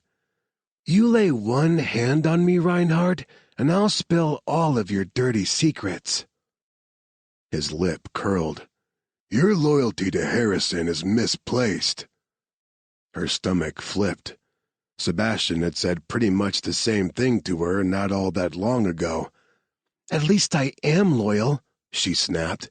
"You left, the only one who did without a death warrant hanging over his head, and my baby brother admired you for it. He wanted to be just like you." For the first time, Ian's scowl faltered. "Xander." Her brother's name came out barely a whisper. "Fuck, did he?" "Yeah, he did." Her voice grew thick and cracked. "He tried to follow in your footsteps and hasn't been seen in almost a year." He didn't respond. No apology for filling her brother's head with nonsense ideas, but then she hadn't really expected one from him. Ian Reinhardt would sooner shoot you than apologize.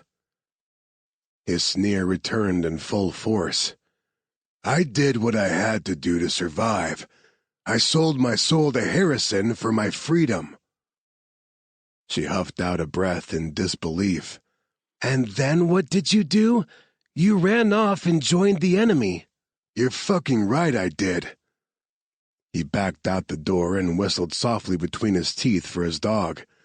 He waited for the animal to join him in the hallway, then grabbed the handle. Before shutting the door, he looked at her one last time, his gaze cold and hard. "Harrison Stead is going to die, and I'll be the one to pull the trigger. Which side do you want to be on when that happens?" Marcus jolted awake at the hand shaking his shoulder. He drifted off in the recliner, but now he sat bolt upright and looked at Jesse. "What?" "We got a location." "Osterman?" Jesse nodded. "Harvard's already given the coordinates to Garcia in the cockpit. We're headed there now. ETA 90 minutes. Laney wants everyone in the war room for a briefing." He shoved out of the chair. "It's about damn time." Everyone already waited around the conference table by the time he and Jesse got there. He started toward his normal spot, but Carreras already sat there, and Devlin was in Jean-Luc's usual seat. He wasn't sure how he felt about that. Not like there were assigned seats or anything. Everyone always just gravitated to the same ones. He had half a mind to kick Carreras out, except that would cause a scene, and Laney already thought he was one sandwich short of a picnic. Instead, he chose a different seat and asked, "What do we know?" Laney nodded to Harvard, who took the floor, tablet in hand. While we were searching for Jean-Luc and Dr. Oliver, Sammy stumbled onto something weird." He swiped a finger across his tablet, and the wall screens at the front of the room filled with photos. "Any of you recognize these people?" Carreras pointed to one photo of a man with dark, tousled hair and a neat beard. "Lucas West, author." "What?" he asked when Devlin quirked a brow at him. "I read. He writes damn good sci-fi novels.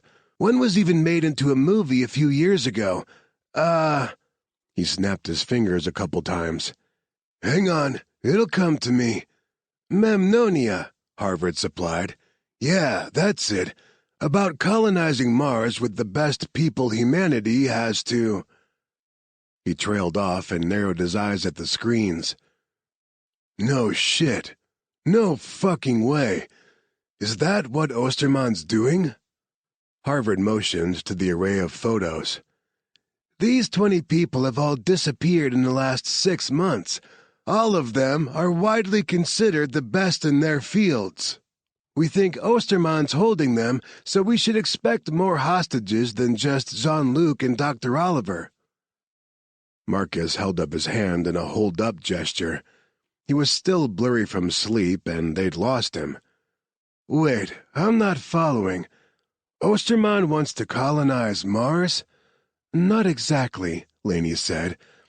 "We think he means to recolonize Earth. Harvard, you want to explain it?" Harvard touched his tablet again, and one of the wall screens filled with screenshots of an online message board. An old black-and-white photo of a small family from the late 60s or early 70s showed on another screen. "Sammy and I had to go deep into the dark web to piece this together. There's a small sect of the population who believe the world has gone completely to hell. These people think the only way to fix things is to essentially reboot. Osterman has posted extensively on these message boards under various screen names about how the best way is with a bioweapon. He goes on and on about how the Black Plague created a golden age in the 15th century, higher wages, more land and food, positive changes in medicine."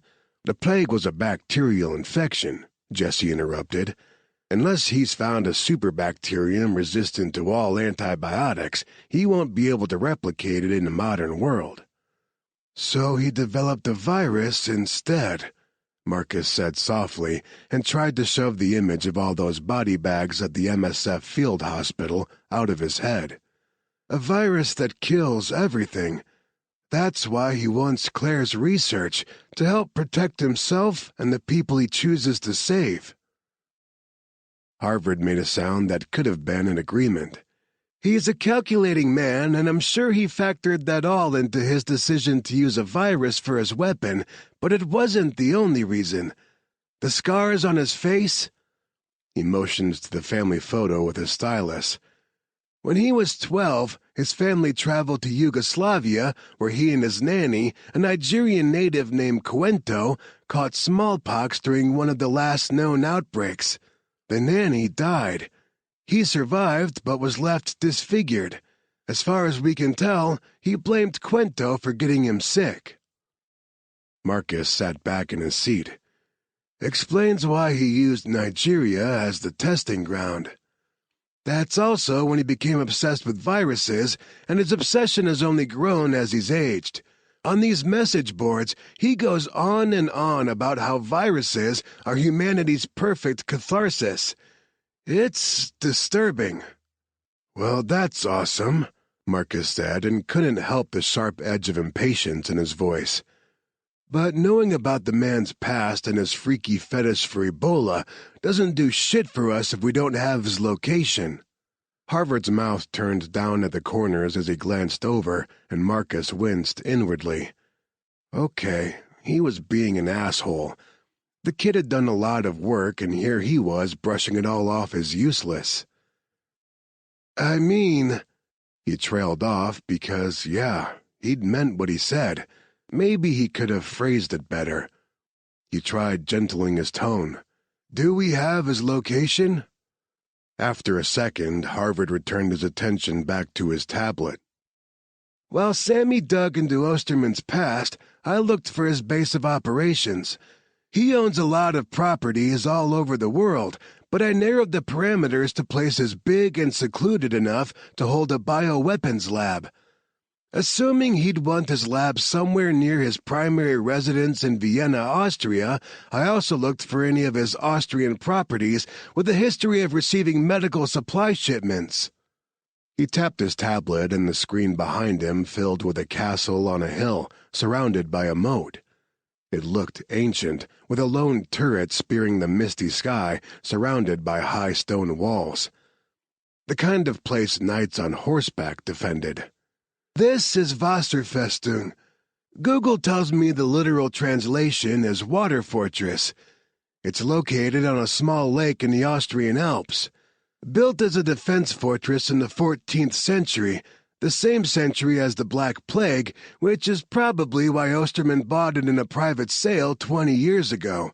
Weird thing is, the family he bought it from up and disappeared right after the sale. Now, as far as official documentation goes, nobody lives there, but it's received regular shipments from medical supply companies all over the world since it came into Osterman's possession. This is our place. This is where he took Jean-Luc and Dr. Oliver, and it's probably where he's holding his other hostages. It's a fucking castle, Ian said and slowly stood up. On a mountain with a moat. How the hell do we storm a castle? Carefully and with much forethought, Carrera suggested. Laney shrugged. Same as we do anything else. There was a moment of silence, followed by a crack of laughter from everyone that did wonders to ease the tension in the room. Even stoic Devlin's lips twitched. Nah, Carrera said and slapped his friend on the back. You know that's not how we do things at Human Inc. We're sloppy, but effective. Ian dropped back into his chair and studied the picture of the castle for a long moment, then grinned. It was kinda scary when he did that, the crocodile before he bites your leg off. About time I get to blow shit up. Chapter 41. Claire looked at the clock ticking softly on the wall. Nearly 1 a.m. and no sign of Osterman since he left her in this lab. She'd told him it would take time to study the effects of a Kiso and produce it in quantities large enough for his purposes, and apparently he expected her to stay a prisoner in this lab until the job was done. She had other ideas. She sat back from a microscope and sneaked a peek at Audric, who had stood guard over her since arriving in the place. Hours ago, she'd tried talking sense into him. I hope you know Osterman doesn't plan to save you or your friends. You're expendable to him. Just shut up and do your work. Audric hadn't shown even a flicker of unease. He trusted his employer completely, and it would mean his death if Osterman's plans came to fruition. Now the man was watching something on his phone, unconcerned with her as long as she didn't try to leave the lab. He didn't see her as a threat. His mistake. She wasn't a shrinking violet, but she'd played the part convincingly enough that he believed it. Her career had taken her to some of the most dangerous places in the world, and she'd learned how to defend herself. And she had a whole lab full of lethal possibilities. She got up from the microscope and walked over to a cabinet. She glanced over her shoulder, but Audric didn't even bother to gaze up from his phone. The cabinet contained anything she could possibly need to create a Kiso. Osterman had spared no expense in gathering supplies, and now she had a pharmacy at her disposal. One of the sides of the cabinet was refrigerated, and she checked the shelves for options. She needed something fast-acting, something that would drop a man the size of Audric in seconds. She smiled to herself as she spotted the box of vials on the middle shelf. Succinylcholine, Sux for short. An ultra-fast-acting muscle relaxant used during anesthesia and lethal injection. She grabbed a couple vials and pocketed them. picked up several other random bottles and a box of syringes and shut the door. Audric stood right beside her. She yelped and nearly dropped the armful of supplies. She wished she could say it was all an act to fortify her shrinking Violet persona, but he'd truly startled her. She hadn't heard him move, hadn't sensed him so close. A man who moved like a ghost had to be dangerous. Without saying a word, he took the bottles from her hands and deposited them on the workbench. Had he seen her slip the sucks into her pocket? She trailed after him, her heart banging in her chest. He took up position at the end of the bench and seemed intent on watching her work. Shit. He'd figure out she had no use for all these bottles she'd just taken out of the cabinet, and how was she supposed to get the sucks into a syringe while he eagle-eyed her every move? He lifted a brow at her. Inspiration struck. This man wasn't a scientist or medical professional. If he was, he'd know the bottles he'd helped carry meant nothing. He was hired muscle and had no idea about anything she was doing in this lab. She stepped forward and opened the box of syringes. Although her insides quaked, her hands didn't shake as she withdrew a vial of sucks and filled a syringe right in front of him, just as if it was the most natural thing in the world for her to be doing. "Before I continue," she said conversationally, "I need to draw more blood from the test subject." He watched her cap the syringe, but didn't ask questions. Instead, he took out his phone again and walked away from her, speaking in German to whomever picked up his call. She uncapped the syringe and tiptoed up behind him. She couldn't do it while he was on the phone. It would set off too many alarms if he suddenly stopped responding. But the moment he hung up, she lunged, sticking him in the side of the neck with the needle. He swung out at her, a sloppy last-ditch effort at defending himself. He was already losing control of his muscles, but his fist still caught her on the side of her face. She felt her lips split and tasted blood as she watched his legs give out from under him. He landed face first on the floor. She had to hurry. No doubt Ostermann had cameras everywhere. She knelt down and shoved Audric over to his back. His eyes bulged as he tried to draw breath and failed. That was the thing about succinylcholine. It was a paralytic, not a sedative. He'd be alive as he suffocated to death. He had killed Deo and planned to take part in mass genocide. Maybe he deserved every agonizing second of his death, but she'd forever feel the weight of it on her conscience. After all, he was only the unwitting pawn in Ostermann's chess match. She searched his pockets and found a small ring of keycards. One of them had to open Jean-Luc's cell. Just a little more. Finally, after hours of trying, the paperclip slipped into place and there was a soft click that sounded gloriously like freedom. Jean-Luc twisted his hand around to shove the lock out of his wrist restraint. With one hand free, the others were a piece of cake. He leaped out of the bondage bed from hell and looked around for something to wear. He had no idea where on earth he was, but he wouldn't get far outside these walls without some kind of clothing to protect him from the elements. So first order of business, clothes. Then he had to find Claire. The place was set up like a surgical suite, all sterile and empty.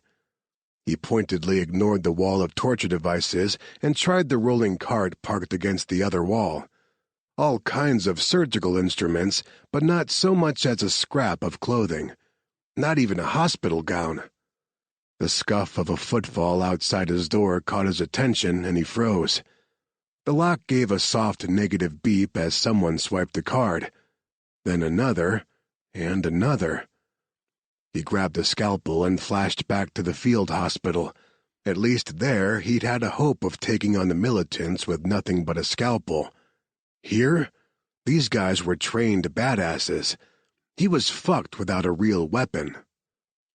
He glanced over at the bed. Maybe it'd be better to fake it, pretend he was still restrained. He took a step toward it when the door gave a positive beep and swung open to reveal Claire. She still wore the lab coat over scrubs, and her hair had mostly fallen out of a ponytail. Pink flushed her cheeks, and her chest heaved like she'd run. Her lip was split and bleeding down her chin.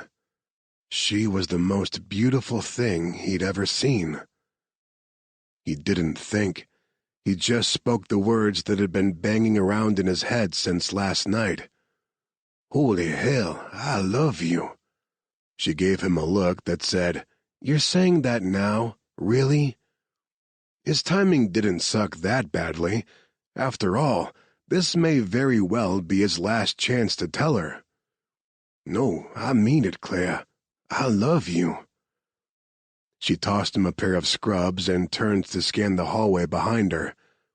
"We have to go. I killed one of his men to escape. As soon as they find him—" He froze with one leg in the scrub pants. "You killed?" He should have been there for her. He should have taken that blood onto his hands for her. Killing another human being, no matter how despicable that person was, would have stolen a piece of her soul. "Oh, Shah." She whirled around in disbelief. "Why have you stopped? Jean-Luc, get dressed. If he catches us, he will infect you again, and I can't—" Her voice broke. Yeah, she was right. He had to focus here. He didn't want her to fall back into Ostermann's hands any more than she wanted him to. He quickly finished dressing and followed her out into the hallway. "Did you see what he did with my rucksack? I need weapons." "I have no idea." "Do you know where we are?" She shook her head. "It's a castle, but I only know what he's shown me. I woke up in a room down the hall. He took me to a lab in the room you were in, and that's it." "That's okay. You did good." He threw out an arm to keep her back against the wall and checked around the first corner they came to. No guards, just another long, harshly lit hallway lined with windows overlooking other rooms. The lack of windows to the outside made him think they were in some kind of basement, which meant there had to be stairs somewhere. He turned to Claire and held a finger to his lips, then motioned for her to follow him. Keeping the scalpel ready, he crept down the hallway. "He has other hostages," Claire whispered as she fell into step behind him. 20 people. He stopped short and glanced back at her. 20? She nodded. "They're some of the people he plans to repopulate the world with after he releases his virus. He's been kidnapping them for months. We have to find them." "Well, fuck." He continued forward and paused at the first of the windows to peek through. A man lay strapped down on a hospital bed like he had been. Despite the straps, he thrashed violently and seemed to be gasping for breath, swallowing convulsively. Saliva bubbled around his mouth. "Oh my God," Claire said, and covered her mouth with one hand. "That looks like rabies. He's infected with rabies." She ran to the next window. After another horrified glance at the rabies victim, Jean-Luc followed. A skinny black man sat on the bed in the next room, staring blankly toward them, not at them, with bright yellow eyes. "Jaundice," Claire whispered. She grabbed a clipboard hanging on a peg by the window. "He's been infected with yellow fever." At the next window, she snagged the clipboard. "Measles?" She went from one to the next, reading off the viruses. "HFRS, dengue, Lassa, Marburg, Ebola Zaire." Jean-Luc stopped in front of one window and stared at the empty bed inside. He knew the room, had studied every corner of it for nearly 24 hours. Slowly he reached for the clipboard and saw the 3 words that terrified him more than anything else could have. "Claire?" At the other end of the hallway, she let out a small squeak of shock. She turned toward him, a clipboard dangling from one trembling hand. She'd gone white. He's infected someone with smallpox. We have to leave right now." The clipboard clattered to the floor and she ran toward him. Jean-Luc took a step back and held up his hands to fend her off. "Don't touch me!" She skidded to a halt. "What?" He opened his mouth to tell her, but found he couldn't say it. Instead, his gaze drifted toward the empty room. She looked through the window at the familiar bed and gasped. "No, no, no! Where's the clipboard?" He set it on the floor and pushed it toward her with his foot. She stared down at it like it would bite. "Delta hemorrhagic fever," he told her gently. "Osterman is not going to reinfect me. He already has. I don't know how. He never injected me with anything, at least not while I was conscious." "He's creating a weapon," Claire said, and looked up at an air intake vent above their heads. "He probably aerosolized it." Icy fear splashed through his veins. "You need to leave. Right now." She returned her gaze to his, and tears gathered in her pretty blue eyes. "Not without you." He shook his head. "I can't. I'll risk infecting anyone I come into contact with, including you. Oh, my Belle, you know this. You know this." She hugged herself and choked on a sob. "Jean-Luc, I can't." He wanted to reach out to her, pull her into his arms, and wipe away her tears. Instead, he took another step backward. "You are Kiso, not your research, not your drug. You and that beautiful, stunning brain of yours. If you don't leave, you'll give him exactly what he wants. He'll release the viruses on the world if he has you to keep him safe." The sound of running footsteps thundered from a hallway nearby. "Go, find the other hostages, and get out." His own voice came out ragged and raw, but he forced a smile. "I'll distract them." She opened her mouth as if to say something more, but he hushed her with a finger to his lips and blew her a kiss. She stared at him for a beat, then spun away and ran. Thank God. He sucked in several breaths. At least he could still breathe and wasn't drowning in his own fluids yet. That was a plus. He looked down at the scalpel in his hand. Not enough. He might have an advantage if they didn't want to infect themselves, but... Oh, he was a couillon. He didn't need a knife. He glanced over at the man with the jaundiced yellow eyes. Not when he had a hallway full of deadly weapons at his disposal.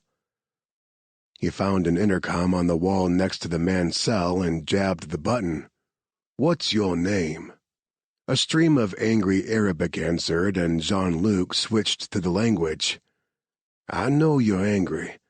What this man did to you is unforgivable. He took everything from you, your freedom and your life. You know you can never leave here, right? Not without endangering everyone outside these walls." The man said nothing more for a moment. Tears dripped down his cheeks and he nodded. "I know." "What's your name?" "Raid." "Hello, Raid.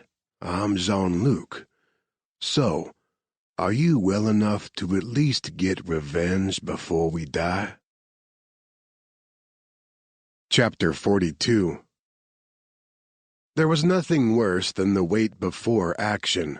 Marcus thought he might jitter out of his skin if they didn't make a move soon, but he could do nothing while crammed into an SUV with Laney, Harvard, Ian, and Carreras.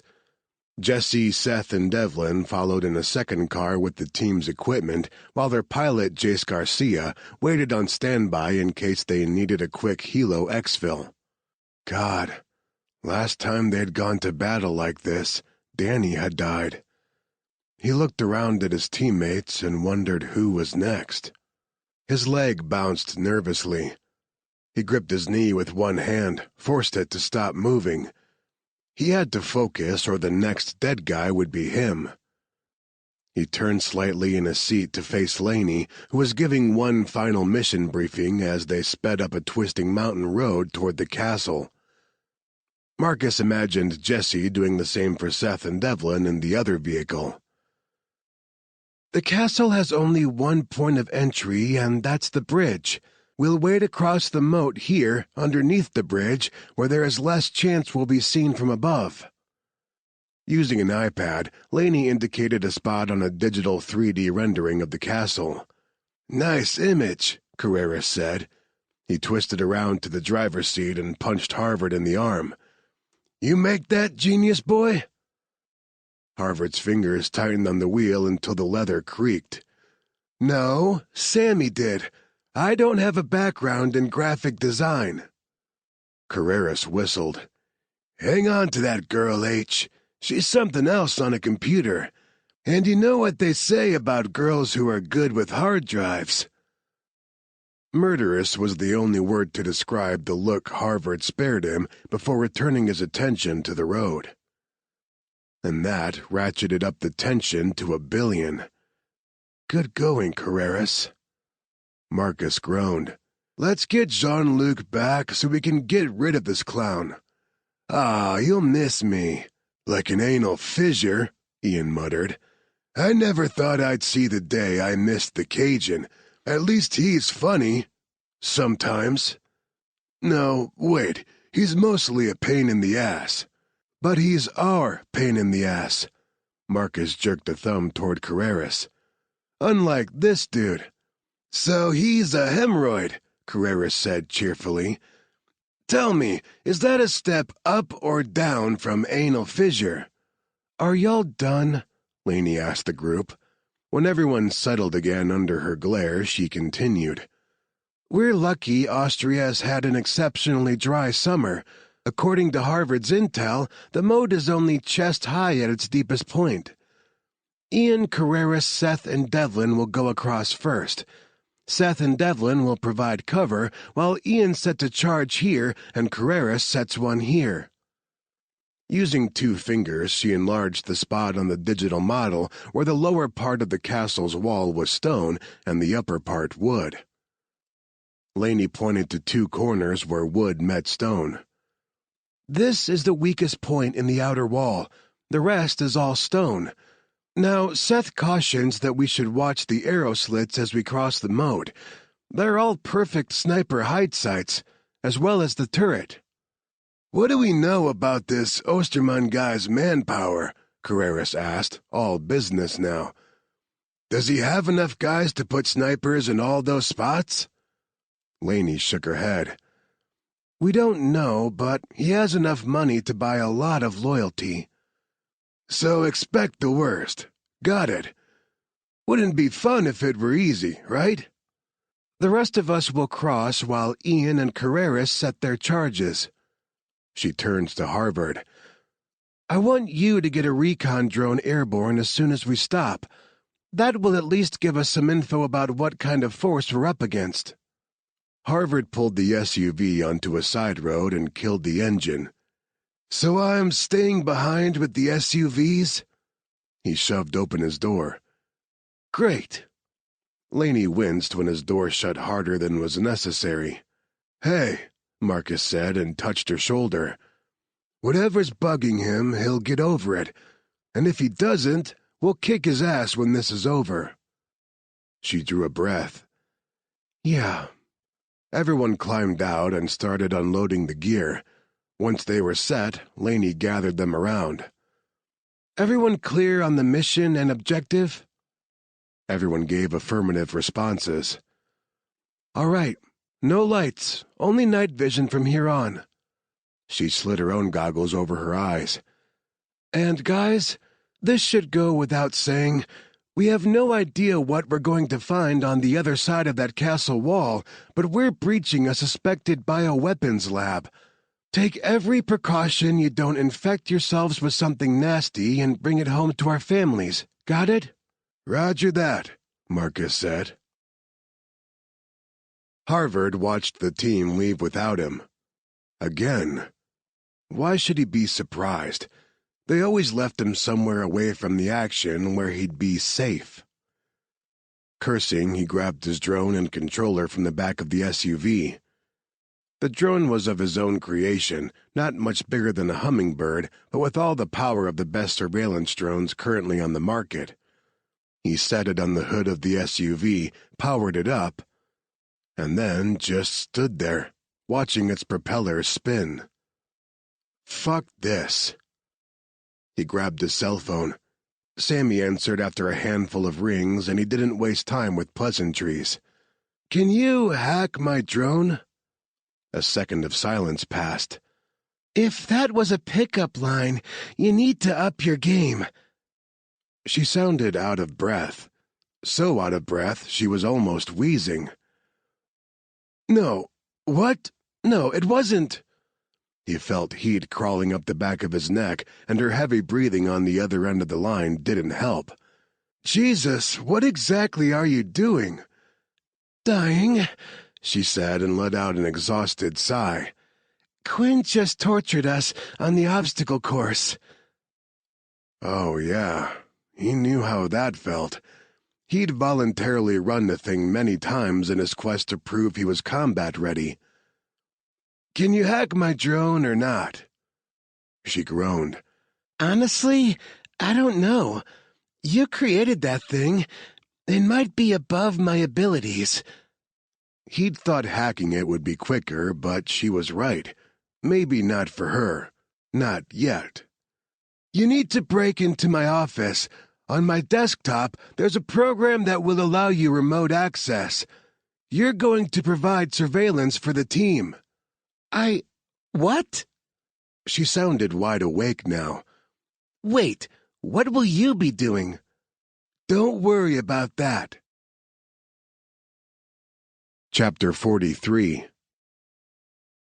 Jean-Luc was not going to die of that damn virus. Claire wasn't going to let him. The thoughts ran through her head on repeat as she sprinted through the labyrinth of hallways, searching each room for the other hostages. They had to be here somewhere, and she guessed he'd keep them sequestered away from his test subjects. Maybe they were in a room over by her lab. It made sense. He'd want them closer to a Kiso than the viruses. She skidded around a corner and nearly came face to face with one of Ostermann's Stepford thugs standing guard outside the open door of the lab. He raised his weapon and let out a shout that was more surprise than an order. She still had the sucks in her pocket. She dipped a hand in, closed it around the remaining vial, but changed her mind. Throwing the vial at him wasn't going to do anything, and she wanted to keep it as a backup plan. He wasn't going to kill her. Ostermann needed her too much, and these guys were too brainwashed to disobey his orders. She dropped the sucks back into her pocket and slowly lifted her hands. The goon motioned for her to go into the lab, exactly where he shouldn't want her to go, because out here she was helpless, but in there she had weapons at her disposal. Hands still held in the air, she edged past him. Audrich's body still lay where he had landed, eyes wide open and staring. She had to push the guilt out of her mind because she was about to take another life. She slipped closer to the workbench where the random bottles she'd taken from the cupboard still sat. There had to be something she could use. There. Yes. Sodium azide, the deadliest drug to ever help save lives. It had many uses, from airbags to pest control to a preservative, but accidents abounded with the stuff because it reacted with everything. Depressed researchers had been known to use it to commit suicide. She just needed a moment of distraction. The radio on the man's belt squawked with rapid-fire German. He reached for it, and she saw her chance. With one hand, she twisted off the cap of the sodium azide. With the other, she snagged the respirator and held it to her face as she flung the bottle in his direction. The white crystal powder hit him in the face and he dropped the radio. She twisted to grab a beaker of water she'd left on the bench and threw it at him. He howled when the water made contact with the powder on his skin and clawed at his face with both hands. He tripped over Audrich's body, tumbled to the ground, and began to writhe, screaming in pain. Claire took precious moments to pull on coveralls, boots, and gloves to go with her mask. She gathered the most flammable substances in the lab and dumped them on the floor, the workbench. She hesitated before dousing her files. Her stomach twisted at the thought of losing years of work. But it had to go. It all had to go. She couldn't risk Osterman salvaging any of it. She upended a bottle of ethanol on the files and picked up a lighter, but stopped short and looked at the cabinet with its refrigerated section. What if Osterman had stored her remaining dose of Akiso there? It could help Jean-Luc. She took a step toward it, but the thug's hand shot out and grabbed her boot. He was too weak to effectively stop her, and she shook him off easily, but the interruption cleared her thoughts. No, Osterman would keep the last dose of Akiso for himself. It killed her not to look in that refrigerator, but everything had to go. She walked out of the lab. At the door, she couldn't help the escaped sob as she flicked open the lighter and a flame licked to life. She watched it dance for a few moments too long, then held out her arm to drop it, and fumbled at the sound of gunfire from somewhere in the facility. Jean-Luc! She shut the lighter and whirled around, took a couple steps in the direction she'd come from before she caught herself. He'd wanted her to find the other hostages and get out. There were 20 people trapped in this building somewhere. Once she lit that fire, all of those explosive chemicals would probably collapse this whole side of the building. No, destroying the lab would have to wait. More gunfire echoed through the halls. She flinched but didn't race toward it, and Jean-Luc like she wanted to. She ran in the opposite direction, past the lab. That's when she heard the banging, like a fist on a door, and the muffled sound of someone shouting in German. She didn't understand his words, but his fear registered loud and clear. Not one of the guards, then. It had to be Dr. Jürgen Nacht. She followed his voice to a large set of double doors. She pulled off her mask so they could hear her more clearly through the door. "Hello? Dr. Nacht?" The banging stopped. "Who's there?" he asked in thickly accented English. "My name is Claire Oliver." Heart-tripping, she fumbled for the ring of keycards and started scanning each over the lock. "I'm here to help. Are others in there with you?" There was some shuffling from the other side of the door, and then another male voice spoke up. He was American, likely born and raised in New York City, judging by his accent. "Yes, there are 20 of us." "What's your name?" "Lucas West." "How long have you been here?" "Maybe 3 weeks. It's hard to keep track of time. Some of us, like Jürgen, have been here for months." She swiped another card. The lock beeped and the small indicator turned green. She pulled open the door and found herself face to chest with a guy almost as big as Jean-Luc. He had dark hair and a beard that hadn't seen a trim in a while. "Thank you." He released a relieved breath and stepped out into the hall just as more gunshots rattled through the hallways. He glanced toward the noise, then returned his attention to her and studied her coveralls and mask. "What's going on?" She ignored the question and peeked through the door as the hostages streamed out. The room was as big as a college gymnasium, set up with cots and a line of shower stalls along one wall. Osterman was crazy, but it was a cool, level-headed kind of crazy. He'd thought out every detail. She turned to Lucas, since he seemed to be the de facto leader of the group, and pulled her mask into place. "Get everyone out. There's about to be a big explosion." Chapter 44. This wasn't right. This wasn't how any of this was supposed to happen. Osterman watched his surveillance cameras with a growing sense of disbelief. His specimens were running free, his men running scared, his chosen leaving, commandos sneaking around on his property, and Dr. Oliver. Crazy woman. She was going to kill them all. Sir? His second lieutenant stood in the open door of his office, a gun in one hand and a bag in the other. We're overrun. We have to go, now. Osterman watched Dr. Oliver pick her way over to the oxygen tanks through the lab she had trashed. He'd thought she'd come around.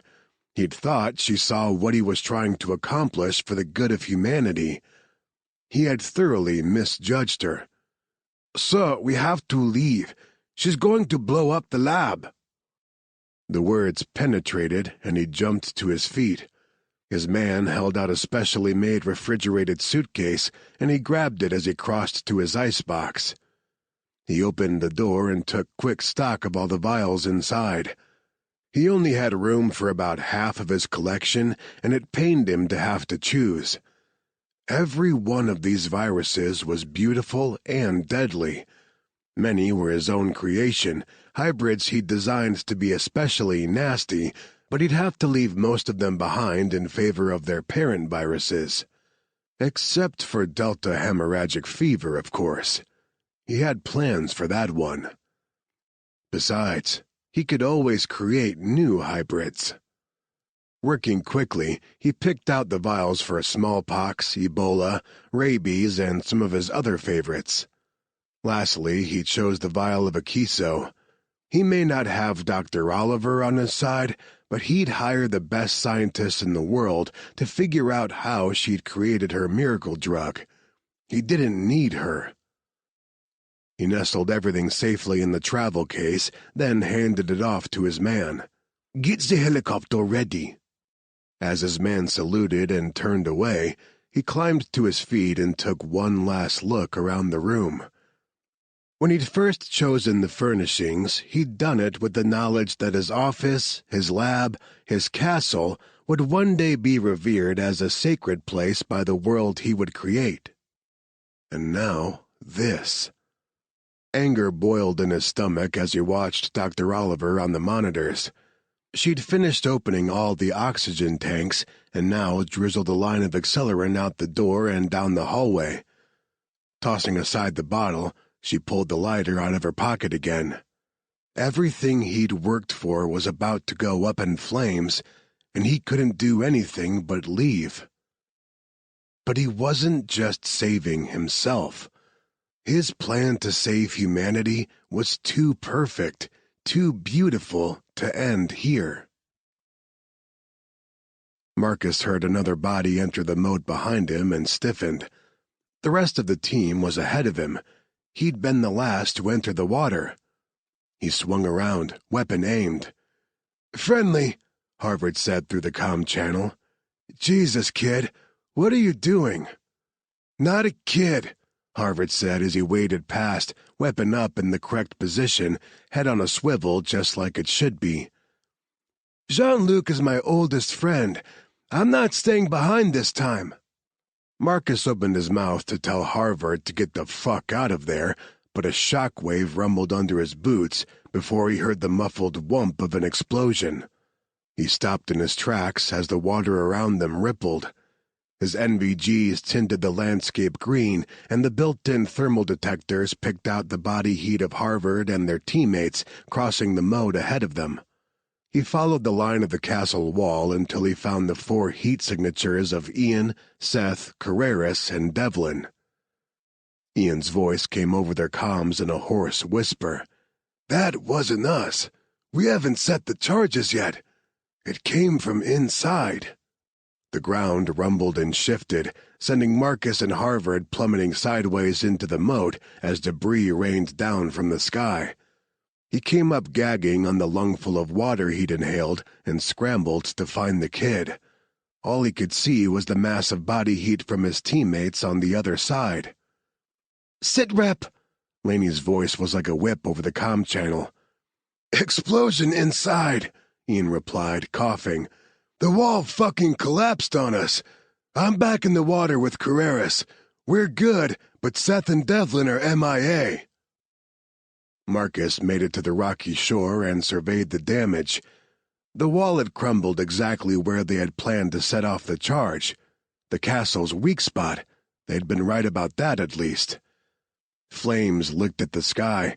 He scanned the water and spotted the 2 bomb techs. They swam toward the opposite shore. Where the fuck was Harvard? Some serious power behind that boom, Carreras said over the comm. Whoever was in there is toast now. Marcus looked up at what was left of the castle. No, he wouldn't believe it. Every piece of intel they had said Jean-Luc was in there. Contact, Ian shouted. Marcus trained his weapon at the heat signatures flooding across the bridge overhead, but from what he could see, they didn't look like the enemy. Some were running as fast as they could, others helping the injured, and some bent over coughing. Secure them, Laney said. Ian and Carreras climbed the moat's bank to meet the crowd on the other side of the bridge. Several long seconds ticked by before Carreras's voice came over the radio again. Friendlies! Hostages secured! Copy, Laney said, relief evident in her voice. Get them out of here. Found Seth, Harvard called. Marcus spun toward his voice, relief flooding his system, and found the kid 10 feet away, clearing debris from Seth's unconscious body. He ran over to help. Injuries? Jesse demanded and dropped to his knees beside Seth. Looks like a conk on the head, Marcus said. Wasn't anything he could do for Seth, so he climbed over a piece of the wall to search for Devlin. He moved a sheet of wood aside and found the man bloody and broken in a hole underneath. Shit, no, they weren't losing another man. Hard thudding, Marcus slid down the side of the crater. Debris and ash rained on him as he knelt down in the mud to check Devlin's pulse. Strong, thank God, but too fast. He released the breath pent up in his lungs and took stock of the man's wounds. Devlin's legs were trapped under a fairly large boulder. Blood leaked from a deep gash along his hairline, and his arm had bent unnaturally, likely broken. Water seeped into the hole from the moat. If the ground shifted again, the whole thing would flood and Devlin would drown. Medic! Jesse appeared at the top of the crater. How bad? Pebbles skittered under his feet as he descended, pinging against Marcus's back. He's alive, but worse than Seth. Jesse did a quick visual check and fastened the brace around Devlin's neck. Help me pull him out. Working together, Marcus lifted the rock and Jesse carefully pulled on Devlin's upper body. The mud got stickier by the second and didn't want to let him go, sucking at his legs like quicksand. After several frustrating minutes, they finally freed him and the guys helped lift him to more solid ground. While Jesse climbed out of the hole, Marcus dusted off his hands and looked around. One of the walls of the crater was flat stone, not loose earth like the others, and there appeared to be a hole leading somewhere else. He pulled his rifle off his back and switched on the flashlight attached to the barrel. Marcus, wait! He ignored Laney's command from overhead. They weren't losing any men today, and that included Jean-Luc. He kicked through the opening, sweeping left and right. A hallway, but nothing like he'd expected to find inside a 14th-century castle. More like a 20th-century hospital, all wide and sterile. The overhead lights had blown out at the explosion, the suspended LEDs swaying from wires. Sparks showered from one as he crossed under it.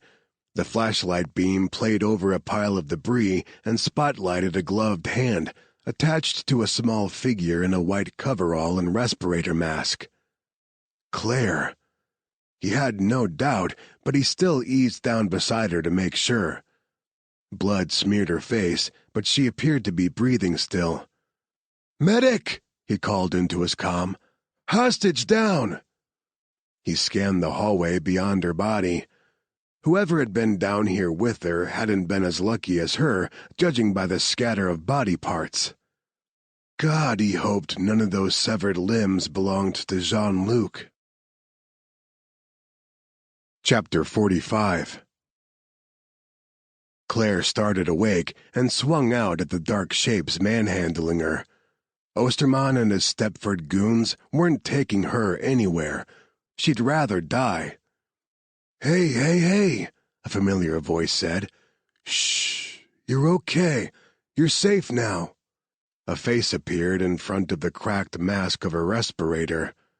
Dark eyes, dark curly hair wet and flattened to his forehead. Mud streaked his sharply angled face and coated his hands. "Marcus?" She blinked to focus her vision, unsure if he was really here or if the bump on the head was playing tricks with her mind. "Yeah, it's me. You're safe now, Claire. These guys are friends." He motioned to another man with dark hair and kind blue eyes.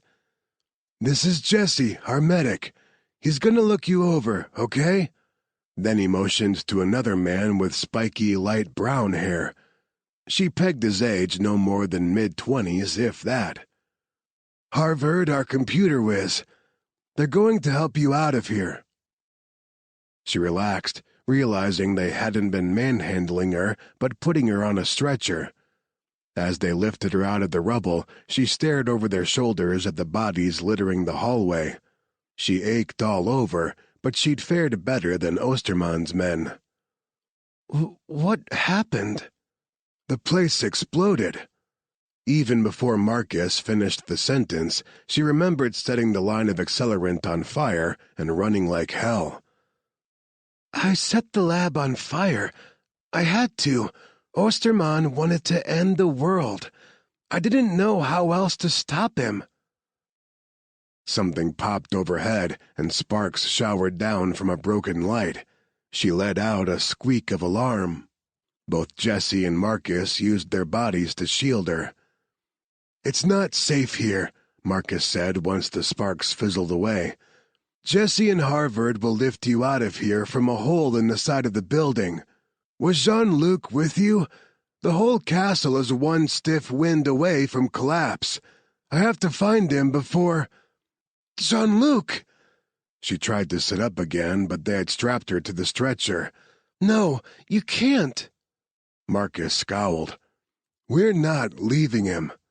"I don't want to leave him, but you can't go in after him without a biohazard suit. You shouldn't even be here without one.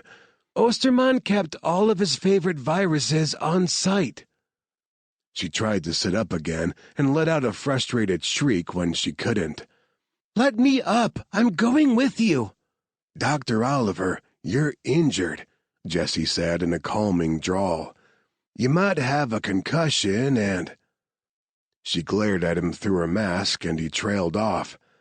The man actually backed up a step before releasing the straps holding her down. She must have looked feral, but she didn't care. She felt feral. She ripped off her broken mask. It wasn't doing her any good. If any of the viruses escaped containment and survived the explosion, she was already exposed. "Tell me you have biohazard suits." The three men shared a glance, then Harvard said, "We have a biocontainment unit on the way." She stared down the hallway. "How long?" "They're flying in from Germany. An hour, maybe a little less now." "We can't wait. What if he's hurt?"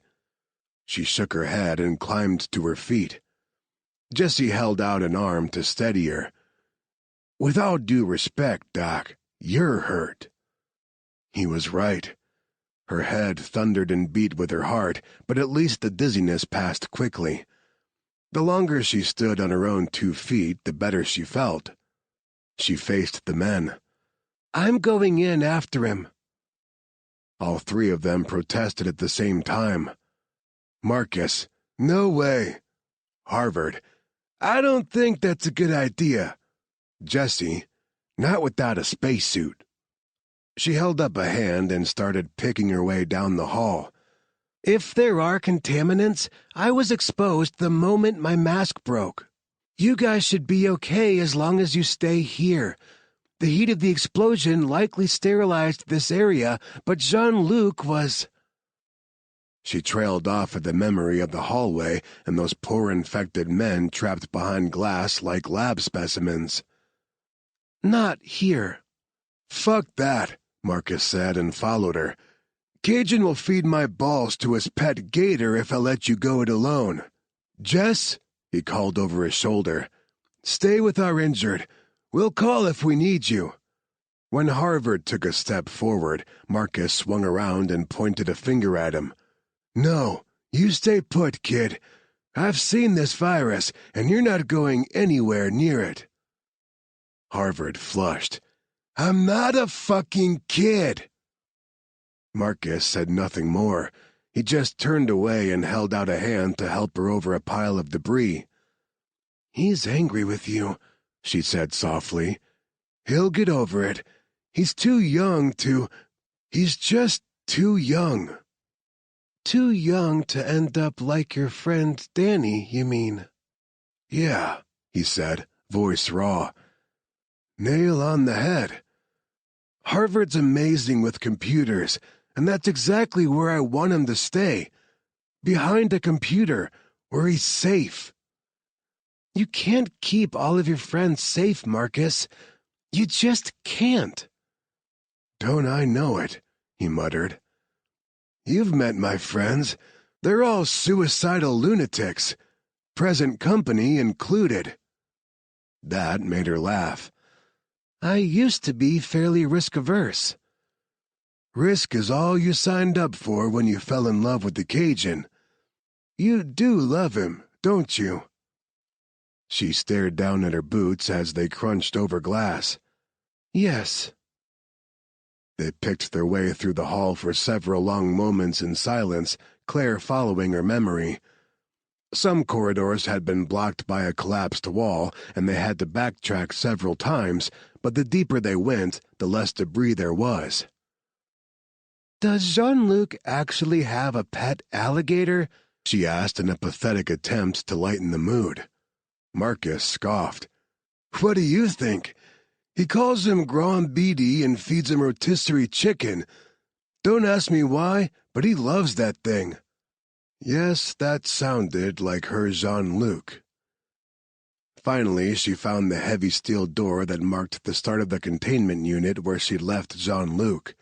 The door was intact, and all of the walls still held solidly. The lights were even still on. Osterman probably had this whole area running on a generator. If she were building a bioweapons lab, she'd want to make sure nothing short of a nuclear blast would compromise it. Marcus put a hand on her shoulder. "What are we gonna find in there?" She met his gaze. "I really don't know." He swallowed hard, then nodded once. "Ready when you are." She found her ring of keycards and started trying each against the lock, but a panicked shout from the opposite end of the hallway stopped her. Marcus swung around, bringing his weapon up and using his body as a shield for her. "Don't move!" he shouted at the dark figure shambling toward them. The jaundiced man with yellow eyes. He bled from multiple gashes and scraps and walked with a limp. One eye was swollen almost shut. "Holy fuck," Marcus muttered under his breath. "This is some Walking Dead shit right here. Stop moving, or I will shoot you, dude. Just stop." "No, wait." She set a hand on his arm and pushed until he lowered the weapon. "It's okay. He has yellow fever. It's only transmitted by mosquitoes. You can't catch it from him." The man babbled in another language and kept motioning to the door. It sounded like some form or another of Arabic. She knew 5 languages, but Arabic was not one of them. She'd been working on it, but when her life turned upside down, learning a new language had been last on her list of concerns. "Where's the Cajun when you need him?" Marcus grumbled. She shushed him and tried to focus, but the man spoke too fast. She barely knew the basics and just wasn't going to understand him. "Do you speak any other languages?" she asked in English, and then repeated the question in French and Swahili. If he was from the African continent, there was a good chance he spoke at least one of those languages as well. The man switched to a rough Swahili. It had been a while since she'd used the language, since most of her recent studies had been in South America, but it came back fast. "He says his name is Raid and he was helping Jean-Luc. We can't open the door.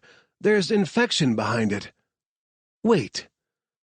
She stopped Raid and asked him to repeat himself, unsure she'd heard right. "Oh my God. Smallpox. They released the smallpox victim and shut Osterman's men in there." "What the fuck?" Marcus backed away from the door fast. "It's okay, it's pressurized. The explosion didn't damage things this far in. The unit should be secure." She turned back to Raid. "Where's Jean-Luc?" Raid waved a hand, indicating they should follow, then limped back in the direction he'd come from. "He says—" "Yeah," Marcus interrupted, and stepped out in front of her, weapon at the ready. "I got it. The Cajun's over here somewhere." She let him take the lead, but stayed close behind. Raid led them through a maze of hallways that became more and more damaged the farther they went. It was only when they turned a corner she recognized that she realized they were headed toward the lab, the epicenter of the blast. Oh no. Had Jean-Luc gone there looking for her? Raid stopped and motioned up ahead. Claire peeked around Marcus and spotted a pair of boots under a pile of debris. Her stomach flipped with horror. "Is that—" "Shit!" Marcus dropped his weapon and lunged forward. "Help me!" Working together, they started clearing away the debris. They uncovered his legs, then his stomach and chest. He'd put on a biohazard suit before the blast, and so far she didn't see any tears, but she stopped Marcus just in case. "If he's bleeding through the suit, don't touch him." Marcus looked frantic. "Why the fuck not?" "Listen to me. We will get him medical help, but he's infected. Osterman gave him DHF again, and it's transmitted by blood and bodily fluids. That's why he put on the suit." Jean-Luc let out a moan and shifted, making the rest of the debris roll off him. Dust coated his mask, but it hadn't cracked like hers had. She leaned over him and did her best to wipe the dust from his visor. "Jean-Luc, can you hear me? It's Claire. If you're conscious, talk to me." He mumbled something, voice ragged and raw, but she understood. Marcus frowned. "Did he just ask if you like piña coladas?" Laughing softly, she sat back on her knees and wiped away tears with her dust-coated hands. "And getting caught in the rain. He's okay. He'll be okay. For now, at least." Chapter 46. Vienna, Austria. Back in a hospital. Again. Jean-Luc supposed he should be glad it was a real hospital this time, the kind he'd expected the first time around, but he couldn't work up the energy. All he felt since waking up here was tired. He was so tired of being everyone's human guinea pig.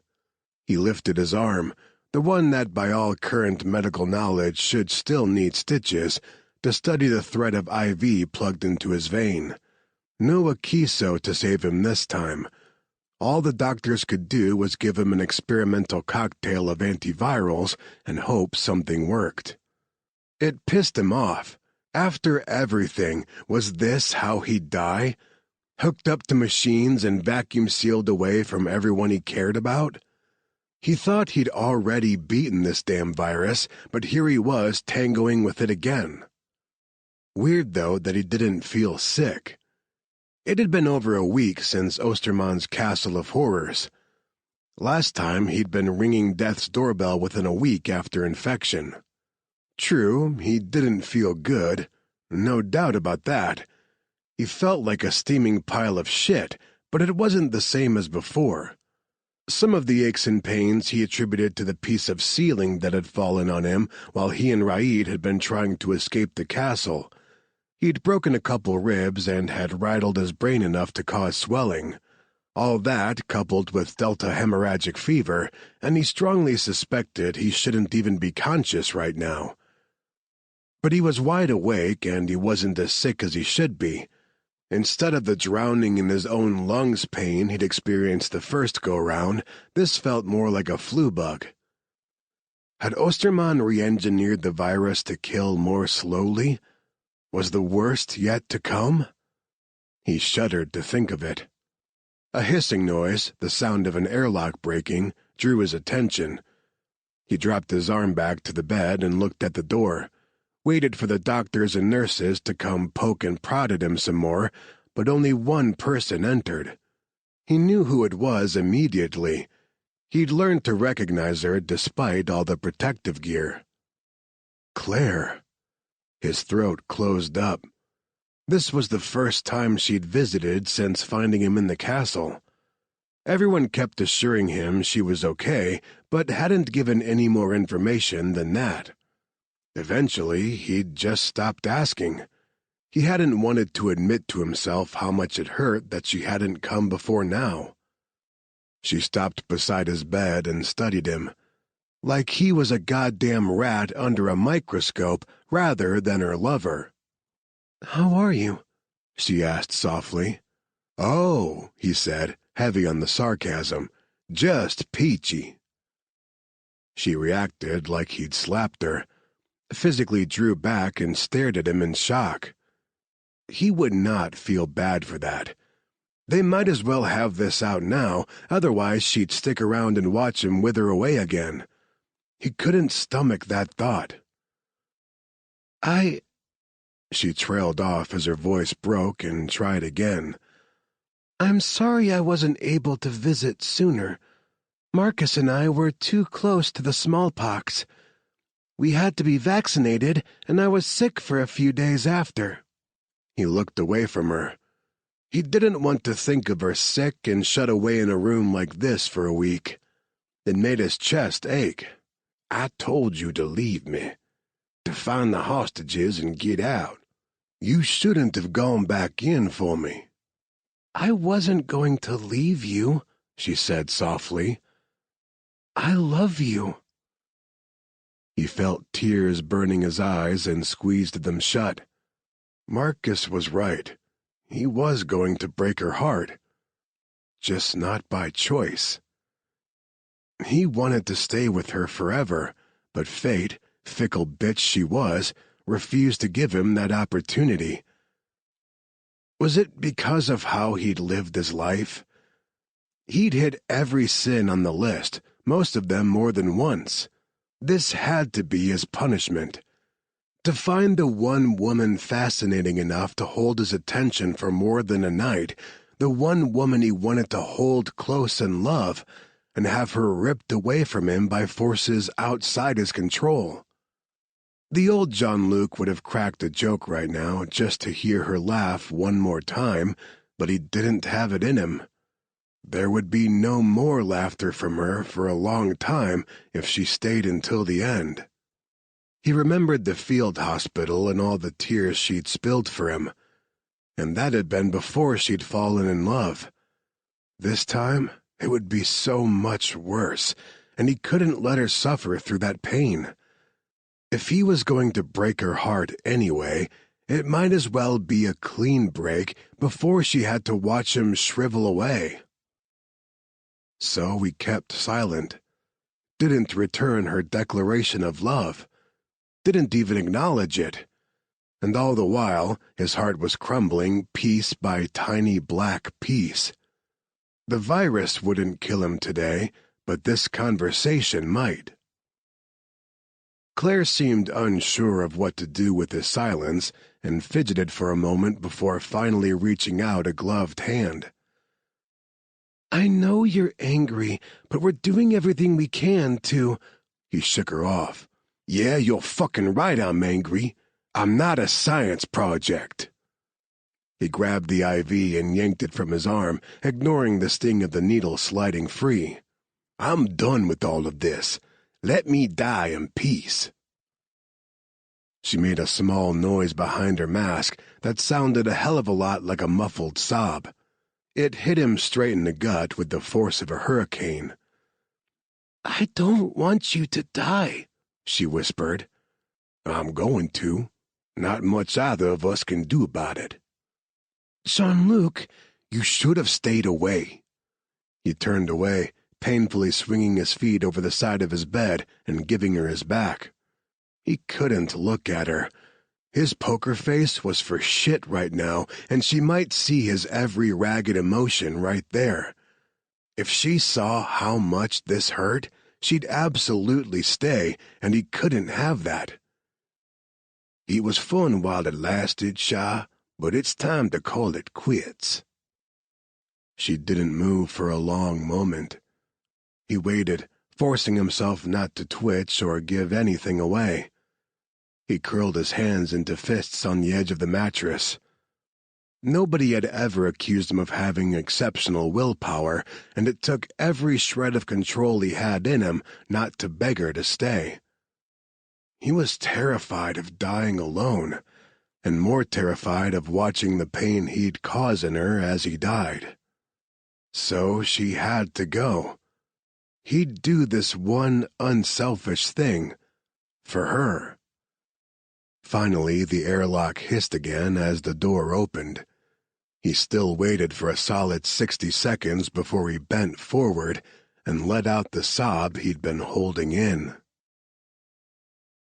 Claire held herself together until she emerged from decontamination and saw everyone waiting on the other side.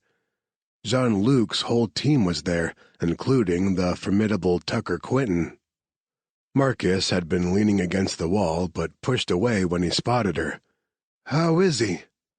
That was when she lost it. She hugged herself as tears erupted from her eyes. He doesn't want to see me. I think he's giving up. Like hell he is, one of the other guys said. He was a muscular man with short-cropped hair and stormy gray eyes. She hadn't officially met him yet. He'd arrived with another man, Gabe, while she was sick in quarantine after receiving the smallpox vaccine. "Let me in to talk to him."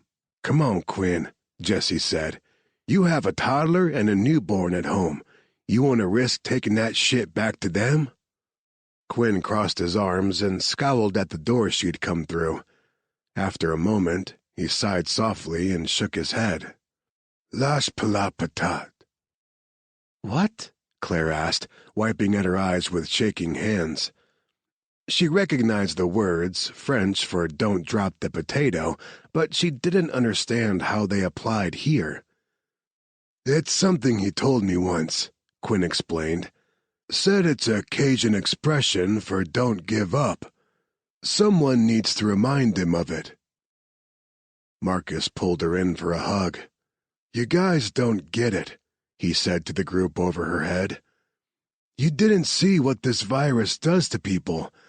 Whether he fights it or not, it will kill him. It came damn close the first time, and the only reason he survived is because of Claire's research.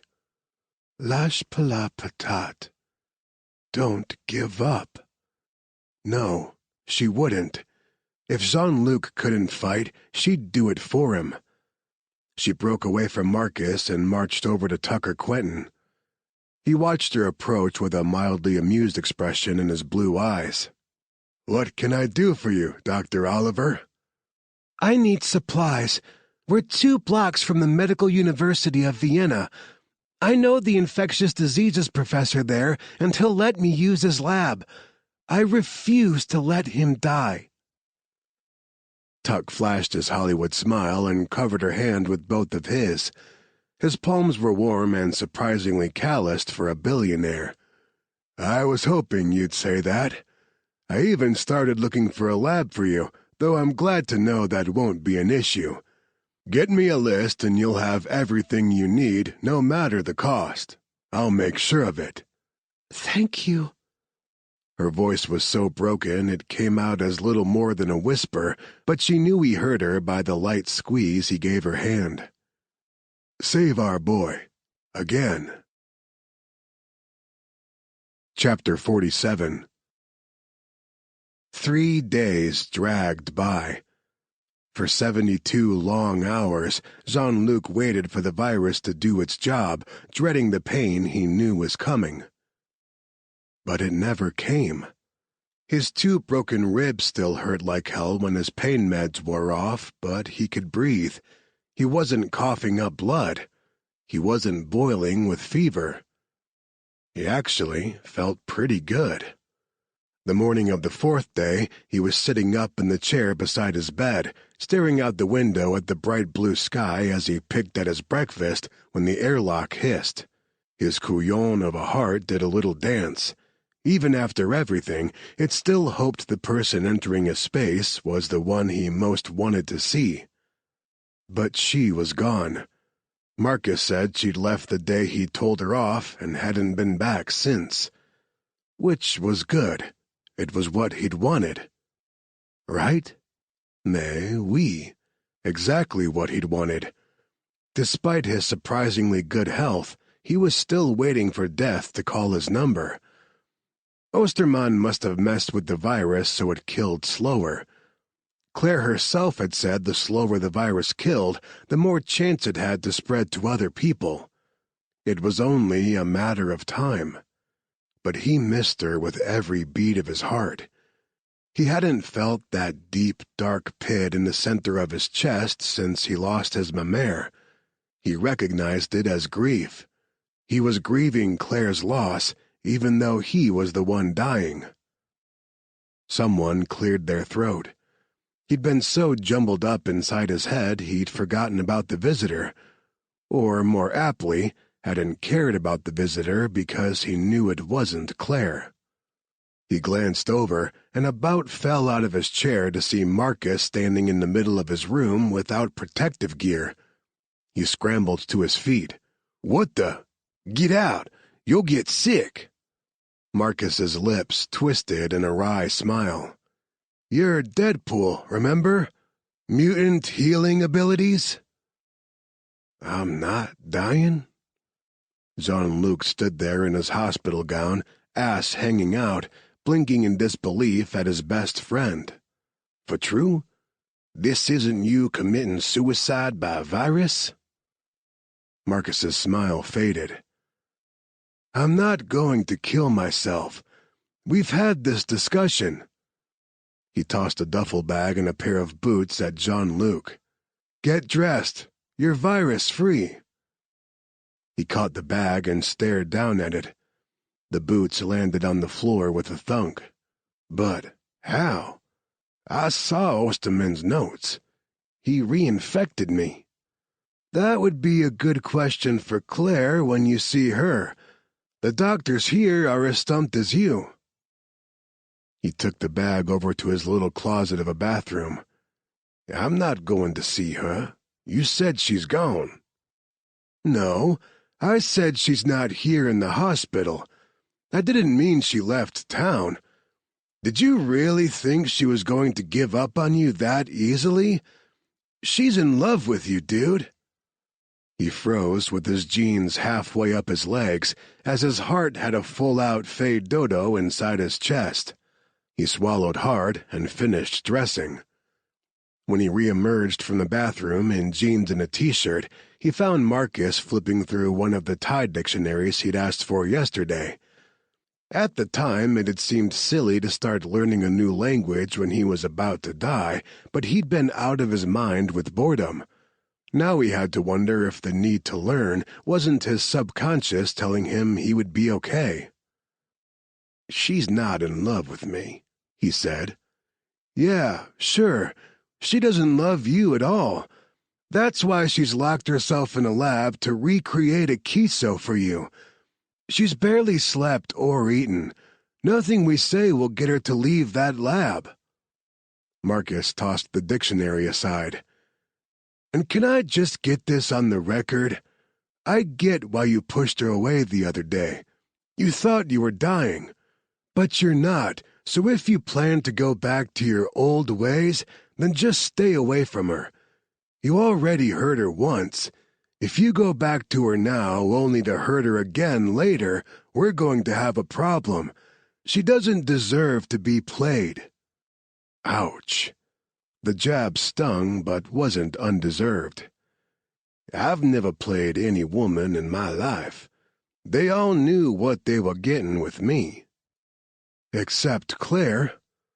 The difference is, I knew what I was getting with her, and I want it. God, did he want it. And for some crazy reason, he'd gotten not only a second, but a third chance with her. He wasn't about to waste it. He snapped up his boots from the floor. Take me to her. He found Jesse and Laney outside the lab, peering in through an observation window. Both appeared more than a little haggard. He stepped up beside them and stared down into the lab at Claire. She'd fallen asleep at her desk, her hair a tangled mess, her cheek smushed against a notebook. "Hey, pal," Jesse said, and clasped his hand, pulled him in for a back-slapping hug. "How you feeling?" "Awesome, considering I should be dead right now. I'm told I'm infection-free." "You are. Looked at the blood tests myself. You're a lucky bastard." "Not luck." He returned his attention to the window. "It was all her. How long has she been out?" "A few minutes." "Did you tell her I'm healed?" The two shared a look, and he swung around to gape at them. "You didn't tell her?" Laney set a calming hand on his arm. "We tried, but last time Marcus interrupted her, she threatened him with chemical castration. She said she'd only leave if she finished a kiso or you were actively dying. She hasn't, and you weren't, so—" When Laney trailed off with a shrug, Jesse tilted his head toward the window. "Knew she'd eventually exhaust herself. We planned to pull her out once she finally collapsed. Tuck has a hotel room waiting for her. I'll take her there. Thanks for watching over her." Laney gave him a hug. "You be good to her, you hear me, Cajun?" "Why does everyone keep saying that?" "Because we know you," Jesse said. He winced. Yeah, I deserve that." "This is different.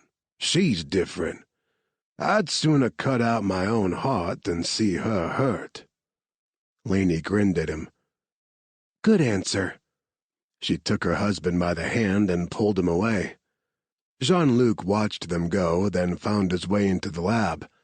Classical music flowed from hidden speakers, and Claire didn't even twitch at the sound of the door opening.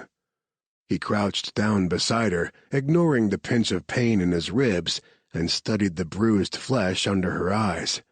She was way too pale. Pages and pages of notebook paper littered the desk and the floor. She was drooling on one of them and still had a pen in her hand. In her other hand, she gripped his gree-gree. His Claire. Smart, focused, and feisty as hell. He'd tried to push her away, and instead of letting him, she decided to work herself to exhaustion trying to save his sorry ass again. He loved her. He hadn't known he was capable of the kind of love he felt for her in that instant. All-encompassing, unselfish, terrifying, and glorious all at once. He took the pen from her hand and pressed a kiss to her temple. "My belle, wake up. Let's get you to a real bed, huh?" She shifted and let out a soft moan. "Jean-Luc, I'm trying to save you." Her eyes opened but remained blurry and unfocused. Her grip tightened on his gree-gree. "Am I too late? Are you here to say goodbye?" She must be tired if her logical mind was dreaming of ghosts. No, Sha. He scooped her up in his arms, busted ribs be damned, and savored the rightness of it as he carried her out of the lab. You already saved me. In more ways than one. Chapter 48. She wasn't in the lab. Claire's first reaction when she bolted awake to find herself in a soft, warm bed was anger. How dare they take her away from the only chance Jean-Luc had? She had to finish a Kiso and test it on cells, and she was running out of time, and... Someone was coming into the room. She leaped to her feet, intent on ripping into Marcus or whoever, and stopped cold when she saw Jean-Luc carrying a tray of breakfast food. Wait, what? She looked around the room, expecting to see it shimmer and shift to somewhere else, like places always did in dreams. Because she had to be dreaming. He wasn't here. He wasn't grinning at her with that adorable, mischievous gleam in his eyes. She pinched her arm, and his smile faded as he set down the tray. Don't do that, Sha. You're not dreaming. What? How? She pressed a shaking hand to her temple and sank down on the edge of the bed. Her legs had gone to water underneath her, and it was either sit down or collapse. I don't understand what's happening. Have I gone crazy? No, I'm really here. You're not dreaming, and you're not crazy. He laughed in a low rumble of sound that washed over her like a balm. He walked over to a small desk and picked up a file. Figured you wouldn't believe it until you saw the science. He sat down beside her and offered the folder. My medical records. He felt real enough. The weight of him on the bed beside her caused her to slide toward him. The clean soap smell of his hair, still damp from a recent shower, filled her nose. The feel of his skin as their hands brushed when she took the folder seemed real enough. She opened the folder, read through. He had been reinfected, but his most recent blood tests were clean, virus-free. Except he now had the antibodies. How is this possible? I was hoping you could tell me. You think Akiso still... Her mouth opened and closed soundlessly a couple times as she tried to think it through. She shook her head. I don't know. I'd have to run tests and... Abruptly, she remembered their conversation in his hospital room and shut the file. I'm sorry. I know you're not a science experiment. He took the folder from her hands and set it aside on the nightstand. I was angry and scared. You can run whatever tests you need to, especially if what you learn from me will help people like Deo's family. But not today. No, she breathed and threw her arms around him. Not today. He murmured to her in Cajun and stroked a hand over her hair as she let all the emotion she'd kept bottled up bubble over and spill out. It came out in gasping, wrenching sobs, and he held her through it. It was him. It was him. It really was him. I was so afraid I'd lose you. Not gonna lie, he whispered against her temple. I thought you'd lose me too, but I'm not going anywhere. He caught her tears on his finger and whisked them away. You're stuck with me now. She sucked in a shaky breath and lifted her lips to his. Good, because I love you, Cajun. You're stuck with me, too. He laughed and kissed her back. It started out gentle and sweet, but like all things with him, it soon turns to heat. She broke away and studied his face. Are you well enough to make love? His grin all but sparkled. If you're on top, I think I can manage. They moved slowly, taking care not to hurt his damaged ribs as they undressed. He lay back on the bed as she rolled the condom on and told her all the deliciously wicked and dirty things he would do to her body once he was healed. His words sent pleasure spiraling through her even before she took him inside her body, and when she did. Moaning, she rolled her hips, slow and easy, caught between wanting to pleasure him and fear of hurting him. His fingers dug into her hips. "Ride me harder, Sha." His voice was gravel. "You won't break me. Use me like your own personal fuck toy." She gasped as he bucked his hips, surging up just as she came down on him. Her entire body clenched and spasmed with the orgasm, and she let out a long, low moan as the pleasure swamped her. He continued undulating under her. "I love it when you do that, when you lock up around me and try to suck me dry. You're gorgeous." He reached between their bodies and found her clit. "Do it again for me." He knew exactly how to touch her to send her flying again. Almost immediately she shuddered, crying out his name so loud everyone had to have heard it. The sound must have sent him over the edge because he roared out his own release, seemingly straining to bury himself even deeper in her body. Fine by her. When they were both spent, she collapsed to the mattress beside him, mindful of his abused ribs, and sighed.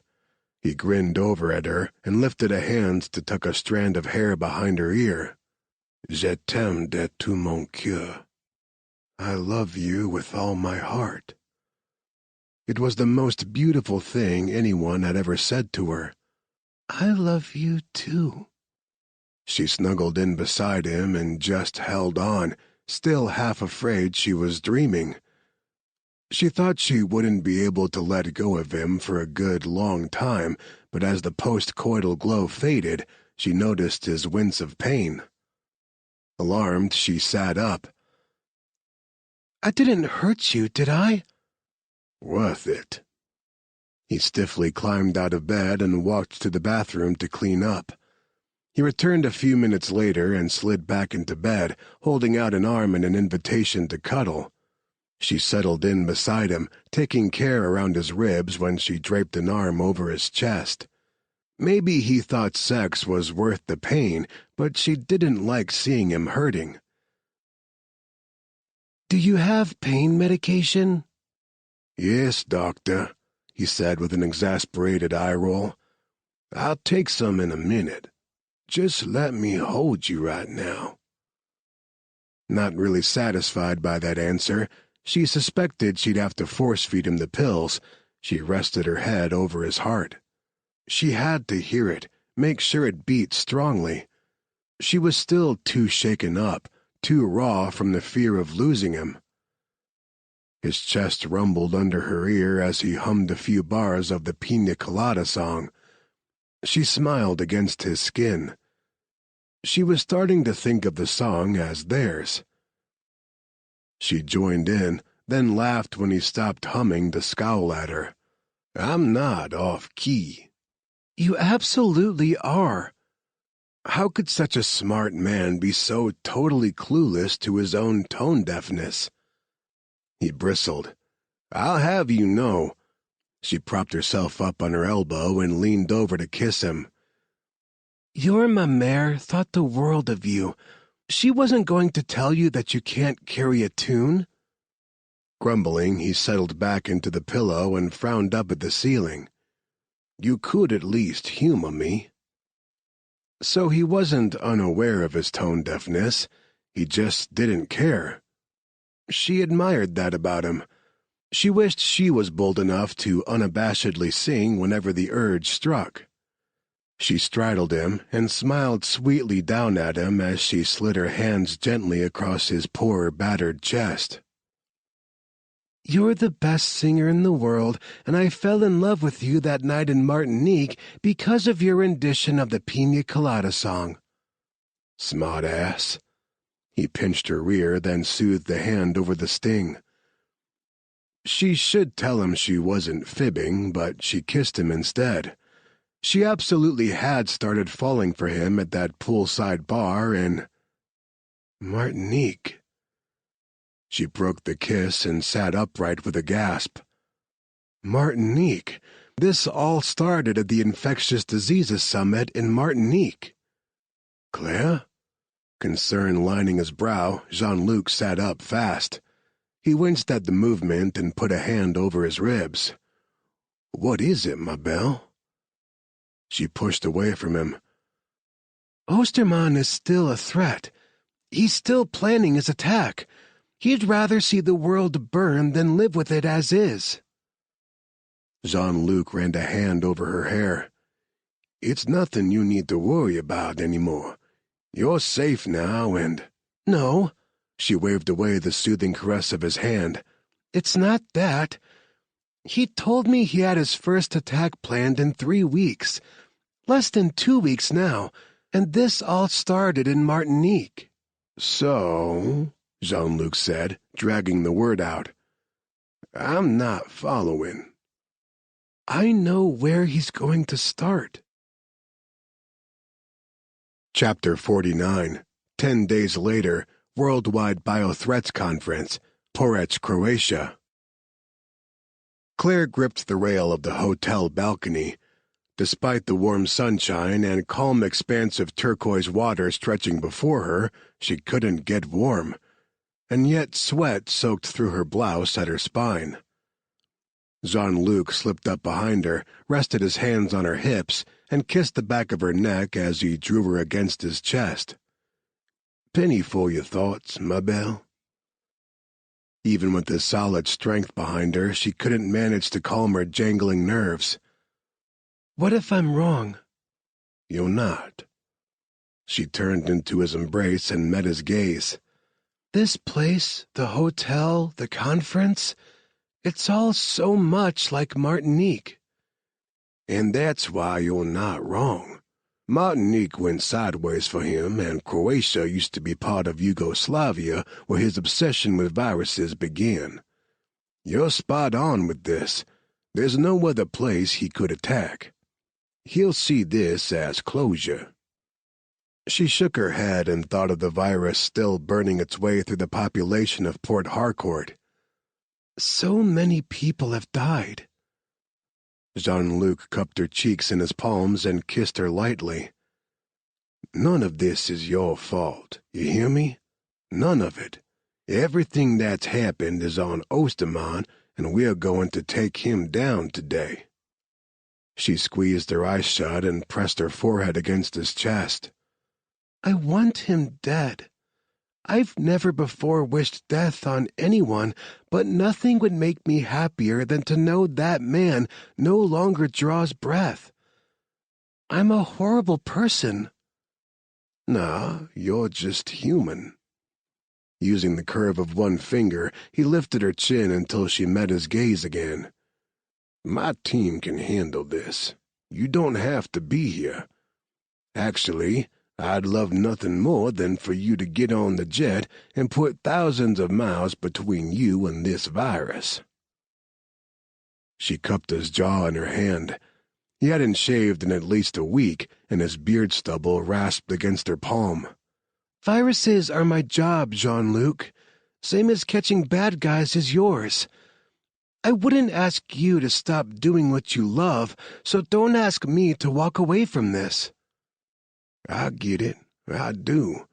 I'd never ask you to stop your work with viruses, but psychopaths are not your job. My research put him on this path. No, Shah.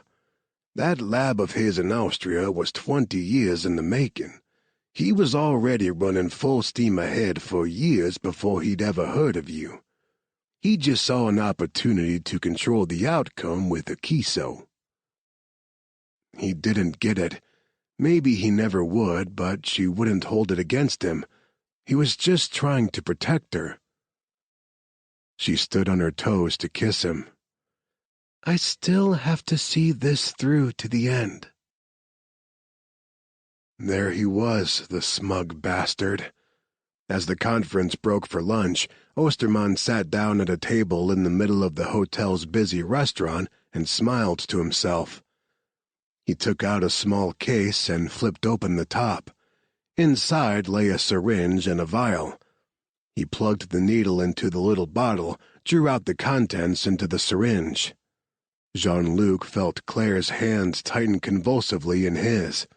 He's giving himself a kiso. Of course he was. He'd want to sit here in the middle of everything and observe his victims as they unknowingly breathed in DHF, and he couldn't wear a respirator without drawing too much attention to himself. Do you think he's kidnapped more people? Claire asked.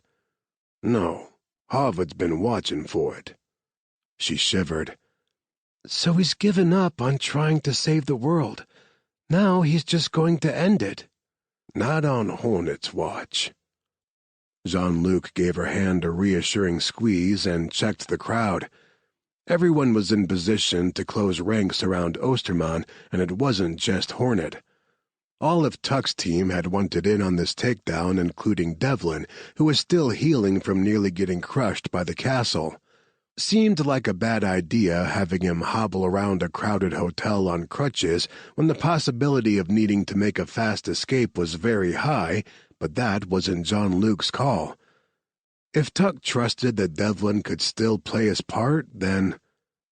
The fire alarm shrilled. Seated only 2 tables over from Osterman, Devlin and Harvard both calmly closed their laptops and joined the exiting crowd. They'd hacked the fire alarm. Okay, yeah. Good distraction. It had worked at the hotel in Martinique to get folks out. Why not here, too? Osterman glanced around with an expression of dismay and started to stand. That's my cue, Jean-Luc said, and gave Claire a quick kiss. But she wouldn't let go of his hand. Claire? I'm sorry. She released her grip. Just don't get infected with anything. He winked at her. No worries. I'm Deadpool. You're not funny, she called after him. Jean-Luc laughed and was still smiling when he slid into the seat across from Osterman. Surprise, he said in German. Remember me? Osterman swore and fumbled a cell phone out of his pocket.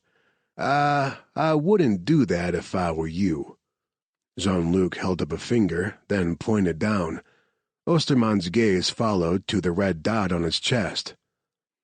That's my friend Seth. He doesn't miss, and a kiso is not going to protect you from a bullet, so why don't you set that phone down on the table and let's chat like civilized people. Osterman hesitated, then grudgingly placed the phone in the center of the table, far enough away that it looked like he was complying, but not out of reach. You speak German flawlessly.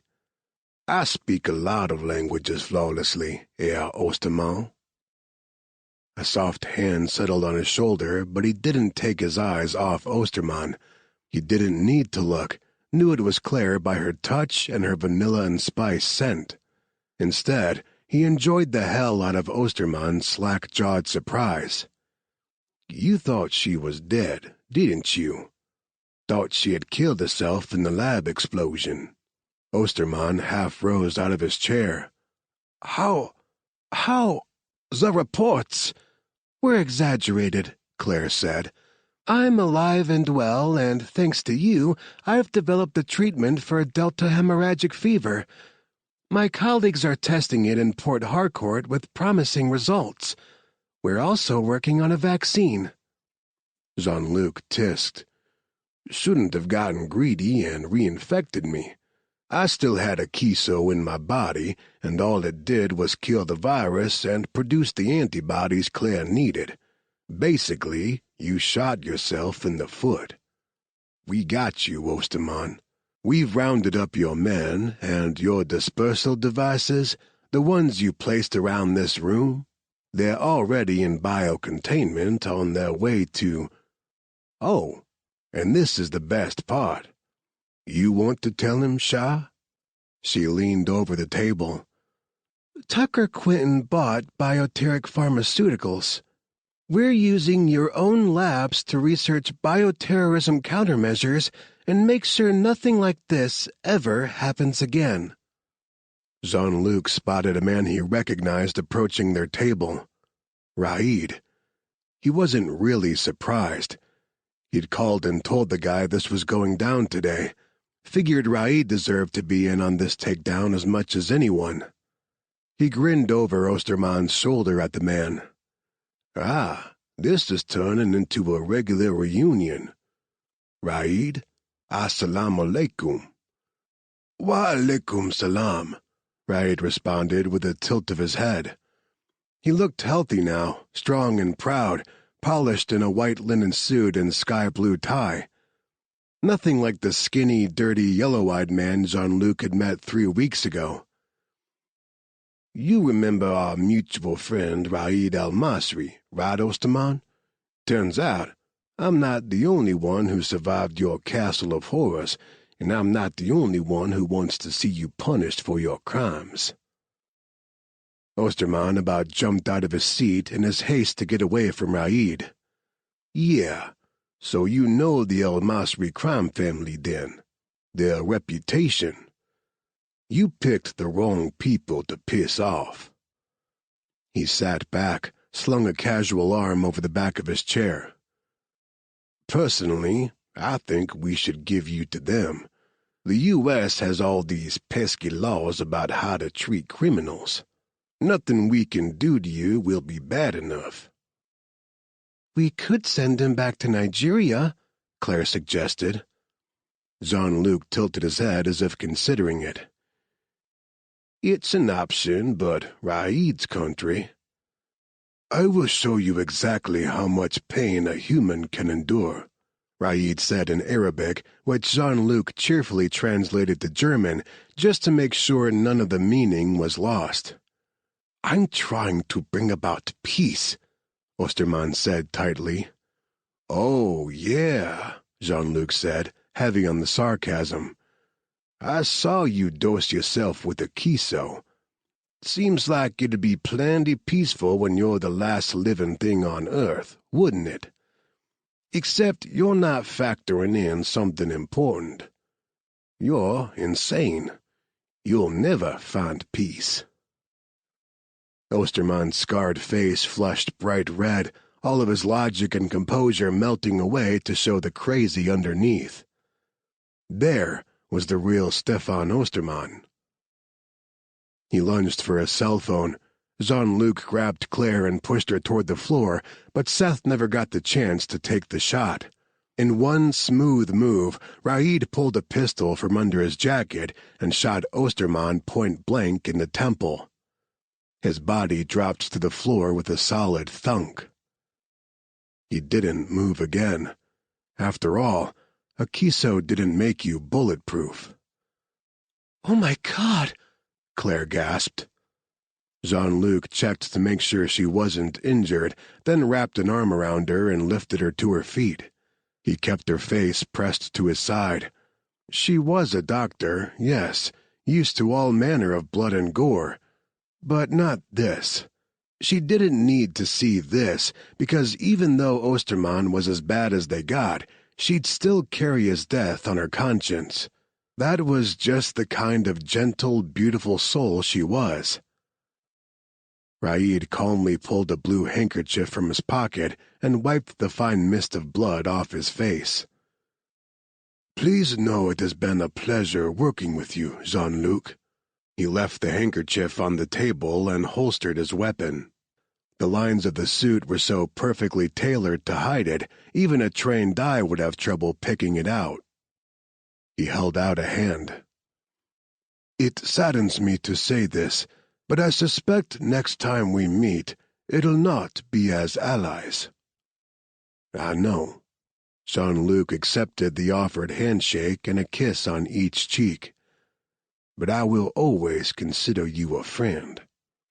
"As will I." Raid bowed slightly, then walked away. He also turned away from the body on the floor. It was over, and Osterman wasn't worth any more of their time or consideration.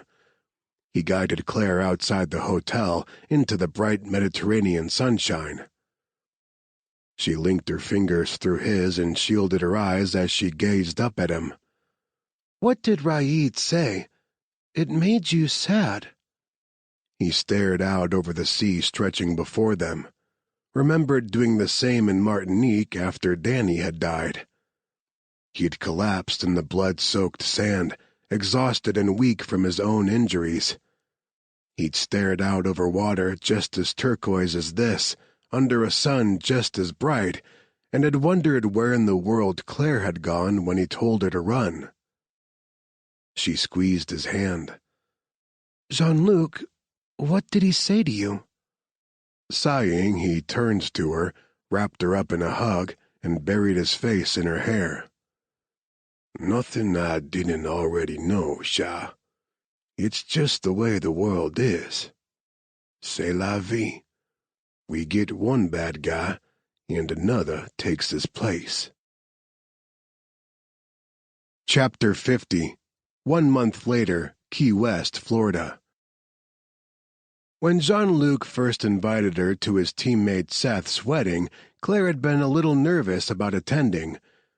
She'd only met Seth a handful of times and had never met the bride, but nobody seemed to mind her presence. The wedding was gorgeous, the bride glowing bright as a sunbeam in a chiffon dress that sparkled ever so subtly whenever she moved. The pile of red curls on top of her head also shimmered as she and her new husband shared their first dance in the dying October sun. "They're really good together," Claire said as she studied them. You actually could see the love between the pair.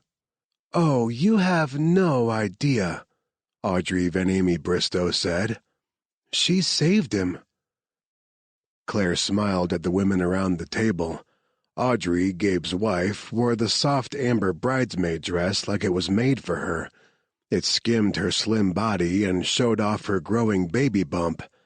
She was one of those women who could wear a garbage bag and look magnificent. Mara, Quinn's fiancée, somehow managed to simultaneously cradle her 6-week-old baby boy, Jackson, keep an eye on her rambunctious toddler, Bianca, and eat her cake without spilling a crumb on her dress. Lainey hadn't been a bridesmaid like the other two, but even she wore a pretty blue dress that showed off her curves, which she'd only put on after much cajoling from the other two women and promises that the dress would knock Jesse's socks off. Judging by the cowboy's slack-jawed expression when he saw her, they were right. Lainey rocked the dress after that. The other bridesmaid at the table, Libby Wilde, was roundly pregnant. Her husband wasn't with Hornet, but one of Seth's old friends from the Marines. With a grunt, she heaved herself forward and reached for a pitcher to refill her water glass. Claire got up and did it for her. "Thanks," she said with a grateful smile. "I keep telling myself only 5 more weeks. That's it." She took a sip of her water, then nodded toward the dance floor. "Audrey's not overstating things. Seth was a wreck until he met Phoebe.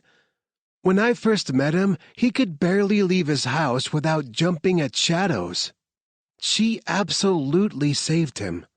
You can see the love between them." Claire followed Libby's gaze to the dance floor. "Some couples are so cold." She trailed off, thinking of her own parents. She'd always thought it'd be better to be alone than to live with that kind of indifference in a marriage. "But not Seth and Phoebe. That's real love." Audrey elbowed her in the side. "Not you and Jean-Luc, either. There's nothing cold about the Cajun." She laughed and picked up her wine glass as she felt her face go warm. "That's true. He does like spice." "Oh, I'll bet," Mara said. She glanced around, then covered her baby's ears and leaned in. "He talks dirty, doesn't he? Like fantasy-level kinky, in a dozen different languages?" Lainey burst out laughing. "Girl, you better not let Quinn hear you. He'll string Jean-Luc up by the balls." What? Mara asked, all innocence. Travis'll understand. We have a bet, don't we, Audrey? Lainey scoffed. Yeah, 'cause Quinn's such an understanding guy. It's purely for science. Audrey giggled into her water glass. So, Claire, are you going to spill the deets or leave us wondering? Oh, my God, Claire said and covered her now flaming face with her hands. Audrey slapped the table. That answers that. Go you. Thankfully, the conversation shifted away from sex and toward the pitfalls of pregnancy. Having had no personal experience in that area, Claire sat back and listened to their stories, filled with a warm sense of belonging. These women, the Queen Bees as Audrey called their little group, had welcomed her with open arms like she'd always belonged. She'd become particularly fond of Audrey over the past few weeks. Vibrant with an eccentric sense of style, she was the true Queen Bee. She had a take-no-shit attitude with all of the men on the team, including her stern-faced husband, who often looked at her with an expression somewhere between bafflement and adoration. The first time she met Claire, she had decided right then and there they would be best friends. In a lot of ways, Audrey was the female version of Jean-Luc. Apparently, Claire needed colorful people in her life. She just hadn't realized it until recently. She couldn't begin to voice how much it meant to be accepted by the women of Hornet. She'd lost the only two close female friends she'd ever had over the past 3 months. First Tiffany, then Sunday. She'd always missed them. Knowing they were no longer in this world left a hole in her she thought might never fully heal. But at least now she had Audrey, Mara, Lainey, Libby, and she imagined Phoebe too once they were properly introduced. These women had formed a family around their men, and oh, she longed to be a part of it. Speaking of the men, she searched the beachside reception hall for them. They'd all gone off together once the reception started, and she'd gotten the sense that they were talking business. Jean-Luc had been anxious about it. She'd never seen him that way before. Audrey squeezed her arm. It'll be okay, she said. They're not firing him. She started and looked at her new friend in shock. Was that a possibility? Audrey shrugged. They ordered him to not go looking for you. He disobeyed. She breathed out in a huff of disbelief. He did? Yeah. He was determined to find you, and he didn't care the cost. But, like I said, you don't have to worry. I told Gabe if they fire the Cajun, he'd be sleeping on the couch until our baby is 10. It's nothing he wouldn't have done if I had been the one in danger. Mara nodded. And Travis did the same when it was me. But I know for a fact they're not firing him. I happened to overhear Gabe and Travis talking the other night. They have to reprimand him, so they're going to make him teach language classes to the trainees. God, Lainey said and took a drink. They want him corrupting young minds? The men emerged from the hotel, and tension eased out of Claire's shoulders when she spotted Jean-Luc. He didn't look anxious anymore. He was his usual happy self. Looks like he accepted his punishment, Audrey said. Smiling, Claire watched him shake hands with Gabe, then Quinn, and finally Tuck. I don't think he'll see it as punishment. Teaching seems like it might be a good fit. Jean-Luc all but bounced over to the DJ, exchanged a few words with him, and then grabbed the mic when the current song ended. Oh boy, Audrey said. Lainey groaned. Claire, please muzzle him before he starts singing. He tapped the microphone and it screeched with feedback. Sorry.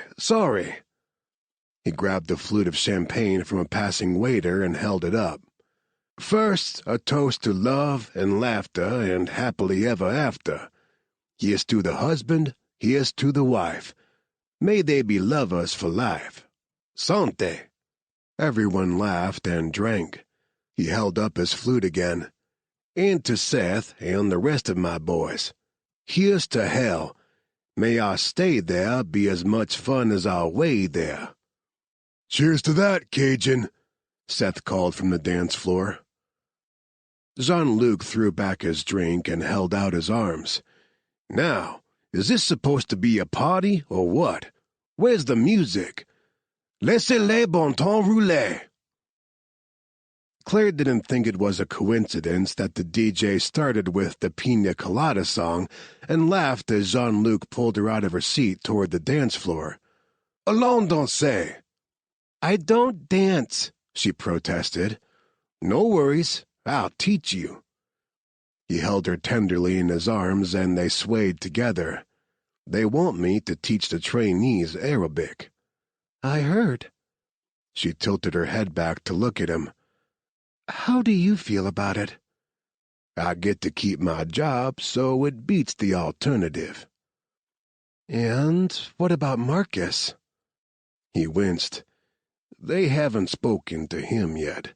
They're afraid one wrong word will send him spiraling. It's sad he wouldn't come to the wedding. I know that hurt Seth. I'm gonna kick his ass for it when I see him again, but at least he's safely in San Diego, away from HQ and, guest. She wasn't sure how she felt about the woman who had chased her across Nigeria. On the one hand, Mercedes Raya had realized and tried to right her mistakes. A little too late, but she had tried. On the other, she had tried to drown Claire back at the field hospital and probably knew who had killed Danny. What are you going to do with her? He shook his head. I don't know. But this weekend she's tucking his team's problem. Enough about that. This is a happy occasion. Let's be happy for tonight. I am happy. Me too. He pulled her in close again and sang softly in her ear, right on key. She drew back in surprise and smacked his chest. You can so sing. Of course. He nuzzled her ear, gave the lobe a little nip. It's our song, Sha. I can't knowingly butcher our song. You sing off-key just to torture everyone, don't you? Yeah, it's fun. He spun her out, brought her back, and tucked her close. So, I've been thinking... He trailed off. She waited, but he didn't continue. He seemed to be struggling to find the words for what was on his mind, and she caught a fleeting glimpse of... Was that panic in his eyes? Why the nerves again? He'd already spoken to Hornet's leadership and knew he wasn't losing his job. Hey, she laid a hand on his cheek. What's wrong? Another song started, a sexy Spanish number. Probably another request by Jean-Luc if she knew her man. He didn't answer her question, only pulled her in flush against his body and nibbled his way from her ear to her chin. Do you have any idea what this song makes me want to do to you? Given the growing ridge pressing into her belly, she had a pretty good idea. She subtly reached between their bodies and traced a nail along his length through his trousers. Before him, she never would have done such a thing in a room full of people, but he'd brought out a boldness in her. His eyes flared hot, and he took her mouth in a sizzling kiss that no doubt had the groom's pearl-clutching aunts gasping with outrage. Part of her wanted to do something really naughty here on the dance floor, just to scandalize the two women who'd had nothing nice to say about their nephew's friends. They already thought the guys of Hornet were heathens and the women were floozies. Why not have fun with it? The thought made her laugh. Jean-Luc drew back, ending the kiss with a nibble to her upper lip. What's so funny? You've corrupted me. I'm thinking about doing dirty things to you in public just to spite two women I've never met before today. Seth's aunts? Yeah, they bring that out on people. He gripped her butt and gave it a squeeze. But I always want to do dirty things to you in public. He was trying to distract her. She knew it, and yet she was going to let him get away with it. For now. She was learning her man liked making love in places where they might get caught. She was learning she liked it too, and the thought of a quickie right now had all of her female parts tingling in anticipation. She stood on her toes to whisper in his ear. "Let's find a quiet spot." His nostrils flared with his sharp exhale, and he got the same single-minded look on his face as when he was trying to beat his make Claire orgasm record in bed. He all but carried her off the dance floor. She risked a glance back at the table where her new friends still sat. They were all grinning in her direction, and Audrey gave her an enthusiastic thumbs up. Her cheeks filled with heat. No doubt about it, the women knew exactly what she and Jean-Luc were up to. He pulled her away from the crowd toward a poolside tiki bar shaded by palm trees that was currently closed because of the wedding. Much like the one they'd first met at. "This is fitting," she laughed as he whirled her around and boosted her up onto the bar. It was the perfect height, and she parted her legs, letting him in closer. He took her mouth in a hungry, possessive kiss that left her giddy with need. She'd been waiting all day for this. "Touch me, Jean-Luc." He slid his hands up under the skirt of her dress and hissed out a breath when he found her bare underneath. "Naughty girl. You did this just to make me crazy." "It worked." He'd pulled his hair back into a neat tail for the wedding, and she gave it a tug, dragging his mouth to hers. "Hurry up. Let me feel you before we get caught." He one-handedly unzipped his trousers and freed himself. She scooted her butt to the edge of the bar. He scooped an arm under one of her legs and pulled her forward as he entered her in one long thrust. He groaned. "I'm not going to last, Shah." She nipped at his lower lip and felt his erection twitch inside her. "You don't have to." He took her fast, teasing her mouth with his tongue, nibbling at her lips, and swallowing her moans as she raced toward climax. A scrape of a footstep, followed by a happy bark, had them both freezing.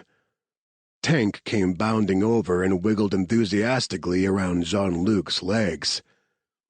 "Oh, Jesus!" Ian's voice said. Claire looked over Jean-Luc's shoulder at Ian and bit her lip to smother a smile.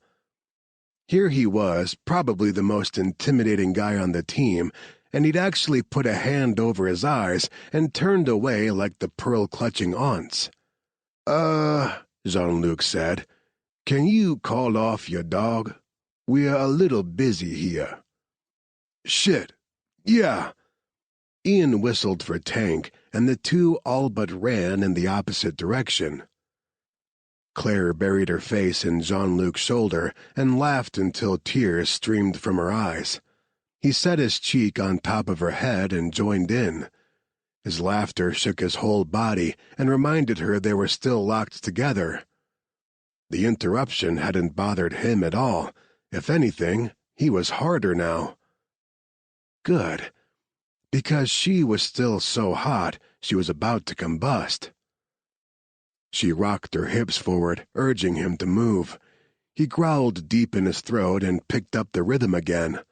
It took a bit longer to climb back to the precipice she'd been on before the interruption, but once she was there, Jean-Luc followed her over the edge. Still breathing in ragged drags of air, she enjoyed the soft kisses Jean-Luc feathered across her collarbone and shoulder as he pulled out of her. She weaved her fingers into his hair, releasing several strands from his ponytail. The quickie wasn't enough. She wanted more of him. All of him. "Let's go up to our room," she suggested, and take our time." He met her gaze, and there again, the nerves. He tried to hide them by stepping back and tucking himself into his pants, but she knew him too well. She could read him like a lab report. He was genuinely anxious about something, and that just wasn't like him. She jumped down from the bar, caught his face in her hands, and made him look at her. "Jean-Luc, tell me what's wrong." "Nothing." He didn't sound convincing at all, and she scowled at him. He laughed softly and turned to brush her palm with his lips. "For true, nothing's wrong. Everything's perfect. I just—" He looked up at the gleaming windows of the hotel. "I'm sick of hotels. How would you feel about flying back to New Orleans tonight?" Chapter 51, New Orleans, Louisiana. It was well after midnight when the cab dropped them off on Canal, right at the start of Bourbon Street. A street performer danced by on stilts to the jazzy riff he played on a trombone. Ah, home. There was no place like it in the world. Jean-Luc grinned as Claire marveled at the flash and color of the city he loved almost as much as he loved her. She laughed. "You live here? Right in the middle of it all. Why am I surprised? Of course you do."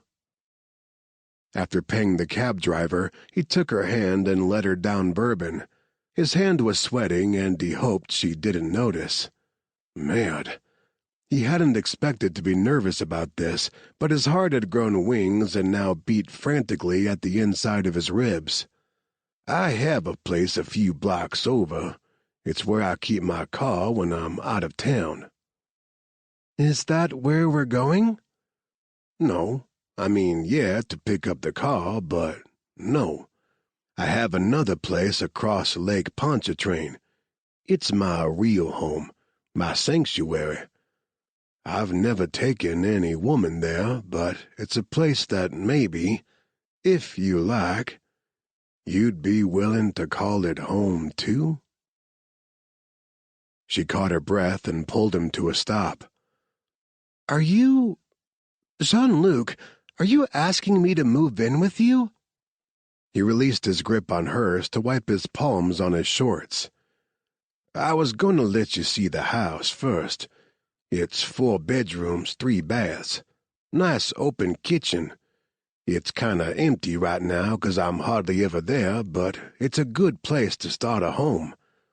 Maybe do the family thing someday. The whole living room wall is glass and looks out on the lake." Her eyes sparkled and she blinked hard. "It sounds beautiful, but you didn't answer my question. Do you want me to move in with you?"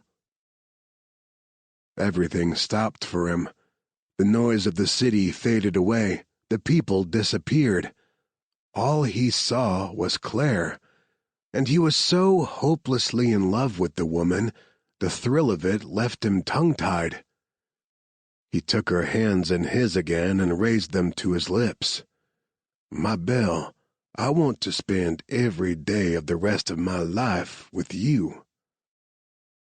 "Okay," she whispered. "Yes." He froze because that sounded like a heavy yes, full of meaning. Not that he was a language expert or anything. "Is that a yes to moving in or a yes to—" "Everything," she said simply. "I want everything you just described. The window, the family, spending the rest of my life with you. Yes." With a happy whoop, he grabbed Claire and kissed her, nearly bending her over backward in his excitement. People around them erupted in cheers, and only then did he remember they stood on Bourbon Street, surrounded by drunks. She laughed and swatted him until he released her. "Oh my God, I can't believe there are still so many people out this late." "It's New Orleans, Shaw. As long as there's booze and music, there'll be a party." He led her into the teeming crowd of people on the city's most famous street. It's beautiful and seedy and chaotic and... He felt her studying him as he spoke, and as he so often did around her, he ran out of words. And I don't know how else to explain it, but... You love it, she finished. I do. He closed his eyes and breathed in air thick with humidity, frying foods, alcohol, human and horse, with undertones of night-blooming flowers. It wasn't always a pleasant scent, but it smelled like home to him. There's something about it. A little something extra. Magic. It sizzles in the air here. Can you feel it? When he looked at her, he saw her clutch the gree-gree still hanging from a cord around her neck. She'd put it back on as soon as they'd changed out of their wedding clothes. Ever since he'd given it to her, she was rarely without it. He grinned at her, and she let the necklace drop back into place. I do feel it, she said matter-of-factly. The magic. He leaned over to kiss her, because that admission had to have cost his pragmatic scientist some dignity. Taking her hand again, he led her away from the chaos of Bourbon Street. Allons. I want to get my car so I can show you our house. Are you happy to be back? She asked as they strolled down the quieter side street toward the condo he split with his siblings. Jean-Luc took a moment to think about his answer. Was he happy? Yes, but that was because Claire was with him. He could be back in Nigeria or Dracula's castle in Austria and still be happy as long as she was by his side. Being back is interesting. Interesting? Claire gave their joined hands a little swing. How so? He looked around at the narrow street with its old-fashioned lamps and galleries decked in ivy. Music and laughter soared from half a block away. I do love this city. I love everything about it. The food, the music, the people. But every other time I've been here, May, I don't know if I can explain it. I always had this manic need to experience the place.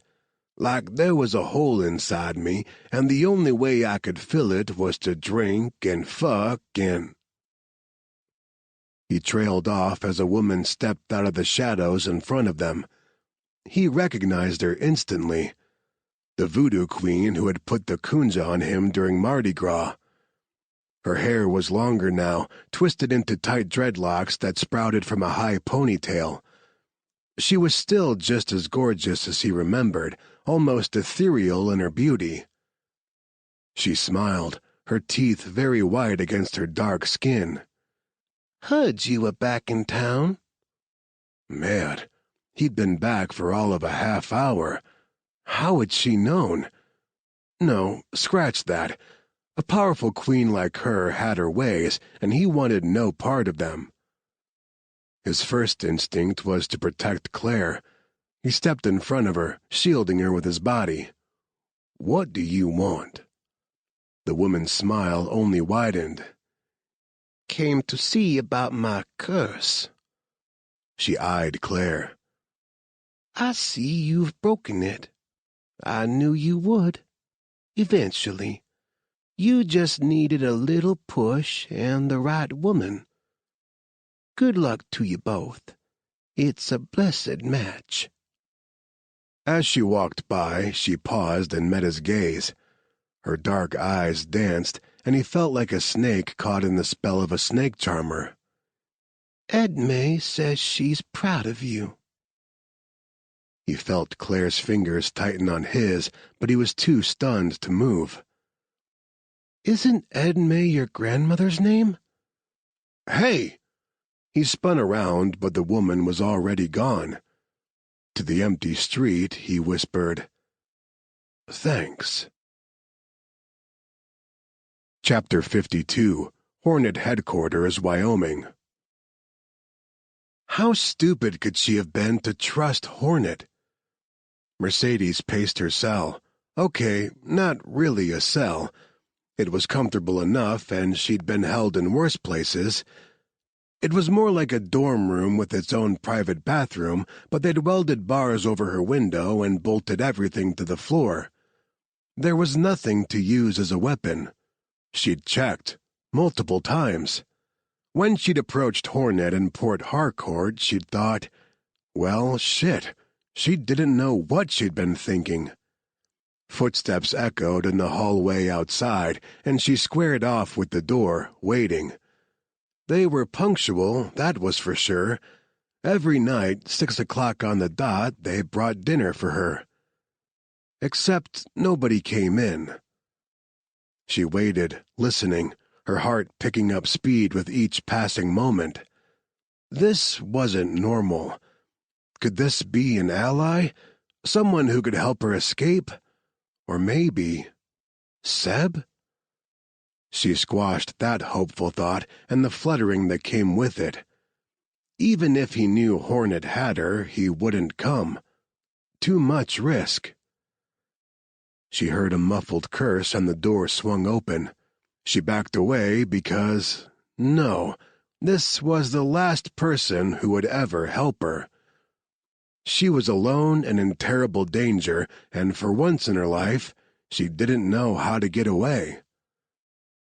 Marcus D'Angelo stood in the doorway, a gun pointed at her. In the hallway behind him, her temporary guard, the chatty Sean Carreras, lay slumped against the wall. Her heart tripped over a beat because at first she thought he was dead and she was next. But then Carreras let out a snore. Not dead. Asleep. Marcus must have drugged him. Which still didn't bode well for her. If he'd been willing to go so far as to drug a friend, what would he do to his enemy? She returned her attention to Marcus and tried for bravery, but her voice wobbled. "You're not supposed to be here. Everyone's gone celebrating a wedding in Key West, and your guard is sleeping on the job." He stepped in and closed the door behind him. She flinched at the finality of the lock clunking into place. "I'm the only one here, and we're overdue for a chat."